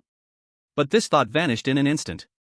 According to the reaction speed of the higher-ups in Hanya, if they really considered him a threat, they would have acted immediately. This meant that the higher-ups in Hanya valued him beyond imagination. Outside the door, Zhao Weiguo seemed very patient. After waiting and seeing no movement inside, he spoke again, his tone even more humble. Mr. Su, if you feel tired now or don't want to go out for the time being, that's completely fine. The higher leaders have instructed, everything is based on your wishes. We can wait until you are rested and then arrange another time. Or if it is convenient for you, the leaders can come to visit you personally. Su Mu. Isn't this treatment a bit too good? Personal visit? The potential he had shown had already made the higher-ups see some possibility of changing the future. Su Mu thought for a moment. Since the officials had actively come to him and presented such a high posture, he had no reason to refuse them. Moreover, Subai took a glance at the SS-grade special item quietly lying in the system backpack, giving off a dark and eerie glow, enigmatic heartfruit seed. This thing had limited use for him personally and was even somewhat hot to the touch. But for the entire Hanshan nation, in dealing with potentially more severe bizarre situations in the future, its strategic value was self-evident. Handing it over to them might be the best choice. It could also be seen as a reciprocal gesture. By the way, this opportunity could help him understand the officials' attitude towards players and instances, and how much information they held. Having made up his mind, Su Mu no longer hesitated. He walked to the door, reached out, and slowly opened the wooden door. Creak! Outside the door, 2 sturdy men in crisp military uniforms, with the rank of major, stood tall at the door. The one in front was Zhao Weiguo, who had spoken just now, with a square face. Seeing Su Mu open the door, the two moved in perfect unison, slightly bowing to Su Mu, with their right fists thumping against their left chests. This was a military salute, but also carried an exceptional respect. Mr. Su. Zhao Weiguo's voice was clearer and more powerful than when it came through the door, even more respectful. Please. Su Mu sat in the back seat of a heavy military SUV. The windows were made of special one-way bulletproof glass, so nothing could be seen outside. Only the engine's deep roar could be heard. The vehicle seemed to be driving downwards, deeper underground. Eventually, the vehicle came to a stop in a spacious underground space. When the door opened, he was greeted by a gigantic underground hub. Personnel in various uniforms rushed by, but all maintained a silent accord. This place should be called Longyuan Base, one of the core command centers for the Hanshan nation's response. Zhao Weiguo led the way. Su Mu followed behind, his gaze calm. The defense level here was very high, strict, and confidential. They passed through several heavy alloy gates, arriving outside a more solemn conference room. The door was made of thick metal, without any markings, just cold to the touch. Mr. Su, please wait a moment. Zhao Weiguo performed a standard military salute once again. Then, he turned and left quickly, his footsteps fading into the depths of the corridor. Only Su Mu was left in the corridor. At that moment, a loud, hearty laugh came from the conference room. The door slid open silently. Su Mu raised his eyes to look. A figure walked out from inside the door, backlit, exuding a powerful presence. This was a seasoned lion. He wore a crisp dark military uniform, with 4 shining gold stars on his shoulder, reflecting light like jewels. Time had carved marks on his face, but those eyes remained sharp as an eagle's. What stood out most was the prominent scar on his brow, adding a hint of iron-blooded ferocity. Ah, you finally came. Chapter 59, The Elder in Military Uniform, Yi Zhenghua, Su Mu is to become the spiritual totem of Hansha. The elder strode up to Su Mu, examining him from head to toe, his appreciation and curiosity evident. Good. He laughed again, a big hand slapping Su Mu's shoulder with just the right amount of force, military-like directness shining through. Finally met you, kid. You did great at the Crimson Winehouse. You truly brought pride to Hansha. I'm Yi Zhenghua. You can call me Old Yi. Su Mu was stunned. This old leader was surprisingly informal. There was no hint of the distance he had imagined, let alone any feeling of being aloof. This sudden closeness left him a bit at a loss. In a daze, he seemed to see the old man downstairs who always loved to play chess with him. Just as cheerful, just as unpretentious. Yi Zhenghua didn't care what thoughts Su Mu was turning over in his mind. His smile was radiant, and Su Mu's arrival brought him immense joy. Such a talent can emerge from that dreadful place and perform so well, he was truly a treasure. He was the future hope of Hanya, a strong force against the unknown horrors. Come, kid. Olji laughed again, but this time he didn't just pat, he directly grabbed Su Mu's arm. Come in with me. The folks in Hanya who truly matter are all waiting to see you. I was still saying to wait a day or two so you could visit with these old pals. You came, which saves us a trip. Good, it saves those old bones from saying what they can't do. His tone was as familiar as if he were leading a younger generation to meet family. He half-pulled, half-dragged Su Mu toward the heavy metal door inside. So intimate that it was hard to refuse. Just stepping into the conference room. A calm, yet authoritative voice rang out. Zhenghua, don't scare the young man with your eagerness. That voice was so familiar. Su Mu looked toward the sound. When his gaze reached the head of the long table, his pupils suddenly constricted. That was a face that had appeared countless times in the news and at national celebrations. Steady, wise, carrying the weight of time, as well as the grandeur of ruling a nation. The stabilizer of Hanya. The true pillar of heaven. At that moment, this legendary figure was looking at him with a gentle smile, even nodding in acknowledgement. Yi Zhenghua, however, waved his hand dismissively, still holding onto Su Mu. Ah, how could that be? I like this kid at first glance, we hit it off. I cherish him, how could I scare him? As he said this, he gently elbowed Su Mu. Right, kid? Su Mu suddenly snapped back to reality. His mind was still a bit dazed. Facing such a high-level existence, any minor slip-up could be magnified infinitely. He instinctively nodded and replied, Old Yi, you're too kind. Yi Zhenghua waved his hand, interrupting him. You kid are too reserved. Old Yi, am just this straightforward, if I like you, I like you. He pulled Su Mu directly to an empty seat near the head of the long table. That spot was just beside him. Come on, sit here, right next to me. This action undoubtedly reaffirmed his attitude and his importance to Su Mu. Yi Zhenghua's big hand directly pushed Su Mu into the chair beside him. This gesture was undeniably intimate, even carrying a hint of firm affection. In the conference room, you could hear a pin drop. The other people at the long table, including that steadfast anchor, all focused their gaze on the two, yet no one spoke to stop it. Yi Zhenghua's actions were entirely justifiable. The old leader still tightly gripped Su Mu's wrist, his palm radiating warmth, as if afraid he might run away. That gaze, that energy, was like he had found an extraordinary treasure, precious beyond measure. Hey! Kid, don't be nervous, relax a bit. Yi Zhenghua grinned widely, revealing a set of straight white teeth, the unique boldness of a soldier, radiating complete friendliness. He patted Su Mu's hand, the force not light. The reason I called you here today is simple. I just wanted to see with my own eyes, our Hanya's exceptional prodigy. Understand the situation, it's not that serious. At the head of the table, that steadfast anchor spoke with a warm and profound gaze, his voice carrying a calming power. What Zhenghua said is correct, there's no need to be reserved. Today, let's just chat like friends. His pace was slow, yet every word was clear. In this Scarlet Wine Hotel instance, you played a monumental role. Many other countries had players entering the same instance, but their outcomes were far from ideal. Most of their players perished inside. The corresponding punishments have already begun to show in those countries, with frequent disasters and heavy losses. He paused slightly, the approval in his gaze towards Su Mu obvious. If it weren't for you, turning the tide, our Hanya would never have gained such a tremendous boost in national fortune. Su Mu listened, quietly breathing a sigh of relief. So that's how it is. No wonder the scene was so grand. However, the gazes from these high-ranking leaders made him a bit uncomfortable.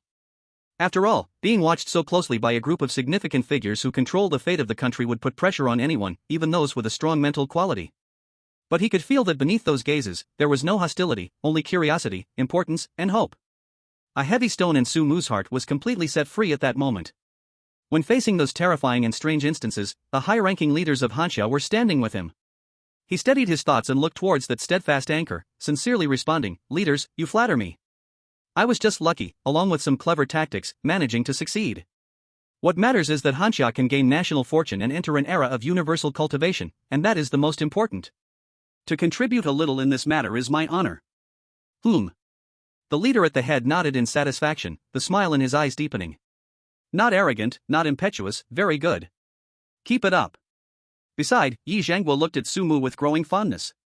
It was evident that the old leader had a good eye for his soldiers, growing fonder the more he looked. He laughed heartily, again patting Su Mu's arm, but this time his tone became much more serious. "Su kid.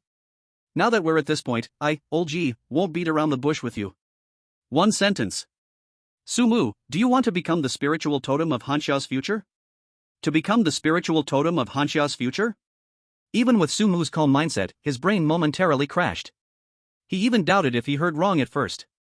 However, the fiery gazes from the Hanxia leaders, when met with Yi Jinggua's expectant look, made Sumu realize that it wasn't an illusion.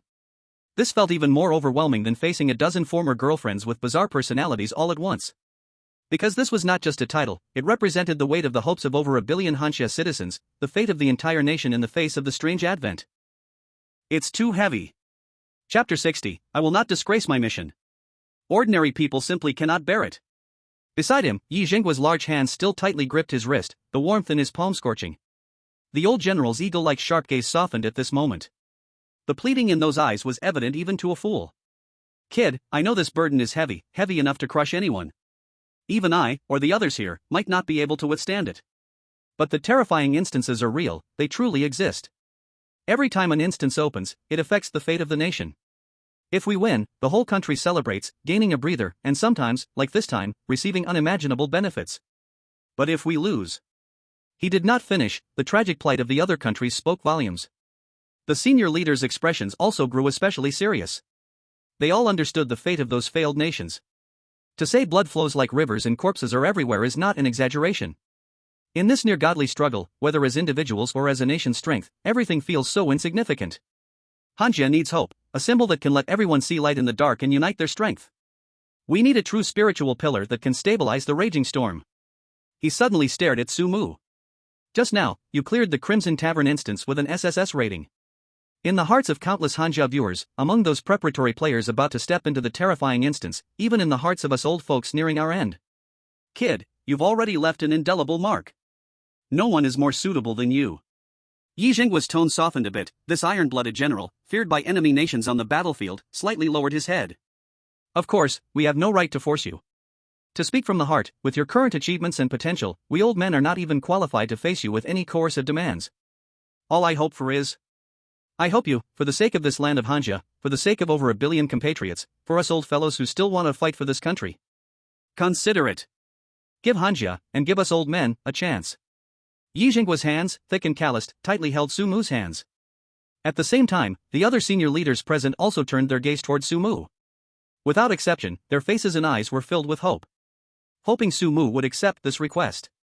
This respect, this trust that nearly entrusted the nation's fate to one person, completely dispelled the last bit of doubt and hesitation in Sumu's heart. What is there to hesitate about? He wasn't a savior, but at this moment, he was unwavering. The sincerity in those elderly eyes, this land he loved deeply, made it impossible for him to refuse. Sumu took a deep breath, slowly yet forcefully nodded his head. I am willing. As soon as the words left his mouth, joy instantly flooded Yi Jinggua's weathered face. Even the usually steady anchor at the top, along with all the other senior leaders, stood stunned at this moment. They had prepared countless responses, anticipating various reactions Sumu might have. Hesitation, refusal, bargaining, the worst outcome being a direct rejection. Even the long-standing preparations had been made. But they never expected Sumu would agree so decisively. Kid, are you sure? Yi Jinggua's voice trembled, swallowing hard. Seeing the old general's excited demeanor, Sumu felt a stirring in his heart and solemnly repeated, Old Ji, all leaders, I said, I am willing. Really? Really? Good. Good kid. Confirmed. It was really confirmed. Yi Jinggua suddenly slapped his thigh, his face flushed with excitement. Ha ha ha ha ha ha. He threw his arms around Sumu's shoulders. A big hand slapped down hard, with incredible force. If it weren't for Sumu's body being enhanced by a strange power, making him a shadow envoy, he would probably see red and swollen fingers after going home to shower. Good boy. You're really something. No wonder old G has his eye on you. You have responsibility. You have guts. Ha ha ha. It feels so good. Today is truly wonderful. The old general's hearty laughter completely dispelled the heavy atmosphere from before. Yi Jinggua's thunderous laughter echoed in the conference room. The other high-ranking officials, who had been on edge, finally relaxed completely at this moment. They exchanged glances, their eyes revealing relief, followed by excitement. National fortune, national fortune. Heaven bless Huanxia, heaven bless Huanxia. With Sumu, Huanxia's morale will surely soar. Our success rate in completing instances will likely improve greatly, at least we won't see timid players who sell their country for glory anymore. Yes, as long as we can stabilize, we will surely find the ultimate method to counter that strange instance. Just then, seated at the head of the table, the elderly man with an aura as deep as the ocean, calm and unshaken, slowly raised his hand. This tiny movement instantly silenced the conference room. Even Yijingwa, who had just been unable to contain his excitement, immediately composed himself and straightened his back. Everyone's eyes gathered sharply on the head of the table. Sumu instinctively held his breath, feeling his heart thump nervously a few times. The natural and formless presence of the head of the table made him feel an unprecedented seriousness. The head's calm gaze swept over the entire room before finally settling on the person in charge of publicity and public opinion. Old Li. From now on, use all resources, cooperate with the leaders of major cities, and activate the highest level of publicity plan. I want every corner of Hanya, every person, to know Sumu's name and what he has done in the Scarlet Tavern instance within the shortest time possible. It must be fast, wide, and deeply resonate with people. It is essential to firmly establish Sumu's image before the next terrifying instance arrives. Old Li, who was called out, immediately stood up straight and responded. Guaranteed to complete the task. Other relevant department leaders also stood up in unison, saying, guaranteed to complete the task. The head of the table nodded in satisfaction and turned his gaze back to Sumu. This time, there was a gentler look in those calm eyes. Little guy. The burden is heavy, the pressure is great, we all know that. But, Old Ji, Old Chen, and I. We all believe in you. The head of the table spoke gently, with the care of an elder towards a younger person. He slightly gestured to his left and right. On the left was Yijingwa, who had been holding Sumu's hand the whole time. On the right was the middle-aged man who had been silent and composed throughout. In the next instance, continue maintaining the momentum of this time. Huanxian needs your victory. I also look forward to your performance, reaching new heights. Meeting the head's gaze, Sumu stood at attention and said solemnly. Sumu will not disgrace the mission.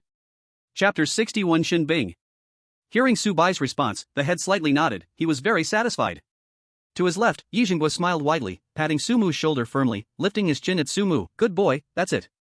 Just keep this energy, we old folks will back you up.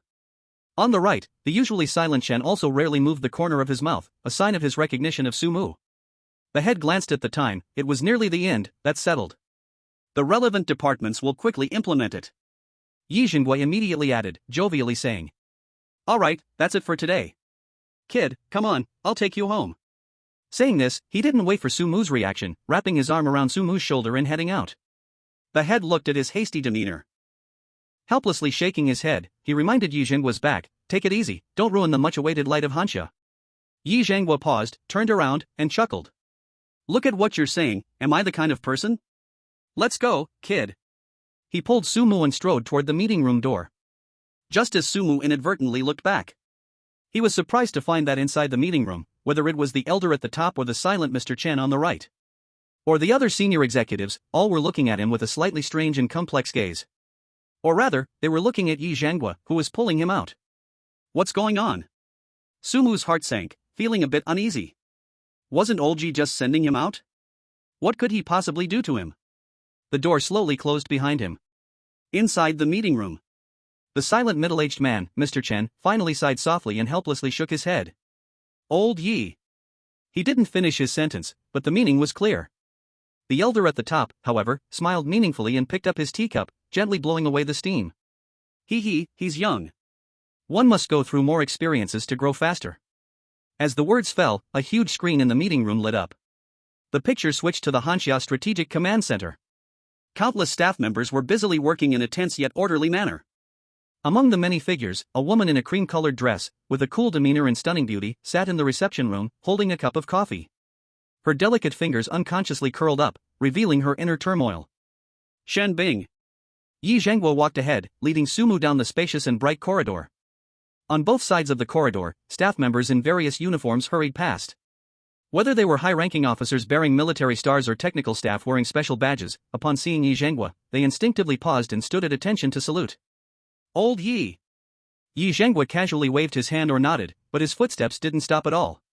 And those who saluted him, after their gaze passed over Yijingwa, almost without exception, fell on Sumu beside him. Who is this young guy?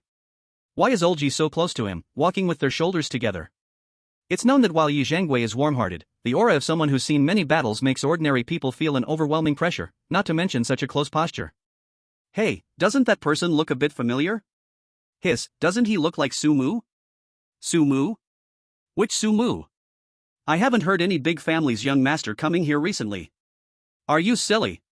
It can't be any other Sumu. The one from the Scarlet Wine Building. The one who got an SSS rating. Ah? He is the god Sumu? No way. He really is. Even looks younger than on the livestream. My god, he's even more handsome in person. He even vaguely heard several female voices filled with uncontrollable excitement. Wow, he's the one who brought such high national fortune to us in Hanya? So handsome. Yeah, his skin is so nice, and his eyes are beautiful too. If I could be his girlfriend, even if I have to bear him 100 children, I would be willing. Sumu.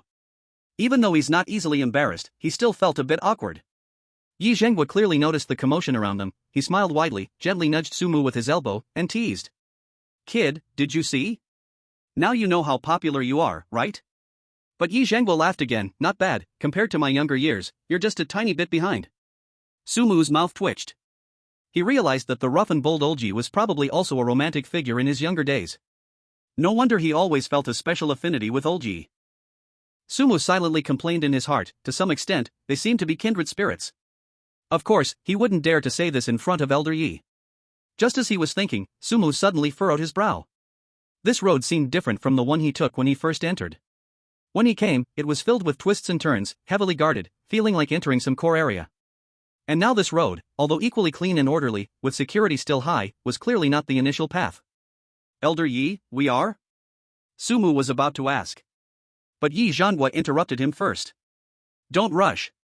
I'm taking you to see a surprise. Surprise? Sumu became even more curious. What could Elder Yi possibly consider a surprise? Elder Yi, what exactly? Don't ask. Yi Zhenghua waved his hand, dismissive. If you ask, it won't be interesting, you'll know when the time comes. Seeing Elder Yi's pretentious mysterious demeanor, Sumu could only helplessly close his mouth. Well, this big shot was determined to keep the suspense. The two walked a little further. Finally, they stopped in front of the meeting room door. Yi Zhenghua released his arm from around Sumu's shoulders and gave his shoulder a heavy pat. That expression was filled with teasing intent.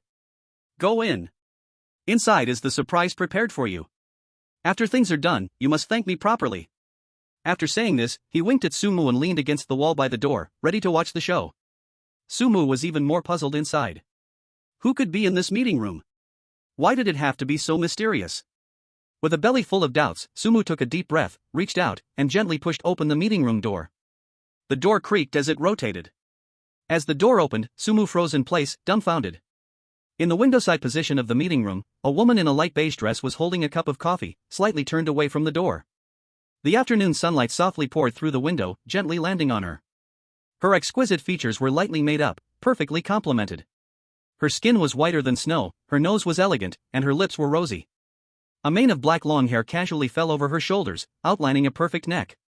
She had a cool temperament, yet seemed to blend in with different emotions. Shen Bing. Chapter 62, Elder Yi couldn't stand it anymore. Shen Bing turned her head. Her cool eyes noticed Sumu was staring at her. She awkwardly averted her gaze, nervously twirling a strand of hair that fell in front of her chest. You're here. Upon hearing Shen Bing's voice, Sumu finally snapped back to reality, subconsciously touching his nose, and embarrassedly looked away. Staring at someone like that was indeed not very polite. Ahem, so, how did you end up here? As soon as he said this, Sumu felt like slapping himself. He thought he sounded utterly stupid. Why was his mouth so clumsy? Shen Bing paused slightly, biting her red lip. Her originally flustered gaze became even more restless, unconsciously looking at the smooth floor. I just left the dungeon, and the leaders arranged for someone to pick me up. They said this place is safe. Sumu raised his eyebrows, instantly understanding. Of course. The clear evaluation of the Red Wine Tower dungeon, although Shen Bing didn't rank as highly as him, she was also very excellent.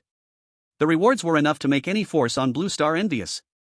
Naturally, Shen Bing became a hot commodity in the eyes of certain people. Furthermore, bringing her here for protection was also a form of observation. After all, who knew if these humans who managed to survive terrifying dungeons and gain extraordinary powers would pose a threat to the real world? Not everyone was as easygoing as Sumu, who had a sense of patriotism. Moreover, if it weren't for Su Mu helping Shen Bing in the dungeon, as well as aiding the countries that were friendly with Hanya, let Yi and the others see the possibility of negotiating with Su Mu. That possibility was that when Su Mu just came out of the dungeon, he would not be treated so kindly. At least, he wouldn't be cherished and protected as he was now. Understanding this, Su Mu's mood slightly relaxed.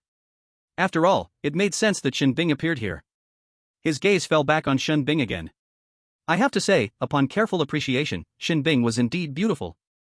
The goddess without a doubt. The cream-colored dress accentuated her enchanting figure, with blossoming curves supporting her chest, while her waist was exquisitely thin. The delicate yet obvious makeup on her face added more charm to her already stunning looks. What's with your outfit? Before he finished speaking, Su Mu saw Shen Bing suddenly lift her previously lowered eyelids. A hint of surprise flashed in her cold eyes. Humph. Why can't it be specifically to see you? Shen Bing herself didn't realize that she unconsciously spoke to Su Mu in a tone of a jealous little girl. Su Mu? He was completely baffled. See me? Why would she want to see me? And dressed up so beautifully? Seeing Su Mu's confused and dull expression, Shen Bing felt both anger and amusement in her heart. Wasn't he quite clever in the dungeon? Why did he become so slow-witted back in Blue Star? I said at the Crimson Bar that I'd treat you to a meal after clearing the dungeon. Upon hearing this, Su Mu suddenly froze. It seemed there was indeed such a thing. In the last few days of the Crimson Bar dungeon, Shen Bing had indeed mentioned treating him to a meal. But at that time, Su Mu hadn't thought much about it. He thought Shen Bing was just being polite, thanking him. After all, once they left the dungeon, how could one find someone?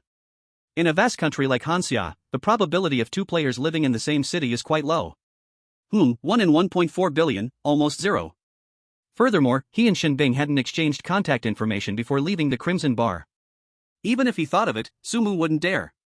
At that time, Yi Ling Er was still there watching him. Unless he was eager to reincarnate. Ahem, well, I didn't forget, of course, I didn't forget. I remember.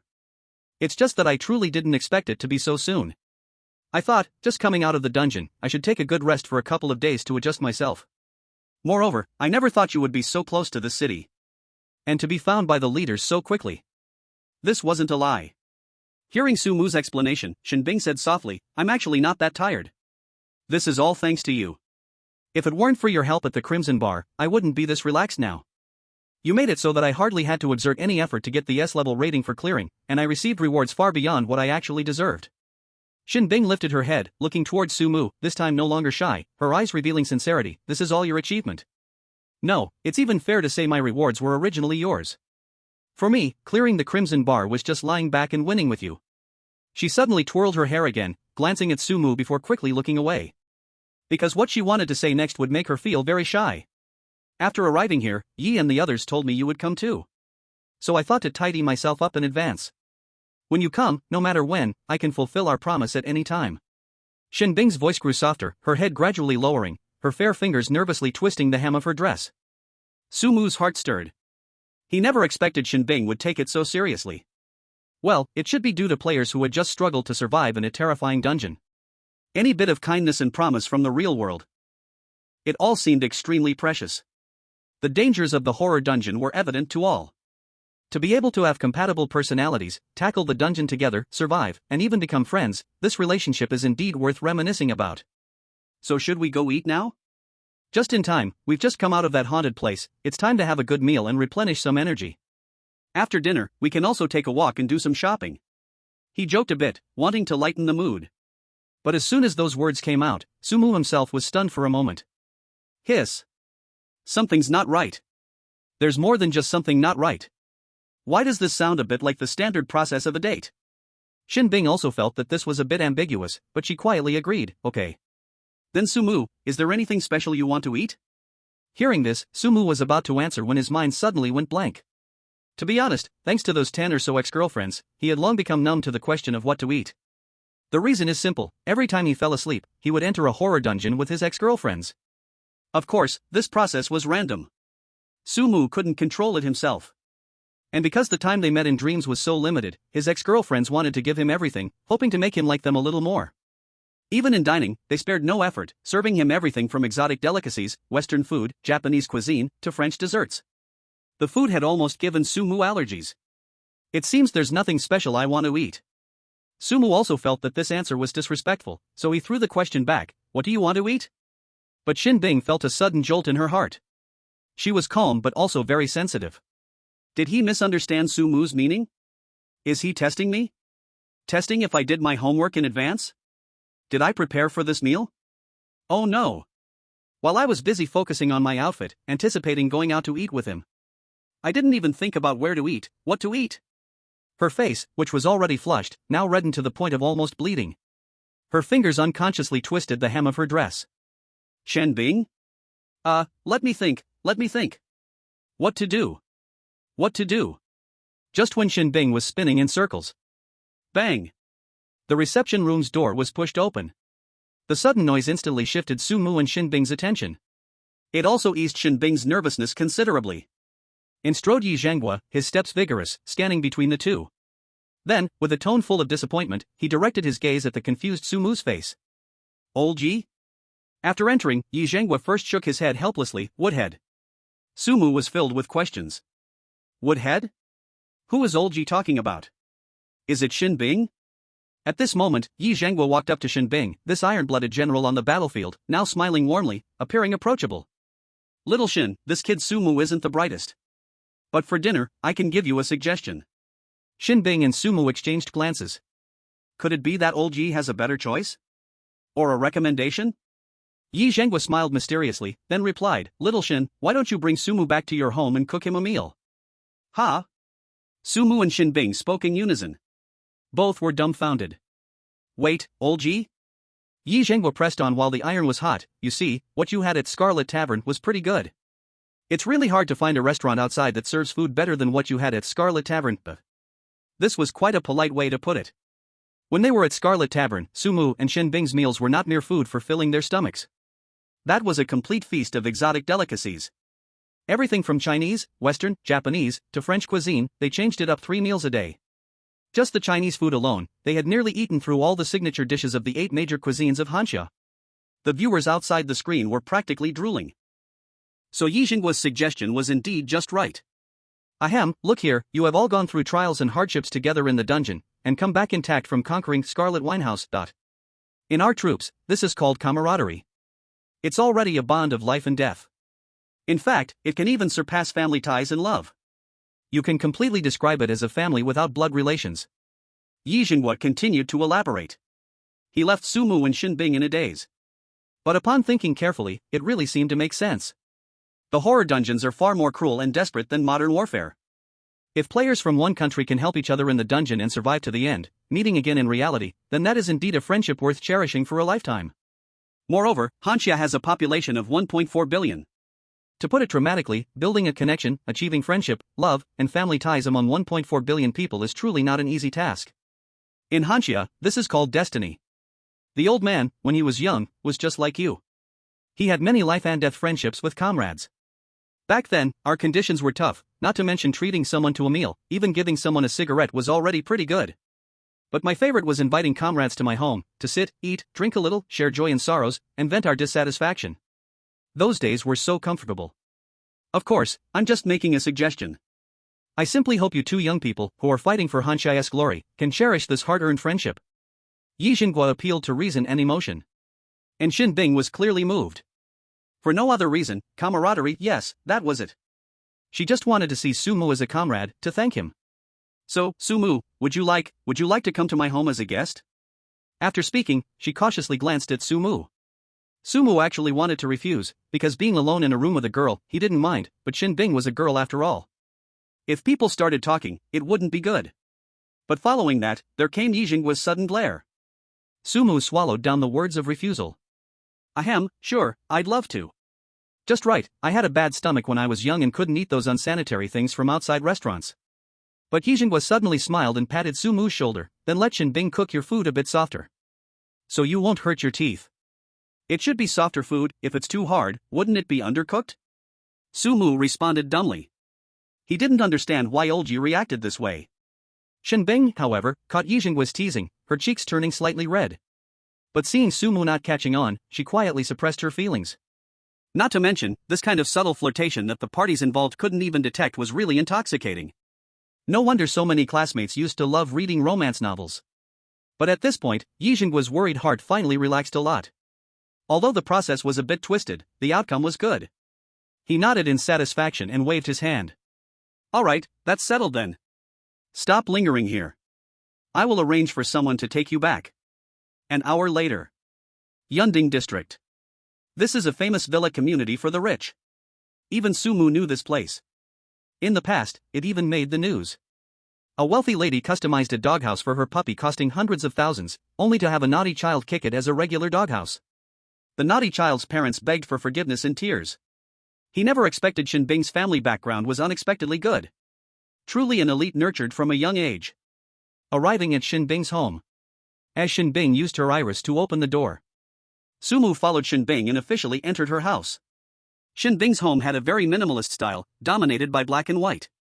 Furniture, color TV, etc. It's all in the same color scheme. At first glance, it looks entirely custom-made. Sumu's nose twitched, catching a whiff of jasmine fragrance. This scent was refreshing, very subtle, not overwhelming. It wasn't deliberately sprayed on, but naturally wafted through the air. It felt somewhat familiar. Shen Bing also carries this scent. Sumu, come, sit on the sofa, I'll get you a glass of water. Oh, okay.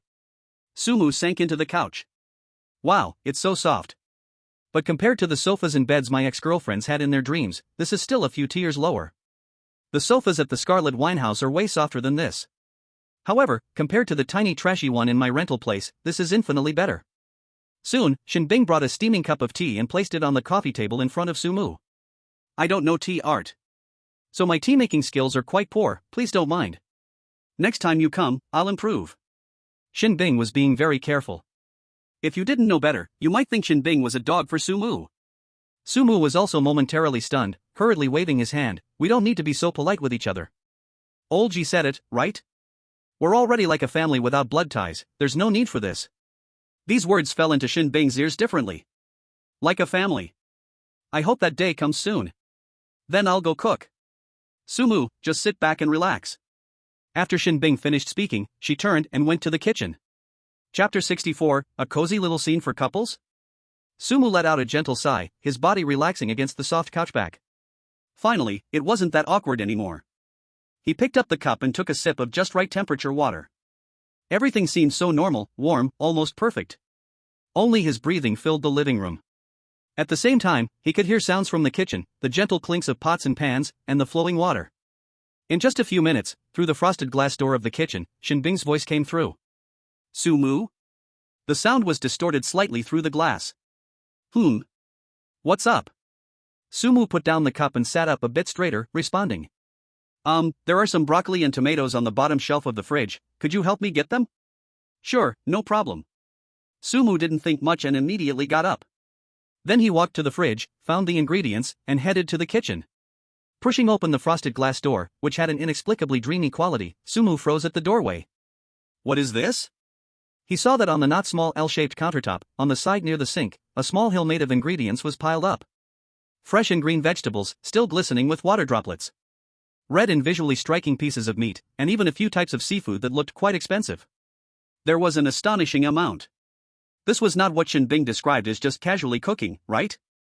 Was she planning to make a grand feast for him? A twitch in the corner of Sumu's eye betrayed his surprise. Shen Bing, with her back to him, was tied with a simple beige apron at her waist, outlining her delicate figure. She was rinsing a handful of mushrooms by the sink. As Sumu watched the towering pile of ingredients, a complex emotion suddenly swelled within him. Was it gratitude? Indeed, there was a hint of it. After all, this heartfelt gesture was right there before his eyes. But more than that, it was an overwhelming sense of guilt that left him feeling a bit at a loss. Simply because he helped her a bit in her task and casually agreed to share a meal, she prepared so much with such seriousness. This favor, regardless of its weight, was enough to make Sumu take it to heart. In that moment, he even felt a strange illusion, sensing that he owed her a debt he could never repay. Shen Bing also noticed Sumu's shocked expression. Does it seem like I bought too much? No, it's fine, I should be able to handle it. You should just sit outside and wait, there's a lot of smoke here, but it'll be done soon. She forced herself to stay calm and urged on. She didn't want Sumu to see her slightly flustered appearance right now. Sumu looked at her slightly flushed cheeks, and his heart became even more chaotic.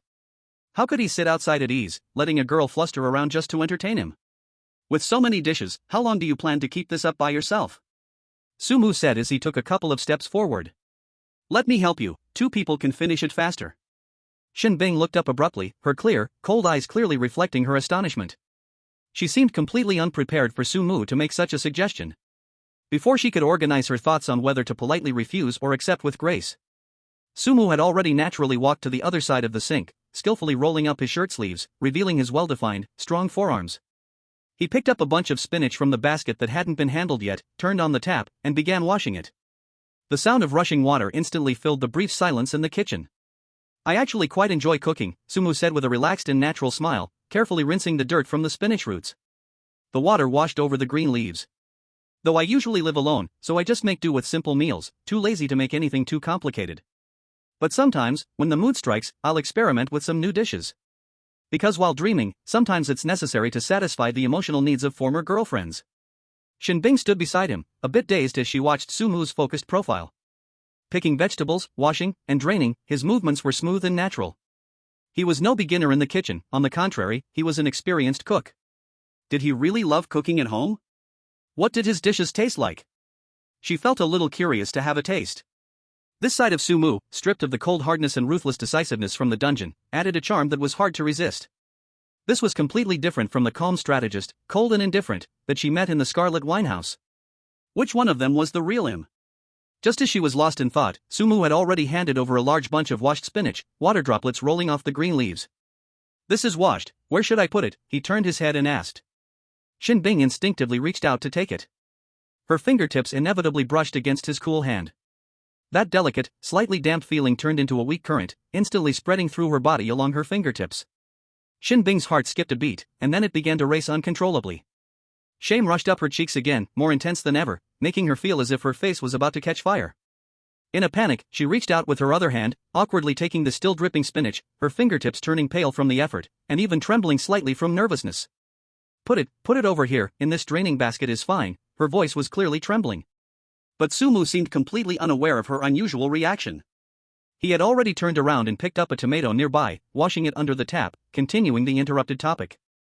By the way, the dishes I've researched myself are quite imaginative. I have Chinese, Western, French, and Japanese dishes, and sometimes I even make strange things that don't exist in reality. However, Shen Bing felt her throat dry up, as if she had swallowed a mouthful of hot sand, only hearing Sumu's voice, along with her own heartbeat.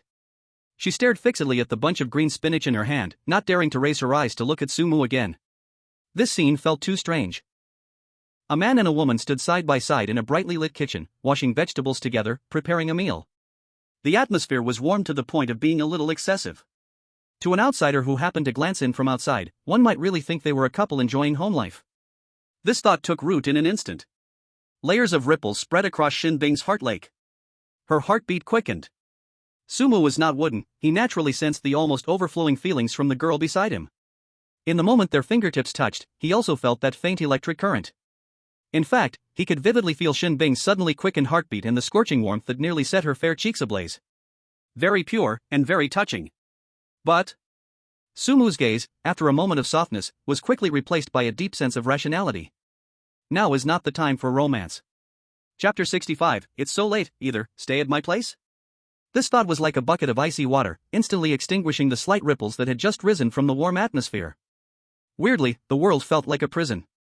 The entire world was shrouded in an indescribable terrifying shadow, with danger lurking everywhere, step by step.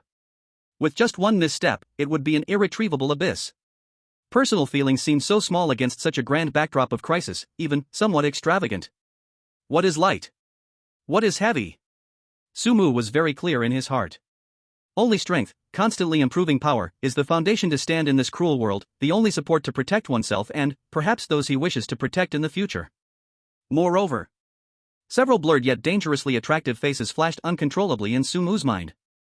Those ex-girlfriends who may have long since become lords of terrifying dungeons, controlling the life and death of countless ghosts.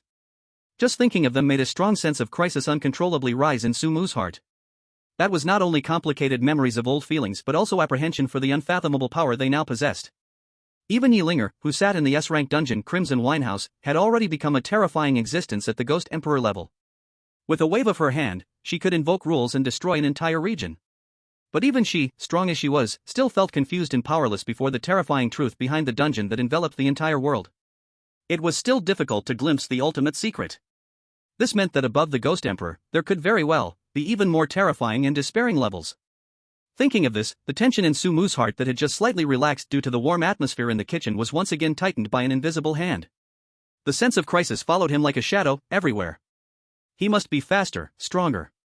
Amidst his chaotic thoughts, a faint aroma of vegetables accompanied by a somewhat shy voice wafted into his nose, pulling him out of his deep thoughts. Why don't you give it a try? Sumu looked up and saw Shen Bing carefully using the serving chopsticks to pick a small handful of green spinach and place it in front of him. Her eyes held a hint of expectation and a trace of barely perceptible nervousness, seemingly caring a lot about his evaluation. Under the light, her slightly drooping eyelids, long eyelashes gently quivering, and the lingering blush on her cheeks made her look exceptionally charming. Sumu pulled away from his heavy and tangled thoughts, meeting her clear gaze. A gentle, natural smile returned to his face, as if the earlier thoughts about life and death had never happened. He picked up the spinach and placed it in his mouth, chewing carefully. The taste was light and refreshing, cooked to perfection. For a girl who seemed not to cook often, it was quite impressive. It's very delicious, Sumu gave a fair evaluation. Hearing his affirmation, Shen Bing clearly let out a sigh of relief, the smile in her eyes becoming much more genuine. That's good, eat more. A meal progressed slowly in an atmosphere that was slightly subtle yet also carried a hint of warmth. The two talked briefly about the dishes, then fell into a sort of quietness that was not awkward, yet far from warm. After finishing the meal, Shen Bing took the initiative to clear the dishes, while Sumu wanted to help, but she insisted on pushing him out of the kitchen. On the soft sofa in the living room, the two sat side by side. Without a common busy goal, the air seemed to grow a little stagnant and ambiguous again. The television was on, playing boring evening news, the volume low, yet it became the only background sound at the moment. They chatted casually, with little connection. The topics were dry, most of the time it was Shen Bing searching for trivial topics, while Sumu responded gently. Occasionally, they would fall into brief silence.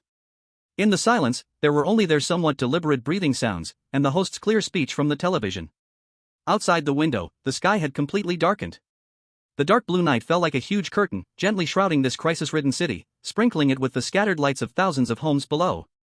Sumu glanced at the European-style wall clock, the hour hand pointing at 9. It was indeed getting late. Staying any longer seemed inappropriate. It's getting late. Sumu broke the silence, his voice calm. I should go back. He stood up. As soon as the words were out, it was like throwing a stone into a still lake. Shen Bing almost reflexively stood up abruptly, her movement a bit sudden. She seemed to want to say something, her lips slightly parted, the words of retention almost spilling out. But the words reached her lips, then were swallowed back down hard. Her hand instinctively lifted, her fingertips slightly trembling, as if wanting to grab Sumu's sleeve, but then suddenly stopped in midair. Rationality told her this action was too intimate, too bold. The raised hand stiffened in the air for a moment, her fingertips curled slightly, and finally, it was weakly and quietly lowered. The living room fell into even deeper silence. Only the television's sound stubbornly continued to play.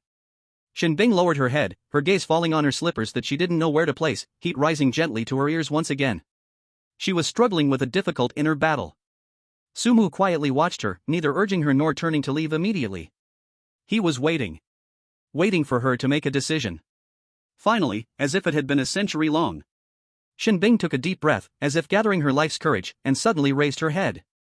Her eyelashes trembled lightly under the light, her cold eyes reflecting Sumu's figure, also reflecting a touch of desperation.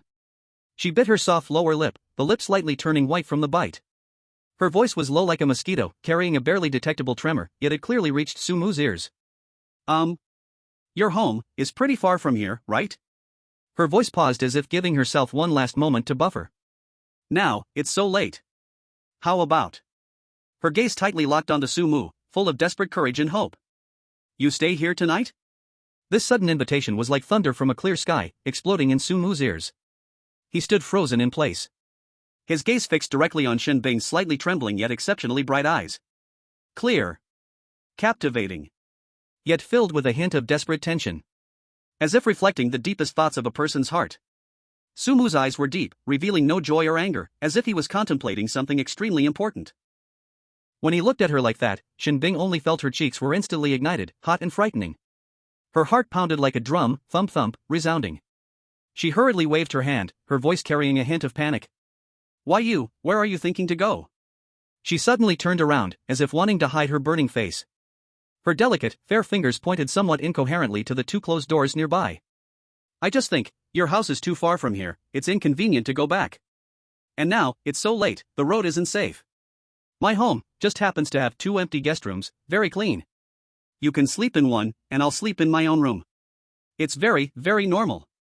She hurriedly explained, and by the end, her voice grew smaller and smaller. As if fearing he wouldn't believe her, she emphasized with force.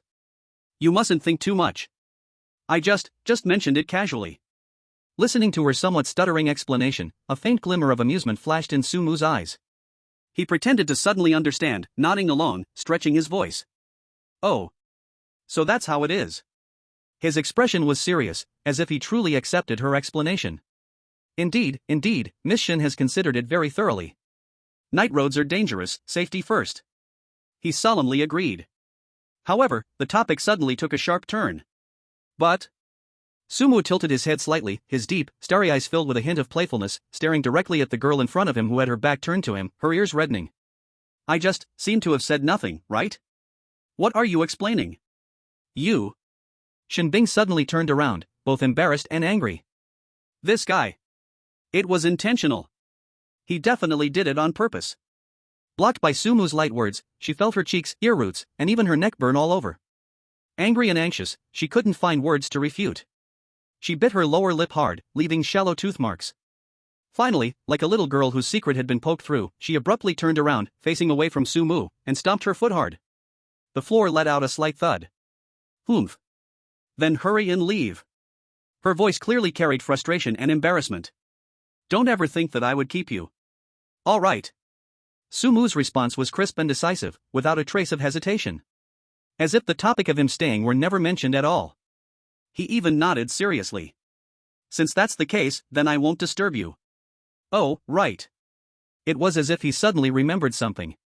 These 2 plates of leftovers looked pretty good, throwing them away would be a waste. As he spoke, Sumu took out 2 clean plastic bags from who knows where.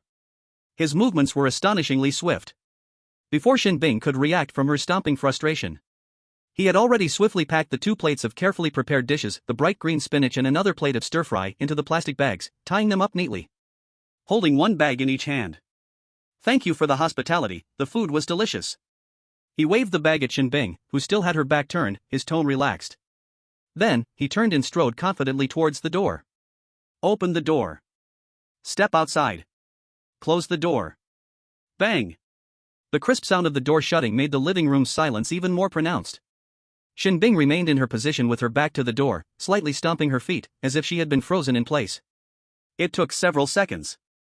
Only then did she stiffly turn around bit by bit.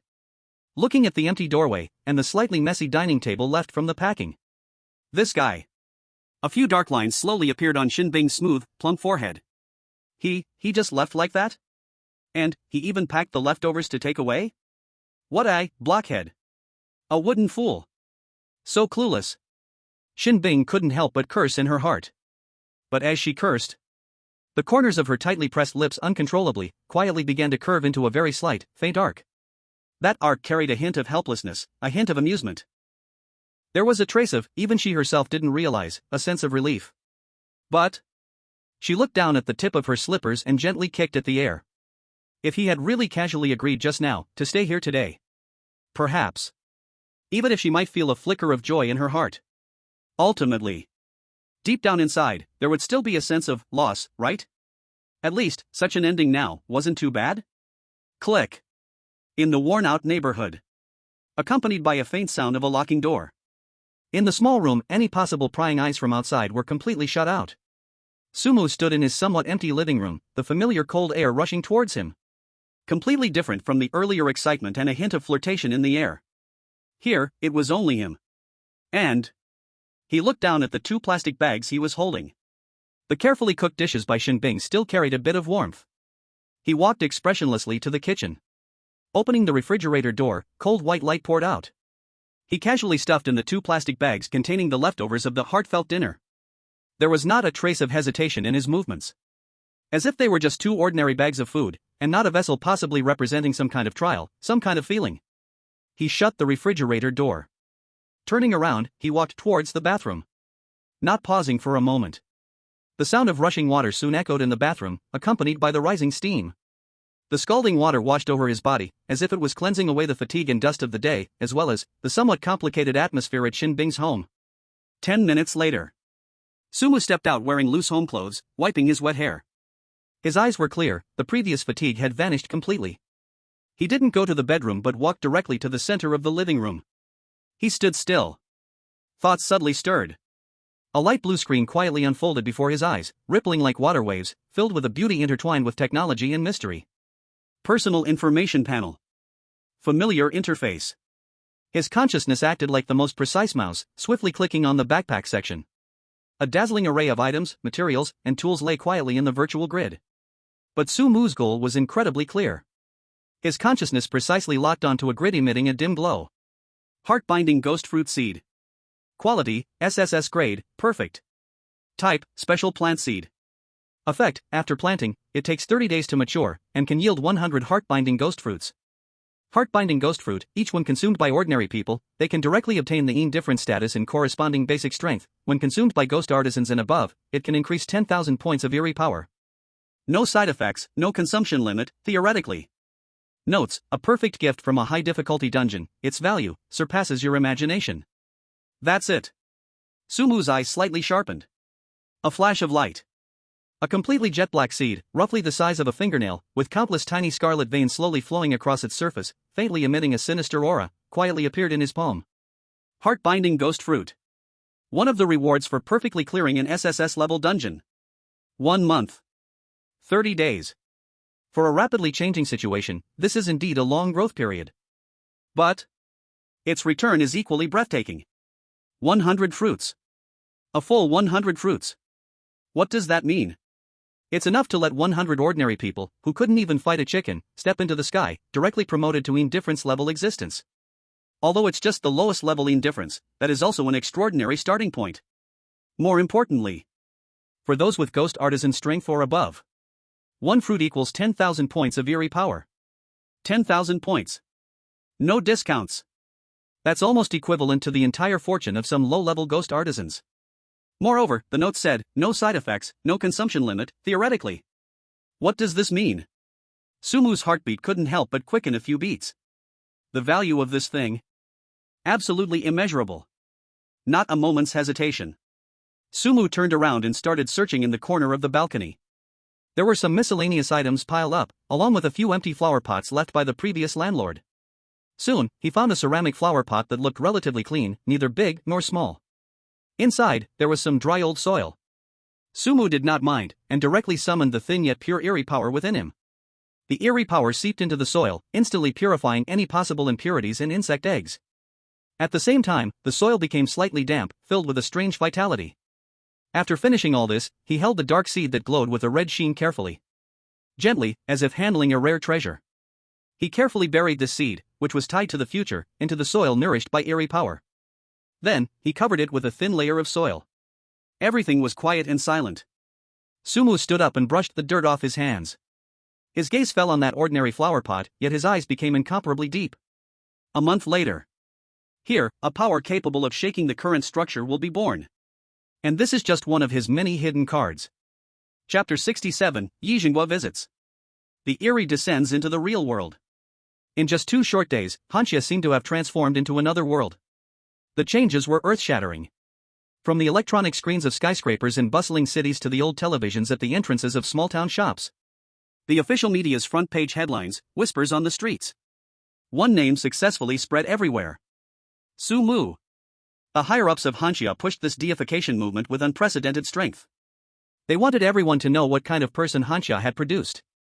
Even those old grandparents in remote mountain villages, almost disconnected from the world, were made aware of Sumu through their grandchildren's chatter. Our Hanya has produced a monster. Incredible, truly incredible. However, the central figure of this storm, Sumu, remained detached. He was holed up at home, not stepping out of the front door or the back door. He was deaf to what was happening outside. All his energy was focused on that unremarkable flower pot on the balcony. In the pot, a strange plant was growing. Its pitch-black stems twisted and coiled. Soul-binding ghost fruit, maturity, 28 days after. Knock, knock, knock. Sumu put down his small spray can, raising his eyebrows slightly. Coming? He knew in his heart. Since the last instance ended, all the residents within several kilometers of his home had been persuaded by the authorities to leave for various reasons. Now, this area was as quiet as a ghost town. Apart from him, the only people able to come and go freely here were probably two kinds of people. Hanya's military or special operations team. No matter which kind, the ones knocking at the door now, standing behind, were surely the real big shots of Hanya. Sumu walked to the door, without any hesitation, and pulled it open. Outside stood a familiar figure. As sturdy as a mountain, his simple gray athletic wear couldn't hide the iron-blooded aura he exuded. The most eye-catching feature was the shallow vertical scar on his brow, adding a hint of ferocity. A glimmer of surprise flashed in Sumu's eyes, quickly transforming into respect. Old Ji? He slightly bowed. Why did you come in person? The visitor was indeed Yijingwa, one of the three leaders of Hanya, a rock-solid figure. Old Ji wore his usual hearty smile, patting Sumu's shoulder lightly yet firmly. Kid, I moved into the building next door yesterday. I wanted to see how you were doing after just coming out from the instance and needed rest, so I didn't want to disturb you. Old Ye's gaze held concern as he looked Sumu up and down. So, how's it been? Staying home for the past 2 days, is it comfortable? No flies disturb you, right? Sumu shrugged, his expression ordinary, his tone casual. It's alright. Just a bit boring. To be honest, I'm also somewhat looking forward to when the next instance will come. Old Ye's eyes sparkled with approval as he nodded. Not bad. It's good to have this kind of energy. Young people should dare to fight and strive, the sharpness must be maintained. After the praise, Old Ye's smile slightly faded, his expression grew more serious. He didn't like to beat around the bush, he got straight to the point. Sumu, I came today to ask you for a favor. As expected. Sumu understood in his heart. With Old Ye's status, commanding an important position in Hanya, every move he made had significant implications. He would never come to chat casually. His arrival almost represented the will of the entire Hanya leadership. Sumu didn't even ask what the favor was and replied crisply. Old Ji, you say it. As long as I can do it, there's no second thought. Seeing Sumu's eagerness, Yijingwa's eyes flashed with relief. He appreciated this kid's straightforwardness. Good. Old Ji nodded, no longer beating around the bush, he said in a serious tone. Last time at the Scarlet Tavern instance, you should still remember. The 3 players from the White Elephant Kingdom all perished in there. Sumu nodded, indicating he recalled. Old Ji continued, in their country, there has just been a large-scale natural disaster, a national calamity. And then, just yesterday, in a disaster area near our Hanya southwest border, something bizarre appeared. Bizarre? Sumu's brows instantly tightened. He instinctively asked back. That kind of thing. Didn't it only exist in instances? How could it run into the real world? Having experienced a place like the Scarlet Tavern, Sumu understood better than anyone else what that thing meant for ordinary people. If it spread in the real world, the consequences would be unimaginable. Absolutely a disastrous calamity. Old Ye's serious face instantly turned grim. It even bore a trace of uncontrollable anger. He took a deep breath, his voice squeezed out from between his teeth. According to our latest intel, those bastards from the White Elephant Kingdom. Old Ji couldn't help but curse, his fists clenched, veins bulging on the back of his hands. They couldn't deal with the bazaar themselves, and instead actually used their own disaster victims as bait. Trying to lure the thing to our Hanya border. What? Sumu's eyes instantly turned icy. An intense rage surged in his head. It was these guys again. In the instance, they had been at odds with him over some damn national stance. He never expected that outside the instance, their actions were so despicable. Using lives as bait? Is this even something a human would do? Absolutely insane. Old Ji seemed to see Sumu's anger, perhaps his own emotions calmed a bit, he sighed and helplessly patted his shoulder. This is also unavoidable. Thanks to you, Sumu. Our Hanya has now grasped the method of training in bazaar power and is promoting it nationwide. He revealed a hint of bitterness on his face. But this is still just the beginning. It's like a baby that has just learned to walk, it takes time to run. In reality, those who can form combat power to resist the bazaar still need time to grow.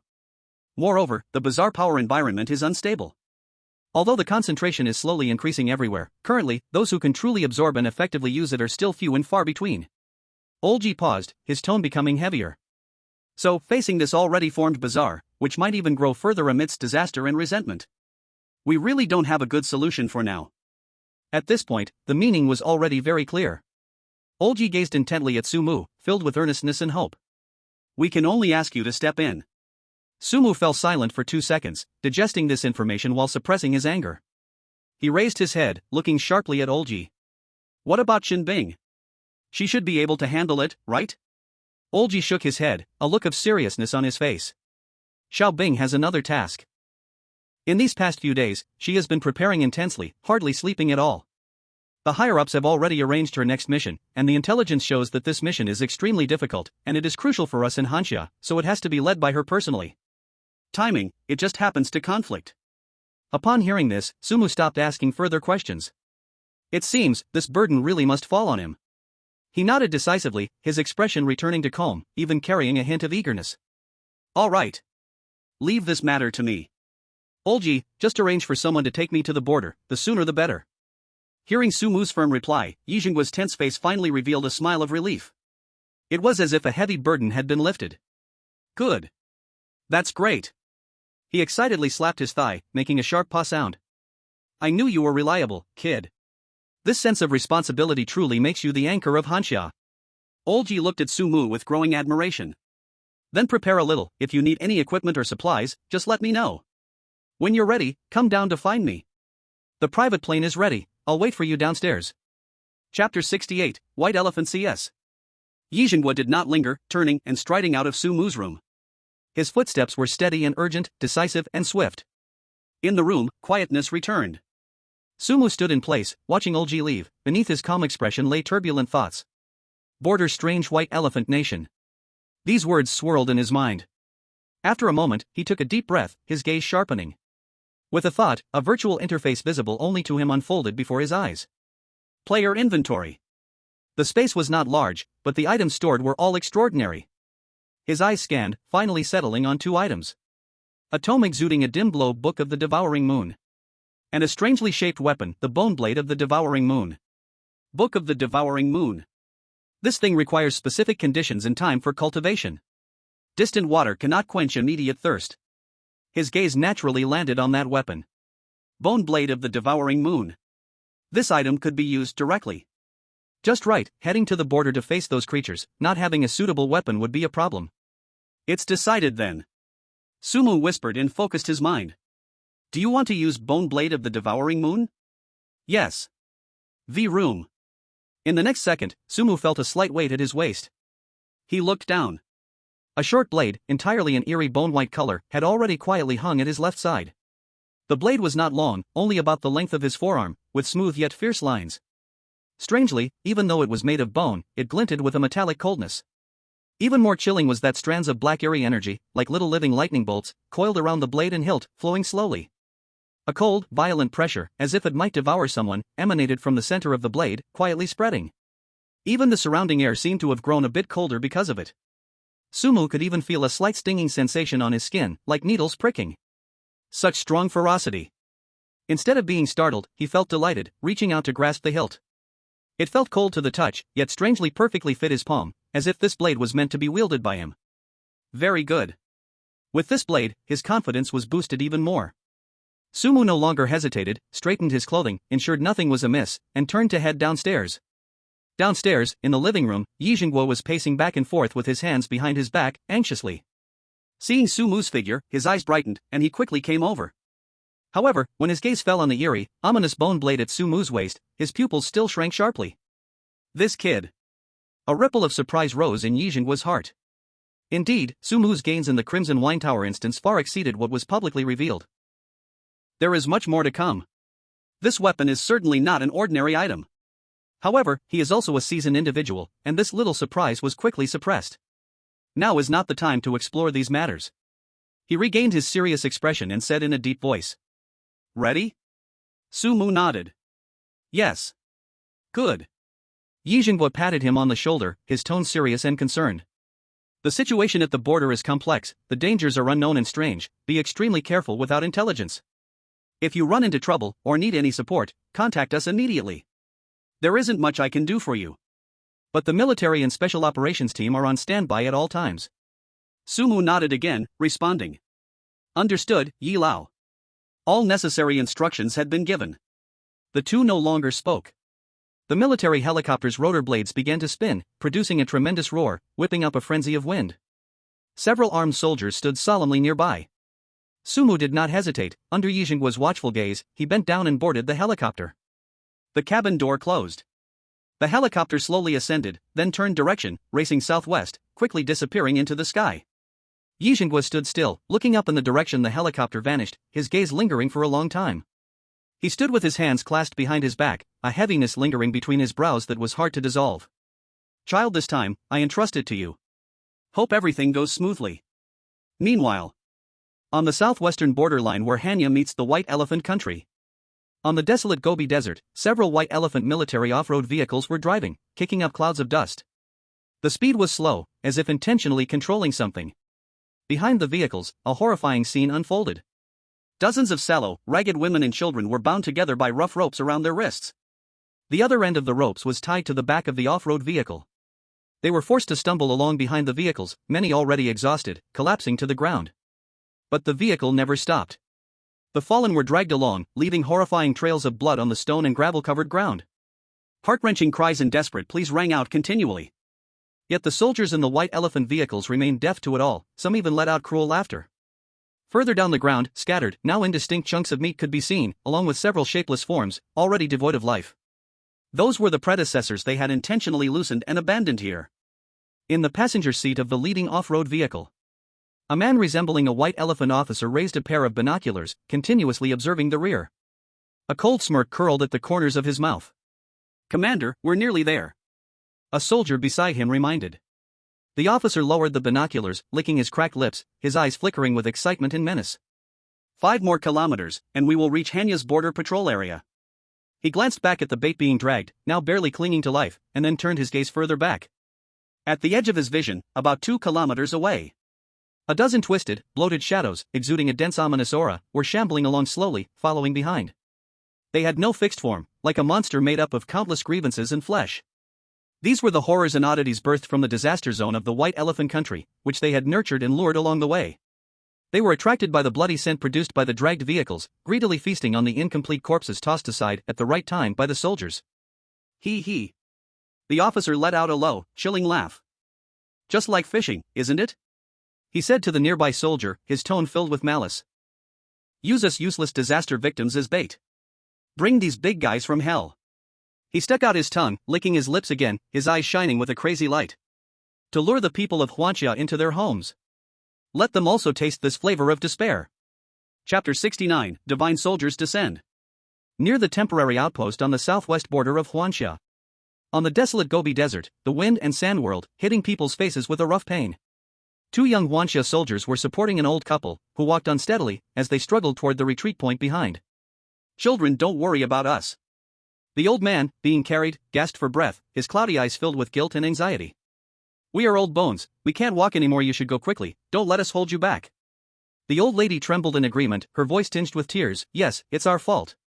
The military's evacuation notice was issued long ago, we were too slow. Since the White Elephant country started using disaster victims and strange tactics, the Hanya military issued an urgent evacuation order immediately. But along the border, there were always some people like this old couple who couldn't evacuate in time due to mobility issues or attachment to their homeland. The young soldier carrying the old man adjusted his breath and showed a grin with white teeth, trying to comfort them. His voice was a bit unsteady due to the load and the quick pace, yet it was extraordinarily firm. Old man, what are you saying? This is what we should do. We Hanya soldiers are the children of the people. He steadied the old man on his back and declared resolutely. Don't worry. We will never abandon any fellow countrymen. We will definitely get you safely to the rear. The other soldier supporting the old lady nodded vigorously, his dark face filled with determination. Yes. Old lady, hold on tight to me, we're almost there.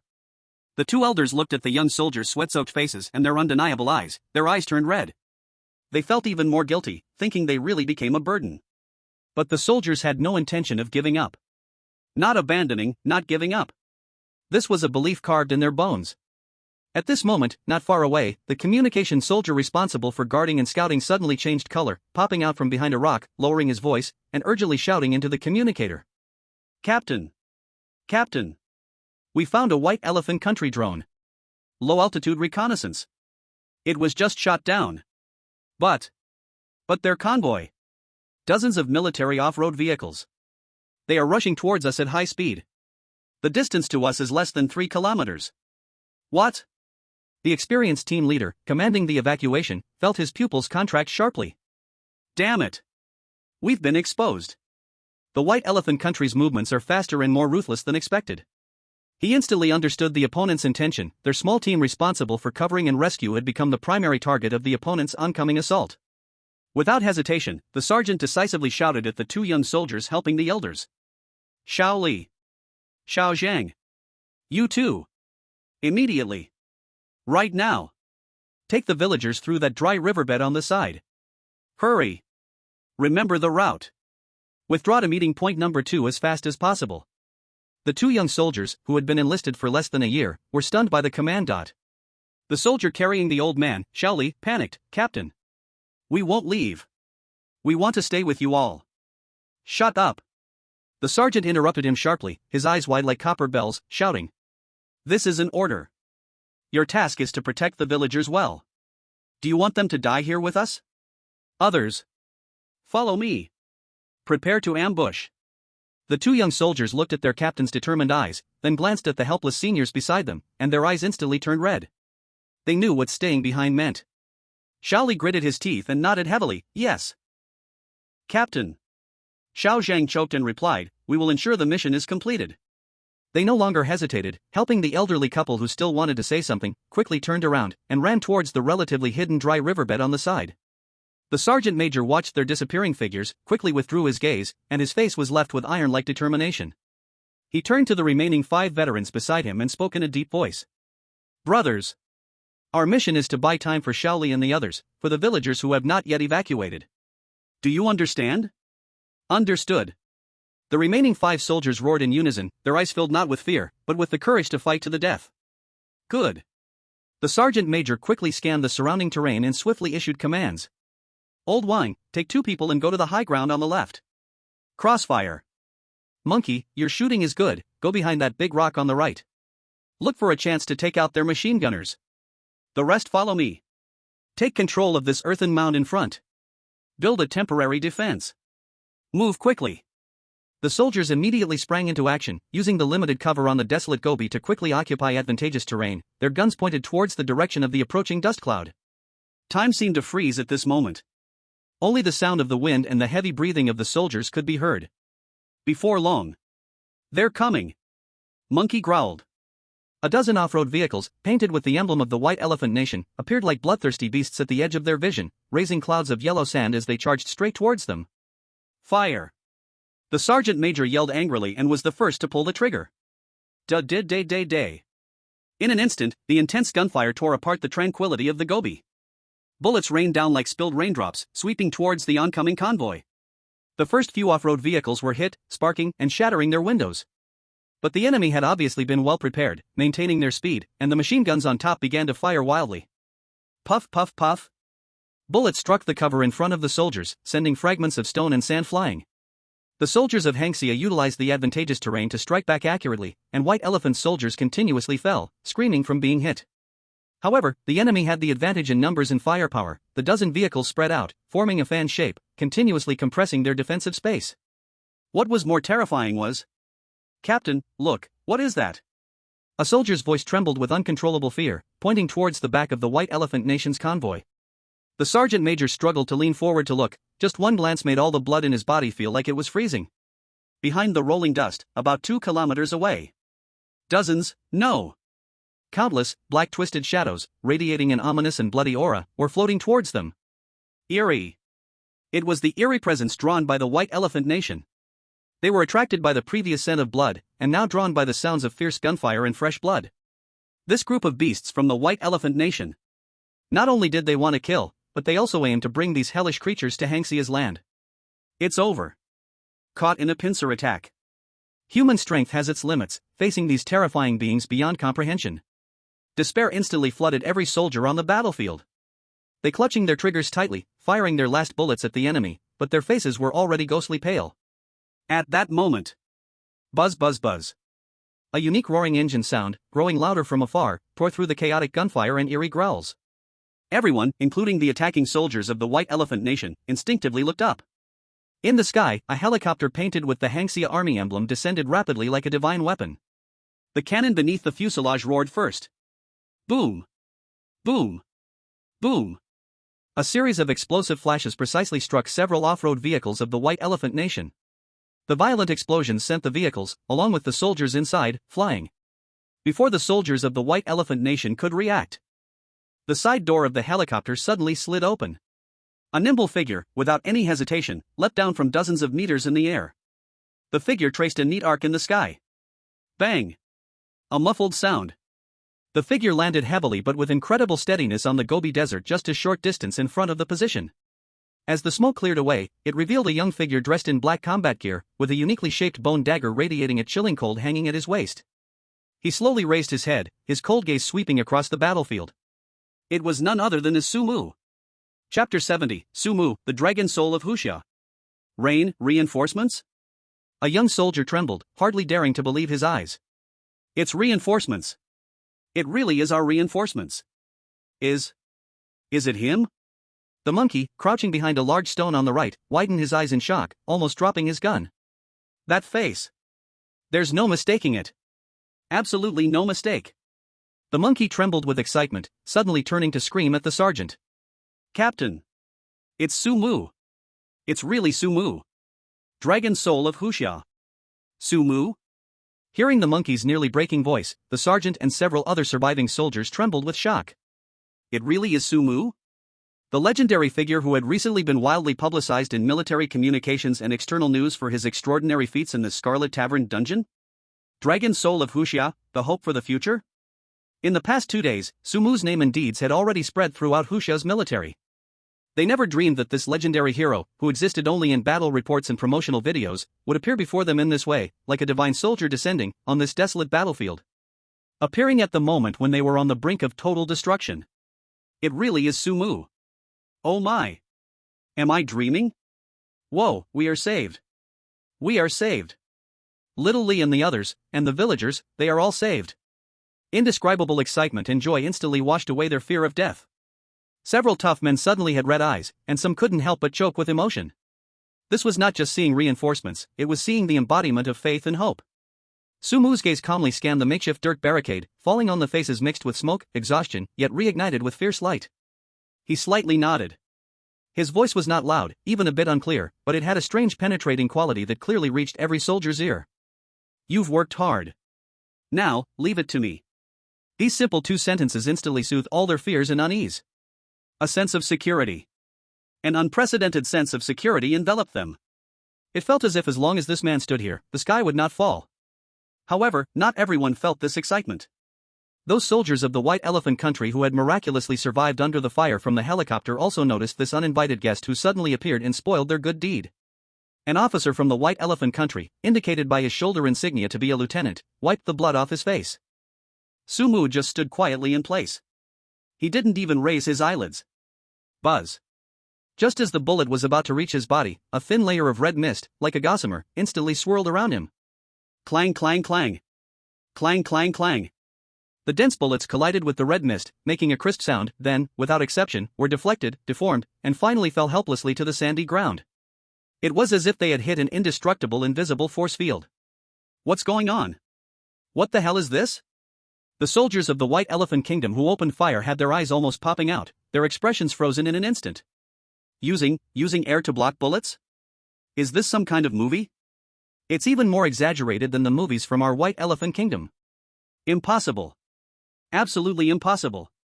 The White Elephant Kingdom officer's face changed drastically, horror and rage instantly filling his chest. He would not believe it. RPG. Give me an RPG. He snatched the RPG rocket launcher from the nearby soldier who was stunned, almost pressing it against his shoulder, and viciously pulled the trigger at Sumu. Die. Monster. Whoosh. The rocket, trailing an orange-red tail flame, whistled towards Sumu with death. Looking at the rapidly approaching rocket, Sumu finally made a move. He slowly raised his eyelids, his cold gaze landing on the rocket. His thin lips parted slightly, letting out a few chilling syllables. Taiyin reverse style. The moment his voice fell, he casually waved his right hand forward. The next second, an astonishing scene unfolded that left everyone dumbfounded, one that they would never forget in their lives. The RPG rocket, carrying immense kinetic energy and explosive power, changed its trajectory at an angle completely defying the laws of physics, just under a foot away from Sumu's face. No. It wasn't a deviation. It was a reflection. It actually returned at a speed faster than its approach, heading back the way it came. No. The cruel smile on the White Elephant Kingdom officer's face had not yet faded. Reflected in his pupils was the rapidly enlarging rocket flying toward him. He could only let out a short, desperate scream. Boom! The deafening explosion rang out. The scorching fire and shockwave instantly engulfed him and the two soldiers around him. Chunks of flesh and weapon parts were scattered into the sky like garbage. The White Elephant Kingdom officer was dead. This shocking, miraculous scene completely shattered the last trace of resistance in the remaining White Elephant Kingdom soldiers. Fire! Fire! Cover Sumu! Sergeant Han Xia was the first to react from the shock, shouting hoarsely, while aiming and firing fiercely at the remaining enemies. Take them down! The monkey and other soldiers also regained their senses, their eyes red, transforming their pent-up anger and rekindled hope into deadly bullets, crazily sweeping toward the enemies. The armed helicopters circling in the sky also seized the opportunity. Tat tat tat. Boom boom boom. The machine guns and cannon fire acted like the scythe of death, precisely and efficiently harvesting the panic-stricken, fleeing soldiers of the White Elephant Kingdom. Having lost their command and will to fight, facing the seemingly demonic Sumu and the dual strikes from the sky and ground, these remnants had no power to resist at all. In less than a minute, the fierce gunfire rapidly subsided. On the Gobi Desert, only the burning wreckage of vehicles, swirling smoke, and scattered corpses remained. This aggressive infiltration team from the White Elephant Kingdom was completely annihilated. However, Sumu's expression showed no signs of relaxation. He didn't even glance back at the aftermath behind him. His gaze had pierced through the smoke, locking firmly onto the distant, ever-approaching black twisted shadow that almost obscured half the sky. That was the true source of his worries. The intense, evil, and ominous smell of blood made Sumu feel an unexpected sense of familiarity. Suddenly, Sumu's brows furrowed even tighter. As the distance closed, aided by the sunlight that had not yet fully dissipated, he finally saw some details in the wriggling shadows. It was not purely an energy entity. In the depths of the dark, swirling like ink, there were even twisted human shapes wrapped and assimilated within it.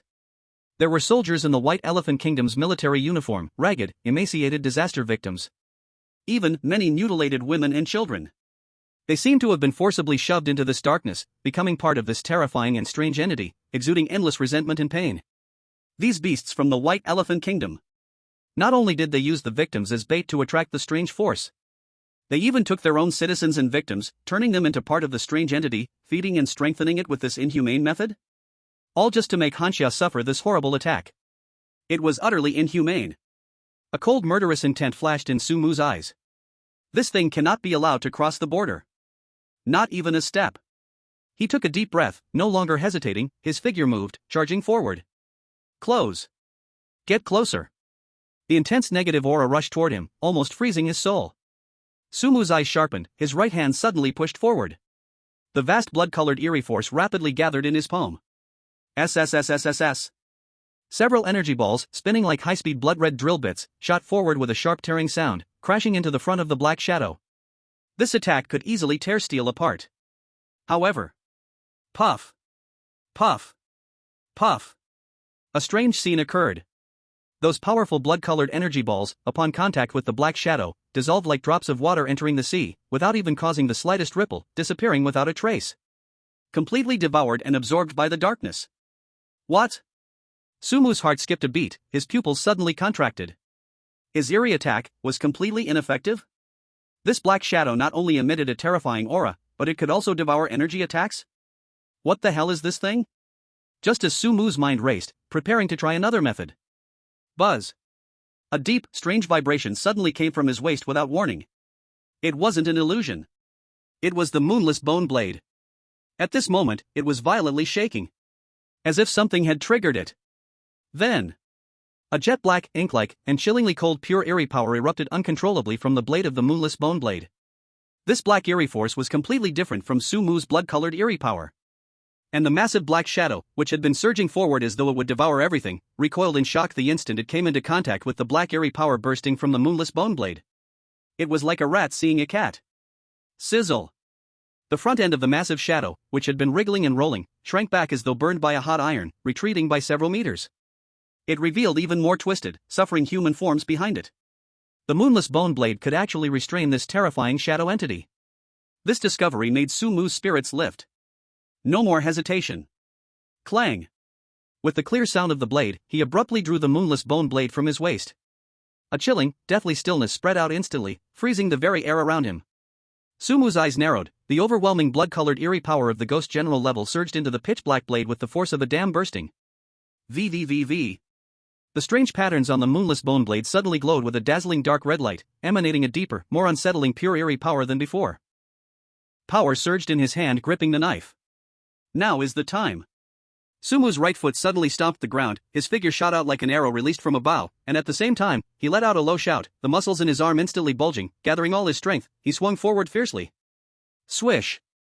A blade of darkness, refined to perfection, capable of severing souls, tore apart the first light of death in the black night. It ruthlessly cleaved towards the massive black shadow. Sizzle! The black shadow was violently torn apart. That black shadow, which could easily swallow and digest even Sumu's blood-red eerie power, now appeared so vulnerable against the pure and cold eerie power of the Death Moon Bone Blade.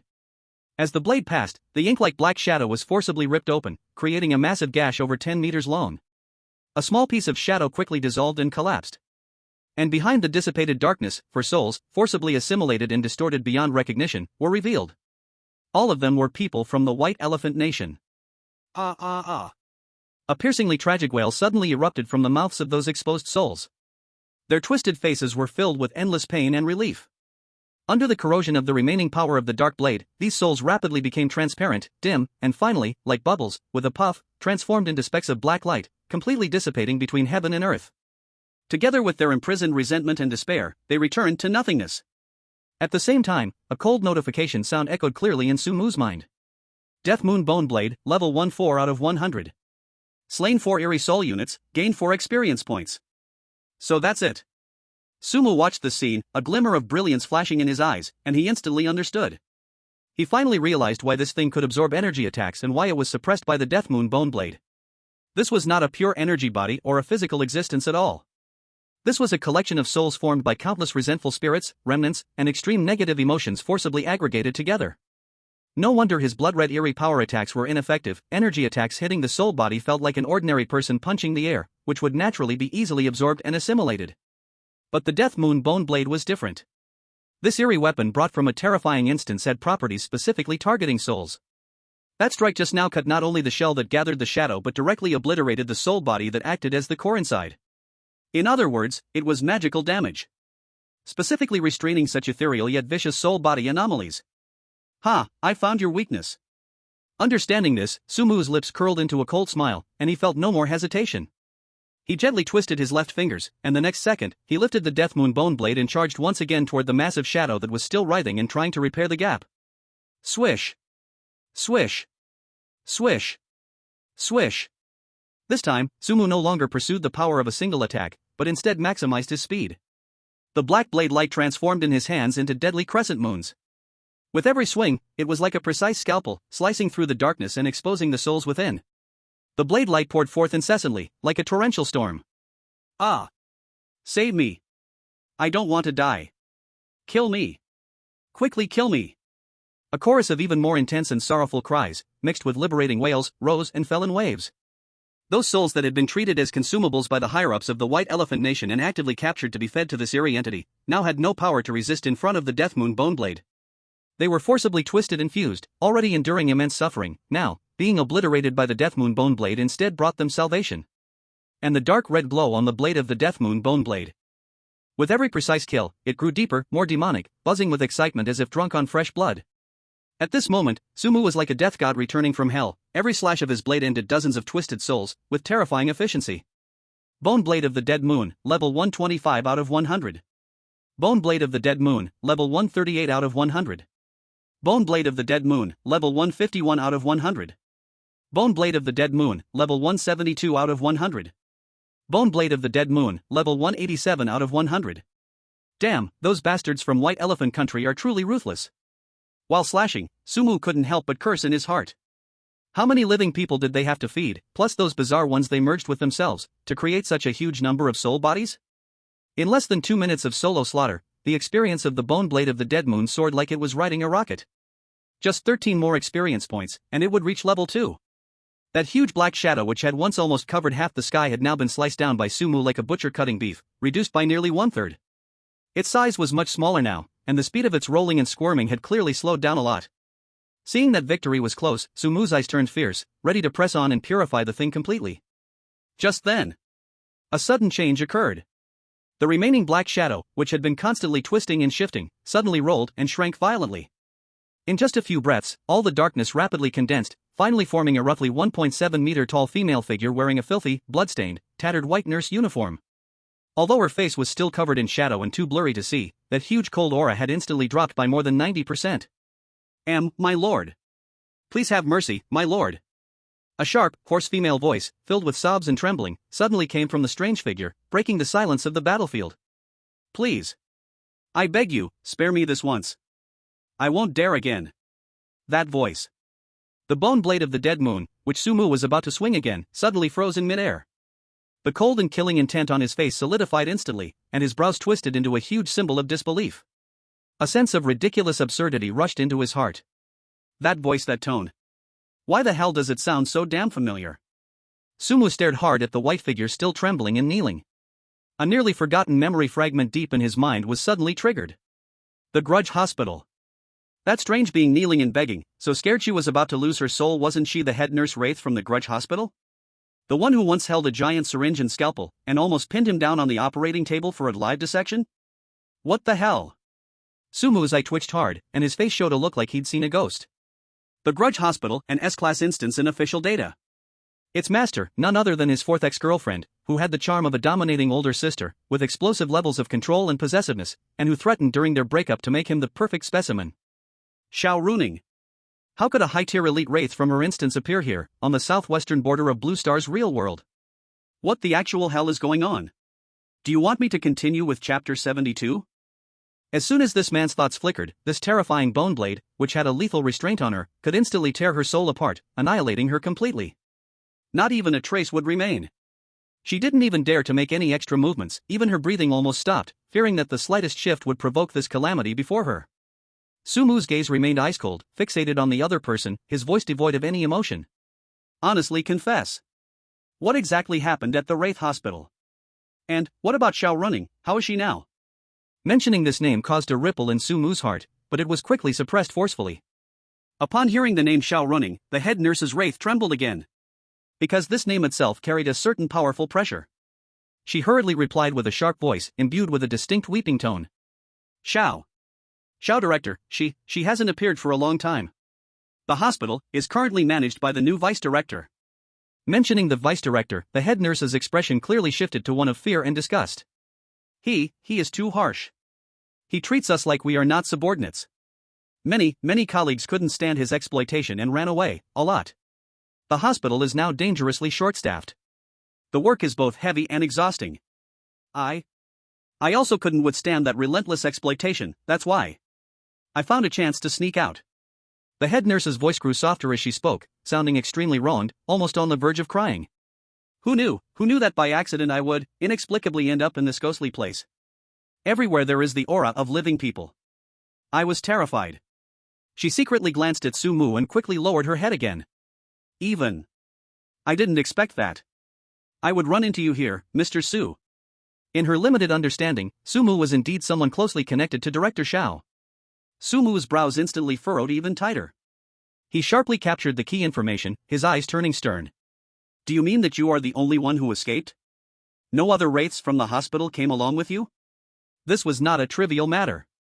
If an entire batch of strange entities escaped, then it would be a huge problem. No. Absolutely not. Just me.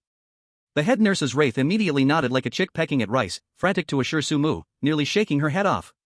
I don't know exactly what happened. It just felt like I was pushed by something, everything went dark, then bright again, and I was here. She seemed to remember her previous experiences, her soul uncontrollably trembling again, her voice laced with fear. Just after I regained my senses, I hadn't figured out the situation yet when those strangely dressed people surrounded me. Then they kept throwing those bloody people at me.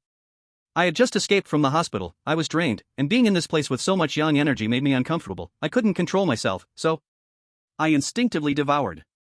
Her voice was filled with a strong sense of grievance and a need to justify herself. Mr. Su, you have to believe me. It was really not on purpose. It was them.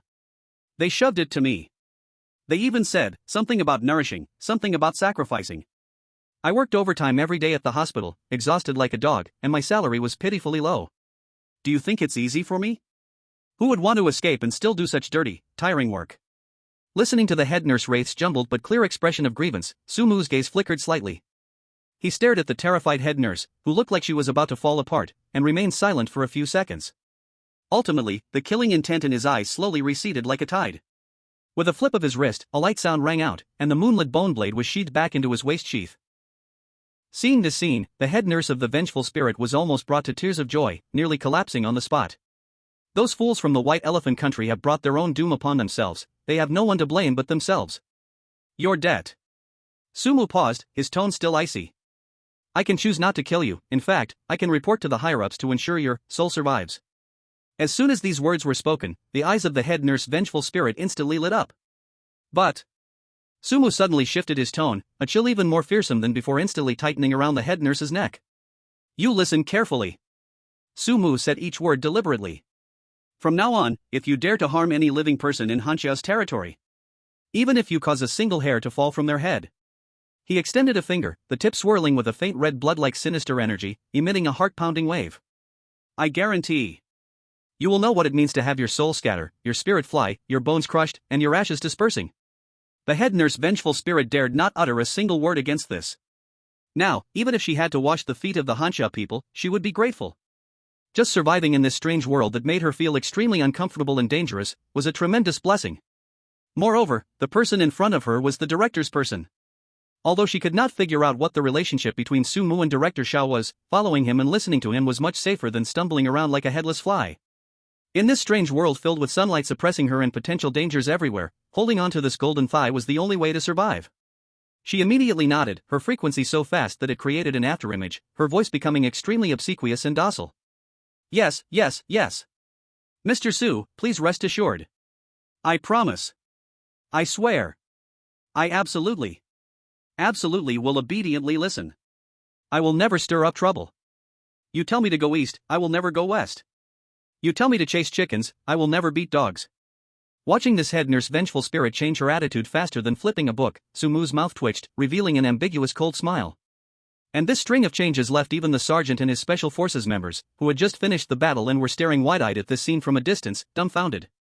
Even the helicopter pilots and observers, who were hovering above the battlefield responsible for monitoring and fire support, as well as the senior leaders of Hanya, including Yizhengguo in the temporary command center in the southern war zone watching the real-time battlefield feed, were completely stunned. They all stared wide-eyed, jaws nearly dropping to the ground, as if they had witnessed something that would overturn their worldview. What is happening? What on earth is this astonishing development? Just a moment ago, Sumu was fiercely cutting through the terrifying black shadow like chopping vegetables, and now, how could he suddenly be chatting with that final gathered female spirit as if they were old friends? Moreover, seeing her act so subservient and flattering. The most ridiculous part is that Sumu actually put away his weapon? He is not planning to kill this obvious mastermind?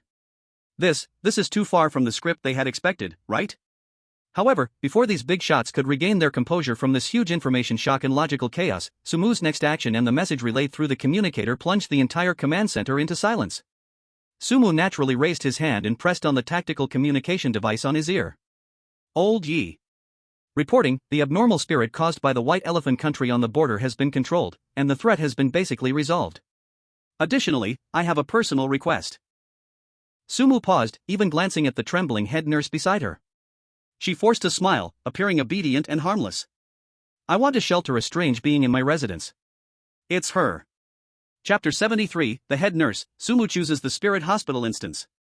The scene shifted. Back to the community where Sumu lived.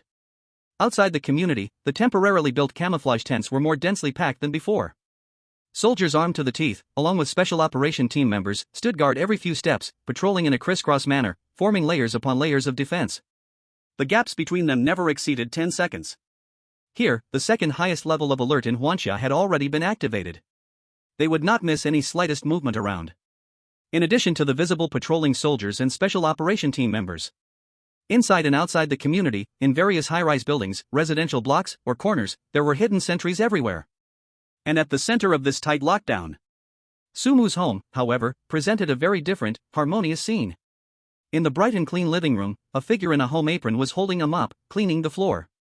Her movements were exceptionally skilled and agile, leaving every nook and cranny spotless. It was the head nurse spirit who had been trembling at the border not long ago, nearly scared to death. At this moment, the cold and eerie aura around her had subsided significantly. If one did not sense carefully, they might mistake her for just a diligent and somewhat special housekeeper. On the sofa in the living room sat two people. One was Yi Jinghua, dressed in a sharp military uniform, his shoulder epaulets gleaming under the light. The other was Sumu, who had changed out of her tactical communication gear, now wearing a fitted black combat uniform, looking even more sharp and capable. Yi Jinghua's gaze lingered vacantly between the busy nurse spirit and the calm Sumu, drinking water beside her. He watched helplessly as the nurse spirit, after mopping the floor, deftly refilled Sumu's glass and, quite considerately, brought over a steaming cup of tea, carefully placing it on the coffee table in front of him. That slight bow, carrying a hint of flattery, made Yi Jinghua's eyes twitch. This veteran general, accustomed to storms and waves, felt his worldview being intensely shaken once again at this moment. He lifted the teacup, took a sip, and only when the blazing hot tea burned his tongue did his chaotic thoughts gradually calm down. Clearing his throat, he turned his head, examining Sumu with an extremely complex gaze, lowering his voice, somewhat incredulously saying, "I said, Sumu kid, I always wondered why you were indifferent to Shaoshan. Turns out, you have such a special taste." Yi Jinghua smacked his lips, stealing another glance at the nurse spirit who was gently wiping the coffee table with movements that seemed almost too delicate. Puff. Sumu nearly spat out the mouthful of water he just swallowed. He coughed a few times, his handsome face full of helplessness. "Old G, where are you wandering in your thoughts?" He put down the glass, rubbed his forehead, feeling a bit of a headache. "I kept her for other considerations." "Oh? Oh, young man, still playing this with me?" Yi Jinghua raised an eyebrow, wearing an expression that showed he understood men, clearly not taking Sumu's explanation seriously. But he didn't press further, he just reached out his broad palm and patted Sumu's shoulder hard. "All right, no matter what plan you kid have, what considerations? Old man supports you." Yi Jinghua's tone turned serious. This time bringing back your new member, there were considerable opposing voices from above. After all, to put a confirmed strange being, one that recently caused casualties at the border, right here in a residential area. This risk is indeed not small. He paused for a moment, his gaze becoming serious. It is only because I, the old man, put my face on the line, pushing against the majority opinion, plus your previous achievements and promises, that I barely managed to suppress this. Luckily, all the residents around your home have been evacuated and resettled. Now this area is completely under our control. And with you personally overseeing her, there shouldn't be any major troubles. Sumu nodded, expressing gratitude for Yi Jinghua's support, while also understanding the weight of the situation. He shifted the topic to something more important. "Old Ji, when will the next horror instance start?" Yi Jinghua's expression tightened, and he immediately replied. According to the latest wave frequency analysis, it is preliminarily determined that the new instance will start in 3 days. Sumu's gaze sharpened, his fingers unconsciously tapping lightly on his knee. "Then in the list of instances starting this time, is there one called Wraith Hospital?" As soon as the words fell, Yi Jinghua's brow furrowed sharply. His hand holding the teacup even trembled. He certainly knew about Wraith Hospital. Not merely knew. This name had been one of the most highlighted codes in the highest meetings of Hanya in recent days. Because Wraith Hospital was the only one among all the horror instances about to start, determined to be an S-class instance based on existing intelligence evaluations. Its danger level and strategic value were not only highly valued within Hanya, but also caught the attention of intelligence agencies in several other major countries. Yi Jinghua suddenly looked up, locking his gaze on Sumu, disbelief and suspicion in his tone. "How do you know about this instance? Wait, you couldn't possibly want to enter that instance, right?" A guess that made Yi Jinghua's heart skip a beat floated in his mind. Faced with Yi Jinghua's shocked gaze, Sumu's expression showed no change, his eyes calm. He slowly nodded. "Yes." The old general opened his mouth, wanting to say, "Have you thought this through? That is an S-class instance." But it only rolled on his tongue before he swallowed it back. What good would it do to ask? This kid's decisions might not be changed even by 10 oxen. Rather than chase questions, it was better to choose to believe. "Fine." Yi Jinghua no longer said much, his tone returning to the decisive manner unique to a soldier. "Since you have made up your mind, I will have someone immediately organize all the related information about Wraith Hospital, including all the intelligence speculations we currently have, along with the fragmented information obtained from previous encounters. I will send it to you encrypted with the highest authority. Although it may be of limited help," Yi Jinghua added. After all, the internal situation of S-class instances is little known to the outside world. Sumu nodded slightly, accepting the good intention. Thank you, old Yi. He really didn't need those paper documents. After all, no matter how detailed the official intelligence is, how can it compare to his personal experiences every night? Yi Jinghua and the others would not know and could not imagine. For Sumu, the so-called horror instance was more like his deep midnight tea parties with old girlfriends. Wraith Hospital? He was all too familiar with the strange things and rules inside. Yi Jinghua stood up, straightened his military uniform, and prepared to leave. Just as he reached the door, he seemed to suddenly remember something, paused, and turned back. By the way, there's one more thing. Little Shen has also been paying attention to your situation. She is also busy preparing for the next instance task over there, under a lot of pressure, but she still took the time to ask a few times. Upon hearing this, Sumu's face remained calm. He simply nodded quietly, indicating that he had heard. No curiosity, no enquiries, not even a trace of emotional fluctuation. Yi Jinghua looked at his indifferent expression, unable to help but feel a mixture of emotions. He sighed silently in his heart. This kid, really? Forget it. The affairs of young people, an old man like him couldn't interfere too much. Alright, I won't stay long. You be careful. Yi Jinghua said no more, lifted his hand and waved at him. The documents, I'll have someone send them straight to your computer later. Chapter 74, all wiped out on the 6th day? Night fell, and a notification popped up at the bottom right corner of the computer screen for an incoming encrypted file. It was sent from Yi Jinghua's side. Sumu clicked it casually, his fingertips sliding the mouse wheel, scrolling quickly. Most of the intelligence, as Yi Jinghua said, was of limited help. It was nothing more than regional maps, marking a few high-risk zones. Like the morgue, the deep archives room, and the top-floor operating room that was said to never open. How many times had he wandered these places in his dreams? But one piece of information caught his attention. The intelligence had highlighted one section in red. Entering the Hospital of Wailing Spirits instance, it is strongly recommended that players possess a medical background and relevant skills. Surgery, internal medicine, psychiatry, even ENT are all acceptable. At the very least, one must hold a nurse qualification certificate.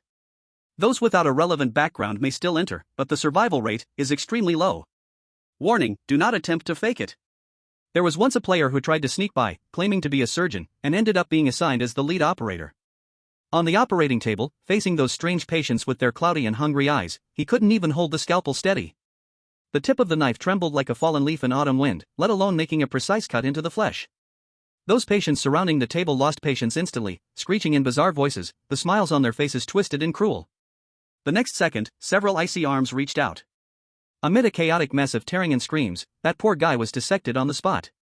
They grinned, like seasoned butchers, skillfully detaching his unqualified, trembling hands and attaching them to their own empty wrists. They even flexed them a few times, as if testing their new grip. They took his useless eyes, full of fear, and carefully embedded them into the hollow sockets of a companion's face. Even his still-beating heart was dug out by a bony hand and handed over to a strange figure with a gaping chest wound, urgently in need of parts. Every part of yours could become the consumable they desperately need. In that place, useless trash wasn't even worthy of becoming full fertilizer. Sumu frowned slightly, almost imperceptibly. Interesting. He continued reading down. Then, his gaze froze on the last record, his pupils suddenly contracting. Record No, Top Secret 007. Instance name, Hospital of Wailing Spirits. Rating, S. Currently known highest clearance progress, Day 6. Final number of surviving players, 0. 0? Not a single survivor? That was a bit different from what he'd experienced in his dreams. Although the dream was extremely dangerous, testing the edge of death each time, at least. The him in the dream, in theory, had a chance to survive till the end. Supplemental information in the intelligence. Many batches of players had entered, some possessing real medical skills, even real-life chief physicians. Some players performed excellently early on, blending into the hospital system, disguising their identities, gaining trust from certain NPCs, even becoming key personnel in departments. However, all documented attempts to clear the instance failed collectively on the evening of Day 6, marked as mission failure and declared dead. Cause of death unknown, process unknown, suspected to be wiped out instantly by a force beyond the instance rules. Mass death on the 6th day? There was something fishy about this. Sumu raised his head and called toward the corner of the living room. Head nurse, come over here. In the corner, someone was holding a specially made little spray bottle. Carefully tending to the pot of branches and leaves that spread out, emitting a faint eerie aura of the haunting fruit, the head nurse's ghost shivered. She put down the spray bottle and floated delicately to Sumu's side, trying hard to squeeze out a pleasing smile, but the fear buried deep in her eyes could not be hidden. Mr. Su, is there something you wish to instruct me? Sumu pointed at the information on the screen, his tone flat. Haunting hospital, on the night of the 6th day, all humans who enter will die. Do you know what this is about? The head nurse's face instantly turned pale, her eyes flashing with terror, as if she had recalled something extremely dreadful. The 6th day, night. Her voice trembled uncontrollably, and her spirit became somewhat unstable, rippling at the edges. As for the details, I'm just a shift nurse supervisor. How could I have the qualifications to know such confidential matters? She subconsciously rubbed her hands, a small gesture belonging to her. It seemed she remembered something, her voice lowered even further, almost only the two of them could hear, but I think I heard some older nurses in our department gossiping. Every once in a while, right around the time human players reached the 6th day, the new Vice Director Lin would gather all the department heads and the head nurse to the director's office on the top floor for a meeting. Her tone was filled with mystery and fear. What exactly the meeting is about, no one knows. Each time it's shrouded in secrecy, even the corridor leading to the office gets cleared out. All we know is, after they come down from their meetings, those humans from outside seem to have evaporated, all vanished. Their bodies later show up in the second basement's morgue, stacked one on top of another, piled up like a small mountain. Before long, they are taken care of by those cleaners. Many are missing arms and legs, the usable parts seem to have been taken away. She retched a little, even though as a ghost, she had no physical body to vomit. That Vice Director Lin is really too strange. Usually, you cannot see him at all day-to-day matters of the hospital are left to others. But whenever he appears, there's no good news. The atmosphere in the whole hospital becomes oppressive and horrifying. The Vice Director, his last name is Lin? Sumu's eyes narrowed slightly, his fingers unconsciously tapping on the table. This was likely the true core challenge of the haunting hospital. It was also the key reason behind the 0 survival rate and the demise on the 6th day. The head nurse continued murmuring softly, filled with resentment and a hint of hope. I wonder when Director Shao will return. If Director Shao were still here, he definitely wouldn't let that Vice Director Lin have his way. The Vice Director is a madman. Sigh, when Director Shao was here, though the hospital was chaotic, at least the rules were still in place. It wasn't as messy as it is now, people could just die, no one cares. It seems that within this haunted hospital, it is not united as one. Sumu pondered.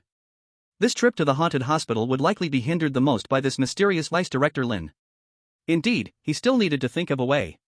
Chapter 75, Entering the Haunting Hospital. In the blink of an eye, 3 days passed quietly.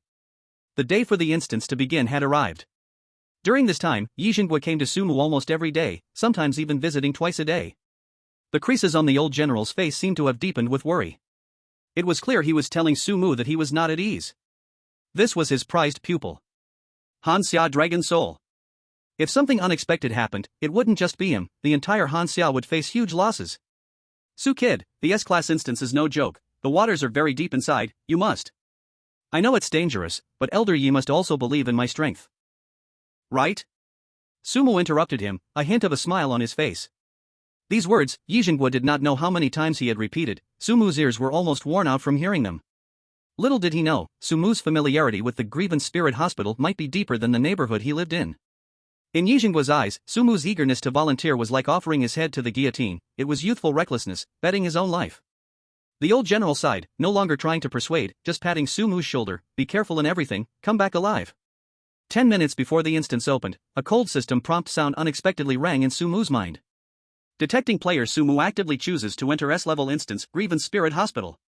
This action has high risk and exploratory spirit, needing the hidden trigger conditions of the system.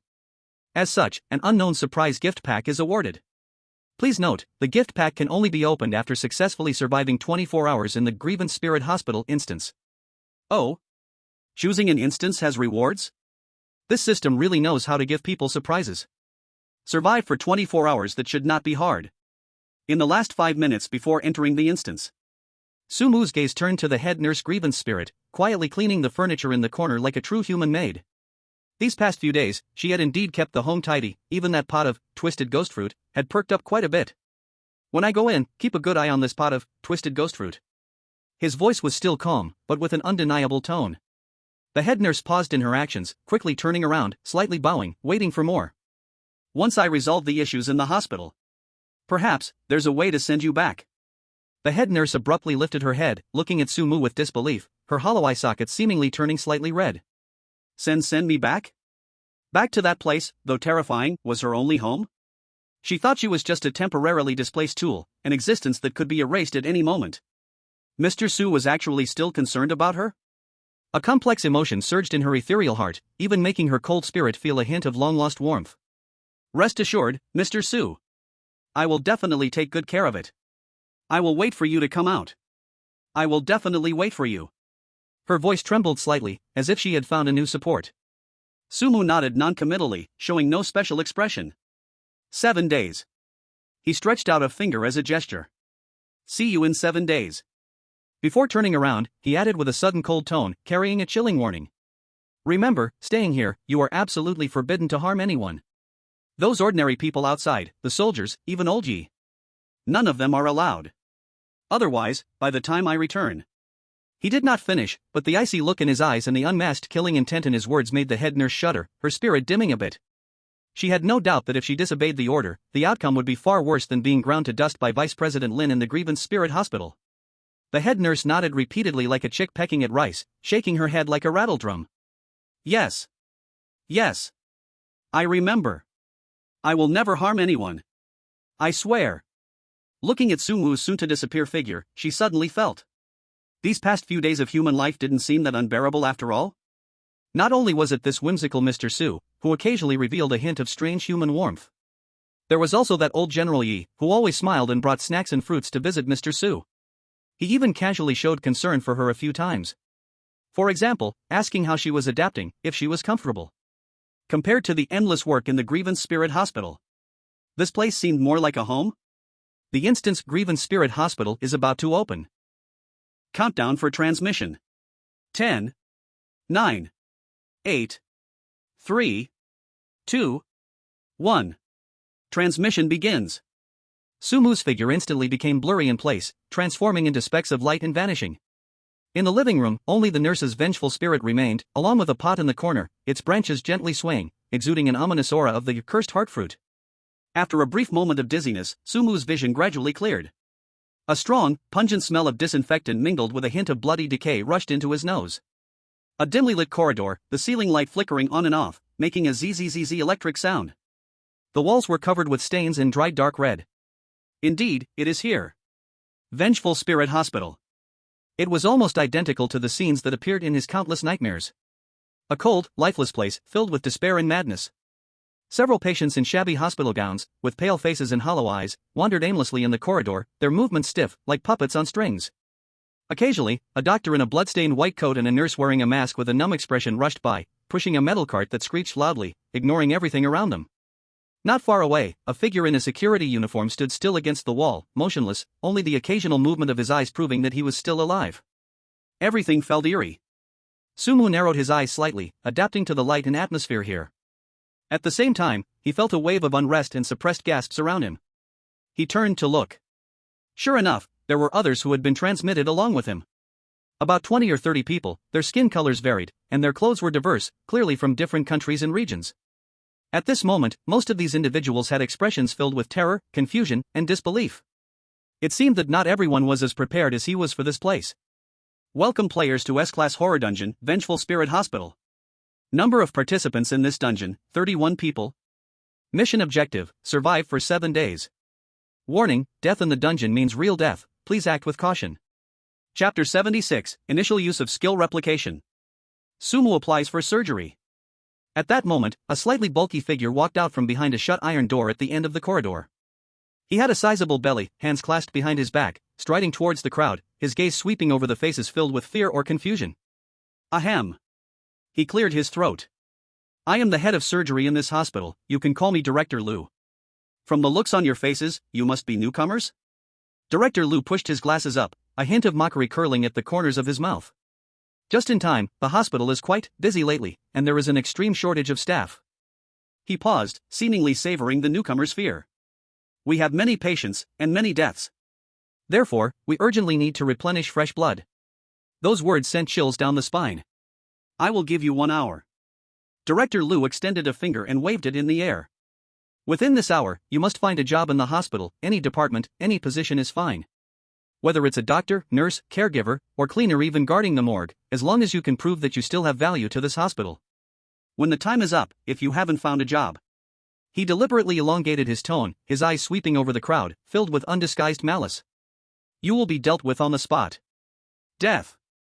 As soon as those words were spoken, the group of players erupted into chaos. What? An hour? What a joke. How is that possible? In previous dungeons, the identity selection at least had a 12-hour preparation time. Yeah. An hour? We haven't even figured out how big this hellhole is. How can we find a job? This is simply leaving no way out. Panic spread like a plague, whispers of despair and suppressed sobs rose and fell. Director Liu put his fingers in his ears, looking unfazed by the chaos before him, a look of impatience evident on his face. What are you shouting about? It's so noisy. This is the new rule set by Vice Dean Lin. If you have any objections, you can go find him. The crowd, which had just been noisy, instantly quieted down quite a bit, staring at each other, their faces filled with despair and helplessness.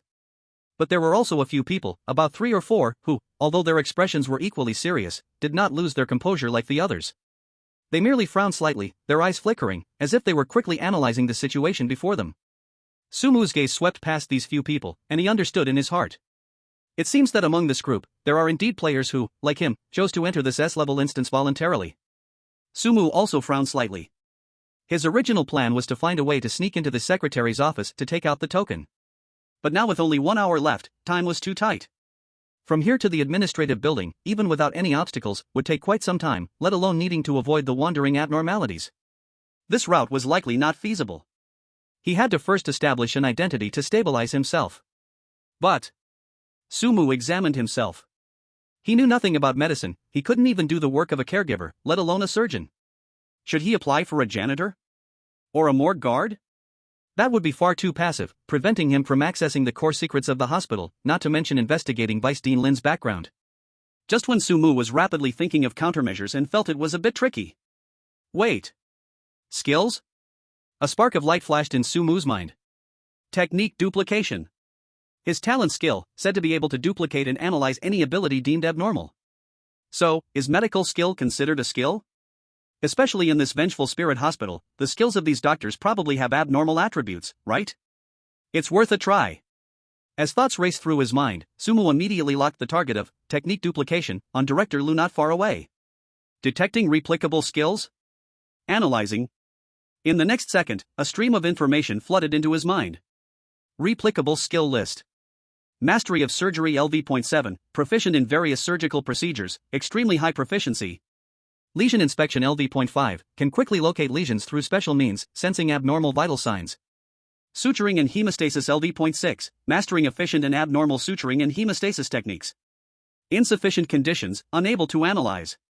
Insufficient conditions, unable to analyze. Sure enough. Moreover, Director Liu's surgical skill level is not low. It has reached LV.7. That's enough. Detected player intent to replicate skilled mastery of surgery LV.7. This skill replication requires 100,000 ghost coins, do you confirm? 100,000 ghost coins? Sumu still had quite a few ghost coins left, enough to pay. Confirm. Sumu silently thought without hesitation. Ghost coins deducted, skill mastery of surgery LV.7 replicated successfully. Hint, this skill is a copied skill, proficiency is temporarily locked, cannot be improved by conventional means, and may have unknown side effects. Buzz. A vast and intricate knowledge of surgery and surgical techniques surged into Sumu's brain like a data stream in an instant. Craniotomy, amputation, organ transplantation, wound cleaning and suturing, countless bloody yet precise operation images flashed rapidly through. What? As soon as he finished speaking, the noisy scene seemed to be paused, instantly quieting for a moment. Everyone's gaze, including the arrogant Director Liu, suddenly focused on Sumu. The air seemed to freeze. After a brief silence, whispers of disbelief erupted from the crowd. Who is this? Is he crazy? Applying for a surgeon? Does he know where this is? Surgery. That's one of the departments with the highest death rates. I heard not many who enter survive the first night shift. He must be a naive fool, going crazy just to grab attention? No, wait. Suddenly, a voice in the crowd sounded with terror and disbelief. Hold on. I think I've seen this person before. Another voice trembled in response. Oh my god. I remember. It's him. It's Sumu from Hanya Longhun. Which Sumu? Who else? The one rated SSS who cleared the S-level instance at the Scarlet restaurant. What? It's actually him? My goodness. How did he end up here? A big shot shouldn't be in lower-level instances, right? Why come to the ghost hospital? And, he actively applied for the most dangerous surgeon position? What is he trying to do? In an instant, the player crowd exploded in chatter. After all, this is a man who had created miracles in desperate situations. Maybe, he really has something up his sleeve? Chapter 77, The Prepared Player. At the same time, on Blue Star. In the Hanya Kingdom, in the officially set live streaming room for the horror instance, the comments were scrolling at an unprecedented speed. Oh my god. God is amazing. Directly applying for a surgeon? So cool. This aura, even facing the weird NPCs of the S-level instance, he doesn't flinch. Is this the Hanya Longhun? Love it, love it. Countless praises and exclamations flooded the screen, representing the excited feelings of the Hanya audience at that moment. But soon, worried voices began to emerge. Wait. A surgeon? Isn't that one of the most dangerous positions in this instance? Yeah. This instance requires a real medical background, otherwise the survival rate is extremely low. God, does he know medicine? It doesn't seem to have been mentioned? Oh no. Is he trying to show off? This is an S-level instance, he can't mess around.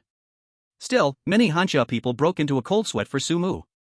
Meanwhile, in the live streaming rooms of several countries that have never gotten along with Hanya, even suffering greatly after the last Scarlet restaurant instance due to national luck being damaged, the scene was different. This is hilarious, Hanya's dragon soul? I think it's a foolish donkey. A surgeon? Does he think this is just a game? Without professional skills, stepping in means becoming a fresh corpse. Really, ignorance is fearless. The team we sent from the White Elephant Nation is the top surgical expert team in the country, and they actively apply to enter this instance. That's right. Our nation also sent experienced medical elites. In this instance, we have it in the bag. Just watch, this time we will let the Hanya people know what real despair is. We will return the hatred from last time, doubled. Various sarcastic remarks and gloating comments filled the live rooms of these countries. The Hanya audience, of course, was not to be outdone and immediately fired back. Nonsense. God has his own plans. A bunch of defeated dogs, what qualification do you have to bark here? Just wait and see, God will create miracles again. Stupid white elephant, still not hurting enough from last time, huh? For a moment, the comments section of the live stream was filled with smoke and tension. At this moment, in the highest command center of Hanya, the atmosphere was heavy. All the high-ranking officials' eyes were fixed tightly on the central screen, on that tall figure walking into the surgical area of the Ghost Hospital. Ghost Hospital, this is currently the only ongoing S-level horror instance in the world. Its importance goes without saying. What's more crucial is that the player inside is Sumu, the one who cleared the Scarlet restaurant instance with an SSS rating by his own effort. Brought immense fortune to Hanya, hailed as the dragon soul of Hanya, the man. His every move not only stirs the hearts of billions in Hanya, but he is also the focus of attention worldwide. Nonsense. Yijingwa slammed the table suddenly, making a loud bang that startled the nearby clerical staff. He stared at the screen, veins popping on his forehead. What is going on? A surgeon? He is just an ordinary college graduate who has hardly touched a stethoscope. What does he know about surgery? The old general was genuinely anxious and even swore. They, the high-ranking officials, had long studied Sumu's profile countless times, from elementary school to university, clear and obvious, with no connection to medicine at all. Yi Lao, calm down, calm down. A middle-aged man in military uniform quickly advised. That kid. Another bespectacled government official frowned tightly, pushing his glasses. Isn't he a bit too impulsive? Yeah, having cleared an S-level dungeon once, he might be a bit overconfident, and that's not a good thing. Wraith Hospital is an S-level dungeon, there's no room for luck and impulse. If something goes wrong, the hard-won advantage of Hanya could vanish in an instant, even falling behind other countries. In the command center, discussions were ongoing. Many senior officials expressed their concerns and confusion about Sumu's choice, even showing hints of disappointment. At that moment, the elderly man who had been silent, sitting in the first seat with an ocean-deep gaze, slowly raised his hand.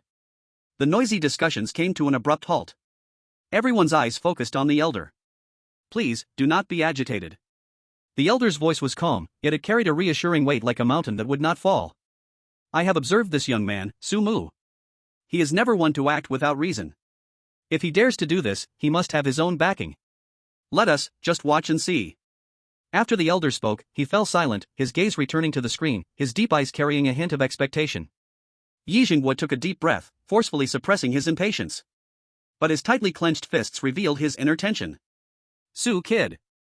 Please don't get into any trouble. The scene shifted back to the eerie and strange Wraith Hospital. Upon facing Su Mu's request to apply as a surgeon, Director Lu was initially stunned, seemingly not expecting anyone to dare choose this delicacy. Then, a sinister grin spread across his plump face as he pushed up his greasy glasses. Oh? A surgeon? He looked Su Mu up and down, his eyes like a butcher gazing at meat on the chopping block. Courage is commendable. All right, I approve. However, Director Lu's tone suddenly turned cold. I must remind you that we do not keep idle hands in surgery, nor do we welcome those who deceive. If you are just trying to sneak in without any real skills. He suddenly leaned close to Su Mu, almost touching Su Mu's ear, speaking in a sinister whisper that only the two could hear. Your ending will be very interesting. The malice and bloodlust in his tone seemed to solidify.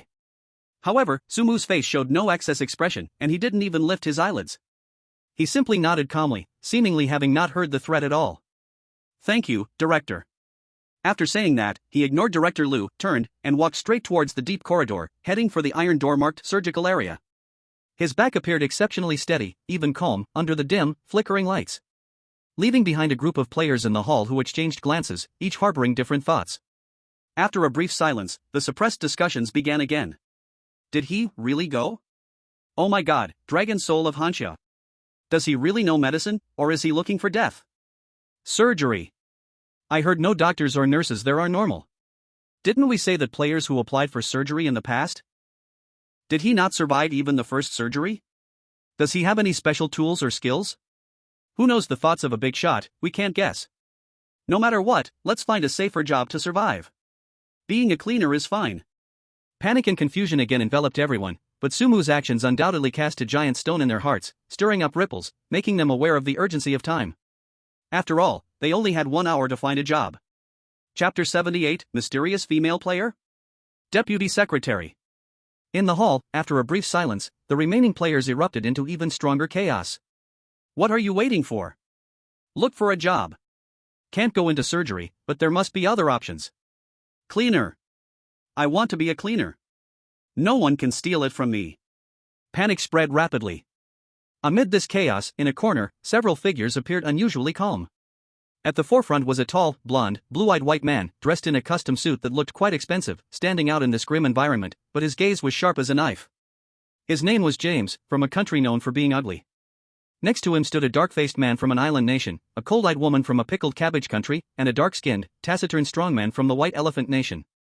These four were different from the other randomly selected players. They had actively chosen to enter the haunted hospital. And they came prepared. The island man stared intensely at the direction Su Mu had disappeared, his teeth chattering. Mr. James, that man from Hanya.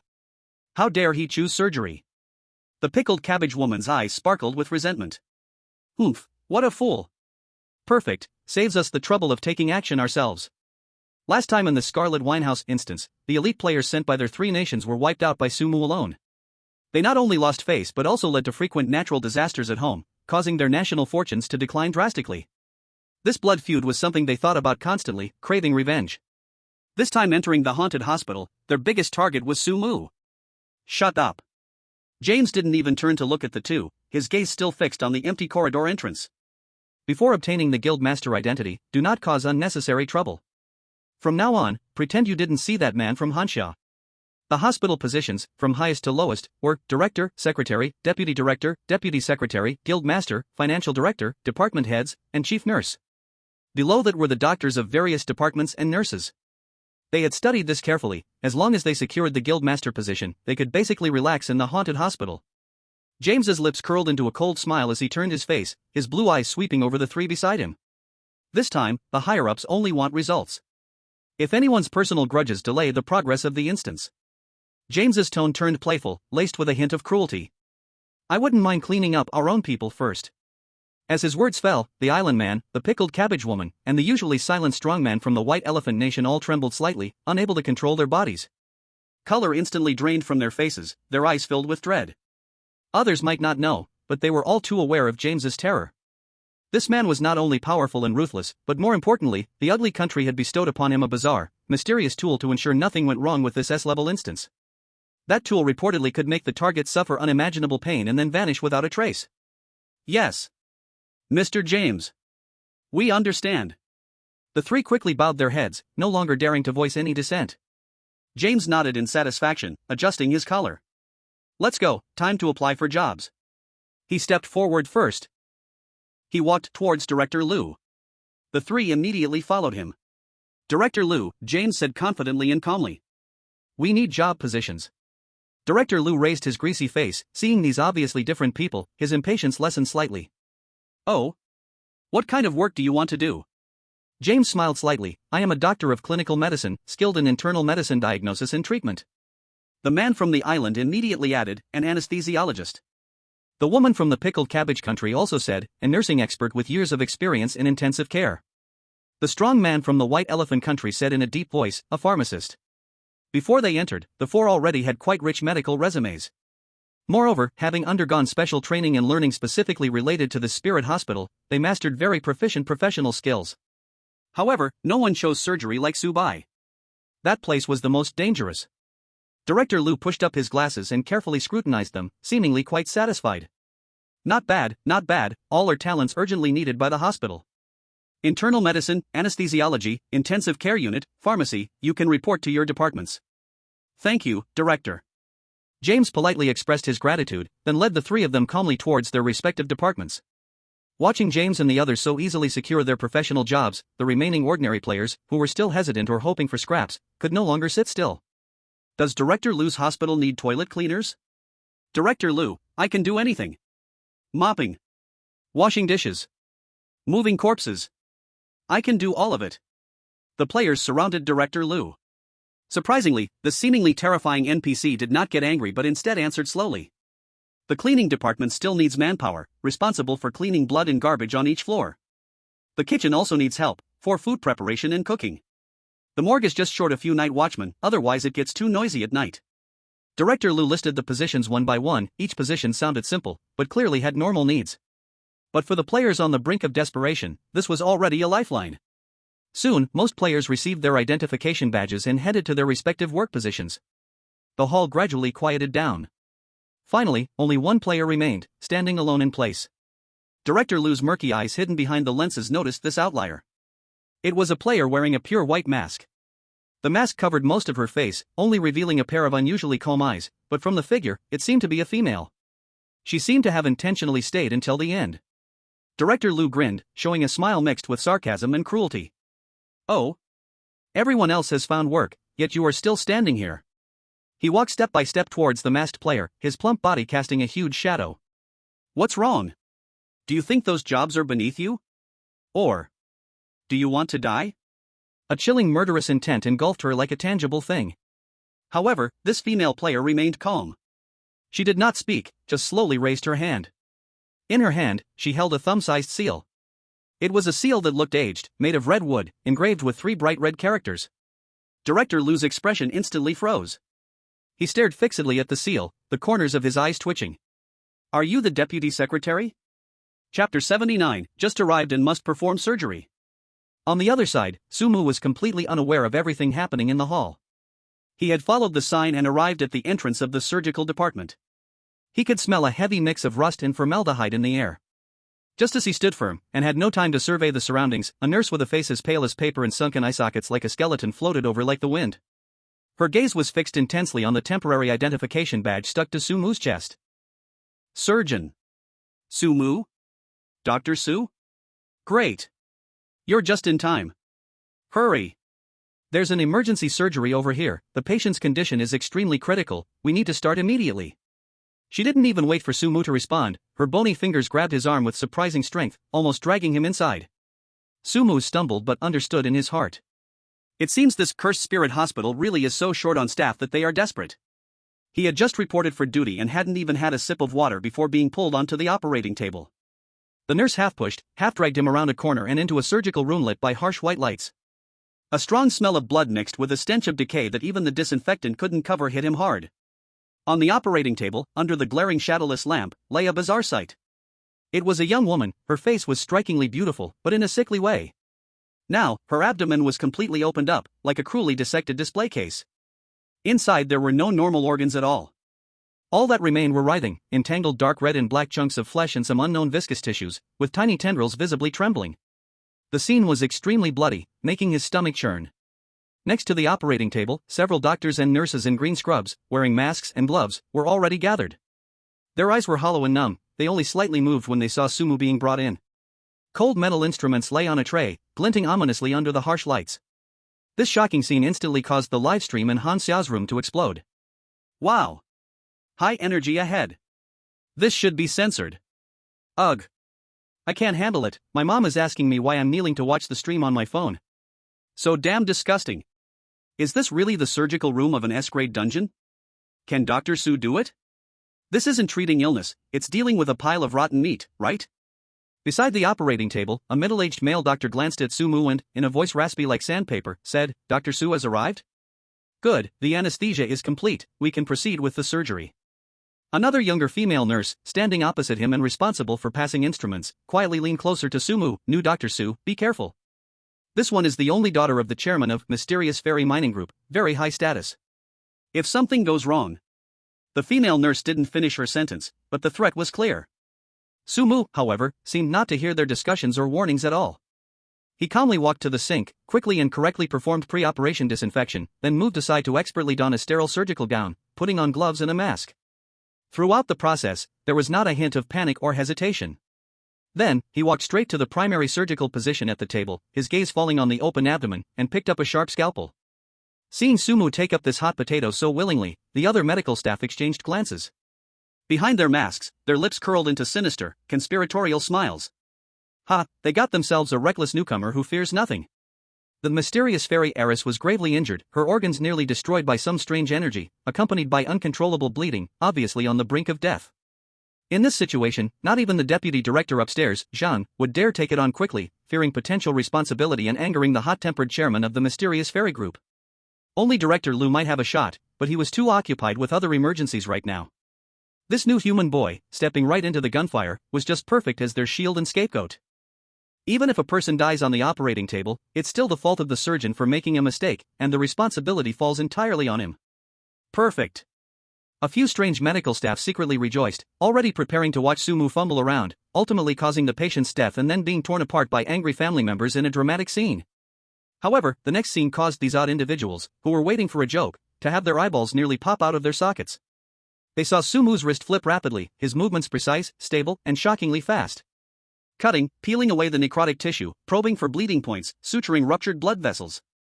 Every action of his was textbook standard, yet fluid and smooth, with no unnecessary moves whatsoever. It was nothing short of a violent, precise art. Scalpel number 7.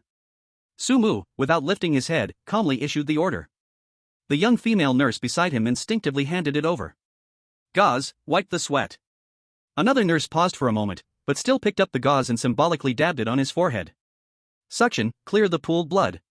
The instructions kept coming, clear and precise. The strange ones standing by the operating table, including the middle-aged man who spoke first, were all stunned. This is a new intern? What kind of international joke is this? With such surgical skills, such quick thinking, such psychological resilience. Forget about interns, even they, the old-timers who have worked in the haunted hospital for decades or even centuries, would admit they couldn't perform like this, so effortlessly, like a smooth flow. Who exactly is this kid? At the same time, the Hanya livestream room erupted into a frenzy. The barrage of comments erupted like a volcanic eruption. Amazing. Voice cracking, Su God really can perform surgery. And he's so amazing. Holy crap. Even though I don't understand anything, I am deeply shocked. His movements are so cool. Steady. So steady. This technique is a feast for the eyes. Better than the top experts I've seen in medical documentaries. Don't act like a fool in the front, but honestly, Su God's moves are really awesome. Did he graduate from medical school? Who still dares to say Su God is just lucky? This is real skill. Meanwhile, in the live stream rooms of countries like Ugly Nation and Island Country, a few voices of doubt and slander began to emerge. It's all a show. It must be fake. How could humans perform surgery on a strange being? He's just lucky. That strange being didn't resist. Immediately, the Hanya viewers reacted, flooding the screen with even more aggressive comments. Jealous. Just pure jealousy. Is it so hard to admit someone else is excellent? The useless players from your own country don't even dare to choose surgery, yet when our Su god shows his power, you guys get all flustered? Are you mad? If you don't understand, just shut up and watch. This is the strength of our Hanya Dragon Soul. Just watch, Su god is sure to lead the whole field. Hanya Command Center. On the large screen, the footage of Su Mu's surgery was clearly playing. Until Su Mu's skills were becoming increasingly smooth, steadily taking control of the situation, the high-level officials, who had been tense and grave, couldn't help but all breathe a huge sigh of relief. Yi Zhangue even couldn't help but lift his hand and wipe off the fine cold sweat that had appeared on his forehead without him noticing. He watched the calm, focused figure on the screen, muttering to himself with lingering fear. My goodness, this kid almost scared my heart disease out of me. I thought he chose surgery on impulse, but I didn't expect he had such skills. At this point, Yi Zhangue's gaze became incredibly complex, filled with deep astonishment. How many surprises does he still have that we don't know about? Chapter 80, the patient's family shows up. The last needle was placed. Su Mu put down the needle holder and glanced at the clock on the wall. Not a minute more, not a minute less, exactly 1 hour. In the operating room, there was a deathly silence. The few strange medical staff who had been waiting to watch a show now had their jaws nearly touching the ground, their eyes wide open in shock. Is it over? 1 hour? To deal with Ming Du Qianjin, a mess that kills anyone who touches it? Is this really the new intern doctor? What a joke. With this skill level, they could be our deputy chief of surgery already. Even Director Liu might not be faster or steadier. Su Mu, however, paid no attention to the storm of disbelief rising within them. He deftly untied the strap at his back, took off the soiled surgical gown and gloves, and casually tossed them into the nearby yellow waste bin. His movements were graceful, as if he had just completed a trivial matter. I'll leave the rest to you, pay attention to the postoperative reactions. His voice remained calm, showing no signs of fatigue or pride. After speaking, he walked out of the operating room without looking back, leaving behind a group still bewildered and disoriented in the wind. Following the signs, Su Mu soon found the surgical outpatient department. Inside was empty, with only a few rows of cold metal chairs. He casually chose a spot towards the back, leaning back comfortably, even propping up one leg, his toes lightly tapping the ground. Though surgery sounded fraught with danger, and a moment's negligence could get one torn apart by a vicious entity, leading to instant death. Su Mu had spent a long time in Yuanling Hospital with Xiao Runing, so he was very clear about it. In fact, surgery was one of the few departments where it was relatively easy to slack off. After all, not every strange entity required major surgery with guts and knives. Most of the time, it was probably just about sitting here waiting for patients, dealing with minor injuries and pains. Compared to other positions that required constant patrolling, checking rooms, and possibly getting involved in internal faction struggles within entities, this place felt like paradise. Moreover, Su Mu glanced at the corridor signage beside the outpatient room, pointing to the administrative building. This was just a hallway away from his true target, the office with the sign that read, Secretary. What a perfect opportunity, slacking off and spying at the same time.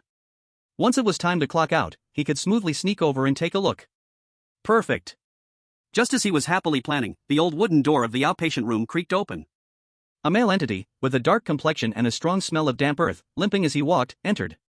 He held a wrinkled registration slip in his hand, looking around in confusion. When his gaze landed on Su Mu, who was leisurely sitting in the doctor's position, he clearly froze for a moment. Human?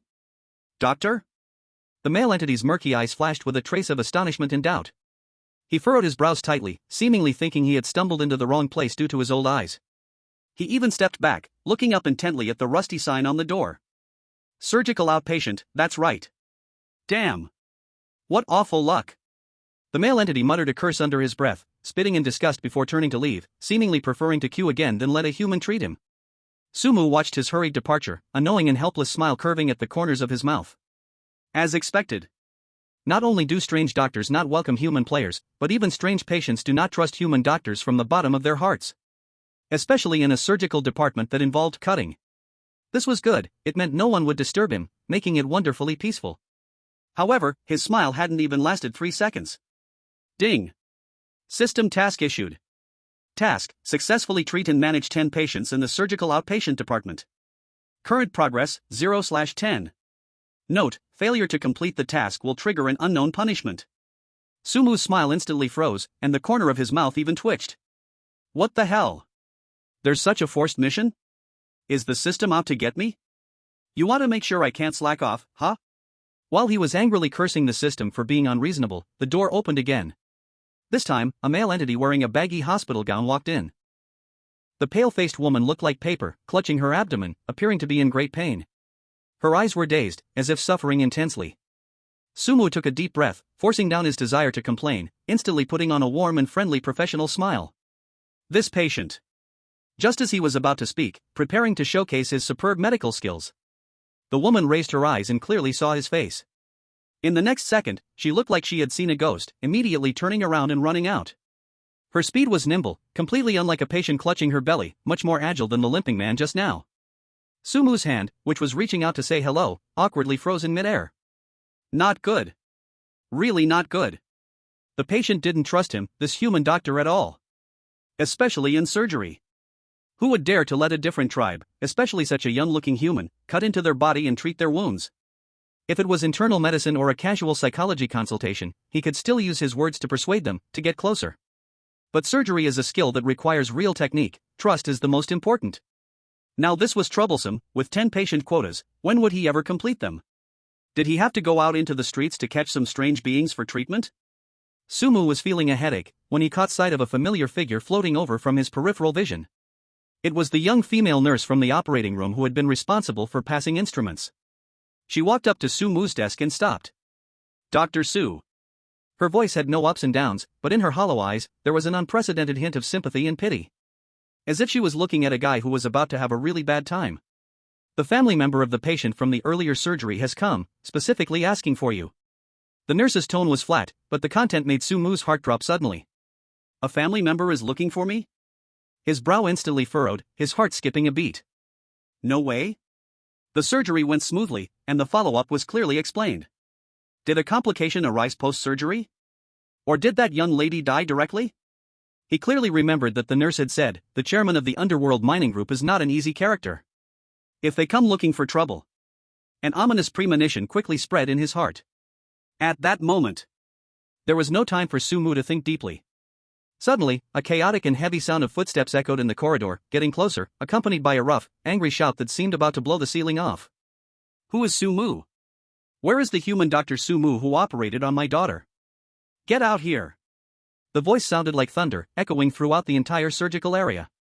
Chapter 81, The Skilled Doctor Revives. Sumu gently exhaled a breath of foul air, his face showing no sign of panic. Instead, he appeared calm and relaxed. What was meant to come would come, there was no escaping it. He straightened the non-existent wrinkles of his white lab coat collar and stepped out. As soon as he stepped out the door, a strong, fierce aura rushed at him. In the center of the hallway stood a nearly 2-meter-tall, bulky man, wearing a black satin tang suit. His face was filled with excess flesh, his eyes fierce, with a gold chain that could tie up a dog hanging around his neck, and several shiny gem rings on his fingers, making it clear he was not a good person. Behind him stood a row of more than a dozen bodyguard-like figures dressed in black suits and wearing sunglasses, each expressionless, exuding a chilling aura that warned people to stay away. This display was even more intimidating than when the hospital security gathered earlier.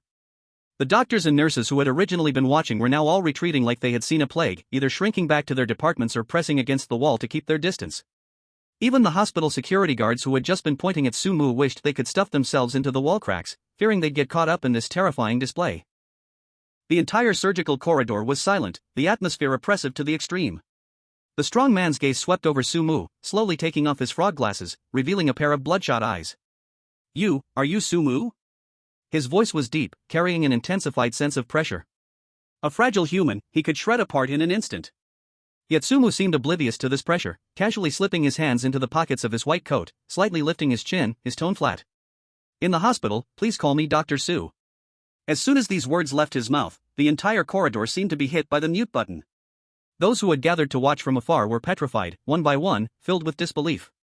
Is this guy crazy? Does he have a death wish? How dare he talk to this man who clearly came for revenge like this?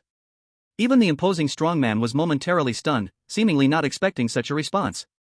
His brows furrowed slightly as he stared at Sumu, as if re-evaluating this seemingly fragile human before him. Meanwhile, at Blue Star. In the official live broadcast room of Hanya, the bullet comments exploded. Wow! This act by God Su was a full score for me. But isn't it too dangerous? It's over, he's gone too far. If he had just backed down from the start, maybe there would have been a chance. The opponent is a dungeon boss. Don't be impulsive. At the Hanya command center, Yi Jingguo and other high-ranking officials had their hearts in their throats, staring intently at the screen, palms slick with cold sweat. Who would have thought, just as everyone thought blood would be spilled at that moment? The fierce look on the strong man's face suddenly melted away like ice and snow, replaced by an almost fawning smile. He stepped forward suddenly, tightly grasping the hand that Sumu had still left in his pocket, shaking it vigorously. Hey! Dr. Su! Divine doctor! Truly a divine doctor! His voice was still loud, but his tone was filled with excitement and gratitude. You are truly a miracle worker, like Hua Tua back from the dead. I heard from the nurse about my daughter's situation, it was critical. She was hanging on by a thread. If it weren't for you stepping in, my daughter she. This dramatic reversal left the surrounding watchers dumbfounded. Each pair of eyes wide as saucers, jaws dropped to the floor, completely at a loss. What was once a tense standoff suddenly turned into a moment of deep gratitude. Even some players, hiding in the dark, who had prepared to watch Sumu make a fool of himself were now utterly confused, questioning if they had entered some kind of illusion dungeon. The strong man wiped non-existent sweat from his forehead, his tone filled with lingering fear and relief. Dr. Su, I can't thank you enough. My name is Zhao Shanhe, chairman of Mingdu Mining. This is my daughter, Zhao Qianshan. He patted his barrel-like chest with a lingering fear. Ah, it's all my fault. A few days ago, I had a fallout with my arch-nemesis, and accidentally dragged Shanshan into it, leaving her hit by that insidious, corrupting bone heart curse, becoming what she was just now. Those bastards. When I'm free, I'll make sure to crush them to pieces. If it weren't for your decisive action and superb medical skills, my precious daughter today the consequences would be unthinkable. As he spoke of this, he became agitated, saliva flying. I had also sought out that so-called deputy director Zhang. That old guy kept stalling, saying the situation was complicated and needed observation. Observation my ass. I think he's just afraid to take responsibility, or simply doesn't have the ability.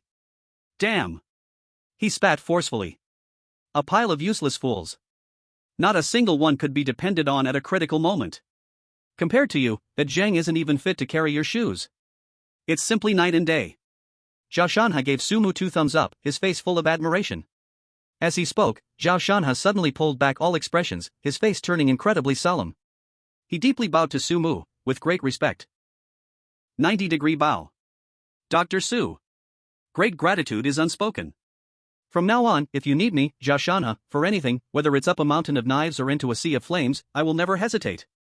The 10 or so bodyguards in black suits behind him also bent down in unison, their movements perfectly coordinated, creating an imposing presence that chilled the air in the corridor by a few degrees. While bowing, they said in unison, Dr. Su, your great kindness and virtue are remembered by us. Sumu felt a mix of laughter and tears at this scene, quickly raising his hand in a gesture to stop, placing his index finger on his lips to make a sign. Mr. Zhao, this is unacceptable. He lowered his voice. You're making too much noise, disturbing the rest of the other patients. Quiet is a must in the hospital. Zhao Shanhe was stunned for a moment, then jumped upright and quickly covered his mouth with his large hand like a fan, revealing only his eyes, nodding repeatedly to show his apology, even putting his hands together in salute. Then he suddenly turned around and, lowering his voice, angrily scolded the group of still-bowed bodyguards behind him. Did you hear that? Dr. Su said the hospital needs to be quiet. What are you all doing standing here? Are you trying to rebel? You have no sense of rules at all. You're really embarrassing me. The group of black-suited bodyguards silently straightened up, exchanging glances full of confusion. After scolding his subordinates, Zhao Shanhe turned back, again wearing a respectful smile. He cautiously pulled out a pitch-black, gold-embossed business card from the internal pocket of his tang suit, offering it with both hands, respectfully presenting it to Sumu. Dr. Su, this is my private contact information. In the future, at this haunted hospital, no matter where, as long as you say a word, I, Zhao Shanhe, will come at your call. Absolutely no hesitation. Chapter 82, Finding Zhao Shanhe to pull patience. The dramatic reversal in the corridor instantly ignited the official livestream of Luan Xinghan Summer. Damn. Dr. Su is awesome. How is this even possible? I thought it was over for sure. It can be reversed like this? Ha ha ha. I said Dr. Su definitely had a backup plan. Look at this face slap. Fronting and then bowing. This big shot changes his tune too quickly. Strength is truly the hard truth. The light of Hanya. Forever a god. The barrage of comments boiled over like boiling water, cheering and rejoicing, contrasting sharply with the earlier worries. However, the comments from audiences in other countries were completely different. Ha, just lucky. Just a blind cat hitting a dead mouse, just lucky that woman was about to die, and he happened to save her. How strong can this local boss in the dungeon be? Just bluffing. Exactly, real strong players wouldn't bother forming connections with this kind of NPC. Especially the audiences from the White Elephant Country, Cherry Blossom Country, and Kimchi Country were particularly sour, filled with critiques and doubts. Luck? Is that what you call luck? The Hanya audience immediately fired back. Didn't you see the big shot say it was the corrupted bone-piercing heart spell? Didn't you hear the big shot say other doctors were helpless?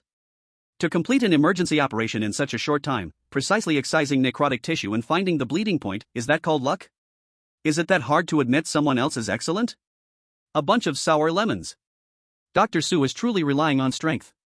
If you don't agree, then hold it in. Setting aside the noise online, in the highest command center of Hanya, everyone truly breathed a sigh of relief.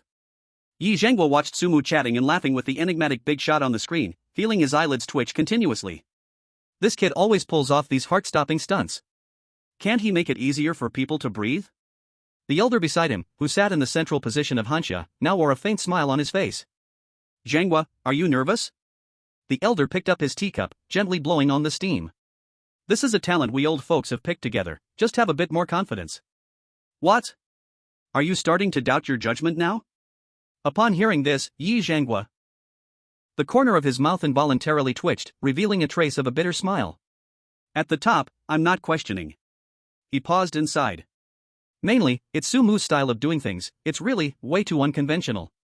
Who would let a good person enter a terrifying dungeon, become buddies with the boss, and also make them owe a favor? Meanwhile, in another corner of the Grudge Spirit Hospital dungeon, the commotion caused by Sumu couldn't be hidden from other players who were watching closely. Baka. Not again. The player from Sakura Country had a face as dark as a storm cloud, and he slammed a fist into the wall beside him. Just like last time in the Scarlet Tavern. This guy's luck is way too good. Dressed in a white coat, the cold-eyed female player from Pickle Country gritted her teeth, bullshasterisk T-luck. He must have hit a lucky streak. On the other side, a dark-skinned player from White Elephant Country, with a cloth wrapped around his head, frowned tightly. The risk of surgery is extremely high, even experienced doctors don't dare to guarantee 100% success. He is a human, and it's his first time entering this dungeon, yet he can encounter such a key figure on the brink of death that he can save. That's just too exaggerated. He stroked his chin, suspicion flashing in his eyes. I seriously suspect Sumu as some kind of special item or buff that increases luck. Only James, the rookie king from Ugly Country, known for his great potential, appeared exceptionally calm at this moment. He curled his lips into a cold smile, watching Sumu's image on the screen. Luck? No, this precisely indicates that he doesn't rely just on luck. To seize that slight glimmer of hope and desperation and have the ability to turn it into an advantage, this guy is a real opponent. He disdainfully glanced over at a few allies beside him who looked indignant. Put away your ridiculous contempt and jealousy. Before we achieve our final goal and obtain that guild identity, no one is allowed to act rashly and alarm the enemy. Understood? James's tone was unquestionable, carrying a powerful pressure. The players from Sakura Country, Pickle Country, and White Elephant Country felt unwilling, but they knew the importance of James's strength and plans, so they suppressed their displeasure and responded softly. In the corridor of the surgical outpatient department, the appearance of Zhao Shanha and his respectful attitude towards Sumu made those strange players who originally wanted to watch the fun or have ill intentions completely extinguished. Some players with slightly weaker abilities even had the thought of taking advantage of the situation to cling to Sumu's leg. After all, if someone could treat such an obviously formidable figure so courteously, Sumu must be extraordinary. But when they saw the dozens of fierce-looking bodyguards in black suits behind Zhao Shanha, the thoughts that had just emerged were instantly snuffed out. What a joke! Zhao Shanha was being polite to Sumu, that was to repay a favor. Who do they think they are? If they approached, wouldn't they be seen by those bodyguards as having bad intentions and be torn apart on the spot? Moreover, looking at Sumu's carefree demeanor, he might not even be willing to acknowledge them. What if they upset this big shot for no reason? That would really be counterproductive. Forget it, they should find another opportunity. Everyone had different thoughts but wisely chose to keep their distance. Over here, Sumu looked at Zhao Shanha's eager face and remembered something that needed his help. Mr. Zhao, since you say so. Sumu pondered for a moment. I really have a small favor to ask of you. Zhao Shanha's eyes lit up immediately upon hearing this, his large hand slapping against his chest loudly. Dr. Su, just give the order. Don't mention a small favor, even if you want my life, I wouldn't frown. Without even questioning what Sumu needed help with, he directly took it upon himself. This generosity made Sumu regard him with a higher appreciation. Sumu's expression became significantly more serious. Looking at Zhao Shanhe, he said seriously. It's like this, Director Zhao, could you trouble you to help me bring some patients over? What? Zhao Shanhe's bold expression instantly froze, his eyes widened, he dug in his ears, doubting whether he had misheard. Bring patients? Divine Doctor, you still need to bring patients? Aren't you able to attract a crowd with just a call? Sumu looked at his bewildered expression and sighed helplessly, pointing at himself. There's nothing I can do, Director Zhao. Who told me I'm a human? Those bizarre patients, when they see me, they run off. How could they dare to let me treat them? His system task still needed 10 more patients to complete. Chapter 83, Task completed. Reward, Weird Affinity plus 10%. Zhao Shanhe was stunned at first, then quickly reacted, his face showing a look of sudden understanding. Oh. So that's what this is. He patted his thigh and exclaimed. Hey. I thought it was some earth-shattering big deal. Got it. Dr. Su, you are human, those blind creatures look down on you. Don't worry, this matter is on me, old Zhao. Dr. Su, please wait a moment, I'll be right back. Without waiting for Sumu to say anything else, he turned and rushed out, taking with him a dozen bodyguards in black suits, leaving the hallway filled with confusion and players glancing at each other in bewilderment. After he left, Sumu briefly got acquainted with the simple medical equipment in the clinic, though they looked rusty and stained with blood. Indeed, Zhao Shanhe's efficiency was incredible. It could even be described as outrageous. In less than 10 minutes, a commotion erupted outside. Soon after, a long queue formed outside his surgical clinic, which hadn't seen a single bizarre figure before. At a glance, there were all sorts of strange beings in the line. Some were missing arms and legs, some had open wounds on their heads, some puffed up like meatballs, and some had no lower bodies. Sumu's eyes twitched violently. This efficiency is just too fast, isn't it? Did old Zhao go and recruit soldiers? Or did he scoop up all the nearby patients? Hey! You up front, hurry it up. Why are you dawdling? Exactly. When will Dr. Su start seeing patients? I fought hard to get this spot from old Wang. He's regretting it like crazy. The bizarre patients in line began to urge impatiently, their words only confused Sumu further. Grabbed a spot? What kind of earth-shattering methods did this rough guy Zhao Shanhe use? He even set up a limited number of appointments? Taking a deep breath, Sumu forcefully suppressed the countless exclamations in his heart. He walked to the door, trying hard to squeeze out the most professional and friendly smile possible, raising his hand to calm them down. Dear patients, please don't panic, please don't panic. I will start diagnosing you right away, so please line up in order, one at a time. After speaking, he turned back into the clinic and sat on the chair that looked like it could fall apart at any moment. The first patient was brought in by a bodyguard in a black suit. This was a bizarre creature with a fruit knife stuck in its head, walking with a swaying motion. Sumu remained expressionless, gesturing for the strange being to sit down. He quickly asked a few questions and checked the area around the wound, confirming that there were no other complications. Sumu extended his hand, quick, accurate, and decisive. Poof, he pulled out the fruit knife cleanly and casually tossed it into the nearby medical waste bin. Then, he wiped the wound with a piece of what looked like a blackened rag that was actually a disinfecting gauze. Done, next please. The entire process took no more than 30 seconds. The hanging ghost touched its empty forehead, looking at the knife in the waste bin, seemingly still unable to process what just happened. It wasn't until the bodyguard invited it to leave that it suddenly jolted, making a couple of whimpering sounds towards Sumu's back. Like thanking. The second one to enter was a knight wearing tattered armor, only the upper body, floating in mid-air, emitting a strong stench of decay. Its left arm was severed at the shoulder, the wound blurred with flesh and blood, constantly oozing black pus, and even worms could be seen wriggling. Infected wound, tissue necrosis. Sumu said concisely. He picked up a surgical instrument that looked like a scraper. In the knight's terrified eyes, he directly got to work. With a few scrape sounds, he cleaned off the rotten flesh and worms, revealing the still fresh black bones underneath. Then, from a jar labeled strong muscle regenerating ointment, ***, he scooped a chunk of dark, foul-smelling ointment and smeared it directly onto the wound. Done, don't let it touch water for 3 days. Sumu paused and added. The knight looked at the treated wound, then at Sumu, his remaining single eye filled with disbelief. He opened his mouth as if to say something but finally let out a low, muffled growl, nodded at Sumu, and floated out. The third patient was a female strange creature with a swollen belly like a drum, her face greenish, looking like she could burst at any moment. She held her stomach, her expression full of pain, constantly groaning. Sumu didn't let her sit down, but instead, he walked around her, extending a finger to lightly point at her belly a few times. A faint, imperceptible glow seemed to flicker at the tip of his finger. energy accumulation, blocking the flow of the soul pulse. Sumu made the diagnosis. Then, he brought his fingers together like a blade and made a swift slash in the air toward the female strange creature's belly. There was no wound, no blood, but the strange creature's swollen belly visibly deflated at an incredible speed, and her face regained a bit of color, though still pale. Burp. The female strange creature let out a burp filled with densing energy. She stroked her now flat stomach with a look of relief, and her eyes, as she looked at Sumu, were filled with shock and gratitude. Thank you, Dr. Su. She croaked her thanks and then walked away with light steps. The next patients had all sorts of strange and bizarre injuries, broken bones, dislocated internal organs, those burned by cursed energy. Sumu handled each of them with incredibly fast speed and precise technique. For a moment, the clinic was filled with sounds of strange creatures expressing awe and gratitude. Wow! Is it really fixed? Way faster than Dr. Wang next door. Hiss, this human doctor really knows his stuff. No wonder Boss Zhao values him so much.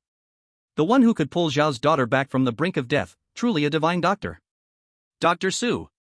From now on, I'll trust you. Soon, Sumu heard the long-awaited system prompt sound. Task: successfully receive and treat 10 patients in the surgical outpatient clinic. Current progress, 10 out of 10. Task completed. Task reward: intern doctor position upgraded to official, strange creature affinity increased by 10%. Current strange creature affinity, 10 out of 100.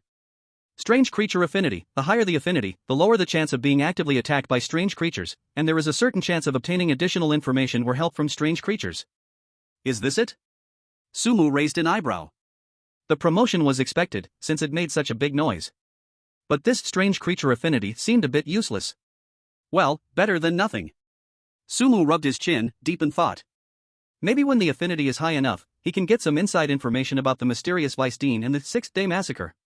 Just as Sumu was contemplating, a somewhat plump figure appeared at the entrance of the clinic, interrupting his thoughts. It was the head of surgery, Director Liu, a man with a large belly and gold-rimmed glasses. Director Liu's face was full of kindness, even a bit of a flattering smile, as he hurriedly walked in. Dr. Su. His voice was loud and filled with enthusiasm. Ah, with such a big commotion outside just now. I guessed it must be you, kid. Director Liu walked over to Sumu and affectionately patted his shoulder. According to the hospital's, according to the higher-ups' decision, you have performed excellently during this internship, with superb skills and high medical ethics. He cleared his throat and continued. Therefore, the hospital has unanimously decided to process your regularization immediately. Congratulations, Dr. Su.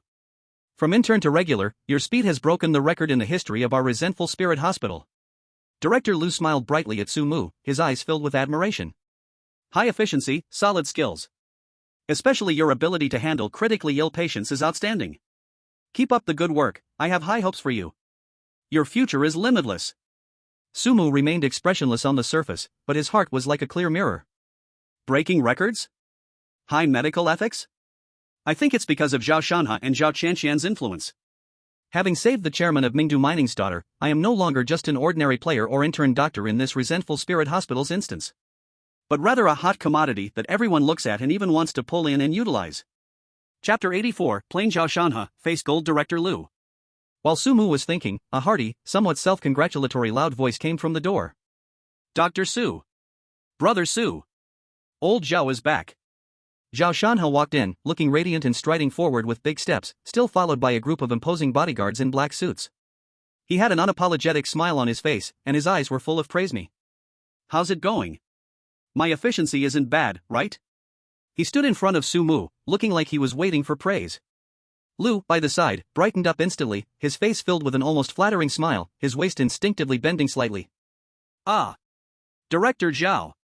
Hello, hello. He quickly extended his hands, wanting to shake hands with Zhao Shanha, his face blooming like a chrysanthemum. I am the director of surgery here at Resentful Spirit Hospital, and also considered as Dr. Su's direct superior.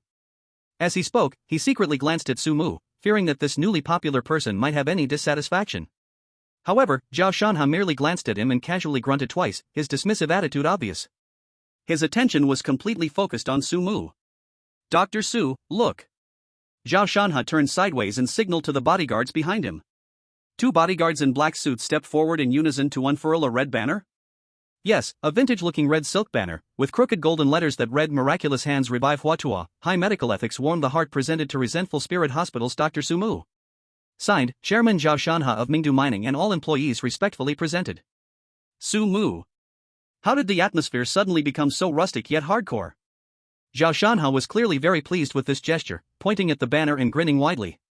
I just had someone wave this banner in the lobby downstairs and shout a few times, saying that Dr. Su, you are in charge of the surgical clinic, specializing in all sorts of difficult diseases, guaranteeing that the medicine works. Hey! Guess what? Those who were hesitating, or planning to go to other departments, hearing that it was the Dr. Su who cured Zhao Qianqian, all rushed to get your appointment. So I hurriedly brought you the banner, and by the way, wanted to see if you were busy. Sumu couldn't help but twitch the corners of his mouth again. He never expected that this chairman of Mingdu Mining, a big boss worth who knows how many billions, would use such a simple and honest way to attract patients. He really does rely on shouting. So down to earth. Too down to earth. It feels just like the vibe of playing a big fair in an instance. Taking a deep breath, Sumu revealed a helpless smile. Chairman Zhao, very thoughtful. He reached out to take the slightly heavy banner, feeling a cold, smooth surface, clearly made of fine material. Thank you, Chairman Zhao, for your help. Now the patient's indicators are indeed sufficient. Director Lu quickly squeezed in with a smile that never faded. Chairman Zhao, you are truly considerate. This recognition for our hospital and for Dr. Su, we will remember it in our hearts. He patted his chest and assured him. Chairman Zhao, rest assured.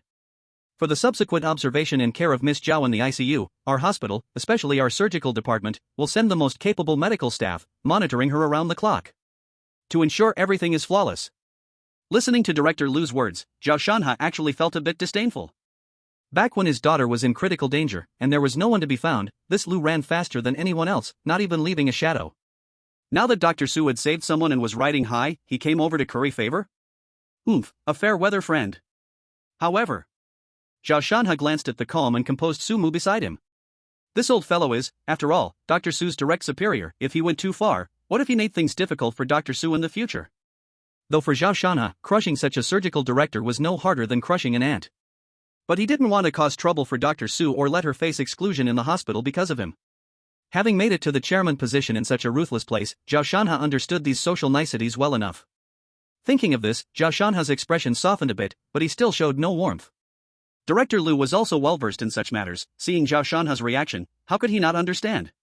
His eyes turned, and he quickly found a way out. By the way, Chairman Zhao, and Dr. Su. He suddenly slapped his thigh as if he just remembered something important.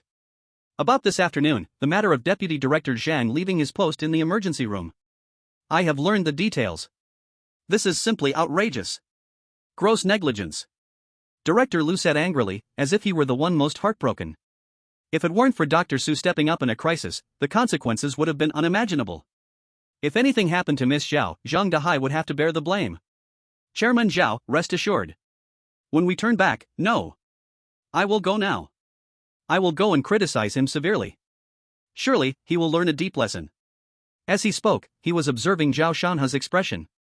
Zhao Shanha couldn't be bothered to watch his pretentious display, directly waving his hand to interrupt his performance. Enough, no more empty words. His tone was firm, carrying the authority of someone in a high position.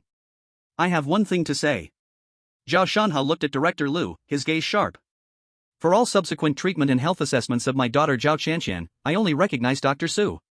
Anyone else, no matter who, will not do, understand? Hearing this, Director Lu's heart sank, but he quickly felt overjoyed and nodded eagerly. Understood. Understood. Chairman Zhao, rest assured. He was like one receiving a holy decree, repeatedly assuring him. Of course. Absolutely. In the future, all of Miss Zhao's situations will be reported to Dr. Su at the first opportunity. Everything will be based on Dr. Su's diagnostic opinions. This was like a great blessing dropped from the sky. As long as he clung to Dr. Su, it was equivalent to clinging to Chairman Zhao. Seeing that he had reprimanded where necessary, given orders where required, Zhao Shanha felt it was enough. He turned around, his face instantly switching back to the warmth and respect he showed in front of Sumu. Dr. Su, I won't disturb your work any longer. He rubbed his hands, his tone even carrying a hint of careful flattery. I must go see that girl Qianqian in the ICU. If you need anything here. If anything is missing or if someone who doesn't know better dares to trouble you, feel free to call me anytime. He patted his chest. In this ghost hospital, I can't say much else, but when it comes to small troubles, old Zhao still has some face. His attitude, compared to the indifferent one he showed to Director Lu earlier, was like night and day. Director Lu watched from the side, feeling sour inside, but didn't dare show any dissatisfaction on his face, still maintaining a respectful smile. Chapter 85, Pickled Vegetable Country's Female Player Care? Caught. Zhao Shanhe was about to turn and leave. But Su Mu suddenly spoke up. Director Zhao, wait a moment. It just so happens that I don't have anything particularly urgent right now. Why don't we go check on Miss Xiao together? Zhao Shanhe was taken aback by what he heard, and joy instantly erupted on his face. Oh. That sounds great. Wonderful. He slammed his thigh in excitement, his voice rising by 8 degrees, causing the nearby banners to tremble slightly. If Dr. Su is willing to personally take a look, then Xianxian's recovery will be even more guaranteed. Let's go, let's go. We'll go right now. Zhao Shan had treated Su Mu like a lifesaver, eager to put him on a pedestal. He immediately enthusiastically turned sideways, almost half embracing Su Mu's shoulder, indicating to walk together. The friendliness was as if they were long-lost sworn brothers. Su Mu kept a subtle distance while not wanting to offend. Director Lu quickly smiled and followed, pacing closely behind them, looking like a diligent attendant despite being a surgical director. A group of bodyguards in black suits silently spread out, forming a semicircle around them, with steady steps, vigilant eyes, and an imposing aura. This group moved majestically towards the intensive care unit. In the corridor, there were occasional faint moans and indistinct cries. Zhao Shanhe's smile faded a bit, replaced by more seriousness and an unmistakable sincerity. He leaned slightly closer to Su Mu, lowering his voice. Brother Su, there's something I need to tell you in advance. Xianxian, she is my only daughter, the apple of my eye. He paused, looking at Su Mu with a complicated gaze. When you see her later, regardless of whether her condition is good or bad, if there's even the slightest hint of something wrong, I implore you, please inform me immediately. As long as it can get her better, whatever the cost, I can afford it. The meaning behind these words was clear to Su Mu. This was not just a request, it implied he must pay close attention to Zhao Qianxian's situation without any negligence. Su Mu nodded slightly, his expression still calm and steady. Director Zhao, don't worry. It's my duty, I will observe carefully. Hearing Su Mu's promise, Zhao Shanhe visibly relaxed, his face glowing with gratitude and hope, as he patted Su Mu's arm firmly. Great, great. With Dr. Su saying this, I feel much more at ease. Director Lu, intentionally left behind, silently followed, but doubts quietly bubbled within him. He secretly observed Su Mu's back as he walked ahead, feeling an indescribable sense of confusion rising in his heart. This Dr. Su, he gave off the impression of being unusually familiar with the layout of this ghost hospital? It was clearly his first day reporting, and he had just completed his orientation procedures. It's known that the internal structure of the ghost hospital is notoriously twisted, with a spatial layout that completely defies human architectural logic, filled with dead ends and traps. A first-time visitor, without someone familiar to guide them, would absolutely feel lost like a headless chicken. This is completely the opposite of the human world's pursuit of symmetrical and harmonious, practical architectural beauty.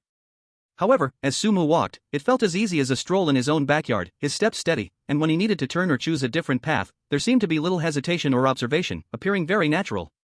Director Lu would bet his position as the chief surgeon that he had absolutely, definitely, 100% never seen Su Mu's face in the hospital before. Could it be his own illusion? He furrowed his brows in secret.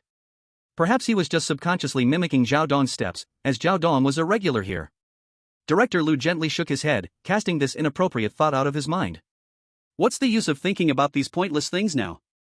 The most important thing right now is to find a way to firmly hold on to Zhao Shanhe's thick and sturdy golden thigh. That way, his evaluation and promotion would be much smoother. Whether Su Mu is familiar with the hospital has nothing to do with him, the director. As long as he can take good care of Zhao Dong, that is better than anything else. They turned a corner, where the smell of medicine grew stronger. The heavy double doors to the intensive care unit, stained with dark red spots, appeared before the group. A few numb-looking, vacant-eyed medical staff stood at the door, their white coats smeared with various suspicious stains. Zhao Shanhe took a deep breath, worry on his face, just about to push the door open. At that moment, Su Mu's gaze suddenly sharpened, fixed on a figure beside him pushing a medical cart, preparing to turn and leave through a side passage. It was a young woman in a pink nurse's uniform, tall and well-proportioned, her face passably pretty, but with an unmasked gloom and wariness in her brows. This aura feels somewhat familiar. A flash of insight struck Su Mu's mind. The female player from Pickled Vegetable Country. She actually didn't apply for a doctor position, but chose a nursing role? Did she think it was safer this way, or did she have some other plan? The female player obviously noticed Su Mu and the others arriving, especially Su Mu, who was half embraced by Zhao Shanhe. In her eyes, disbelief quickly flashed, followed by suspicion. But her reaction was swift. She immediately lowered her head deeply, pretending she hadn't seen them at all, and quickened her pace to slip away with her squeaky cart. Sumu was not someone to mess with, and now was definitely not the time to interact with him. Wait! Sumu suddenly spoke up, instantly breaking the silence of the corridor. The female player, who was about to escape, stiffened in her tracks, her body tensing up. Not only her, but even Zhao Shanha, Director Liu, and the few strange medical staff at the door all turned their gaze over in unison. Sumu ignored the varied glances around and walked directly to the medical cart next to the female player. Then, he casually picked up a few glass medicine bottles labeled with tags. He leaned closer to the bottle, carefully examining the color of the liquid inside and the words on the label, even bringing it to his nose to give it a gentle sniff. As time passed, Sumu's brows furrowed tighter and tighter. Then, he lifted his head and looked directly at the female player, whose face had begun to pale and whose eyes were evasive. Are you really a nurse here? Sumu's scrutiny and suspicion were completely unabashed. The female player from Pickled Vegetable Country had already been holding back her anger towards Sumu because of the previous situation with Hanya and her country, and now being questioned so openly in front of so many people felt like an insult, making her feel humiliated and angry. She abruptly raised her head, straightened her back, and feigned calmness as she coldly retorted. Of course I'm a nurse. Is this uniform fake? It's you, a newly arrived intern doctor today, who should explain yourself. What qualifications do you have to point fingers at me here? Sumu's lips curled into a cold arc as he gently shook the few medicine bottles in his hand, the liquid inside rippling with a sinister elegance. Oh? Is that so? Then you don't even know that mixing corrupted heartgrass juice, heartbreak flower liquid, and soul condensing agent together will instantly create a poison so lethal that even vengeful spirits would lose their minds? This basic pharmacology knowledge is beyond you? As soon as these words left his mouth, the air seemed to solidify. Director Liu, who was standing by, ready to mediate to maintain harmony in the hospital, suddenly found his heart sink. Upon hearing Sumu say the names of those medicines and instinctively moving closer to see the bizarre, crooked labels on the bottles in Sumu's hand, his face turned as pale as paper in an instant. Cold sweat the size of beans trickled down his forehead. Do you want to kill us? Chapter 86, Death of the Player from Pickle Country. Zhao Shanha's face, once filled with enthusiasm and hope, instantly froze, replaced by a spreading panic. He abruptly turned his head, eyes darting between the white-faced Director Liu and the equally pale nurse in pink. The player from Pickle Country trembled all over, as if struck by lightning, her lips quivering, her eyes filled with disbelief and fear. What's going on? Zhao Shanha rushed in front of Sumu, his voice shaking with tension as he grabbed Sumu's arm with overpowering strength. Dr. Su. What does Director Liu mean? His eyes bulged, blood vessels appearing due to his excitement, voice hoarse as he yelled. My daughter Qianqian is lying in that ICU room. The extreme worry for his daughter's safety was almost enough to ignite his whole being. Before Sumu could explain, Director Liu, like a man grasping at a lifeline, trembled, wiping the cold sweat pouring from his forehead, and stuttered as he pointed at the player from Pickle Country, ranting incoherently. Zhao Dong. The bottles of medicine in her hand corrupted heartgrass juice, heartbreak flower liquid and soul condensing agent. If they mix together, it will produce an extremely terrifying poisonous vapor. Colorless and odorless, but it spreads very quickly. Not to mention ordinary people, even if a vengeful spirit breathes it in, they would become disoriented and weaken. Weaker beings could even directly lose their souls and face dissipation. If she pushes this cart into the ICU, then all the patients inside, including Miss Zhao, I'm afraid. Director Liu didn't dare finish his sentence, but the meaning was clear enough to send shivers down anyone's spine. What? Zhao Shanha felt struck by 5 thunderbolts, his face turned iron blue, then surged into a furious red. He abruptly turned his head, fixing an intense stare at Sumu, desperately seeking confirmation. Dr. Su. Is what Director Liu said true? Sumu met his fiery gaze and calmly nodded. No further explanation was needed, but that single nod was the final verdict. Ah! Zhao Shanha let out a deafening roar that seemed to shake the heavens. A terrifying aura surged explosively from within him. The surrounding air temperature suddenly plummeted, as if plunging into a freezing chamber. The dark red stains on the corridor walls seemed to come alive, writhing and twisting into faces of agony and lament. On the ground, thick black gas rolled and spread, making a sizzling corrosive sound. You damn bastard! How dare you target my daughter? Zhao Shanha's eyes blazed red, surrounded by swirling black gas, as if he transformed into a demon rising from hell. Behind him, the previously stone-faced bodyguards in black suits moved at the same time. Their eyes glimmered with a non-human crimson light. Various strange patterns emerged on the surface of the body, muscles twisted, and bones creaked under unbearable strain. A chilling killing intent enveloped the female player from the Pickled Vegetable Country. No! Not me! Faced with this earth-destroying terrifying force, the female player from the pickled vegetable country was scared out of her wits, letting out a sharp scream, collapsing to the ground, tears streaming down her face. This is framing. This is slander. She crawled backwards with all her limbs, trying to escape the about-to-go berserk killing god Zhao Shanha, incoherently yelling to defend herself. I've studied this. I've watched many nursing tutorial videos. I know the precautions for using these medications individually. I can't be wrong.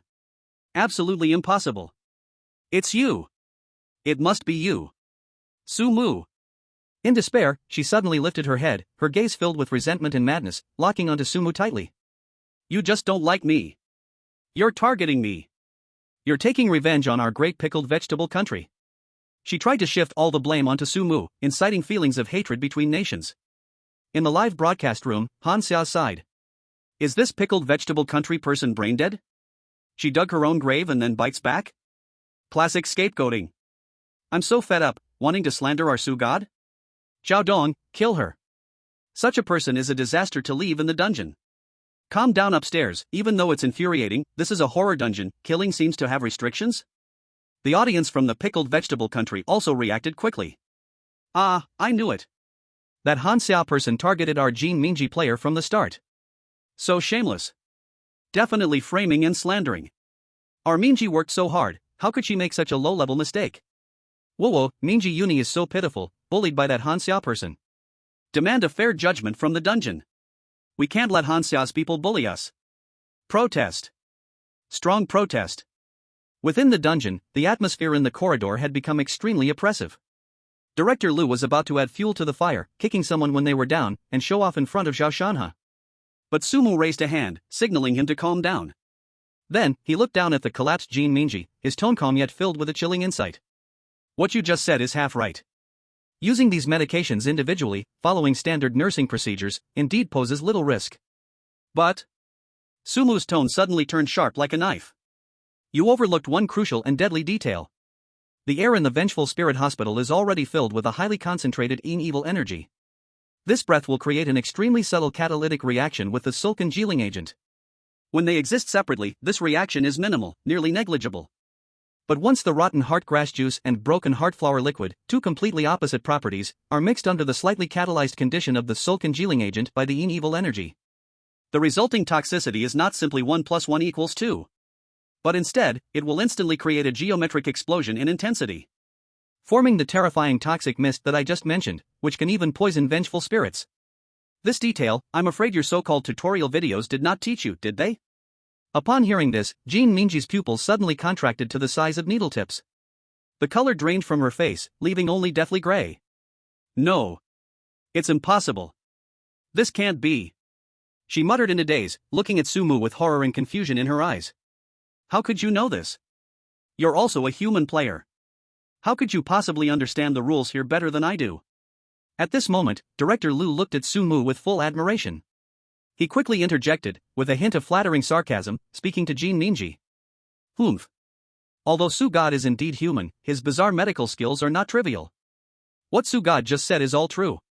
This is precisely the medication taboo that exists only within our Vengeful Spirit Hospital, known only to senior physicians. Ordinary nurses, and even many new doctors, are not clear about this. If it weren't for the divine Dr. Su, with eyes like torches, who discovered this in time, once you pushed that cart of medicine in, the consequences would be unimaginable. Director Lu increasingly felt fearful as he spoke, and his gaze towards Jin Mingji was filled with disgust. Su Mu ignored the conversation between the two, only coldly staring at the utterly desperate Jin Mingji.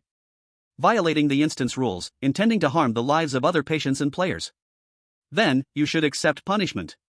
As soon as the words fell, detected player Jin Mingji from the pickled cabbage country, violating Article 7 of the safety regulations in the Vengeful Spirit Hospital instance, behavior deemed malicious harm, triggering the elimination mechanism. Reminder, player Jin Mingji is currently in a killable state. The system prompt sound had not completely faded. Die. Zhao Shanha's suppressed anger finally found an outlet. He didn't even use any weapon, just his right hand, covered in black mist, lunged forward fiercely. No. Jin Mingji could only let out a short, desperate scream. That dark, eerie force had already precisely imprinted on her forehead. Put. A light sound. Jin Mingji's body burst apart like a popped balloon, instantly shattering into a sky full of black dust, leaving not even a trace of blood, dissipating into the cold air. All that remained was an empty pink nurse uniform.